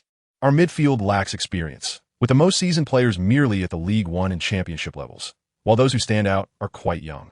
This may suffice in the Championship, but in the Europa League, we require seasoned players like you. In terms of personal compensation, we certainly will not offer less than Fulham, as we are determined to return to the Premier League next year. My promise to the fans is to ascend 3 tiers in 2 years. We persevered through last season's difficulties. This season will be no different. Listening to Mr. Ji Shi's words, Dembele nodded, albeit still somewhat unmoved. Musa, your performance in the Champions League last season cannot be deemed poor. It was merely a matter of adapting to the Champions League's tempo, which is vastly different from the Eredivisie. The Europa League, while slightly inferior, is a stepping stone. Acclimatizing to it before tackling the Champions League will yield significantly better results. Ji Shi continued. Perhaps it was this statement that resonated with Musa Dembele. Mr. Ji Shi, you have invited me for 2 consecutive summers. If I were to decline now, it would be a disservice to myself. Dembele extended his hand to Ji Shi, adding, I would be delighted to have the opportunity to play for Southampton. Ji Shi grasped Dembele's hand and erupted in a hearty laughter. Chapter 71. Preparation for the new season every summer. The acquisition of a player outside the scouting report brings immense joy to Mr. Ji Shi. The report delineates players that Southampton needs and can afford. Following this blueprint makes recruitment straightforward and minimizes the risk of error. Yet, Ji Shi's ability to secure players not listed suggests that the system initially deemed such players beyond Southampton's reach, yet he successfully brought them in. Doesn't this attest to his prowess? However, after signing Dembele, Ji Shi was somewhat astonished to discover that his midfield personnel appeared to be somewhat excessive. Currently, Southampton boasts 3 goalkeepers. The primary goalkeeper should be the newly acquired Navis, with the veteran captain Davis serving as the backup, alongside a 3rd goalkeeper, Forster. The goalkeeping position is well covered. As for the defense, both primary right-backs from last season, Atsumobo and Murdy, have been sold by the club. Their abilities had always been mediocre, hardly reliable even in League One, let alone the Premier League. Presently, the 2 right-backs are Klein, who is the starter, and Jenkinson, who serves as the first substitute for both right-back and center-back, ensuring ample playing time. The starting left-back is the newly signed Dixon. With last season's primary Mills as the backup, the substitute Harden was released by the club. The central defenders remain Lovren and Font, who will likely maintain their positions barring any significant issues, with Jenkinson providing sufficient backup. The second captain, Perry, has retired due to his advanced age, and he will subsequently join the scouting department. The other 2 substitute center-backs, Thomas and Jardy, are essentially ornamental. In the forward line, both Giroud and Lambert hold their positions securely, with Austin serving as their substitute. The winger Holmes is unlikely to see many opportunities, as Lambert and Giroud's stamina and physicality will dominate the majority of playing time. Conversely, the midfield boasts a robust lineup of defensive midfielders, including Dembele, Schneiderlin, Drinkwater, Letts, and Wharton, while the attacking midfielders consist of Lalana, Chamberlain, and Mkhitaryan, truly representing a formidable force. Enhancing the midfield's movement and coverage will significantly deplete the defensive player's stamina. However, it also facilitates rotation. Dembele is the primary figure, with Schneiderlin and Drinkwater alternating as his partners, while Letts and Wharton can conserve their energy during rotations. The attacking midfield will primarily rely on Lalana and Mkhitaryan, although Chamberlain will provide breakthrough opportunities from the flanks, ensuring his playing time remains adequate. Ji Shi contemplated this. Preparations for the new season, of course, extend beyond mere acquisitions. There is also the necessity for pre-season preparations. Southampton's ability to swiftly exhibit combat effectiveness last season, with no players faltering due to injury, is closely linked to their diligent pre-season training and its fruitful outcomes. Among these efforts, the 3 training plans Ji Shi exchanged played a substantial role. This time, it is imperative to prepare even more thoroughly. In fact, after the season concluded, Ji Shi expended 100 achievement points to acquire Ferguson's tactical positioning, advanced another 100 achievement points for Pintus's advanced fitness training plan, and 50 achievement points for a brand new elite goalkeeper training method. This expenditure of 250 achievement points left Ji Shi feeling quite pained, as if he were merely a fool. However, it was evident that such an investment was exceedingly worthwhile. Ferguson's tactical movement encapsulated the essence of his strategic framework. With his training regimen, Southampton's foundational training posed no issues whatsoever, and it could even be extended throughout the entire youth training camp, an initiative Ji Shi had already commenced. Furthermore, it harmonized seamlessly with the tactical experiences of other esteemed coaches. The description in the achievement shop was remarkably detailed, indicating that while Ferguson's movement system might appear somewhat antiquated, it could integrate almost effortlessly with other tactical frameworks. In essence, possessing this training plan as a foundation would allow Ji Shi to redeem other renowned coaches' training programs in the future at a significantly reduced cost, What originally required 100 achievement points could now be acquired from merely 20. As for Pintuza's advanced physical training, it encompassed all of Pintuza's current methodologies and insights. One could easily surmise that 8 volumes could rival the capabilities of an American captain. How could that not be beneficial? Most importantly, by annually investing 10 achievement points. The training plan's content could be perpetually updated, ensuring that Southampton's training regimen remains perpetually top tier. The same principle applied to goalkeeper training methods. The finest training techniques could be renewed each year, and the cost for each update was a mere 5 achievement points. Let us thoroughly absorb this knowledge and showcase our prowess in the upcoming season. Ji Shi declared of his 3 assistant coaches. At the conclusion of the previous season, the 3 assistant coaches had re-signed long-term contracts along with a stringent confidentiality agreement with the club, which has become customary. It is not only the club's assistant coaches who are bound by such agreements. Even the personal coaching teams of renowned coaches adhere to similar protocols. Therefore, as the preseason training commenced, both newcomers and returning players possessed ample confidence to face the forthcoming season's challenges. However, Ji Shi found himself somewhat intrigued. Aside from receiving 2 achievement point tasks at the outset of the last season, he had not encountered any further tasks thereafter. He pondered the triggering conditions for these tasks, wondering if it was due to the fact that Southampton had pursued championships that he himself had failed to secure during the latter half of the previous season. Perhaps if new tasks were to emerge, the achievement points awarded would be excessively generous. In essence, the matches that could potentially illuminate new achievements are unlikely to yield any new tasks, particularly since one cannot encounter renowned coaches or players in League One, thereby diminishing the probability of task activation. However, the championship boasts numerous venerable teams, alongside several players of considerable repute, making the likelihood of triggering tasks significantly higher in such circumstances. In the tactics of the new season, the 2 fullbacks will be entrusted with more offensive and defensive responsibilities, especially in terms of pressing forward in attack. Last season, the 2 fullbacks were merely symbolic in their forward movements. While other attacking players took on the bulk of the offensive duties, this will no longer be the case. With the involvement and support of the fullbacks, the forward players will have greater space to showcase their abilities. Mkhitaryan is expected to position himself further forward, thus effectively utilizing his dribbling prowess. Should Oxlade-Chamberlain be on the field, his activity along the flanks would increase, while the task of orchestrating the distribution of passes would fall to Lalana or the holding midfielders behind them. Giroud will continue to serve as the central striker, engaging in physical confrontations up front, while Lambert will operate slightly deeper, although both strikers can interchangeably drop back to collect the ball, as they both possess commendable technical skills. Chapter 72. The integration of the team. After more than half a month of training, the newly joined players at Southampton have begun to garner recognition from their teammates. Klein has emerged as the standout among the newcomers. Despite his youth, he possesses remarkable stamina, adeptly transitioning between offensive and defensive roles. His technical ability and physicality are commendable, coupled with impressive speed and athleticism, akin to a sports car that can effortlessly navigate the field. A full-back with such innate talent is a rarity, as Southampton has not previously boasted a player of his caliber in the Premier League. The closest comparison might be the once promising Walcott, who, while faster, lacks Klein's effectiveness in pressing and defending. Like many top-tier attacking fullbacks, Klein began as a forward, which accounts for his solid technical skills and forward-thinking mentality. Although his shooting abilities leave something to be desired, he is far more proficient at delivering passes to his teammates. Navis stands as one of only 3 internationals in the squad, alongside Dem El and Mkhitaryan. As a Costa Rican national, he may not be ideally suited to a high ball strategy due to his height of 1.85 meters, yet he quickly showcased his strengths through diligent training.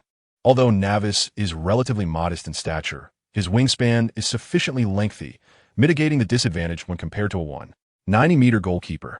His agility and quick footwork, coupled with exceptional leaping ability, enable him to demonstrate his prowess in both ground saves and aerial challenges. Boss, whether I play as a substitute is inconsequential to me. After all, I'm nearing 34 years of age.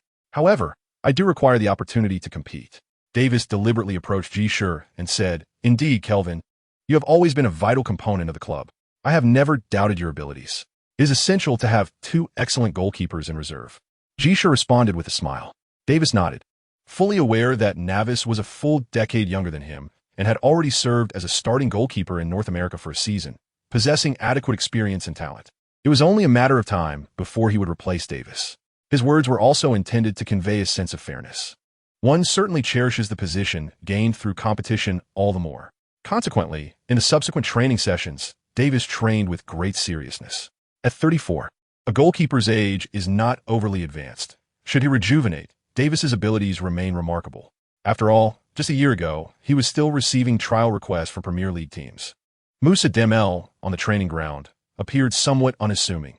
However, during physical training, he showcased his exceptional capabilities. His running, interceptions, and distribution were impeccable, earning him considerable admiration. Truly a player with Champions League experience. The acquisition of such a player by Southampton is a testament to the club's current excellence. One must ponder why Dembélé does not seek a place in a Premier League team, even if he cannot join a top club. Securing a position in a regular Premier League team should not be overly challenging. Drinkwater, on the other hand, seemed carefree and optimistic. As soon as he arrived at Southampton's training ground, he engaged in playful banter with others, quickly endearing himself to the squad with his cheerful demeanor.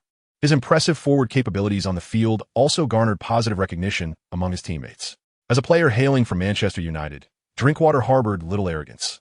After all, at 20 years old, he had yet to make an appearance for United, having been loaned out repeatedly. In such circumstances, maintaining a sense of pride would be quite absurd. The arrival of these two individuals has placed considerable pressure on Schneiderlin. Ji specifically sought him out for a conversation, emphasizing that this was not an attempt to usurp his position, but rather to bolster the midfield of the team. The future of Southampton lies within the Premier League, and thus, one must continuously confront the challenge posed by numerous elite players. Fearing competition is futile. Only through decisive participation in this rivalry can one truly excel. This principle is well understood by Schneiderlin, who, despite his youth, has gained experience playing abroad. As for Austin, there is little to say. He can perform just as well as Lambert, who is aware of his new role as a substitute. Nonetheless, Lambert remains unfazed, knowing that, given his current form, being a substitute is merely a precaution. Ji Shi has also informed him and Giroud in advance that each match in the new season holds significant importance, and having multiple substitutes is intended to ensure they can showcase their talents in crucial games. Dixon has demonstrated his forward capabilities on the training ground. As a left-back who excelled in League One last season, he is content to be playing in the Championship this season, especially since there is little competition for his position. Mills struggled as a starter last season, and his chances of being a first-choice player in the Championship are slim, likely only appearing in cup matches. Jenkinson serves as the primary substitute for both the right flank and center-back positions. Although this young defender is still only 18, he possesses commendable height, mobility, and physicality. Training alongside higher-caliber players and occasionally taking the field will afford Klein and the two center-backs some respite. The seasoned players at Southampton have quickly embraced the newcomers, and through training, it is evident where they stand for the new season. The two fullbacks are certain to be starters. Navis is poised to challenge the veteran captain, Davis, while Dembélé is likely to secure a midfield starting position. The other midfield spot will see competition between Schneiderlin and Drinkwater, leaving the likes of Lalana and Wooten as potential substitutes. However, given their age, it is quite normal for them to take on such roles. Austin will serve as a rotational player in the forward line. Each individual's role is distinctly defined. Now, there is a pressing issue. Perry has retired, and Wooten's chances of starting next season are exceedingly low. Considering Davis, it is likely that he will soon be challenged for his position by Navis. I require a third captain to don the armband in Davis's absence, Ji Shi expressed. This is a challenging predicament. Our senior players are largely unable to secure starting positions, save for the older veterans. The most senior among them are Schneiderlin and Lalana, Ben Ali mused. Neither of them is suitable. It is not a matter of youth. The role of captain is not dictated by age, but rather by prestige, character, and capability, Ji Shi countered. Ben Ali nodded in agreement, acknowledging that Schneiderlin and Lalana indeed possess sufficient credentials. Schneiderlin has been with Southampton for 3 years, while Lalana has been part of the first team for 4. Aside from the likes of Davis and Wooten, no one has spent more time at Southampton than they have. However, Schneiderlin's shy disposition and Lalana's more exuberant nature render them unsuitable for leadership. I presume you already have someone in mind for the position of third captain? Benelli spoke, and Gia smiled without responding. Chapter 73, To Kill a Mockingbird. When Gia announced on the training ground the addition of a third captain to the team, no one expressed any dissent.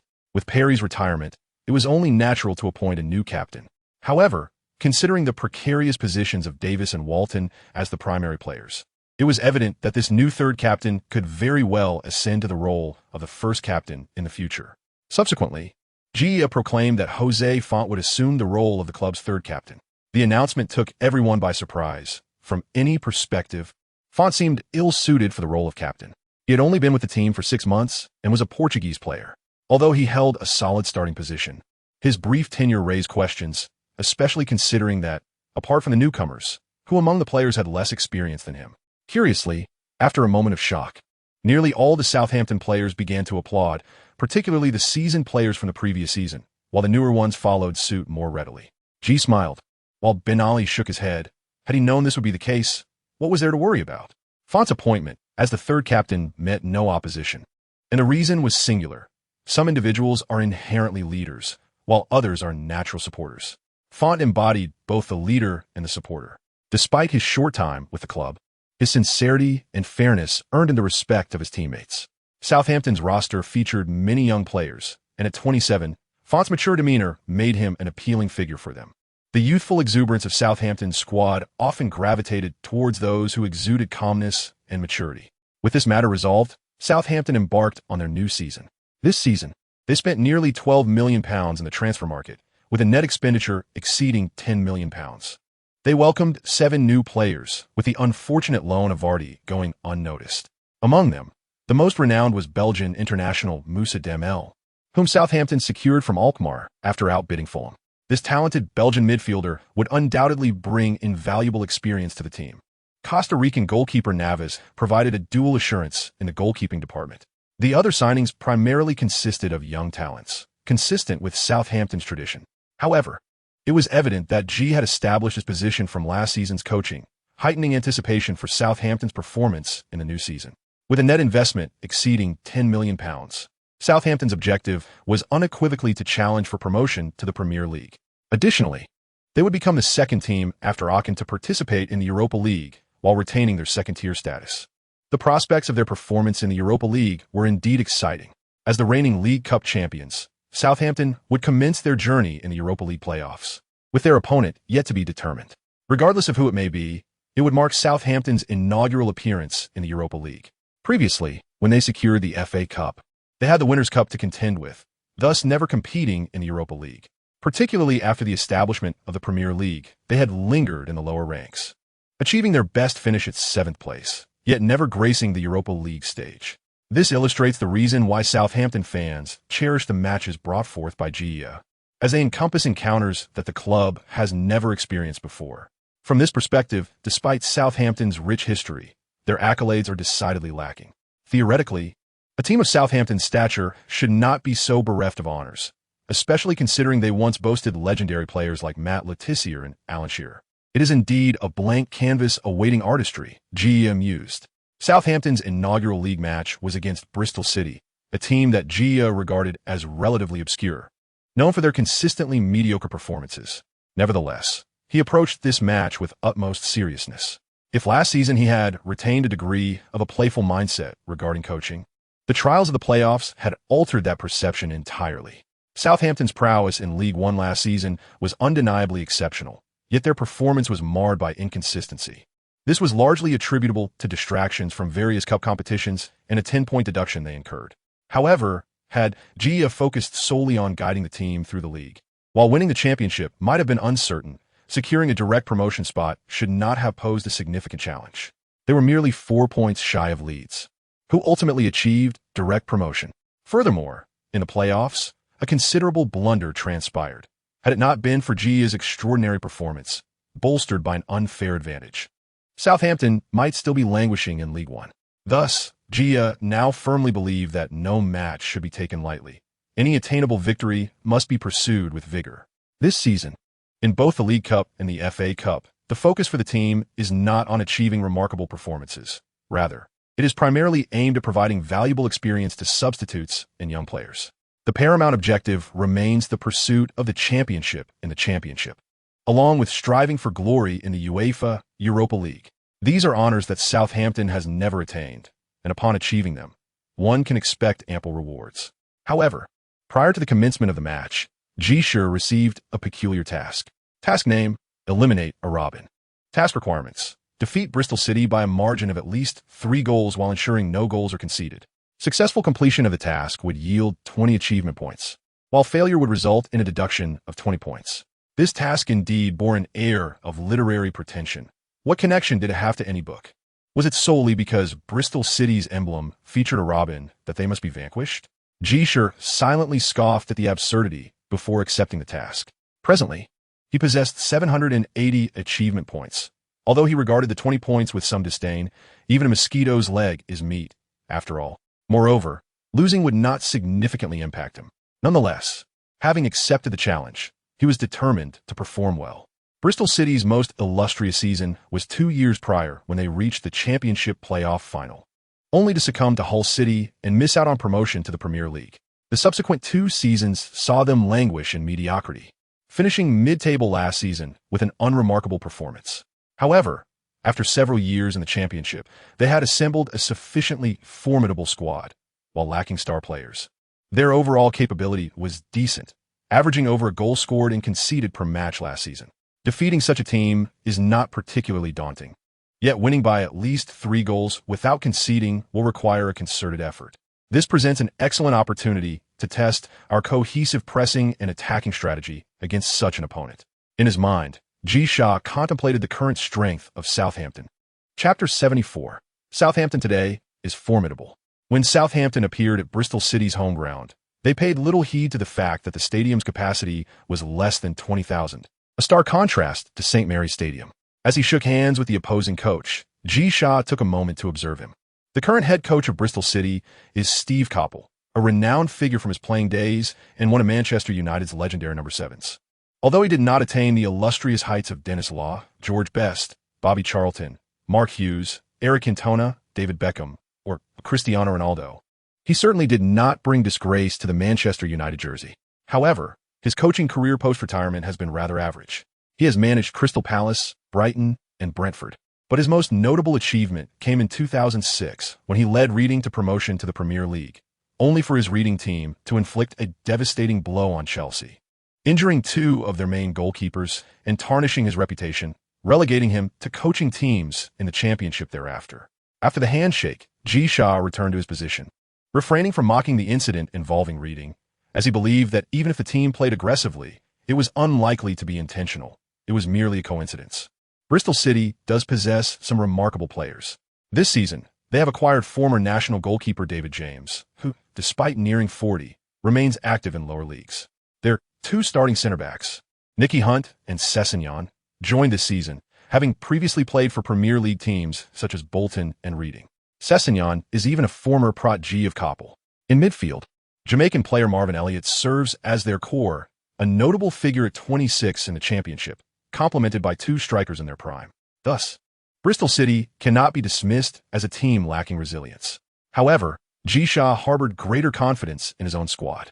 Goalkeeper Davis, wingbacks Klein and Dixon, centre-backs Font and Lovren, midfielders Dem, L, Schneiderlin, Lalana, and Mkhitaryan, along with forward Giroud and Lambert, formed a lineup that, despite last season's uncertainties, he firmly believed was competitive even in the Premier League this season. Not to mention the prospects of not just avoiding relegation, but also contending for a top 10 finish, which seemed highly attainable. Their only shortcoming lay in experience, yet their journey from League 2 had endowed them with ample experience. Coppell, too, felt a twinge of uncertainty. If faced with a typical newly promoted team, he wouldn't be overly concerned. After all, Bristol City is a well-known force in the Championship. However, Southampton had just claimed a treble last season, winning the League Cup, the English Championship, and the League One playoffs. These words were spoken by Ji Shi after the season concluded, eliciting laughter from those who heard them. However, upon reflection, the achievements of Southampton are indeed astonishing. In the face of a densely packed league schedule, they managed to secure victories in 2 cup competitions, showcasing an exceptional performance throughout the season. With an investment exceeding £10 million in the first team, one can only ponder how formidable they have become. Coppell can only hope for a reasonable synergy between the newcomers and the existing players. The starting lineup of Southampton features 2 new full-backs alongside Demel, while the attacking line remains unchanged. Nevertheless, defensively, one might anticipate some disarray. From the very onset of the match, Southampton's 2 full-backs incessantly surged forward, seizing possession and launching attacks. Both Klein and Dixon are accustomed to advancing offensively, and Ji Shi has granted them ample freedom in tactical arrangements, allowing them to alternate in their forward forays, always with support from behind, a role well filled by Dem, L, and Schneiderlin. In the 3rd minute of the match, Klein received a pass from Launa, forcefully breaking through the opposition's defense, cutting diagonally into the penalty area before delivering cross. Mkhitaryan followed up with a strike, but James timely dove to deflect the ball out of play. Remarkably, at 40, he and T lost his touch. Ji Shi mused that had he displayed a bit more steadiness in his earlier years, he might not have become a figure of ridicule in the England national team. Both center-backs surged forward, placing immense pressure on Bristol City's defense, compounded by the presence of 2 towering forwards. Lambert and the opposing defenders vied for positioning, and having played the previous season with confidence, Lambert had proven himself against Premier League teams, even breaching Manchester United's goal, which bolstered his self-assurance, something he had previously lacked due to his long tenure in the lower leagues. However, after last season's performance, he fully embraced his capabilities. I possess the ability to thrive in the Premier League, and I can perform exceptionally well. Sometimes the opportunity for a player to break through lies in the slightest shift. Lambert, brimming with confidence, had amassed considerable experience over nearly a decade in lower leagues, and now, when he erupted onto the scene, he appeared virtually unstoppable. Amidst the tussle with Sis, Lambert executed a sudden stop and darted toward the center of the penalty area, drawing Sis in his wake, then abruptly surged forward again. Sis was left behind, and at that moment, Launa delivered a corner kick. Lambert leapt high at the near post, meeting the descending ball with a powerful header. The ball soared past the near post, leaving James unable to make any save. Merely 6 minutes into the match, Southampton had taken a lead. After scoring, Lambert sprinted towards the away fan stand, arms wide open, embracing the resounding cheers of the supporters. Ji Shi raised his fist in triumph, feeling a sense of relief. Bristol City truly lacked prowess, falling short in comparison to Southampton across all positions. Despite being a mid-table team in the Championship, Southampton, with their current strength, should confidently contend for the top spots, even with a conservative approach. The only lingering concern was whether Davis could fulfill the crucial task of securing a victory without conceding any goals. Ji Shi pondered. Davis was a reliable goalkeeper, though he seldom executed miraculous saves. Positioned in front of the goal, he rarely relinquished what should not be lost. Yet spectacularly denying certain goals from the opposition was indeed a rarity. This illustrates the distinction between a top-tier goalkeeper and an ordinarily proficient one. While an average yet competent goalkeeper may avoid errors, a top goalkeeper consistently executes miraculous saves. Chapter 75. My apologies, Mr. Coper. Oh, what a magnificent save. Bristol City launched an exceptionally threatening attack. The pass deftly evaded the repositioning defender, Font, and Bristol City's star forward, Nicky Maynard, met the descending ball with a powerful header aimed at the goal. However, Davis executed a splendid lateral dive, deflecting the ball away. Davis's dive was indeed remarkable. Had it been last season, he likely would not have made the save. Yet this time, he reacted instantaneously, extending his body as he leapt, stretching his arms to narrowly parry the ball away. What a stunning save, Ben Ali remarked, slightly astonished. It's only natural. During preseason training, he was exceptionally diligent. Moreover, our current training standards for goalkeepers are quite elevated, and his age is not particularly advanced. Ji Shi nodded in agreement. Nearby, Navis clenched his fist, acutely aware that he would eventually become Southampton's starting goalkeeper. However, Davis's performance underscored the reality that a primary position is not easily secured. Attaining such a role requires arduous training and relentless pursuit. Nonetheless, Navis harbored no fear of competition. He had spent 4 years with the Saprissa first team. In his inaugural year, he had merely 3 appearances, which increased to 7 in his second year. And it wasn't until his third year that he gradually established himself as the starting goalkeeper, making 20 appearances. In his fourth year, he solidified his position, playing the entirety of the matches. Arriving in a new environment merely signifies a fresh competition. Keylor Navas has never shied away from rivalry. Competition only serves to enhance his abilities. Glancing at Navas, Ji Shi discerned a serious and earnest expression rather than one of displeasure or anger, which alleviated his concerns. Healthy competition is essential within any team, and particularly in the position of goalkeeper, where a sense of urgency must be maintained. Those goalkeepers who consistently excel are often those who face immense competition. enabling them to sustain their remarkable performances. Though Iker Casillas rose to fame at a young age, he experienced a period of instability in his starting position for both Real Madrid and the Spanish national team. Petr Cech emerged from lower league teams, relying on competition to hone his skills. It wasn't until Cesar was in his late 20s that he solidified his position in a European powerhouse. While Vitor Valdes seized multiple opportunities when other goalkeepers faltered at Barcelona to become the first choice. Perhaps only Gianluigi Buffon's career can be deemed smooth sailing, having achieved early fame and consistently been a starter wherever he went. Navas, clearly not a goalkeeper who attained early acclaim, finds the sense of urgency and competition to be of paramount importance. On the pitch, the match continued. After being pressured by the opponent's offensive surge, Southampton swiftly launched a counterattack, capitalizing on their significant midfield advantage.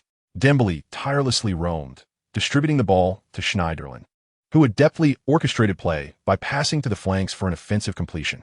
In this scenario, Klein appeared particularly dynamic. His speed and technical prowess, stemming from his forward origins, allowed him to assist without immediately confronting physical challenges, thus effectively utilizing his sprinting capabilities. His incursions down the wing gradually drew the opponent's defensive focus outward, at which point Lalana showcased his value. Receiving Schneiderlin's pass, he refrained from sending the ball directly to the advancing Klein. Instead, with a deft touch, he sent the ball across to the opposite side of the penalty area. At that moment, Lambert had just found space with his movement, and Lalana's pass arrived perfectly. Without pausing to control the ball, Lambert executed a volley. The ball soared diagonally towards the far corner of the net, and the goalkeeper, having rushed forward, could only turn in vain to attempt to save, helplessly watching as the ball nestled into the net once more. A second goal. In the 27th minute of the first half, Lambert struck again. Southampton's leading scorer was in exceptional form. Amidst the commentators' exuberant calls, Ji Shi and Ben Ali exchanged celebratory high-fives. Lambert's prowess was well known. Since the beginning of the season's training camp, he had displayed an undeniable enthusiasm for training. It was understandable, after all, as he was 27 or 28 years old and was only now experiencing second-tier competition for the first time. How could he lack ambition? Ji Shi observed with keen clarity the focal point of his offensive strategy in this match was Lambert.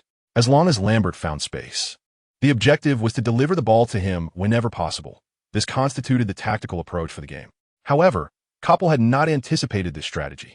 Last season, Southampton had displayed a notably flexible and dynamic style, with their offensive focus continuously shifting. This summer, they had recruited several new players, yet they inadvertently concentrated their efforts on Lambert. With Lambert in exceptional form, this decision created significant challenges for their defense. After the halftime intermission, Koppel actively adjusted his tactics to closely mark Lambert. However, this shift severely impacted their offensive capabilities. Dembele's movements in midfield became ineffective, and with the encirclement of two central defenders, any attempts to reach Davis were rendered harmless, leaving Davis, eager to showcase his skills, somewhat disheartened. Nevertheless, Southampton's attacking play remained exquisite. With Lambert being closely guarded, opportunities for other players increased. 20 minutes into the second half, Mkhitaryan received a pass from Klein and made a diagonal run into the penalty area. Amidst the ensuing chaos in the opposing defense, he skillfully delivered the ball to the edge of the box, where Lalana was poised to strike, finding the net with precision, 3-0. Just before the final whistle, Lambert, tirelessly seeking scoring opportunities, finally seized one.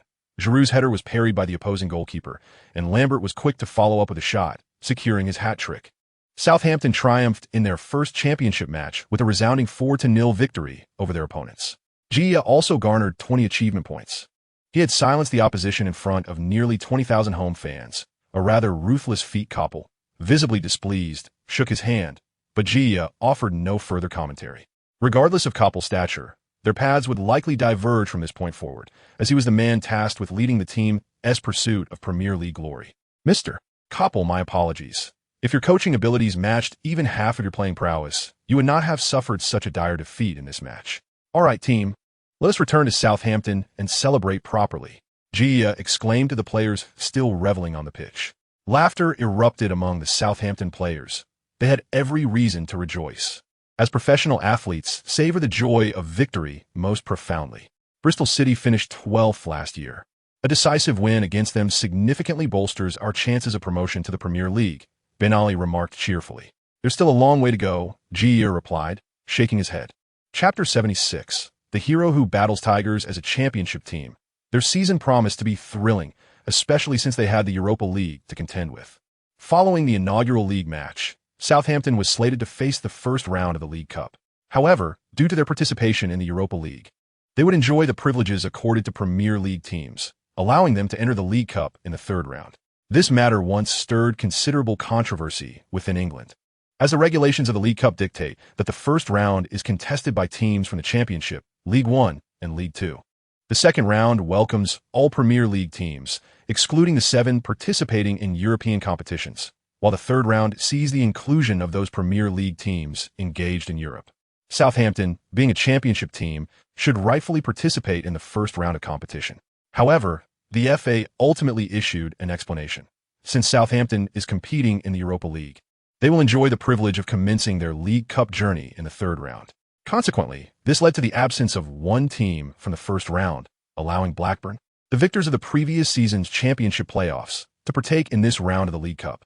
Ji Shi expressed some dissatisfaction, as the League Cup traditionally offers a valuable opportunity for team development. Nonetheless, he refrained from complaining excessively, stating in an interview that this recognition is the best reward for Southampton's triumph in the League Cup, which he believes will also serve as motivation for other teams. He emphasized the importance of the League Cup, asserting that while it may not possess the historical prestige of the FA Cup, it is nonetheless acknowledged by UEFA as a national cup competition, and attitudes towards it should evolve. With a renewed sense of goodwill, Ji Shi resumed training with the team, using the week to weigh the gains and losses. If the previous match against Bristol City served as a test of their capabilities to establish themselves in the Championship, the upcoming match would be a true test of their potential to achieve promotion, facing off against Hull City, the team nicknamed the Tigers. Last season, Hull finished 19th in the Premier League, having ascended through the playoffs 2 seasons prior. Although they lost several players after relegation, their remaining squad still boasts considerable talent, making them one of the favorites for promotion this season. They triumphed 2-0 against Swansea in the first round, as Ben Ali added. Of course, the first match does not determine much. Currently, we are tied for first place with Queen's Park Rangers, both having scored 4 goals. However, this is merely temporary. Ji Shi remarked that if we can secure a victory against Hull City at home, it would at least demonstrate our capability for promotion. The players nodded in agreement, noting that Queen's Park Rangers have consistently been a mid-table championship team, performing well each year, yet failing to ascend, which makes surpassing them seem quite attainable for Southampton's squad. Conversely, Hull City presents a more formidable challenge. In this match, we can experiment with a new formation. Ji Shi suddenly paused before looking up to address the team. The players were taken aback. What else with the surprise? We have welcomed 7 new players this season, all of whom possess exceptional talent. Given this context, implementing rotation is a natural course of action, and everyone must learn to excel even amidst such adjustments. Ji Shi spoke naturally. Indeed, it is essential for everyone to understand that the club has invested over £10 million in the transfer market this year, while retaining nearly all of last season's key players, not merely to avoid relegation, but to strive for a Premier League challenge. Additionally, we shall not easily relinquish the honor of the Europa League. Thus, our task this season will be formidable, encompassing 46 league matches alongside Europa League encounters. Naturally, we cannot rely solely on a singular lineup. Rotation is imperative. Ben Ali seamlessly continued the dialogue. Ji Shi quietly commended Ben Ali in his heart. Having a good supporting character is crucial, especially in the absence of prior communication. His momentary pause was due to receiving a new task. Task name: Tiger Hero. Task content: in the scenario of rotating more than half of the main lineup, which entails substituting at least 6 players, we must still secure a victory against Hull City, nicknamed Tiger City, by a margin of at least 3 goals. Compared to previous tasks, although the name remains whimsically casual, the requirements are significantly more stringent, winning by at least 3 goals while rotating a minimum of 6 key players. Therefore, Ji Shi decided to announce this in advance to avoid any confusion later on. Well, I will announce the starting lineup for the next match here. Goalkeeper Navis, right back Klein, center backs Jenkinson and Font, left back Mills, midfielders Demel, Drinkwater, Lalana, and Oxlade-Chamberlain, with forwards Lambert and Austin. Ji Shi had racked his brain to finalize this rotation. Changing the goalkeeper is a reasonable move, as there is competition for the position. The pairing of Jenkinson and Font in defense was already part of the plan. and substituting Drinkwater and Oxlade-Chamberlain for Schneiderlin and Mkhitaryan would not significantly diminish our strength. Austin's rotation for Giroud is also standard, but fielding Mills is somewhat of a gamble, given that his skills are not particularly remarkable even in League One. However, Dixon's performance in the first round had not been as stellar as Klein's, so the impact should be minimal. There were not many objections to this rotated lineup, though it was evident that the new signings Klein and I could play pivotal roles in the new season. Indeed, Ji Shi believed that Klein's ability to break through on the flanks and provide assists was a vital component, while L's versatility in midfield was equally critical. Moreover, both players possessed exceptional physical fitness and stamina, allowing them to cope with the rigors of an entire season without significant issues. The strength of this lineup is not significantly different from that of the previous starting 11. What it lacks is merely synergy. During the early stages of the league, frequent rotations among players to foster mutual understanding are indeed essential. Hull City's prowess has notably diminished. Although they spent 2 years in the Premier League and assembled a commendable squad, they were somewhat unfortunate, failing to nurture any remarkable talents. Following their relegation, most of their key players dispersed, and while financial constraints are not an issue, they swiftly formed a competitive team in the Championship. However, in terms of cohesion, they are less synchronized than Southampton, who also made numerous signings this season. After all, Southampton retained their core players, such as Font, Lalana, and Lambert, making it easier for new additions to integrate.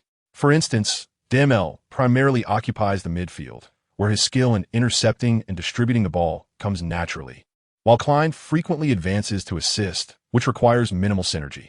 Chapter 77. The excited newcomers' cohesion has always been a vital aspect, yet it varies in type. The synergy among the core players necessitates a prolonged adaptation period, easy to disrupt, yet challenging to establish. Conversely, the integration of plug-and-play players tends to be more straightforward. Hull City has suffered immensely in this regard.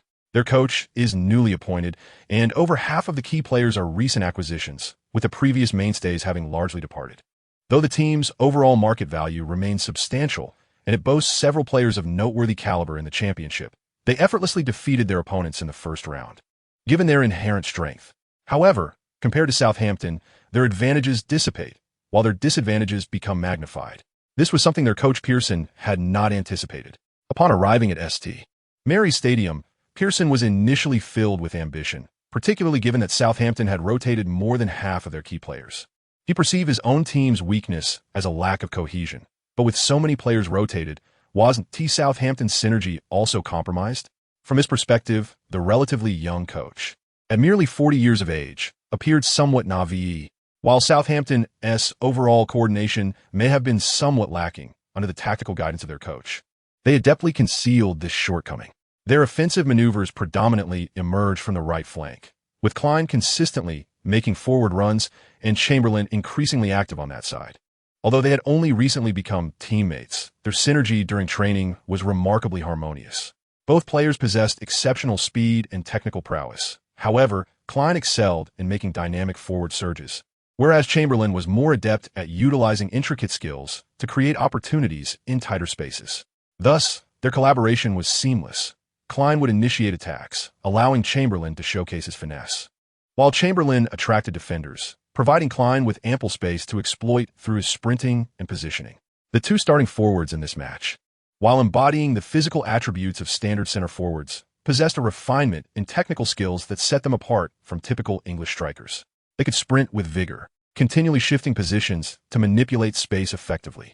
This style of attack is seldom witnessed in the Championship, and even in the Premier League. It is not a tactic that many teams can execute. Aside from select few elite opponents, the majority of Premier League teams predominantly rely on a more direct approach. Thus, Ji Shi has consistently believed that this represents a significant advantage for Southampton. For various reasons, the players at Southampton possess commendable technical skills, including local talents such as Lalana and Lambert, who, despite lacking in certain intricate techniques, exhibit exceptional game awareness and passing abilities.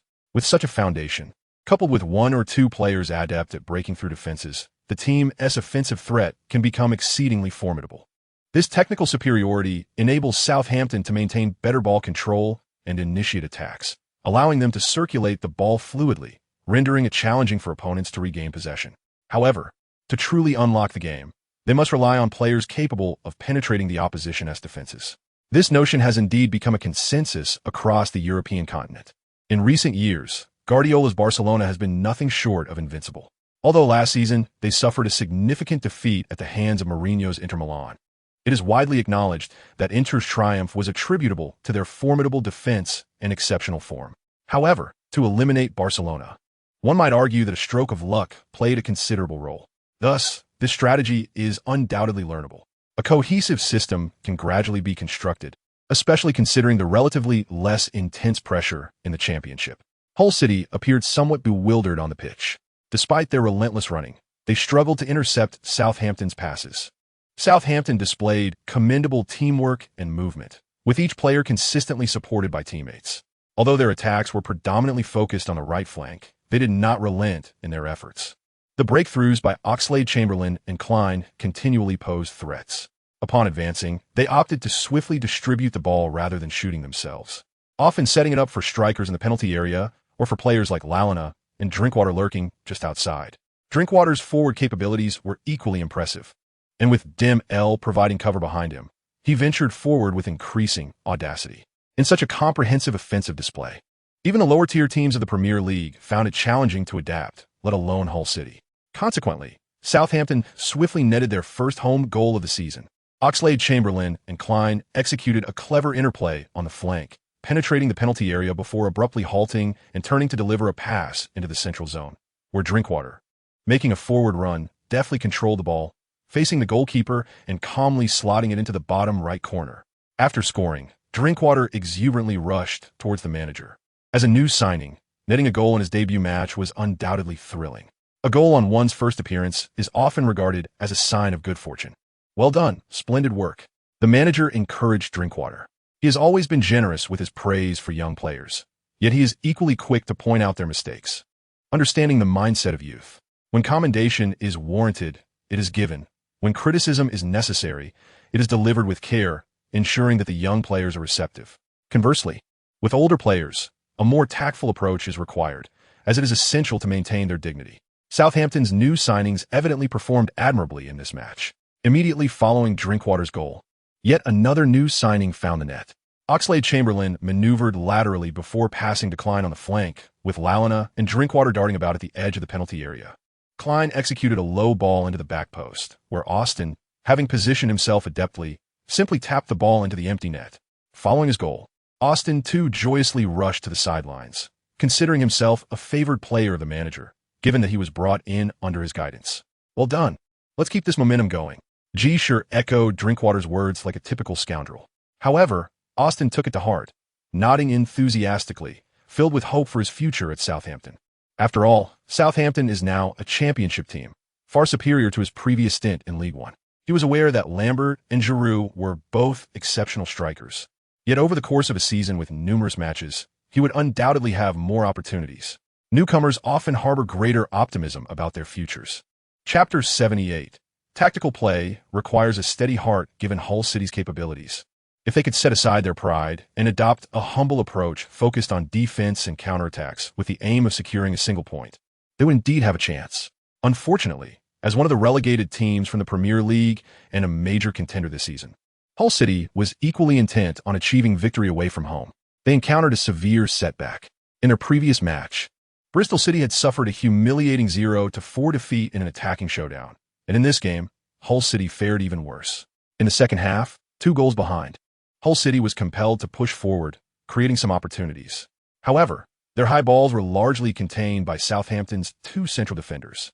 Jenkinson occasionally let some balls slip, but Navis, despite being slightly shorter than Davies, excelled in timing and reaction during his interventions. 2 precise interceptions and a spectacular save rendered Hull City's offensive efforts utterly futile. Their reckless advance only widened the gaps in their defense. First, Chamberlain broke through and decisively shot, extending the score to 3-0. Then, Klein's flank breakthrough led to a free kick, and Font, advancing from the back, scored with a header. In the dying moments, Lambert seized a one-on-one opportunity, evaded the opposing goalkeeper, and slotted the ball into the empty net. 5-0, Southampton achieved a glorious victory at home. While it was delightful to secure consecutive wins, as a newly promoted team, it was understandable that other teams were not yet familiar with us. Once the championship teams become accustomed to our style, that will be our true test. Ji Shi appeared remarkably humble at the post-match press conference, a quality that has contributed to his favorable reputation since last season. However, in truth, Ji Shi felt that there was little to boast about in League One or the championship. Dominating these teams hardly constituted real prowess. To truly revel in it, one must excel in the Premier League. Furthermore, the exposure in the Premier League is incomparable to that of the Championship or League One. Establishing a persona there is paramount. And for now, it is unnecessary. A journalist inquired about his upcoming leadership in the Europa League playoffs in 3 days. Regarding the Europa League, there will be a press conference before that. This is a championship press conference, so let us not confuse the two. Ji Shi waved his hand dismissively before turning away. The reporter felt somewhat disheartened.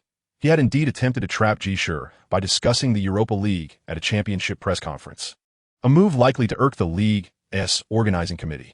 Yet, despite his youth, Ji Shi remained astute and perceptive, adeptly navigating the intricacies of the situation. "Thank you for the warning. It seems someone is indeed trying to ensnare me," he mused. Once Ji Shi departed from the press conference, he promptly placed a call to John Senni. "Regrettably, while I am also a journalist, I am also a devoted fan of Southampton. You are now a pivotal figure for us," Senni, the chief sports reporter for the Southampton Evening Mail, replied. "I will keep you informed of any developments. Southampton requires a robust external communication channel." Ji Shi responded with a smile, acknowledging that assistance often comes with its own motives. One cannot expect to exploit goodwill without offering something in return. Earlier, Ji Shi had noted that he still had 820 achievement points remaining, having recently earned another 40 from his latest tasks. After some deliberation, he decided to invest 40 points to enhance his tactical abilities by 4 points.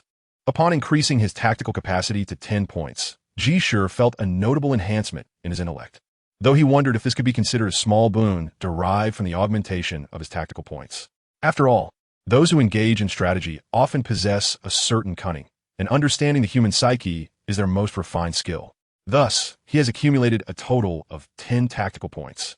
Yet, to his dismay, when he sought to acquire the Tactical Master Simulation ability, the system informed him that his tactical proficiency was still inadequate. How frustrating. I have expended 100 achievement points for those 10 tactical points, and yet I am still not qualified?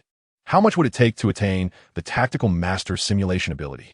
The serum of Captain America only costs 800 points. At this moment, Ji Shi finds himself often measuring the worth of his expenditures against the cost of Captain America's serum. However, the upcoming UEFA Europa League qualifying matches are also of significant interest to Ji Shi.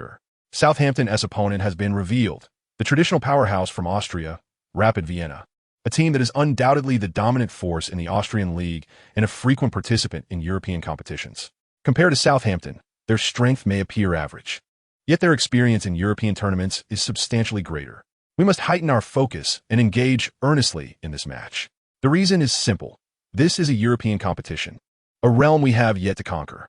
Within our squad, only Musa possesses experience in European matches, which underscores the necessity of our heightened attention. Ji Shi conveyed to the players.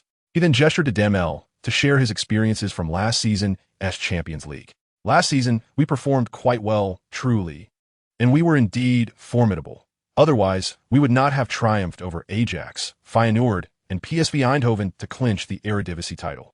We retained all our key players, and, under the guidance of the esteemed Van Gaal, we were eager to showcase our prowess in the Champions League. Unfortunately, we cannot achieve this.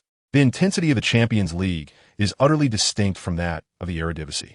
While competing in the Eredivisie, there were moments when simply holding on a bit longer could lead the opponent to concede.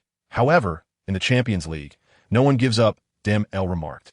"The same applies to the Europa League," Ji Shi interjected. "Rapid Vienna possesses a wealth of experience in this regard. They know precisely how to handle a team lacking in experience like ours. Therefore, during the match, we must exercise patience and remain composed in unforeseen circumstances. Understood?" The players nodded in agreement.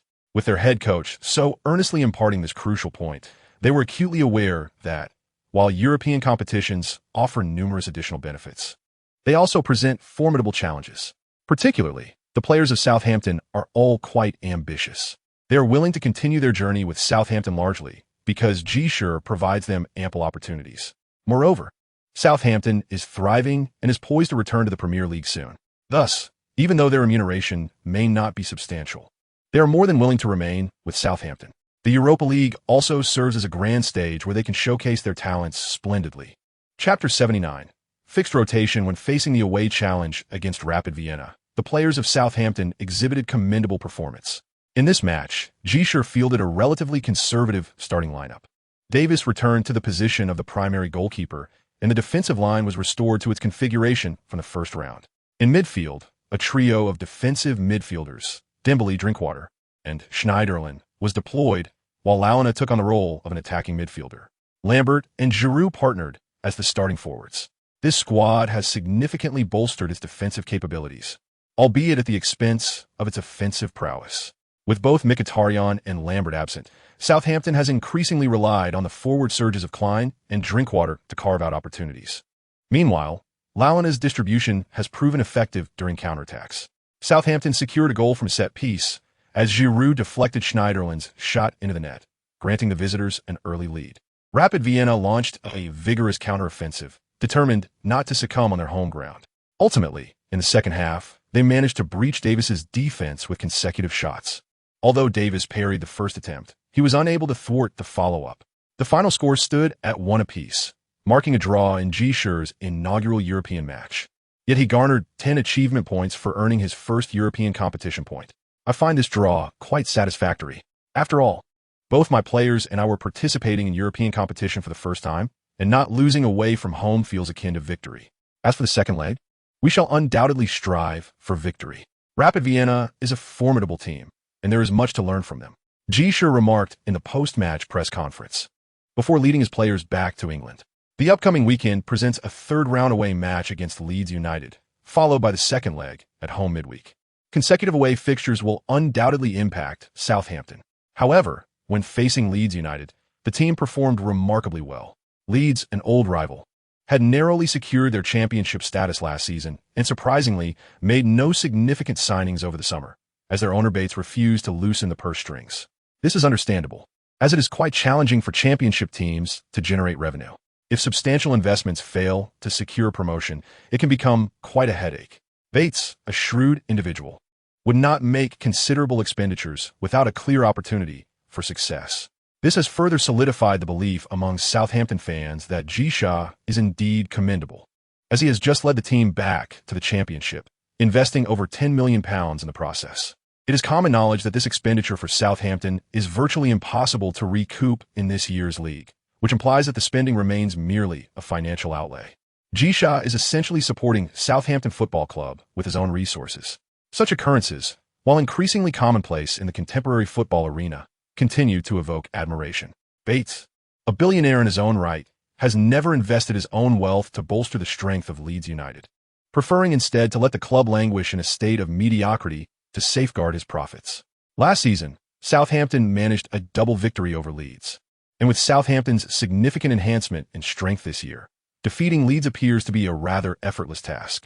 The results from the first 2 rounds seem to corroborate this notion, as Southampton scored 9 goals without conceding any, securing the top position in the league, while Leeds managed a mere single point, languishing in the lower ranks.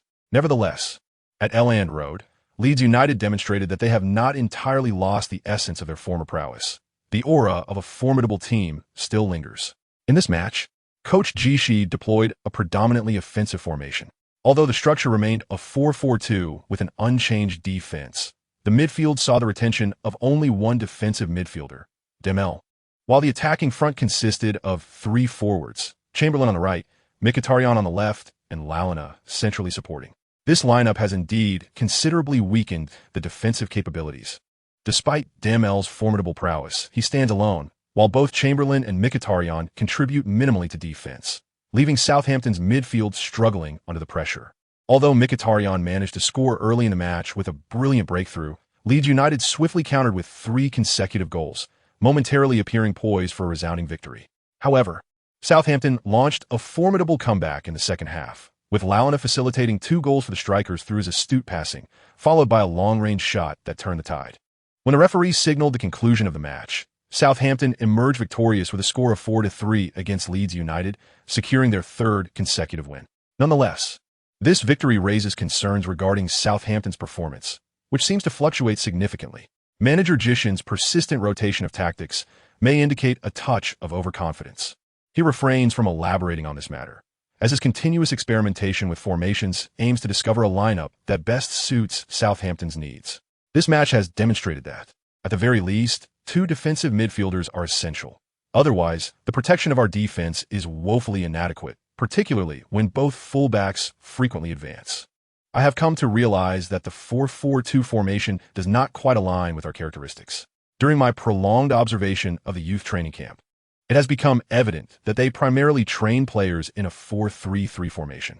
Under such circumstances, if we persist with 4-4-2, many exceptional players from the youth team may find it challenging to establish themselves in the first team, Ji Shi remarked to Ben Ali. Indeed, we typically employ a 4-3-3 formation. On the front line, aside from the central striker, we generally have a more technically adept forward capable of playing wide, alongside a quicker winger who operates predominantly on the flanks. However, in the previous 2 seasons, our struggles in the Premier League with the 4-3-3 formation stem from the players' inadequacies, which led us to transition to a 4-4-2, increasing the midfield's defensive strength with the inclusion of some elite, Ben Ali replied. I am well aware of that. But the issue lies not within the formation or tactics, but rather with the players' capabilities. Currently, our squad does not lack talent. Ji Shi responded with a smile. So, how do you intend to alter the tactics? Ben Ali inquired. I have given it considerable thought and have also contemplated personnel arrangements. We have numerous players capable of contributing significantly. It would be a pity not to implement a fixed rotation, Ji Shi replied. Fixed rotation? Ben Ali was taken aback. Indeed, some players synergize better with certain teammates, while others do not. As long as we identify these dynamics, the rotation can involve consistent partnerships, making it quite suitable, Ji Shi chuckled. Chapter 80. Breakthrough in the qualifiers. When Ji Shi announced the lineup for the home match against Rapid Vienna, the Southampton players were somewhat astonished. The goalkeeper Davis, defenders Klein, Dixon, Lovren, and Font, midfielders Dembele, Drinkwater, and Lalana, forwards Chamberlain, Lambert, and Giroud. Is this a 4-3-3? The players queried in unison. Of course, it is a 4-3-3, though it does not deviate significantly from our 4-4-2 tactics. Chamberlain will simply be more active on the flanks, Ji Shi replied with a smile. Chamberlain confidently nodded. Boss, rest assured, I will certainly outmaneuver them on the wing. Ji Shi smiled and nodded. Chamberlain's ability to continuously receive the ball and create opportunities from the flanks is rather rare at Southampton. Although Mkhitaryan is adept at breaking through and generating chances, he is a quintessential number 10. Confining him to the wings would be a disservice to his talents. Lalana excels at distributing the ball quickly and taking long-range shots, though he lacks in the ability to make penetrating runs and break through defenses. However, with the presence of Drinkwater, who is proficient at making forward runs, he is better suited for a midfield partnership. Should Mkhitaryan take the field, he would require a partner who could distribute the ball effectively from behind and connect with him promptly. Schneiderlin would be a more fitting choice in that regard. At this moment, Ji Shi began to realize that there are no inherently ineffective players. The crux lies in how to harness their strengths while concealing their weaknesses. Achieving this often transforms liabilities into assets. Of course, this might merely be his illusion. Generally speaking, rotations rarely yield favorable outcomes because players' form is not constant. It fluctuates continuously. Combinations that seem promising during training may not translate well onto the pitch. Nevertheless, Ji Shi remained somewhat oblivious to this truth, and his tactical shift proved remarkably effective. After the first leg of the match, Rapid Vienna had nearly acclimatized to Southampton's attacking style, yet Southampton completely reinvented themselves at home, adopting a more aggressive approach. This shift in tempo was quite disconcerting. Thus, Rapid Vienna was caught off guard as Southampton launched their assault. Lalana distributed the ball, Chamberlain received it, and cut inside, then passed to Klein, who surged down the wing, forcing his way to the byline before lofting across to the edge of the penalty area. Drinkwater, making a forward run, struck the ball first time without hesitation. Given his skill level, executing such a clean shot was inherently challenging. However, he indeed produced a strike of exceptional quality, the ball soaring into the net's upper corner with precision. After taking the lead, Southampton continued their onslaught. Following the tactical adjustment to a 4-3-3 formation, their attacks became remarkably streamlined, a development even the players themselves had not anticipated. With Chamberlain positioned further forward, he posed a greater threat. Lalana enjoyed more space to operate, and his ability to release the ball quickly made it difficult for opponents to mark him effectively. Concurrently, Giroud and Lambert expanded their activity range, while Drinkwater's forward runs became increasingly menacing. One must commend Ji Shi's astute adjustments. I do not believe they were a spur-of-the-moment decision, but rather the result of careful preparation. It is a rare quality for a young coach like Ji Shi to seek change before witnessing a decline in tactics. This underscores the necessity for youth in coaching. While experience is invaluable, the agility of young minds and their capacity to embrace new concepts is equally advantageous. Southampton launched yet another wave of attack. Amidst the fervent shouts of the commentators, Lalana once again distributed the ball to the right flank, initiating an offensive collaboration for Southampton. However, the opposition was far from oblivious. As Southampton concentrated their efforts on the right side, they too fortified their defense in that area. Yet this time, Chamberlain opted not to switch the play, but instead passed to the advancing Drinkwater. Drinkwater lifted his foot, preparing for a long-range shot, and then, with precision, he delivered a pass. Following closely, Lalana received the ball without breaking stride, distributing it directly.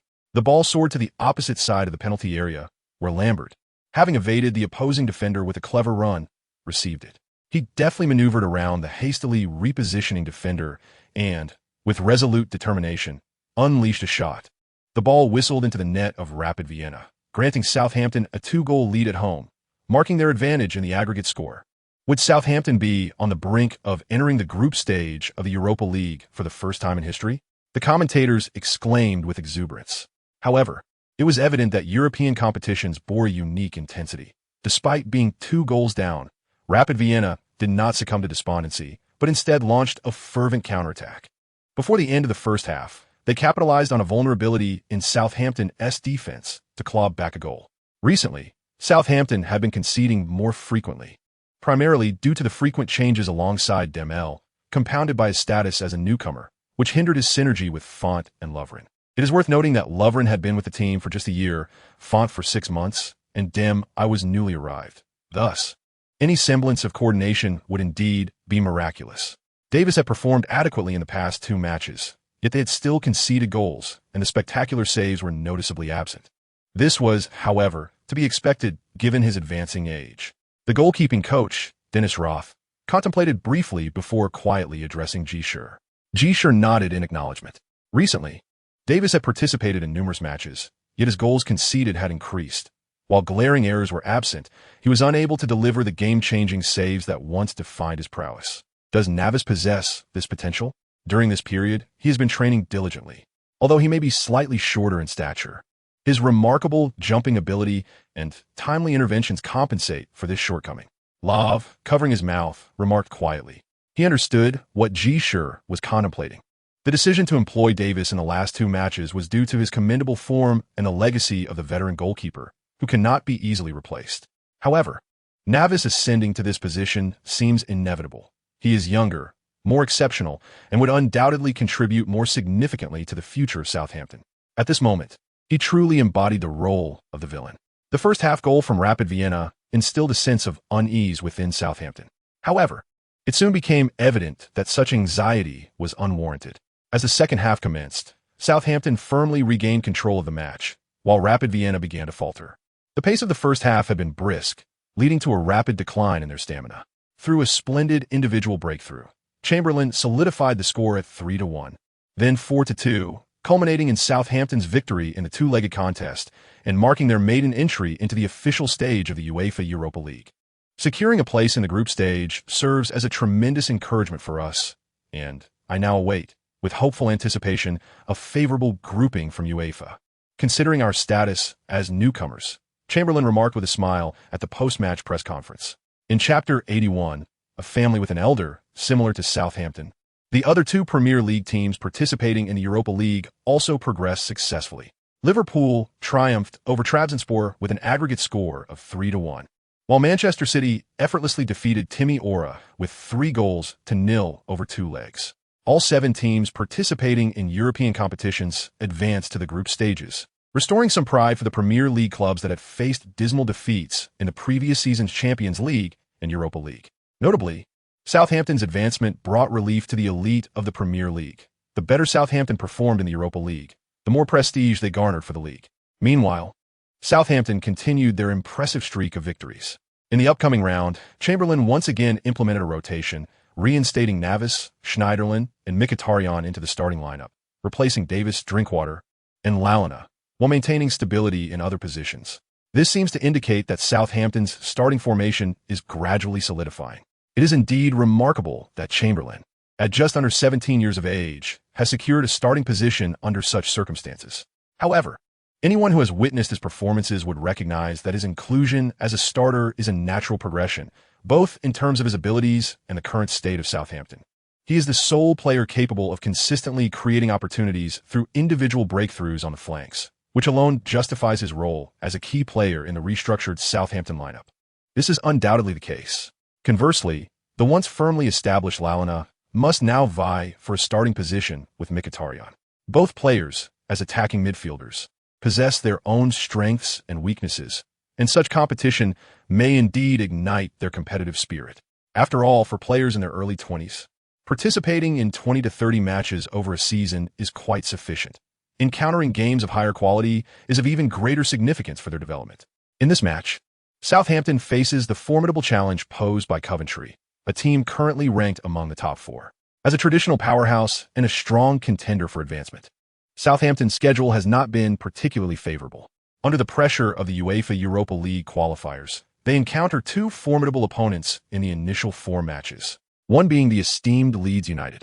Should their form not be adequately adjusted, consecutive defeats may not be an uncommon occurrence. However, it is fortunate that Southampton's preseason training has been of exceptional quality, and their technical and tactical framework exhibits a level of dominance when pitted against championship teams. This allowed them to navigate this challenge with ease. In this match, Mkhitaryan, returning to his pivotal position, delivered an outstanding performance, consistently receiving the ball in the number 10 role and utilizing his dribbling skills to create opportunities. The Coventry defense was thoroughly disrupted by his presence, and as he drew sufficient attention, the 3 forwards in front of him found numerous openings. Oxlade-Chamberlain quickly received the ball in the penalty area, maneuvering past the defender to score from a tight angle. Shortly thereafter, Giroud, having received a pass from Mkhitaryan, forcefully turned and found the back of the net. In the second half, Lovren headed in a corner taken by Mkhitaryan, further solidifying their attacking prowess. Despite the fluidity of their offensive play, Southampton's defense continued to face relentless pressure. Coventry, known for their attacking capabilities, relentlessly initiated assaults from both flanks in search of scoring opportunities. Their approach heavily relied on wing play, and Navis appeared somewhat strained. However, judging cross deliveries is an essential skill for any Premier League goalkeeper, a fact Navis was well aware of. Consequently, he dedicated extra training time to this aspect. Assessing the trajectory of crosses and deciding whether to engage is a matter of experience, as well as judgment, agility, and the ability to anticipate landing points, all attributes Navis possesses abundantly.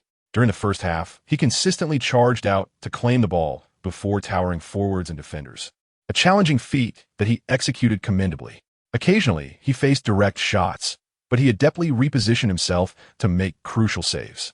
Compared to Davis, his mobility was markedly superior. Nevertheless, he did commit an error in the second half. After executing 2 remarkable saves in succession, he misjudged a ball during a rush, inadvertently knocking it toward an opposing player, who promptly volleyed it into an unguarded net. This was not a deliberate mistake, and thus, I do not cast blame upon him. In recognizing this error, we must also acknowledge his 2 near-miraculous saves that prevented us from conceding 2 goals. Navis is indeed an exceptional goalkeeper, as is Davis. Possessing 2 outstanding goalkeepers is a rare privilege, yet I can only place one on the bench. Consequently, I have been rotating them frequently, creating a beneficial cycle. In the post-match press conference, Coach Ji defended Navis regarding his error, showing indifference towards it as it stemmed from miscalculation in judgment and experience.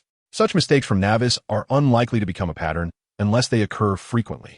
Even Davis stepped forward to advocate for his rival, noting that goalkeepers transitioning from other leagues typically require time to adapt to the tactical demands of English football, a normal occurrence. When Van der Sar joined Fulham, he too experienced some misjudgments with aerial balls, but look at him now. He is one of the finest goalkeepers. Navis is an exceptional goalkeeper. Although he is my competitor, I must acknowledge his remarkable skills. Competing against such a talented keeper brings me great joy.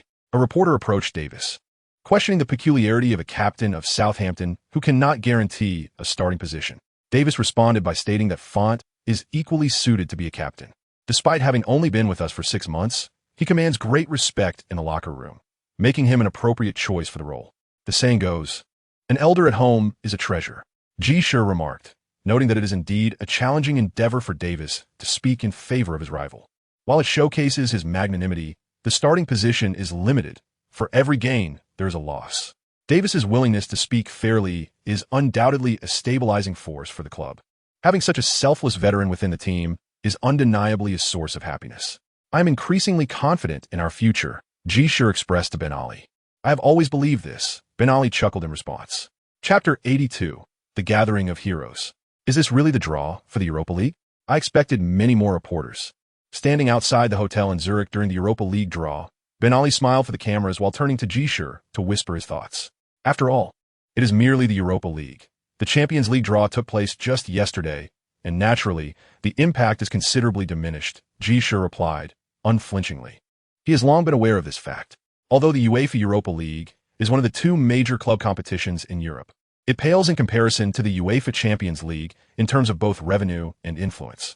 The merger of the traditional UEFA Cup and the Cup Winners' Cup was intended to counteract the growing dominance of the Champions League. However, as the Champions League has expanded, it has absorbed a multitude of high-performing teams, consequently diminishing the influence of the Europa League.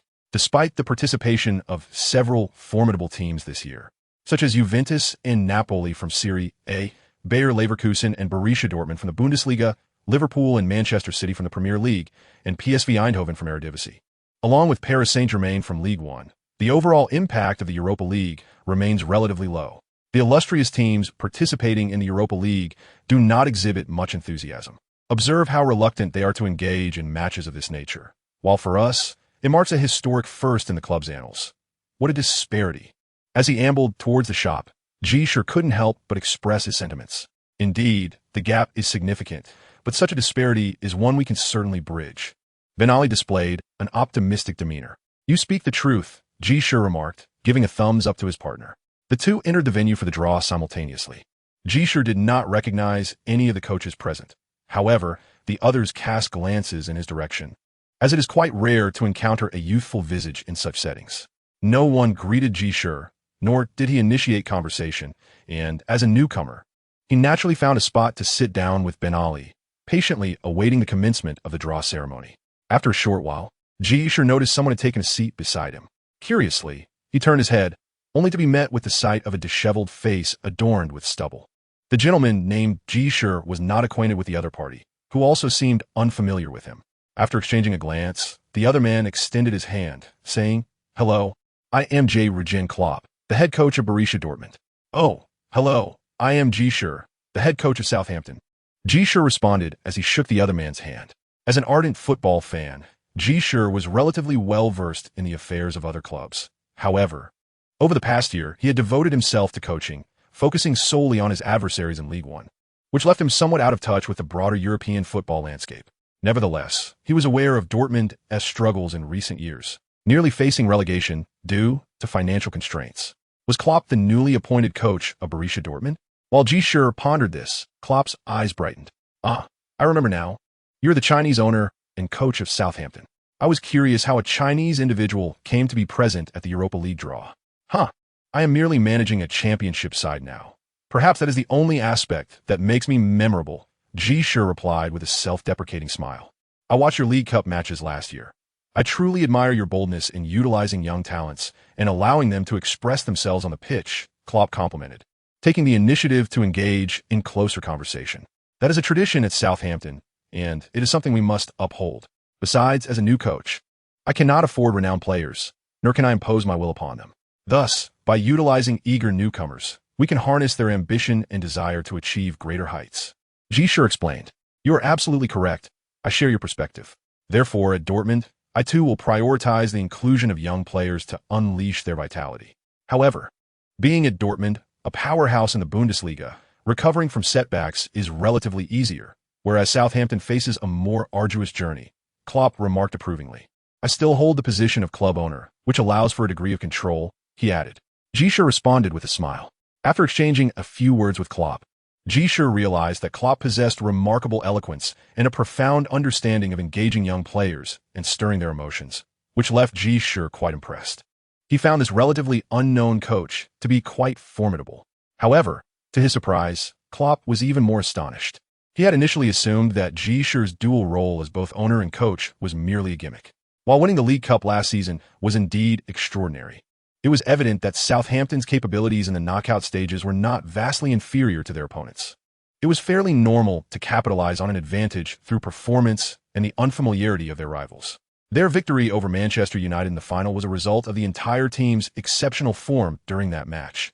Southampton's performance was astonishing, showcasing their highest level of effort, leaving Manchester United with a rather unjust defeat.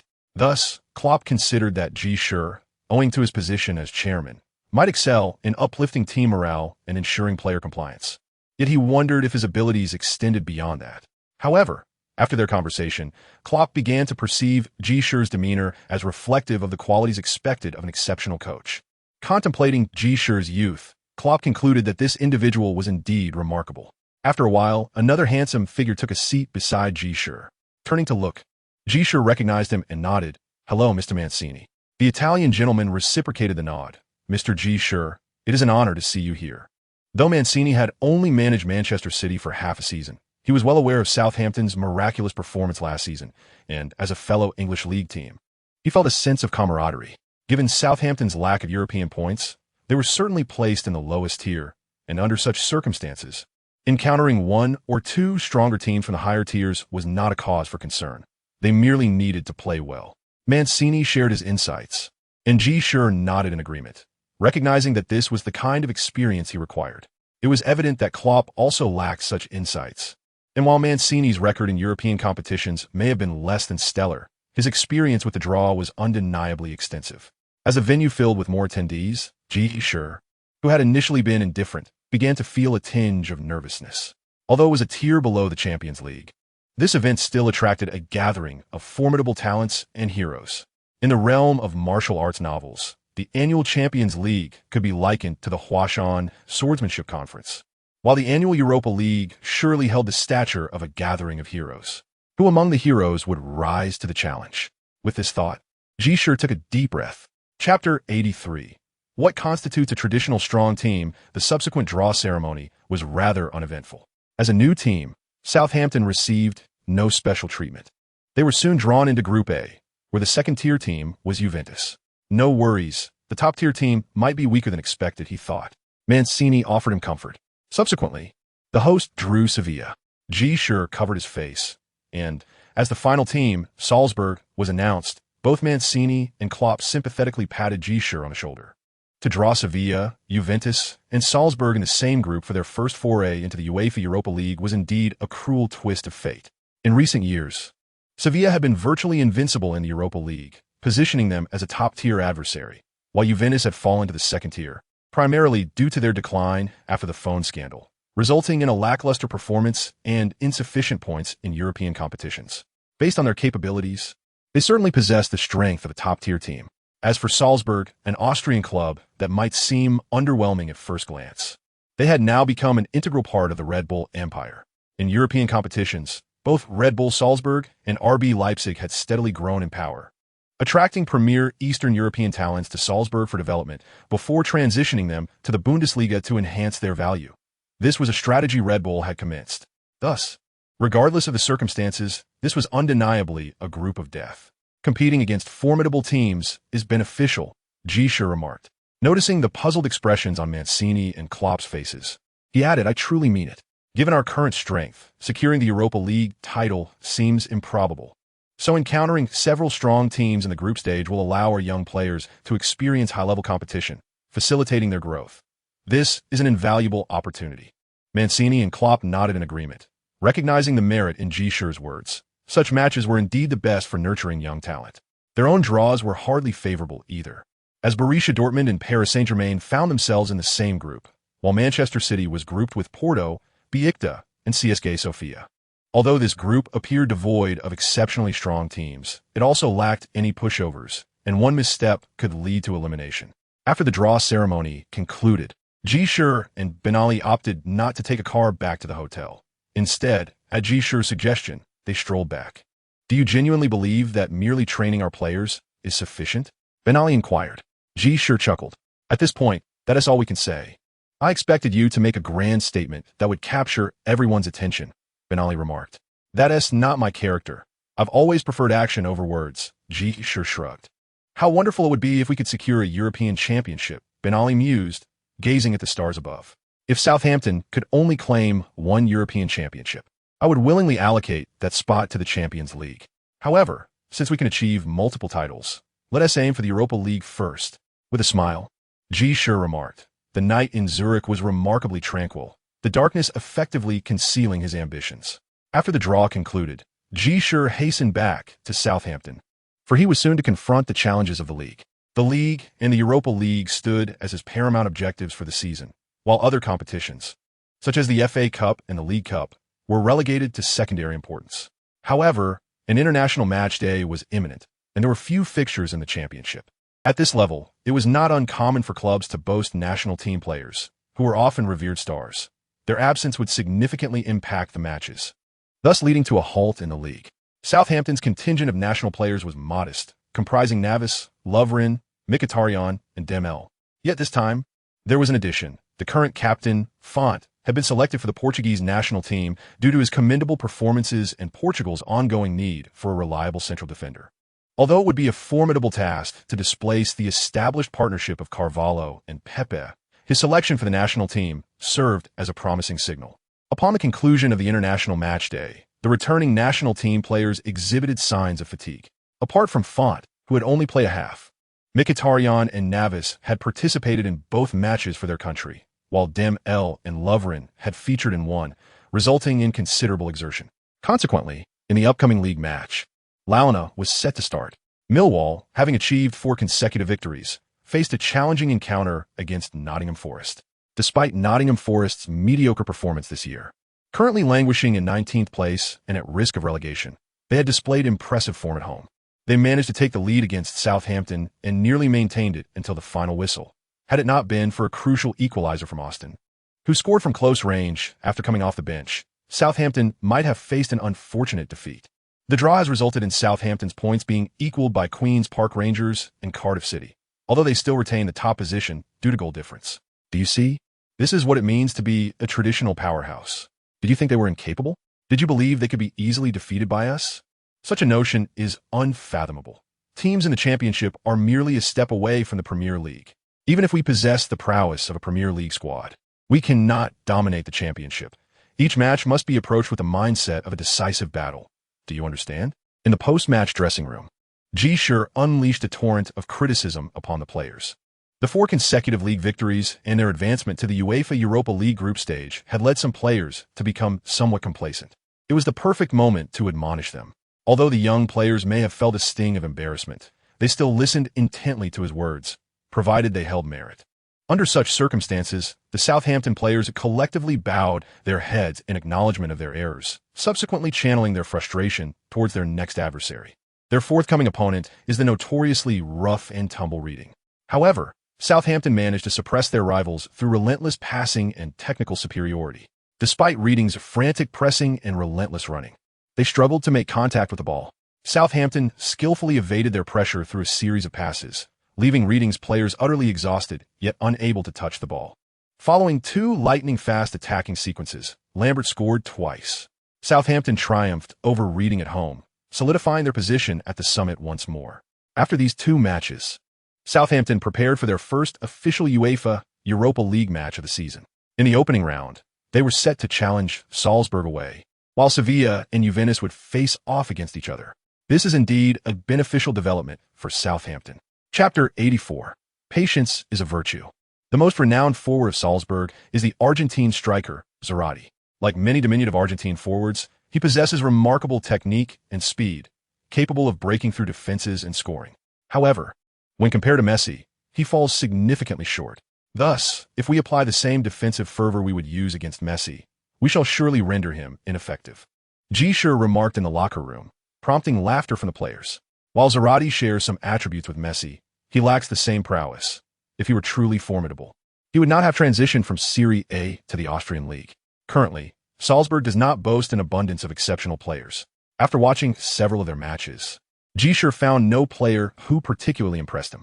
In the face of such a team, with both sides unfamiliar with each other, the strategy should rely on physical dominance, employing breakthroughs and creating gaps while remaining vigilant against counterattacks. Indeed, Salzburg is not particularly distinguished at this moment. Shortly after the match commenced, Southampton established control through continuous passing. With superior technique, if their passing remains untroubled, the opposition can only adopt a defensive stance, awaiting counterattack opportunities. Given Salzburg's squad configuration, such a strategy is still quite viable. After all, when Zarate is in possession, he can pose a considerable threat. As long as we score first, we will secure our position, Ji Shi communicated to Ben Ali. Southampton commenced to dominate possession, launching attacks through relentless passing. Although their direct threats were few, each attempt caused discomfort for the opponent. Klein's forward assist resulted in a corner, yet failed to create a clear opportunity.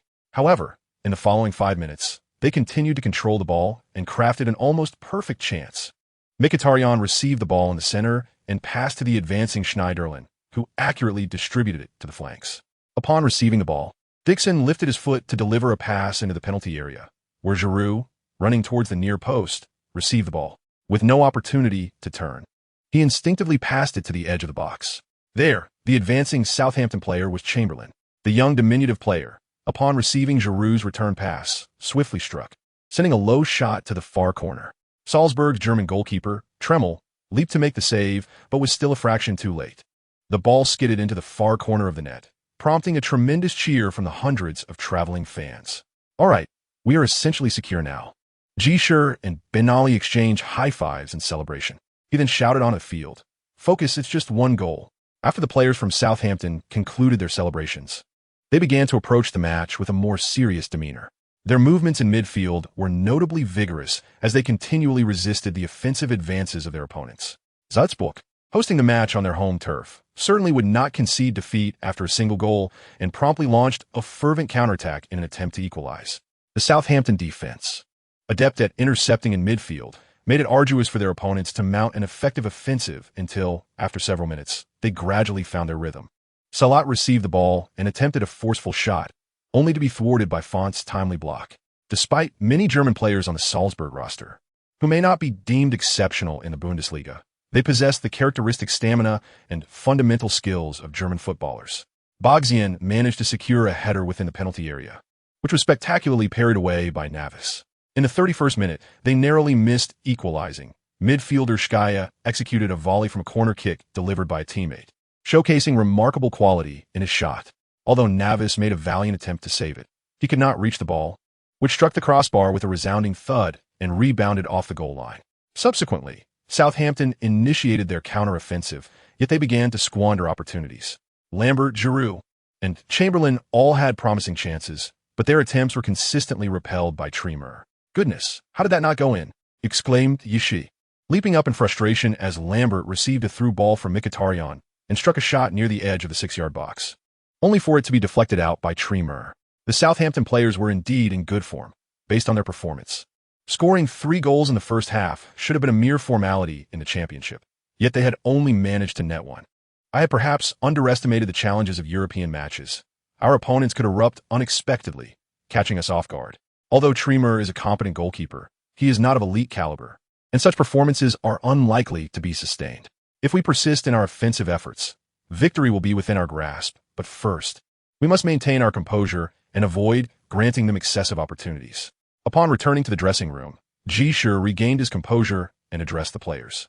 They all nodded in agreement, understanding that the first half had indeed been a source of frustration. From any perspective, their performance had been commendable, yet they had failed to secure a significant advantage. However, the manager was correct. This is European football, where one may encounter an opponent who suddenly finds their rhythm. Patience is essential in dealing with such situations. No matter how well they played, they could not exceed their limits. Giroud felt disheartened, having squandered 2 excellent opportunities in the first half. Scoring had always been his Achilles heel, and he feared that if this continued, he might not even secure a starting position at Southampton. Such thoughts bestowed upon him a certain degree of pressure. 6 minutes into the second half, a retreating Chamberlain delivered precise through ball, Lambert's lateral movement drew the defender away, allowing Giroud to make a timely run, one-on-one with the goalkeeper. However, this golden opportunity slipped through Giroud's fingers as he mismanaged the ball, taking too heavy a touch. The alert Tremmel intervened and deflected the ball out of the penalty area. Giroud, clutching his head, felt utterly unforgivable. For heaven's sake, what are you in such a rush for? Just be patient and play as you usually do, understand? I thought you had matured, Olivier. Ji Shi pulled Giroud aside and spoke to him. Giroud nodded sheepishly. Indeed, he had been too preoccupied with the missed chance in the first half, which led to this undesired blunder. As a 24-year-old forward, who had languished in lower league for years, he ought to exhibit greater composure. Seeing Giroud return to the pitch, Ben Ali glanced at Ji Shi, silently inquiring whether he should substitute him. At this juncture, taking him off would signify a lack of faith in him. I will let him complete the match, Ji Shi replied, shaking his head. Ben Ali nodded thoughtfully, understanding the rationale. Substituting him now would deny Giroud the opportunity to rectify his earlier mistake. If he became too fixated on it, it might take him a long time to recover. The solution to his predicament was quite simple. Providing Giroud a chance to score would suffice. Chapter 85. An uninteresting task, desiring a goal, is not inherently difficult. Yet at times, it appears insurmountable, especially now that Southampton held a one-goal lead and was unlikely to launch a reckless offensive. However, it was precisely this scenario that allowed Southampton to dominate possession in midfield as they continuously passed the ball, granting Giroud the space he needed to breathe. He kept moving, occasionally retreating outside the box to receive the ball, then swiftly distributing it, or making runs within the penalty area, always poised to seize an opportunity. As he continued to move, Giroud gradually found his rhythm. I simply need to play like this. It is what I am most accustomed to and proficient at. And it is also the most beneficial for the team. After observing Giroud's movements for a while, Ji Shi nodded slightly. A normal Giroud was sufficient. After all, in Ji Shi's eyes, Giroud represented a tactically potent center forward. As the game progressed to the 67th minute, Mkhitaryan passed for midfield, and Lambert received the ball just outside the penalty area. He feigned a pass to the supporting Chamberlain and suddenly unleashed a long-range shot. The ball flew toward the lower right corner of the goal, but Tremmel executed another spectacular save, deflecting the ball with one hand. Unfortunately, he was unable to secure it. The ball rolled perfectly into the path of the advancing Giroud, who, without a moment's hesitation, instinctively lifted his foot and sent the ball into the empty net. After scoring, Giroud found himself momentarily lost in thought, only to be enveloped by his jubilant teammates upon regaining his senses. "Haha, Olivier, what are you daydreaming about? You scored." The laughter of his companions prompted Giroud to join in, exclaiming, "Indeed, I have scored." He raised his fist in triumph once more. Faced with challenges, they overcame them. This match unfolded beautifully. The final score was equally commendable, as they triumphed over Salzburg on their home turf, marking a splendid beginning to the group stage. Meanwhile, in another exhilarating encounter, Sevilla and Juventus engaged in a thrilling goal fest. The home side, Juventus, found themselves at a disadvantage as Sevilla struck twice early on, but they mounted a relentless counterattack, scoring 3 goals to turn the tide. Yet, just before the final whistle, Sevilla equalized, leaving the match in a dramatic draw. Thus, Southampton secured the top position in their group with a 3-point lead. The group draw was rather unfortunate, yet the schedule appeared favorable, as commented by Ji Shi. Upon their return, Southampton received unanimous praise from the English media, despite the commendable performances of all English teams in the opening round this year. Southampton's placement in the so-called group of death left many concerned. There were fears that if Southampton encountered misfortune or underperformed, they could face a humiliating 6 consecutive losses in the group stage, which would not only be embarrassing but also detrimental to their precious European competition points. At present, the Premier League and La Liga are fiercely competing for the top position in points, making Southampton's performance all the more significant. However, with their recent victory, they have managed to save face, and under these circumstances, the media have not hesitated to shower them with accolades. Nevertheless, shortly after, Southampton faced a disheartening defeat in the league. In this round, Southampton faced the mid-table Watford, and logically, it should have been relatively easy for Southampton to triumph over their opponents. However, the adversaries delivered an unexpected outburst, scoring goal after goal. The captain, Davis, who started the match, bore a countenance of shame by the end. Although he did not make any glaring mistakes, he also failed to execute any remarkable saves. Ultimately, He conceded 4 goals in a single match for the first time during his tenure at Southampton, despite Lalana and Lambert netting 3 goals. Southampton still succumbed to a 3-4 defeat at home. Our form has been somewhat erratic, which is entirely normal, with a season comprising 46 matches. Can we truly expect to win them all? We merely need to strive for incremental improvements. Ji Shi attempted to downplay the situation at the press conference. Although they had slipped to second place, they still maintained a 2-point lead over third place and trailed the first-place Queen's Park Rangers by merely 3 points. It was still early days. In the League Cup's third round 3 days later, Ji Shi fielded a significant number of substitutes, including seldom-used players such as Walton, Lett, and Jenkinson. Nonetheless, they still managed to secure a 1-0 victory against Burnley away from home. Southampton's overall strength remains commendable, with both the first team and key substitutes being outstanding within the championship, and the reserves are equally impressive. Ji Shi praised the substitutes' performance and then informed the first-team players that the next 2 league matches were equally vital, particularly the 8th round-away clash against Cardiff City, who currently occupied third place, just 2 points behind Southampton. If they could vanquish their opponents in this encounter, Southampton would gain a significant advantage in the ensuing period. For Ji Shi, while the championship title was his ultimate desire, ensuring a position within the top 2 to secure a Premier League berth was paramount. Before this match, he received another task. Task name: safeguard the baseline. Task content: Cardiff City is now your greatest rival for promotion to the Premier League. Since you are facing them so early, endeavor to conquer them.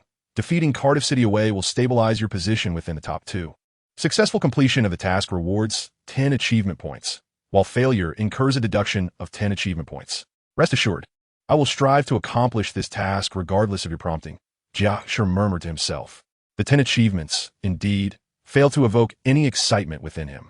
Moreover, it appears that this task has been assigned rather perfunctorily. Only heavyweight competitions can yield more exhilarating challenges, Ji Shi pondered. Nevertheless, it is reasonable for this task to offer scant rewards, as there are no specific score limitations. The sole requirement is victory. Despite Cardiff's commendable performance as one of the leading teams in the championship, especially playing on their home turf, Southampton should not find it overly challenging to vanquish their adversaries.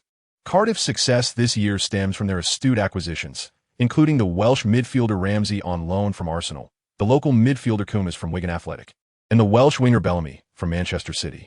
Each of these players has previously made significant impacts in the Premier League. Ramsey, in particular, is a remarkably gifted young talent, so it comes as no surprise that their offensive prowess has shone brightly. Relying on loan players to ascend to the Premier League and subsequently bolster their squad with newfound funds is indeed a viable strategy for championship teams. Bates particularly favors this approach, eschewing the notion of gradual development and management of the club. For many championship teams, once they reach the Premier League, the priority often becomes acquiring a few seasoned veterans to ensure survival. Although Southampton does not follow this path, Ji Shi recognizes that such tactics can be quite effective. Chapter 86. Young people lack martial virtue. Dave Jones, the head coach of Cardiff City, has been at the helm for a full 5 seasons. This marks the beginning of his 6th season. Such a situation is seldom witnessed in the Premier League, where, apart from a select few managers capable of long-term tenure with a single club, the frequent replacement of coaches is rather commonplace. However, in the Championship, this occurrence is somewhat more prevalent. Given the financial constraints of championship teams, they cannot afford excessive upheaval. Often, as long as they can manage, that suffices. This year, Jones is acutely aware that the club has made considerable investments prior to the season, albeit most of it through loans, yet they have also procured several exceptional players. Moreover, while loan players do not incur transfer fees, their wages must still be paid. The likes of Ramsey, Bellamy, and Kumas command salaries befitting the Premier League. Particularly Bellamy, whose weekly earnings soar into the tens of thousands, has contributed to a significant increase in Cardiff City's expenditures this season. Should they fail to achieve promotion this year, he would undoubtedly bear the brunt of the blame. Fortunately, the team has performed commendably in the initial matches, and securing a victory against Southampton would bolster their aspirations for promotion to the Premier League. Cardiff City occupies a unique position within the English Football League system, being a Welsh team and one of only 3 Welsh clubs competing in the English leagues. Additionally, they participate annually in the Welsh Cup, having clinched the championship a remarkable 25 times to date. Such regionally proud teams often do not lack support, and the presence of Bellamy and Ramsey here is attributed to their Welsh heritage. Fortunately, They could not afford bail. Otherwise, we would have had to exercise caution. Ji made an ill-timed jest that left the other coaches both amused and bewildered. After all, bail has been a source of anguish for Southampton. The then chairman, Levy, relinquished 20% of future transfer profits for a mere £2 million, a decision that now seems exceedingly short-sighted, given Bale's remarkable improvement over the past few seasons. Tottenham has evidently become unable to retain him, and his eventual transfer fee may well soar to astronomical heights, far exceeding the initial £2 million sought. Their squad boasts several players of genuine Premier League caliber, necessitating a rigorous contest against them. Adam, though slightly younger than Ramsey, exhibits exceptional movement and connectivity in the midfield, providing a valuable opportunity for close observation and learning. Alex Bellamy, a forward distinguished by his speed, may differ in style, predominantly playing as a striker, but his ability to maintain ball control during rapid sprints and execute sudden changes of direction is a skill worth emulating. Gia addressed Lalana and Chamberlain in the locker room, and both nodded in unison, understanding that such opportunities are not easily come by. "All right, let us set off." Gia waved his hand. Upon shaking hands with Jones, Gia noticed the latter appeared quite fatigued, indicating that he has been under considerable pressure this year. "A clash of titans, and again an away game. Securing a point would suffice," Gia remarked. "We will strive for victory with all our might," Jones replied resolutely. As the match commenced, Jones cast a glance at Gia, internally muttering about the youth's lack of sportsmanship. His observation held truth. Yet Southampton launched a fervent offensive from the outset, revealing no intentions of merely settling for a draw. Lalana soon found himself in midfield against Ramsey, discerning that the opponent's defense was not particularly formidable. However, Lalana is not known for his dribbling prowess. He prefers to distribute the ball swiftly. Hence, in this starting lineup, it is often Chamberlain who drives the attack. After receiving the ball, he quickly embarked on a breakthrough along the flank. Last season, he struggled to secure consistent playing time. Yet this season he has begun to receive stable opportunities, a development that, while surprising to many, feels entirely natural. The reasons for this shift are manifold, but predominantly it is attributable to Gia's reversion to Southampton's historically favored 4-3-3 formation, as opposed to the 4-4-2 he initially employed. This new tactic has sacrificed the playing time of Lalana and Mkhitaryan, who were once teammates but now find themselves as competitors. Nevertheless, Ji had previously discussed the necessity of this approach with him. Thus, the under-17 Chamberlain commenced his dazzling performance at Southampton. The breakthrough occurred on the left flank, where Chamberlain, adept at playing on both the left and right, found himself at a distinct advantage as a winger. However, on this side, he struggled to gain the upper hand against the Scottish fullback McNaughton, who had been a stalwart for Cardiff City for several years and was regarded as one of the finest right-backs in the Championship. McNaughton maintained his position with unwavering composure, never overcommitting, and Chamberlain's feints failed to disrupt his balance. Realizing the absence of any viable breakthrough, Chamberlain swiftly passed the ball and repositioned himself. Before long, he found himself on the right flank, receiving a pass from Lalana. The left side proved to be challenging, yet the right side offered a liberating experience. Indeed, his movements on this flank were far more fluid, especially against the young fullback Midas, who had just joined this season. Though Midas was labeled a young defender, he was already 20 years old. However, he found himself repeatedly outmaneuvered by a lad not yet 17, which incited his frustration, leading him to lash out and bring Chamberlain down. Chamberlain rolled on the ground, clutching his leg, but once the medics hurriedly lifted him off the pitch, he cheekily winked at Ji Shi, who had come to check on him. Ji Shi felt relieved and returned to his position, covering his mouth as he remarked to Ben Ali. "This lad, though young, possesses considerable experience." Ben Ali, unfazed, replied, "His stature may be modest, but if he doesn't learn to leverage the rules for his protection, he would have been rendered ineffective long ago."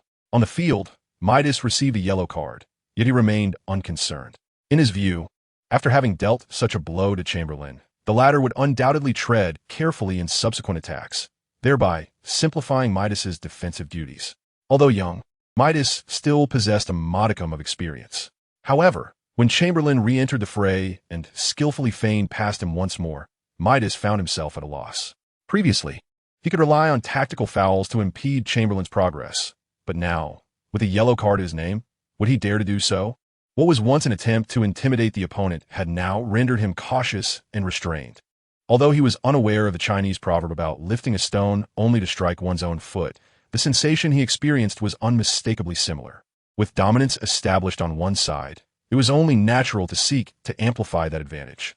Consequently, Southampton's offensive efforts were concentrated on this flank, compelling the opposition to continually reallocate players from other positions for defense. Chapter 87. Gentlemen and Beasts. When it comes to Cardiff City's prowess, it is indeed commendable. In comparison to Southampton, their overall strength is quite comparable, and they boast several exceptional players. While they may fall short in terms of overall versatility, a team endowed with such capabilities inherently possesses the potential for promotion. However, once Southampton secured an absolute advantage in a particular position, leveraging that dominance to achieve victory was not overly challenging. In fact, it could be deemed rather straightforward. Southampton scored a goal in each half, one by Lambert within the penalty area and another by Austin, who, as a substitute, capitalized on a crucial opportunity in front of the goal. Although these goals appear to have little connection to Chamberlain, his ability to draw significant attention on the flanks was pivotal in clinching the victory. Following this triumph, Southampton solidified their second position, extending their lead over the third-place team by more than 4 points.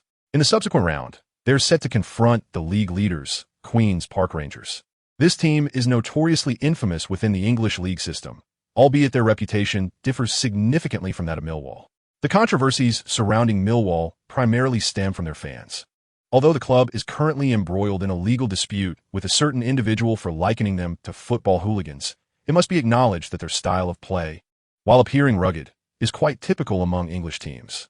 In contrast, Queen's Park Rangers presents a markedly different scenario. This team is notoriously known for its rough play. To be recognized for such a brutal style in English football is no small feat. The players revel in provocation and exhibit considerable aggression on the field. While this often leads to penalties and diminished strength, it simultaneously instills a sense of trepidation in their opponents. However, Ji Shi remains unfazed by this. At the pre-match press conference, journalists inquired about his perspective on the playing style of Queen's Park Rangers.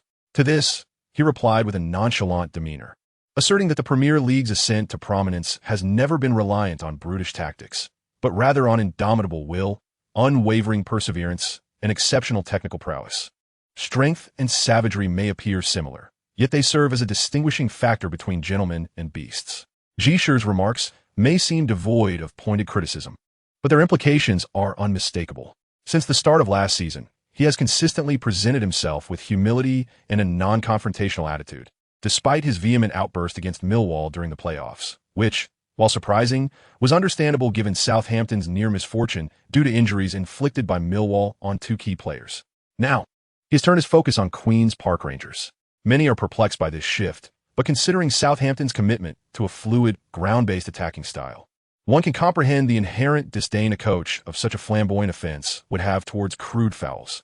The example of Reading's shocking defeat to Chelsea, which elicited a vehement reaction from Arsenal's manager Wenger, despite Arsenal's own share of bookings, further illustrates this point.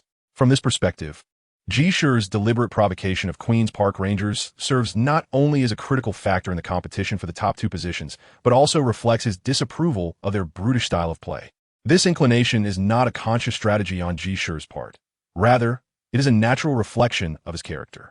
Establishing a persona that opposes rough tactics and champions technical elements is commendable in its own right.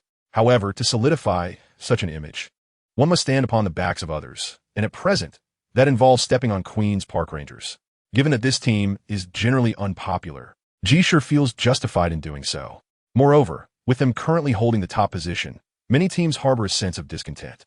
In this context, Ji Shi's emergence with Southampton garners tacit support, or, at the very least, neutrality from others. Meanwhile, the players and staff of Queen's Park Rangers find themselves wounded. Though Ji Shi does not overtly state it, everyone understands that the gentleman he refers to is himself, while the beast symbolizes Queen's Park Rangers. This has also caused considerable distress to their esteemed manager, Neil Warnock. The venerable coach has adeptly guided 5 distinct teams to ascend various leagues. Last season, he joined Crystal Palace midway through and successfully led Queen's Park Rangers to safety. This season, his team has maintained a commendable position at the top of the rankings, a testament to his formidable prowess. He, however, does not endorse the rough and tumble style of play traditionally associated with Queen's Park Rangers since his appointment. He has endeavored to refine this brutish approach. He has entrusted the young Moroccan midfielder, Tarabt, with a pivotal role in midfield, orchestrating tactics that are not only aesthetically pleasing, but also mitigate the previous roughness. Yet, incited by Ji Shi, the inherently untamed players may once again unleash their wildness in this match. Stay composed. He seeks to provoke our loss of tranquility. Reflect on how we have achieved victory after victory through our splendid attacking play over the past 6 months. Southampton is acutely aware of this, hence their attempts to rattle us, hoping to induce a more barbaric display on the pitch, thus allowing their technical prowess to shine. Tarabt in this match remain the nucleus of our offense, demonstrate what it means to be an attacking linchpin, and showcase the essence of offense. Warnock's confidence is well-founded. Currently, Queen's Park Rangers not only lead Southampton by 3 points, but have also amassed a considerable goal tally, 22 in 8 matches, averaging nearly 3 per game. While this is slightly less than Southampton's 25 goals, it is still commendable. Defensively, they exhibit greater excellence, conceding fewer goals. At the heart of their success is Tarabt, a Moroccan midfielder of exceptional skill, adept at both dribbling and passing, a quintessential number 10. Under his influence, the 4-2-3-1 formation of Queen's Park Rangers operates with remarkable fluidity. Tarabt has recently been recognized as the best player in the championship, a clear indication of his capabilities. Henrik, let him understand what a true number 10 embodies. Ji Shi remarked to Mkhitaryan, who nodded vigorously. Although Mkhitaryan may not secure a starting position this season, he finds joy in playing, relishing the opportunity to showcase his talents in his preferred role, with Dem El and Schneiderlin providing support and timely distribution behind him, and the likes of Chamberlain offering assistance from the flanks, along with strikers making runs ahead. He is enabled to perform at his best, unlike last season when he had to share the spotlight with Launa. Thus, he harbors no dissatisfaction with his status this season. The opponent in this match also boasts a quintessential number 10, a rarity on the English stage. Encountering such a player inevitably ignites Mkhitaryan's competitive spirit. Chapter 88. Long-Term Mission Title, Moral Role Model. Mission Description. As a representative of gentlemanly conduct, you are required to uphold your commitments throughout the season, ensuring that your team receives no more than 1 red card. If your team receives a single red card in a season, there will be neither rewards nor penalties. However, should there be no red cards at all, a reward will be granted. Conversely, exceeding 1 red card will result in penalties. Mission rewards and penalties. A season without a red card will yield 100 achievement points, while exceeding 1 red card will incur a deduction of 100 achievement points, with a cap of 300 points. Additional mission notes. If a season sees more than 3 red cards, this mission will be terminated, and the individual will suffer a significant loss of reputation. Upon reading this mission, Ji Shi merely rolled his eyes. This long-term endeavor, in theory, presents a lucrative opportunity. After all, if Southampton manages to avoid receiving a red card for 4 consecutive seasons, it stands to gain significantly. However, when one factors in the element of reputation, it compels Ji Shi to exercise a degree of caution. Who among us has never occasionally received a red card? Ji Shi sighed involuntarily. Nonetheless, this may not be entirely disadvantageous. A team that consistently refrains from malicious fouls and seldom receives cards may find that, on rare occasions, when their actions are more vigorous, the referee might overlook it. A favorable reputation can indeed afford one certain privileges in such circumstances. From this perspective, this task also serves as an impetus for Ji Shi to enhance the team's attacking prowess while minimizing unsporting conduct, which is ultimately beneficial. From a commercial standpoint, aesthetically pleasing football invariably yields advantages. A team that embodies the essence of a gentleman remains just that, Ji Shi mused. Yet he quickly pondered whether, had he initially adopted a more aggressive and boisterous style of play, a long-term task titled Warrior Spirit might have emerged, wherein failure would be defined as not accumulating at least 3 red cards each season. In truth, avoiding red cards for an entire season proves quite challenging. Ji Shi reviewed several previous seasons of the Premier League, noting that only a mere handful of teams, often just 2 or 3, managed to complete a season without receiving a single red card. Indeed, most teams typically incur at least 1. In some instances, the total could rise to 5 or 6 red cards. This trend is also reflective of the English league style. When the Premier League was first established, red cards were far more prevalent, though their frequency has gradually diminished in recent years. As the Premier League becomes increasingly commercialized, fans are less inclined to witness reckless tackles. A more aesthetically pleasing and faster-paced game is the aspiration of many. Those spectators who attend matches solely to witness serious injuries represent a mere minority. Accumulating more awards for ethical conduct also enhances a club's image, Ji Shi contemplated. The forthcoming match against Queen's Park Rangers marks the commencement of this image-building process. Queen's Park Rangers has performed commendably this season, having yet to receive a yellow card, let alone a red. Prior to the match, as the coaches shook hands, Warnock sighed and remarked, "That is because your team has started exceptionally well, 7 wins and 1 draw, with only 2 goals conceded in that solitary draw. And in every other match, at least 2 goals scored. Such an advantage often lends itself to a more courteous demeanor. However, today your team will face significant challenges.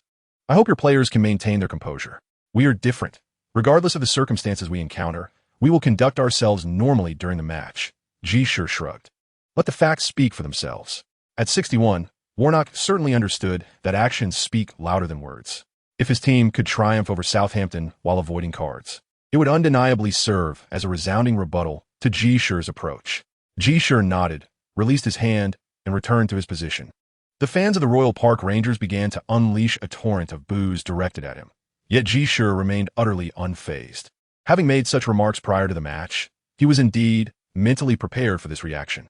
Unlike the agitated emotions of the spectators in the stands, the players on the field initially displayed a refined technical prowess, far removed from the typical confrontational nature associated with championship teams. From a certain perspective, both squads could be regarded as the most technically proficient teams in this season's championship. Southampton is a given, and Queen's Park Rangers is no exception. They have scored 22 goals while conceding only 2, thanks to their cohesive performance and the orchestration of Tarab. The traditional number 10 role has become increasingly rare in top-tier leagues, which is why Tarab transitioned from Tottenham to the Championship. However, in this league, his talent is truly exceptional. Under his guidance, Queen's Park Rangers launched a series of relentless attacks. He is not the type of player who clings to the ball, consistently distributing it with impeccable timing. At this moment, another acquaintance of Ji Shi began to showcase his prowess. Kyle Walker, the right back who had captured Ji Shi's attention for 2 years, was loaned to Queen's Park Rangers before the start of the season. Initially, the loan was only for a month, but after 5 remarkable performances, QPR requested an extension until the end of the first half of the season, which Tottenham readily agreed to. Consequently, in this match, he continuously launched assaults down the right flank. "I understand why you have been so eager to acquire him," Ben Ali remarked to Ji Shi after observing the play for a while. Ji Shi could only smile wryly. Indeed, his desire for Walker stemmed from the recognition that Walker was an exceptional fullback. He possessed a robust physique, abundant stamina, and remarkable speed, making his ability to surge up and down the pitch outstanding. While his technical skills might not have been as refined as those of Klein, the sheer impact he brought as a fullback was far more significant. "Fortunately, we already have Klein. Otherwise, I would regret it even more," Ji Shi could only concede. However, Walker on the pitch remained oblivious to Ji Shi's thoughts. He was aware that Southampton had shown interest in him, yet now that he was a Tottenham player, he paid little heed to Southampton. Despite Tottenham not being regarded as a powerhouse in the Premier League over the past decade, they still held a reputable status, especially since Southampton had been relegated to League One. Furthermore, Tottenham had continually made promises to him. Being loaned out was a testament to their belief in his potential. He was confident he would have the opportunity to return to Tottenham, for no one would spend $5 million on a 19-year-old local fullback unless he were of extraordinary caliber. It must be said that Tottenham's transfer department had an astute eye for talent. Under his relentless pressure, Dixon found himself in dire straits. He was already operating at the pinnacle of League One and struggled to keep pace in the Championship. While he could manage in regular matches, facing an opponent of Walker's caliber exposed his vulnerabilities. One could only say he was merely a step behind, just a fraction lacking. Chapter 89. A comparison of attacking midfielders. Seeing Dixon struggling on this side, Schneiderlin hurried over to provide support. Together, they managed to stabilize the situation on that flank. Thus, Mkhitaryan began to bear an increased burden. Originally, Schneiderlin's distribution was a crucial support for his offensive play. Now, with Schneiderlin absent, he had to rely solely on himself during attacks. Consequently, he started to retreat proactively. Dem El passed the ball to Mkhitaryan, and the Armenian began to advance with the ball. The players from Queen's Park Rangers were well aware of his attributes.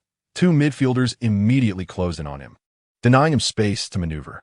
Mkhitaryan found himself entangled. Yet his technical prowess shone through as he retained possession amidst the struggle, seizing an opportunity to pass the ball. Southampton's attack fell into a stalemate, with Giroud's header from inside the box soaring high. Mkhitaryan is holding onto the ball too much, Ben Ali remarked. That is simply his nature. It cannot be deemed as holding onto the ball, replied Ji Shi. However, in such a scenario, if he could discern the dynamics on the field and distribute the ball promptly, he would be even more formidable. On the pitch, Mkhitaryan felt a tinge of frustration. Yet he did not contemplate the notion of preemptively assessing the situation for a clever pass, as that was not his style. As a technically gifted number 10, his focus was solely on being more active in his movements, making it easier for himself to receive the ball and executing his breakthroughs with greater finesse. Enhancing one's weaknesses constitutes a form of strength, yet transcending one's strengths is equally a testament to prowess. During Southampton's next offensive foray, when Klein advanced along the flank, Mkhitaryan began to reposition himself. He moved closer to the edge, somewhat encroaching upon Oxlade-Chamberlain's space. Nevertheless, Southampton frequently employed such positional interchange tactics. Noticing Mkhitaryan's proximity to the right, Oxlade-Chamberlain immediately made a lateral run towards the left. As Oxlade-Chamberlain moved, he drew a portion of the defensive attention, allowing Klein to pass the ball to Mkhitaryan. Receiving the ball, Mkhitaryan turned to face the approaching opposition midfielder and executed a sudden stop, then surged forward. Initially, it appeared he intended to carry the ball laterally, yet he opted for a forward breakthrough instead. The opposing midfielder, caught off guard, was left behind as Mkhitaryan charged directly into the penalty area. As the defender advanced, he lifted his foot to pass to Giroud, who was holding off the opposing center-back in the center of the box before accelerating forward himself. Giroud briefly paused the ball at his feet, then turned and threaded it into Mkhitaryan's path as he sprinted forward. Meeting the rolling ball, Mkhitaryan struck with precision as he continued his run. The ball skimmed along the ground and nestled into the near corner of the net, leaving the opposing goalkeeper helpless. The stands fell silent in an instant.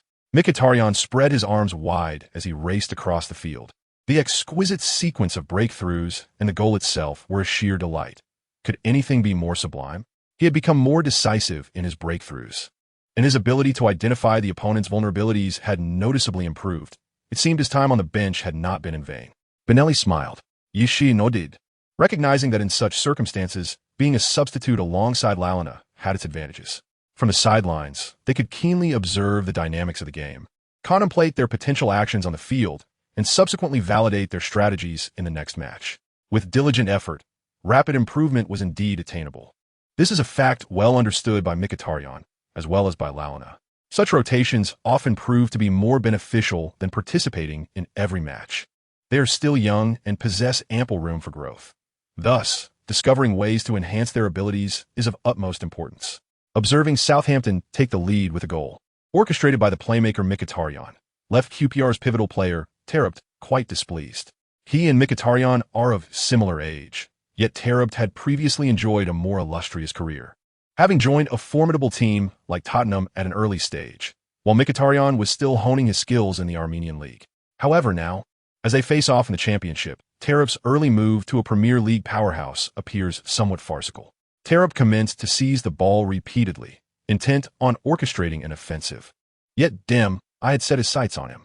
This predicament renders Talbot somewhat unfortunate.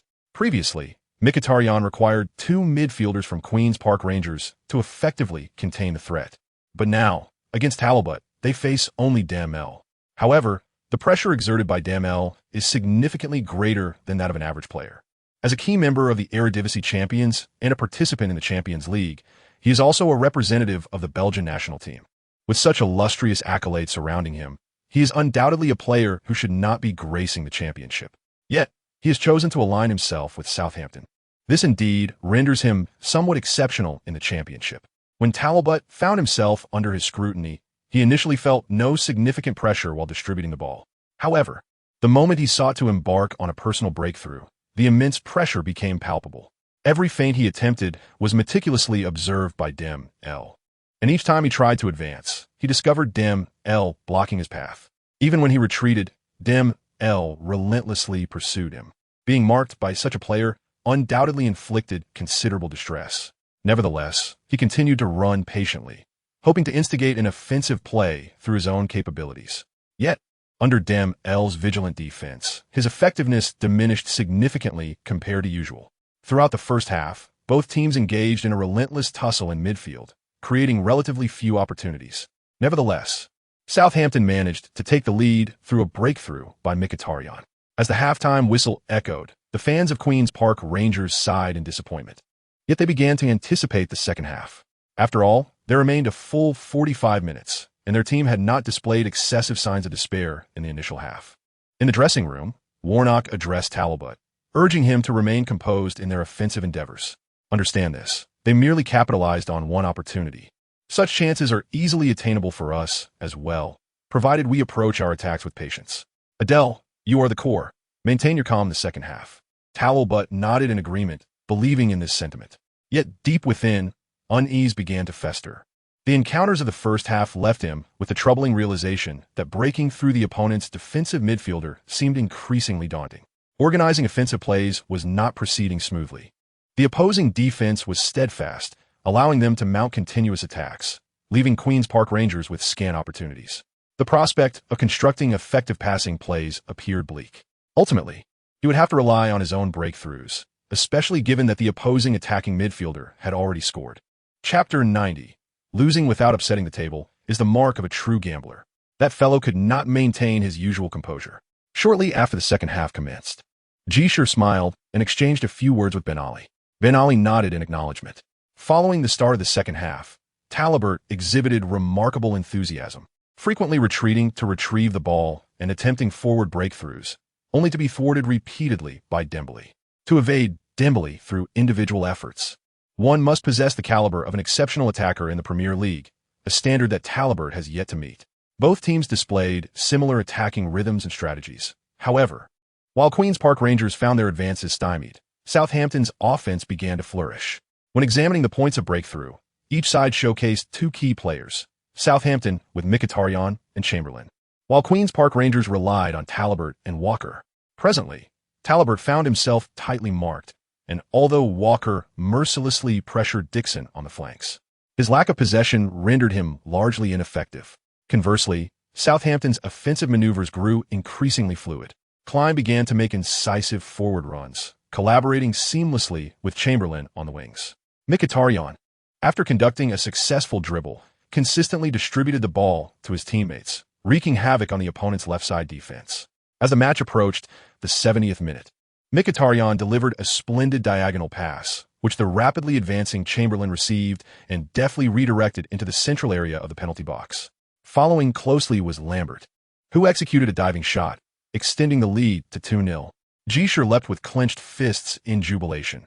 With this goal, Southampton's victory seemed all but assured. Triumphing over their two greatest rivals undeniably paved the way for Southampton's pursuit of the championship title. Although only 9 rounds of the league had elapsed, their successive wins against formidable opponents clearly showcased Southampton's competitiveness. In the stands, the disheartened Queen's Park Rangers supporters voiced their hopes for a miraculous turnaround. Yet, their fervent calls only served to exacerbate the players' mounting frustration. It is worth noting that Queen's Park Rangers had gained notoriety for their rough style of play, which, unlike the calculated aggression of the past Wimbledon team, who employed their roughness strategically to intimidate opponents, now seemed aimless and devoid of purpose. The notorious figures of Vinnie Jones and Dennis Wise exemplified a brand of aggression that, while prone to cards, seldom resulted in truly injurious fouls. In contrast, Queen's Park Rangers appeared to engage in a reckless style for its own sake, as evidenced by their propensity for brawls even during warm-up matches. Such characteristics have been effectively subdued by Warlock over the past year. However, without enduring change and a shift in mindset, alongside the infusion of fresh talent, it remains impossible to resolve the issue entirely. As Ji Shi previously remarked, when performance is commendable, everyone can appear cultured and exceedingly polite. Yet, when circumstances turn dire, maintaining composure is the true mark of grace. It is the ability to refrain from overturning the table in moments of desperation that exemplifies good sportsmanship. Clearly, the QPR team is currently exhibiting signs of distress. Their core player, Talbot, is no exception. After once again being thwarted by Dem L's interception, and upon regaining possession, Talbot could no longer contain his temper. In a fit of frustration, he charged from behind and executed a near tackle, sending Dem L crashing to the ground. This incident left L utterly bewildered. He is naturally a player endowed with exceptional physical prowess, while Talbot does not possess such strength. Although Talbot managed to bring L down, he himself also succumbed to the fall. The referee approached and promptly issued a red card to Talbot. It was not the referee's harshness that warranted this action, but rather Talbot's prior transgressions, kicking and pulling L's supporting leg from behind, followed by a foul that distinctly transcended the realm of acceptable football conduct. Even if the consequences were not severe, such actions inevitably merit a red card. It was only then that Talbot began to comprehend his predicament. He wished to argue, but found himself at a loss for words, trudging back with his head hung low. Alas, Queen's Park Rangers found themselves in a dire situation, where one card could lead to another, and indeed it was a red card. It seems that Ji Shi was correct. True gentlemanliness is revealed in times of adversity. Southampton has previously faced losses and draws, yet they have exhibited a remarkable sense of decorum. The commentator lamented that malicious fouls and the desire to win are not synonymous. Clearly, Talbot's inability to accept defeat was apparent. Such conduct does not qualify one for the title of the championship's best midfielder.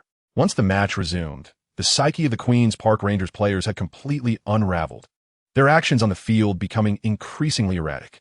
Although Warnock urged his players to maintain their composure from the sidelines, it was evident that the situation had spiraled out of control.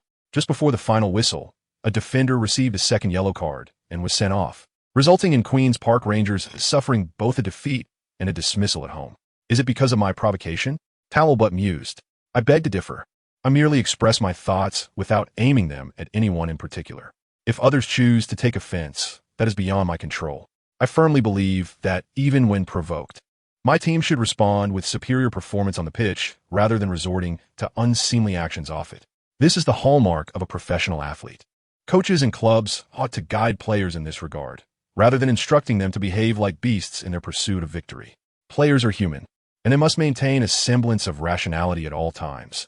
This is what distinguishes us from beasts. At the post-match press conference, Ji Shi continued his articulate discourse. His words now met with silence, as the events of the match had substantiated his assertions. Southampton did not exaggerate their conduct to the extent of avoiding yellow cards altogether. Rather, their yellow cards stemmed from technical fouls which, to be frank, are an integral part of the game. No one would deem such infractions particularly egregious. They have faced defeats before, yet even when trailing, they continue to play earnestly. From this perspective, Southampton truly embodies the essence of moral integrity. I cannot predict the future of Southampton, but one thing I can affirm is that I will never endorse players committing reckless fouls on the field, nor will I permit such behavior to exist within my team. Though football may be likened to war in times of peace, it is in essence not a true battlefield. It demands neither bloodshed nor sacrifice. Football is a source of enjoyment, a sport that entertains the masses, and it ought to provide fans and spectators with greater delight, rather than inciting further frustration. In Chapter 91, we have grown this strong. After triumphing over Queen's Park Rangers, Southampton has gracefully reclaimed the top position. They now share the lead with Queen's Park Rangers, both teams having garnered 22 points, yet Southampton hold a slight edge due to superior goal difference and head-to-head results. The upcoming match is crucial for us. Following 2 consecutive encounters against the first and third place teams, we face Juventus at home in the Europa League. Such a schedule is undoubtedly rigorous. However, thanks to Ji Shi's rotation strategy, all players' stamina remains relatively untroubled. This season's matches may not be numerous, yet each one holds significant importance, a sentiment that the Southampton players are only now beginning to truly comprehend. In fact, such a schedule is quite rare. It is akin to Manchester United's path to the championship, where they first faced Arsenal, positioned third, followed by a confrontation with Chelsea, the league leaders. After enduring these 2 grueling battles, they must then contend with Real Madrid in the Champions League, a daunting prospect that would challenge even the most formidable of teams. Fortunately for Southampton, they currently possess a considerable advantage when facing opponents from the championship. Take, for instance, their encounter with Queen's Park Rangers. Despite the latter's commendable overall strength and standout individual talents, Southampton's cohesive team dynamics and individual prowess effectively subdued their rivals. Although Southampton may not secure victories in abundance, the advantages they hold remain substantial. This has made Ji Shi somewhat vigilant. Once they reach the championship, such an advantage in strength will no longer exist. When faced with the dual pressures of European competitions and league matches, he too will undergo a rigorous test. Of course, typical Premier League teams need not ponder this dilemma. They occasionally participate in European matches, only to falter along the way, which has become a familiar pattern for them. However, for Ji Shi, who aspires to achieve greater accolades at Southampton, it is imperative to confront this challenge head-on. Fortunately, he has the opportunity to acclimatize himself beforehand. Juventus arrived in Southampton a day prior to the match. Having previously experienced relegation, they are currently in the midst of a rebuilding phase, reflected in their coach Del Neri's frequent rotation of the squad. Coincidentally, Southampton is also accustomed to such rotations. While Juventus's reputation is undoubtedly beyond comparison, we now find ourselves competing in the same tournament. Football is a truly enchanting sport. At home, we must strive for victory. After all, in such a perilous group, failing to seize the chance on our home turf could jeopardize our chances of advancement. Ji Shi, at the pre-match press conference, showcased the unwavering confidence of a young and determined player. This also bestowed upon Del Neri an illusion that Southampton would launch a vigorous offensive at home. Southampton's rotation this season is manageable in most positions. However, the pivotal focus lies within the midfield. When Lalana and Drinkwater grace the pitch, the midfield achieves a semblance of balance, initiating attacks predominantly through ball possession. Conversely, when Mkhitaryan and Schneiderlin take to the field, Southampton's midfield tends to execute offensive maneuvers more through breakthroughs. To adopt a more aggressive approach at home, it is paramount to enhance their offensive strategy through dynamic movement and pressing to dismantle their adversaries. Juventus is no longer the invincible fortress it once was prior to their relegation. Their current defense leaves much to be desired. Although Chiellini and Bonucci have resumed their partnership, defense has never been solely the responsibility of two center-backs.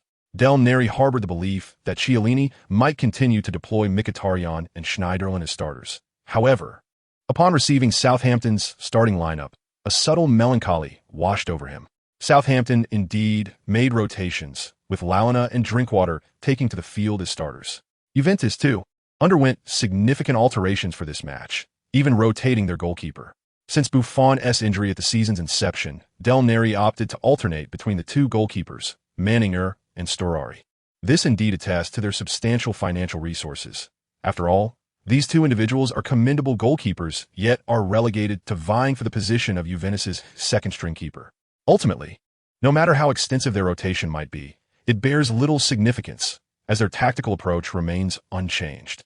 Whether it is Amori substituted for Iaquinta or Marquisio taking the place of Melo, their strategy consistently adheres to a 4-4-2 formation, advancing through the midfield in a layered manner. Such rotations, aside from granting players the opportunity to partake in matches, serve little purpose.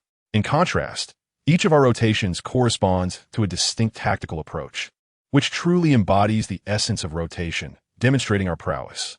In the locker room, Ji Shi waved his arm with enthusiasm. Facing a team of Juventus's caliber stirred a sense of excitement within him. Thus far, he had only led Southampton against one elite team, Manchester United.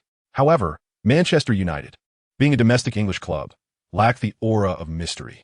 Oh, and he had encountered Chelsea in the FA Cup, yet he had chosen to forfeit that match, leaving him devoid of any further aspirations. In this match against Juventus, it marks the first encounter with a powerhouse from another league, and Ji Shi truly appears to be quite exhilarated. Over the past few days, he has scrutinized Juventus' situation and noted that their defense remains rather robust. The partnership of central defenders Chiellini and Bonucci, although relatively new, exhibits remarkable synergy. Chiellini's ferocity complements Bonucci's composure, and both possess sufficient height and agile footwork, making them an excellent duo in central defense. Nonetheless, Ji Shi is confident that his own Lovren and Font are equally competent, forming a reliable partnership at the back. In terms of midfield, Ji Shi believes Southampton boasts a significant advantage. Although the players may not be household names, each one possesses exceptional talent, and the diversity in player types creates a beneficial synergy. In contrast to Juventus, which, despite a seemingly abundant roster and commendable skill, lacks this variety. Even in the forward position, Southampton's striking force, embodied by Lambert and Giroud, undoubtedly surpasses that of Del Piero and Iaquinta, despite the latter being members of Italy's World Cup-winning squad. The only potential shortfall lies in the goalkeeper position, primarily due to Juventus' first-choice keeper, Buffon. However, is it not possible for him to miss this match? After careful consideration, Ji Shi realizes that his team, when facing Juventus, is not only on par, but may indeed hold a slight edge. This realization ignites a surge of confidence within him. We have reached such a formidable level. Chapter 92. Controlling the game, the fans of Southampton once again filled St. Mary's Stadium to capacity. Indeed, this season's matches have consistently drawn such crowds, as Southampton have bestowed immense joy upon their supporters last season and continued their victorious streak this year. In light of this, it is only natural for them to show their unwavering support by attending the matches in person. From the outset, Southampton sought opportunities through relentless passing. With Lalana on the field, the midfield trio adeptly distributed the ball, their movements expansive enough to provide mutual support. Coupled with the forward surges from the wings and the striker's willingness to track back, Southampton consistently maintained firm control over the ball during their play. However, Juventus did not seem overly concerned about this aspect. Some things remain unchanged even after relegation. For instance, Southampton reverted to their 4-3-3 formation, while Juventus continued to excel in their more measured approach, despite Del Neri's coaching style never being particularly conservative. The two teams began to engage in a patient struggle on the pitch, a challenging experience for Lalana. The pace of the English league is generally brisk, making his ability to distribute the ball timely quite significant. However, with the opponent's tempo not as frenetic, he found himself with the luxury of time to control the ball and contemplate the most advantageous pass, presenting him with a new test. Often, if one can endure such challenges, significant improvement follows, much like Mkhitaryan in the previous match. Though he did not alter his playing style, he managed to sharpen his attacking prowess. Lalana found himself in a similar predicament. Thus, in the early stages of the match, as he adapted, Southampton's offensive threat appeared diminished. It wasn't until the 6th minute that they made progress, with Chamberlain passing to Lambert, who turned and shot, but his attempt went wide, marking their first offensive foray. During this time, Juventus remained active in their counterattacks.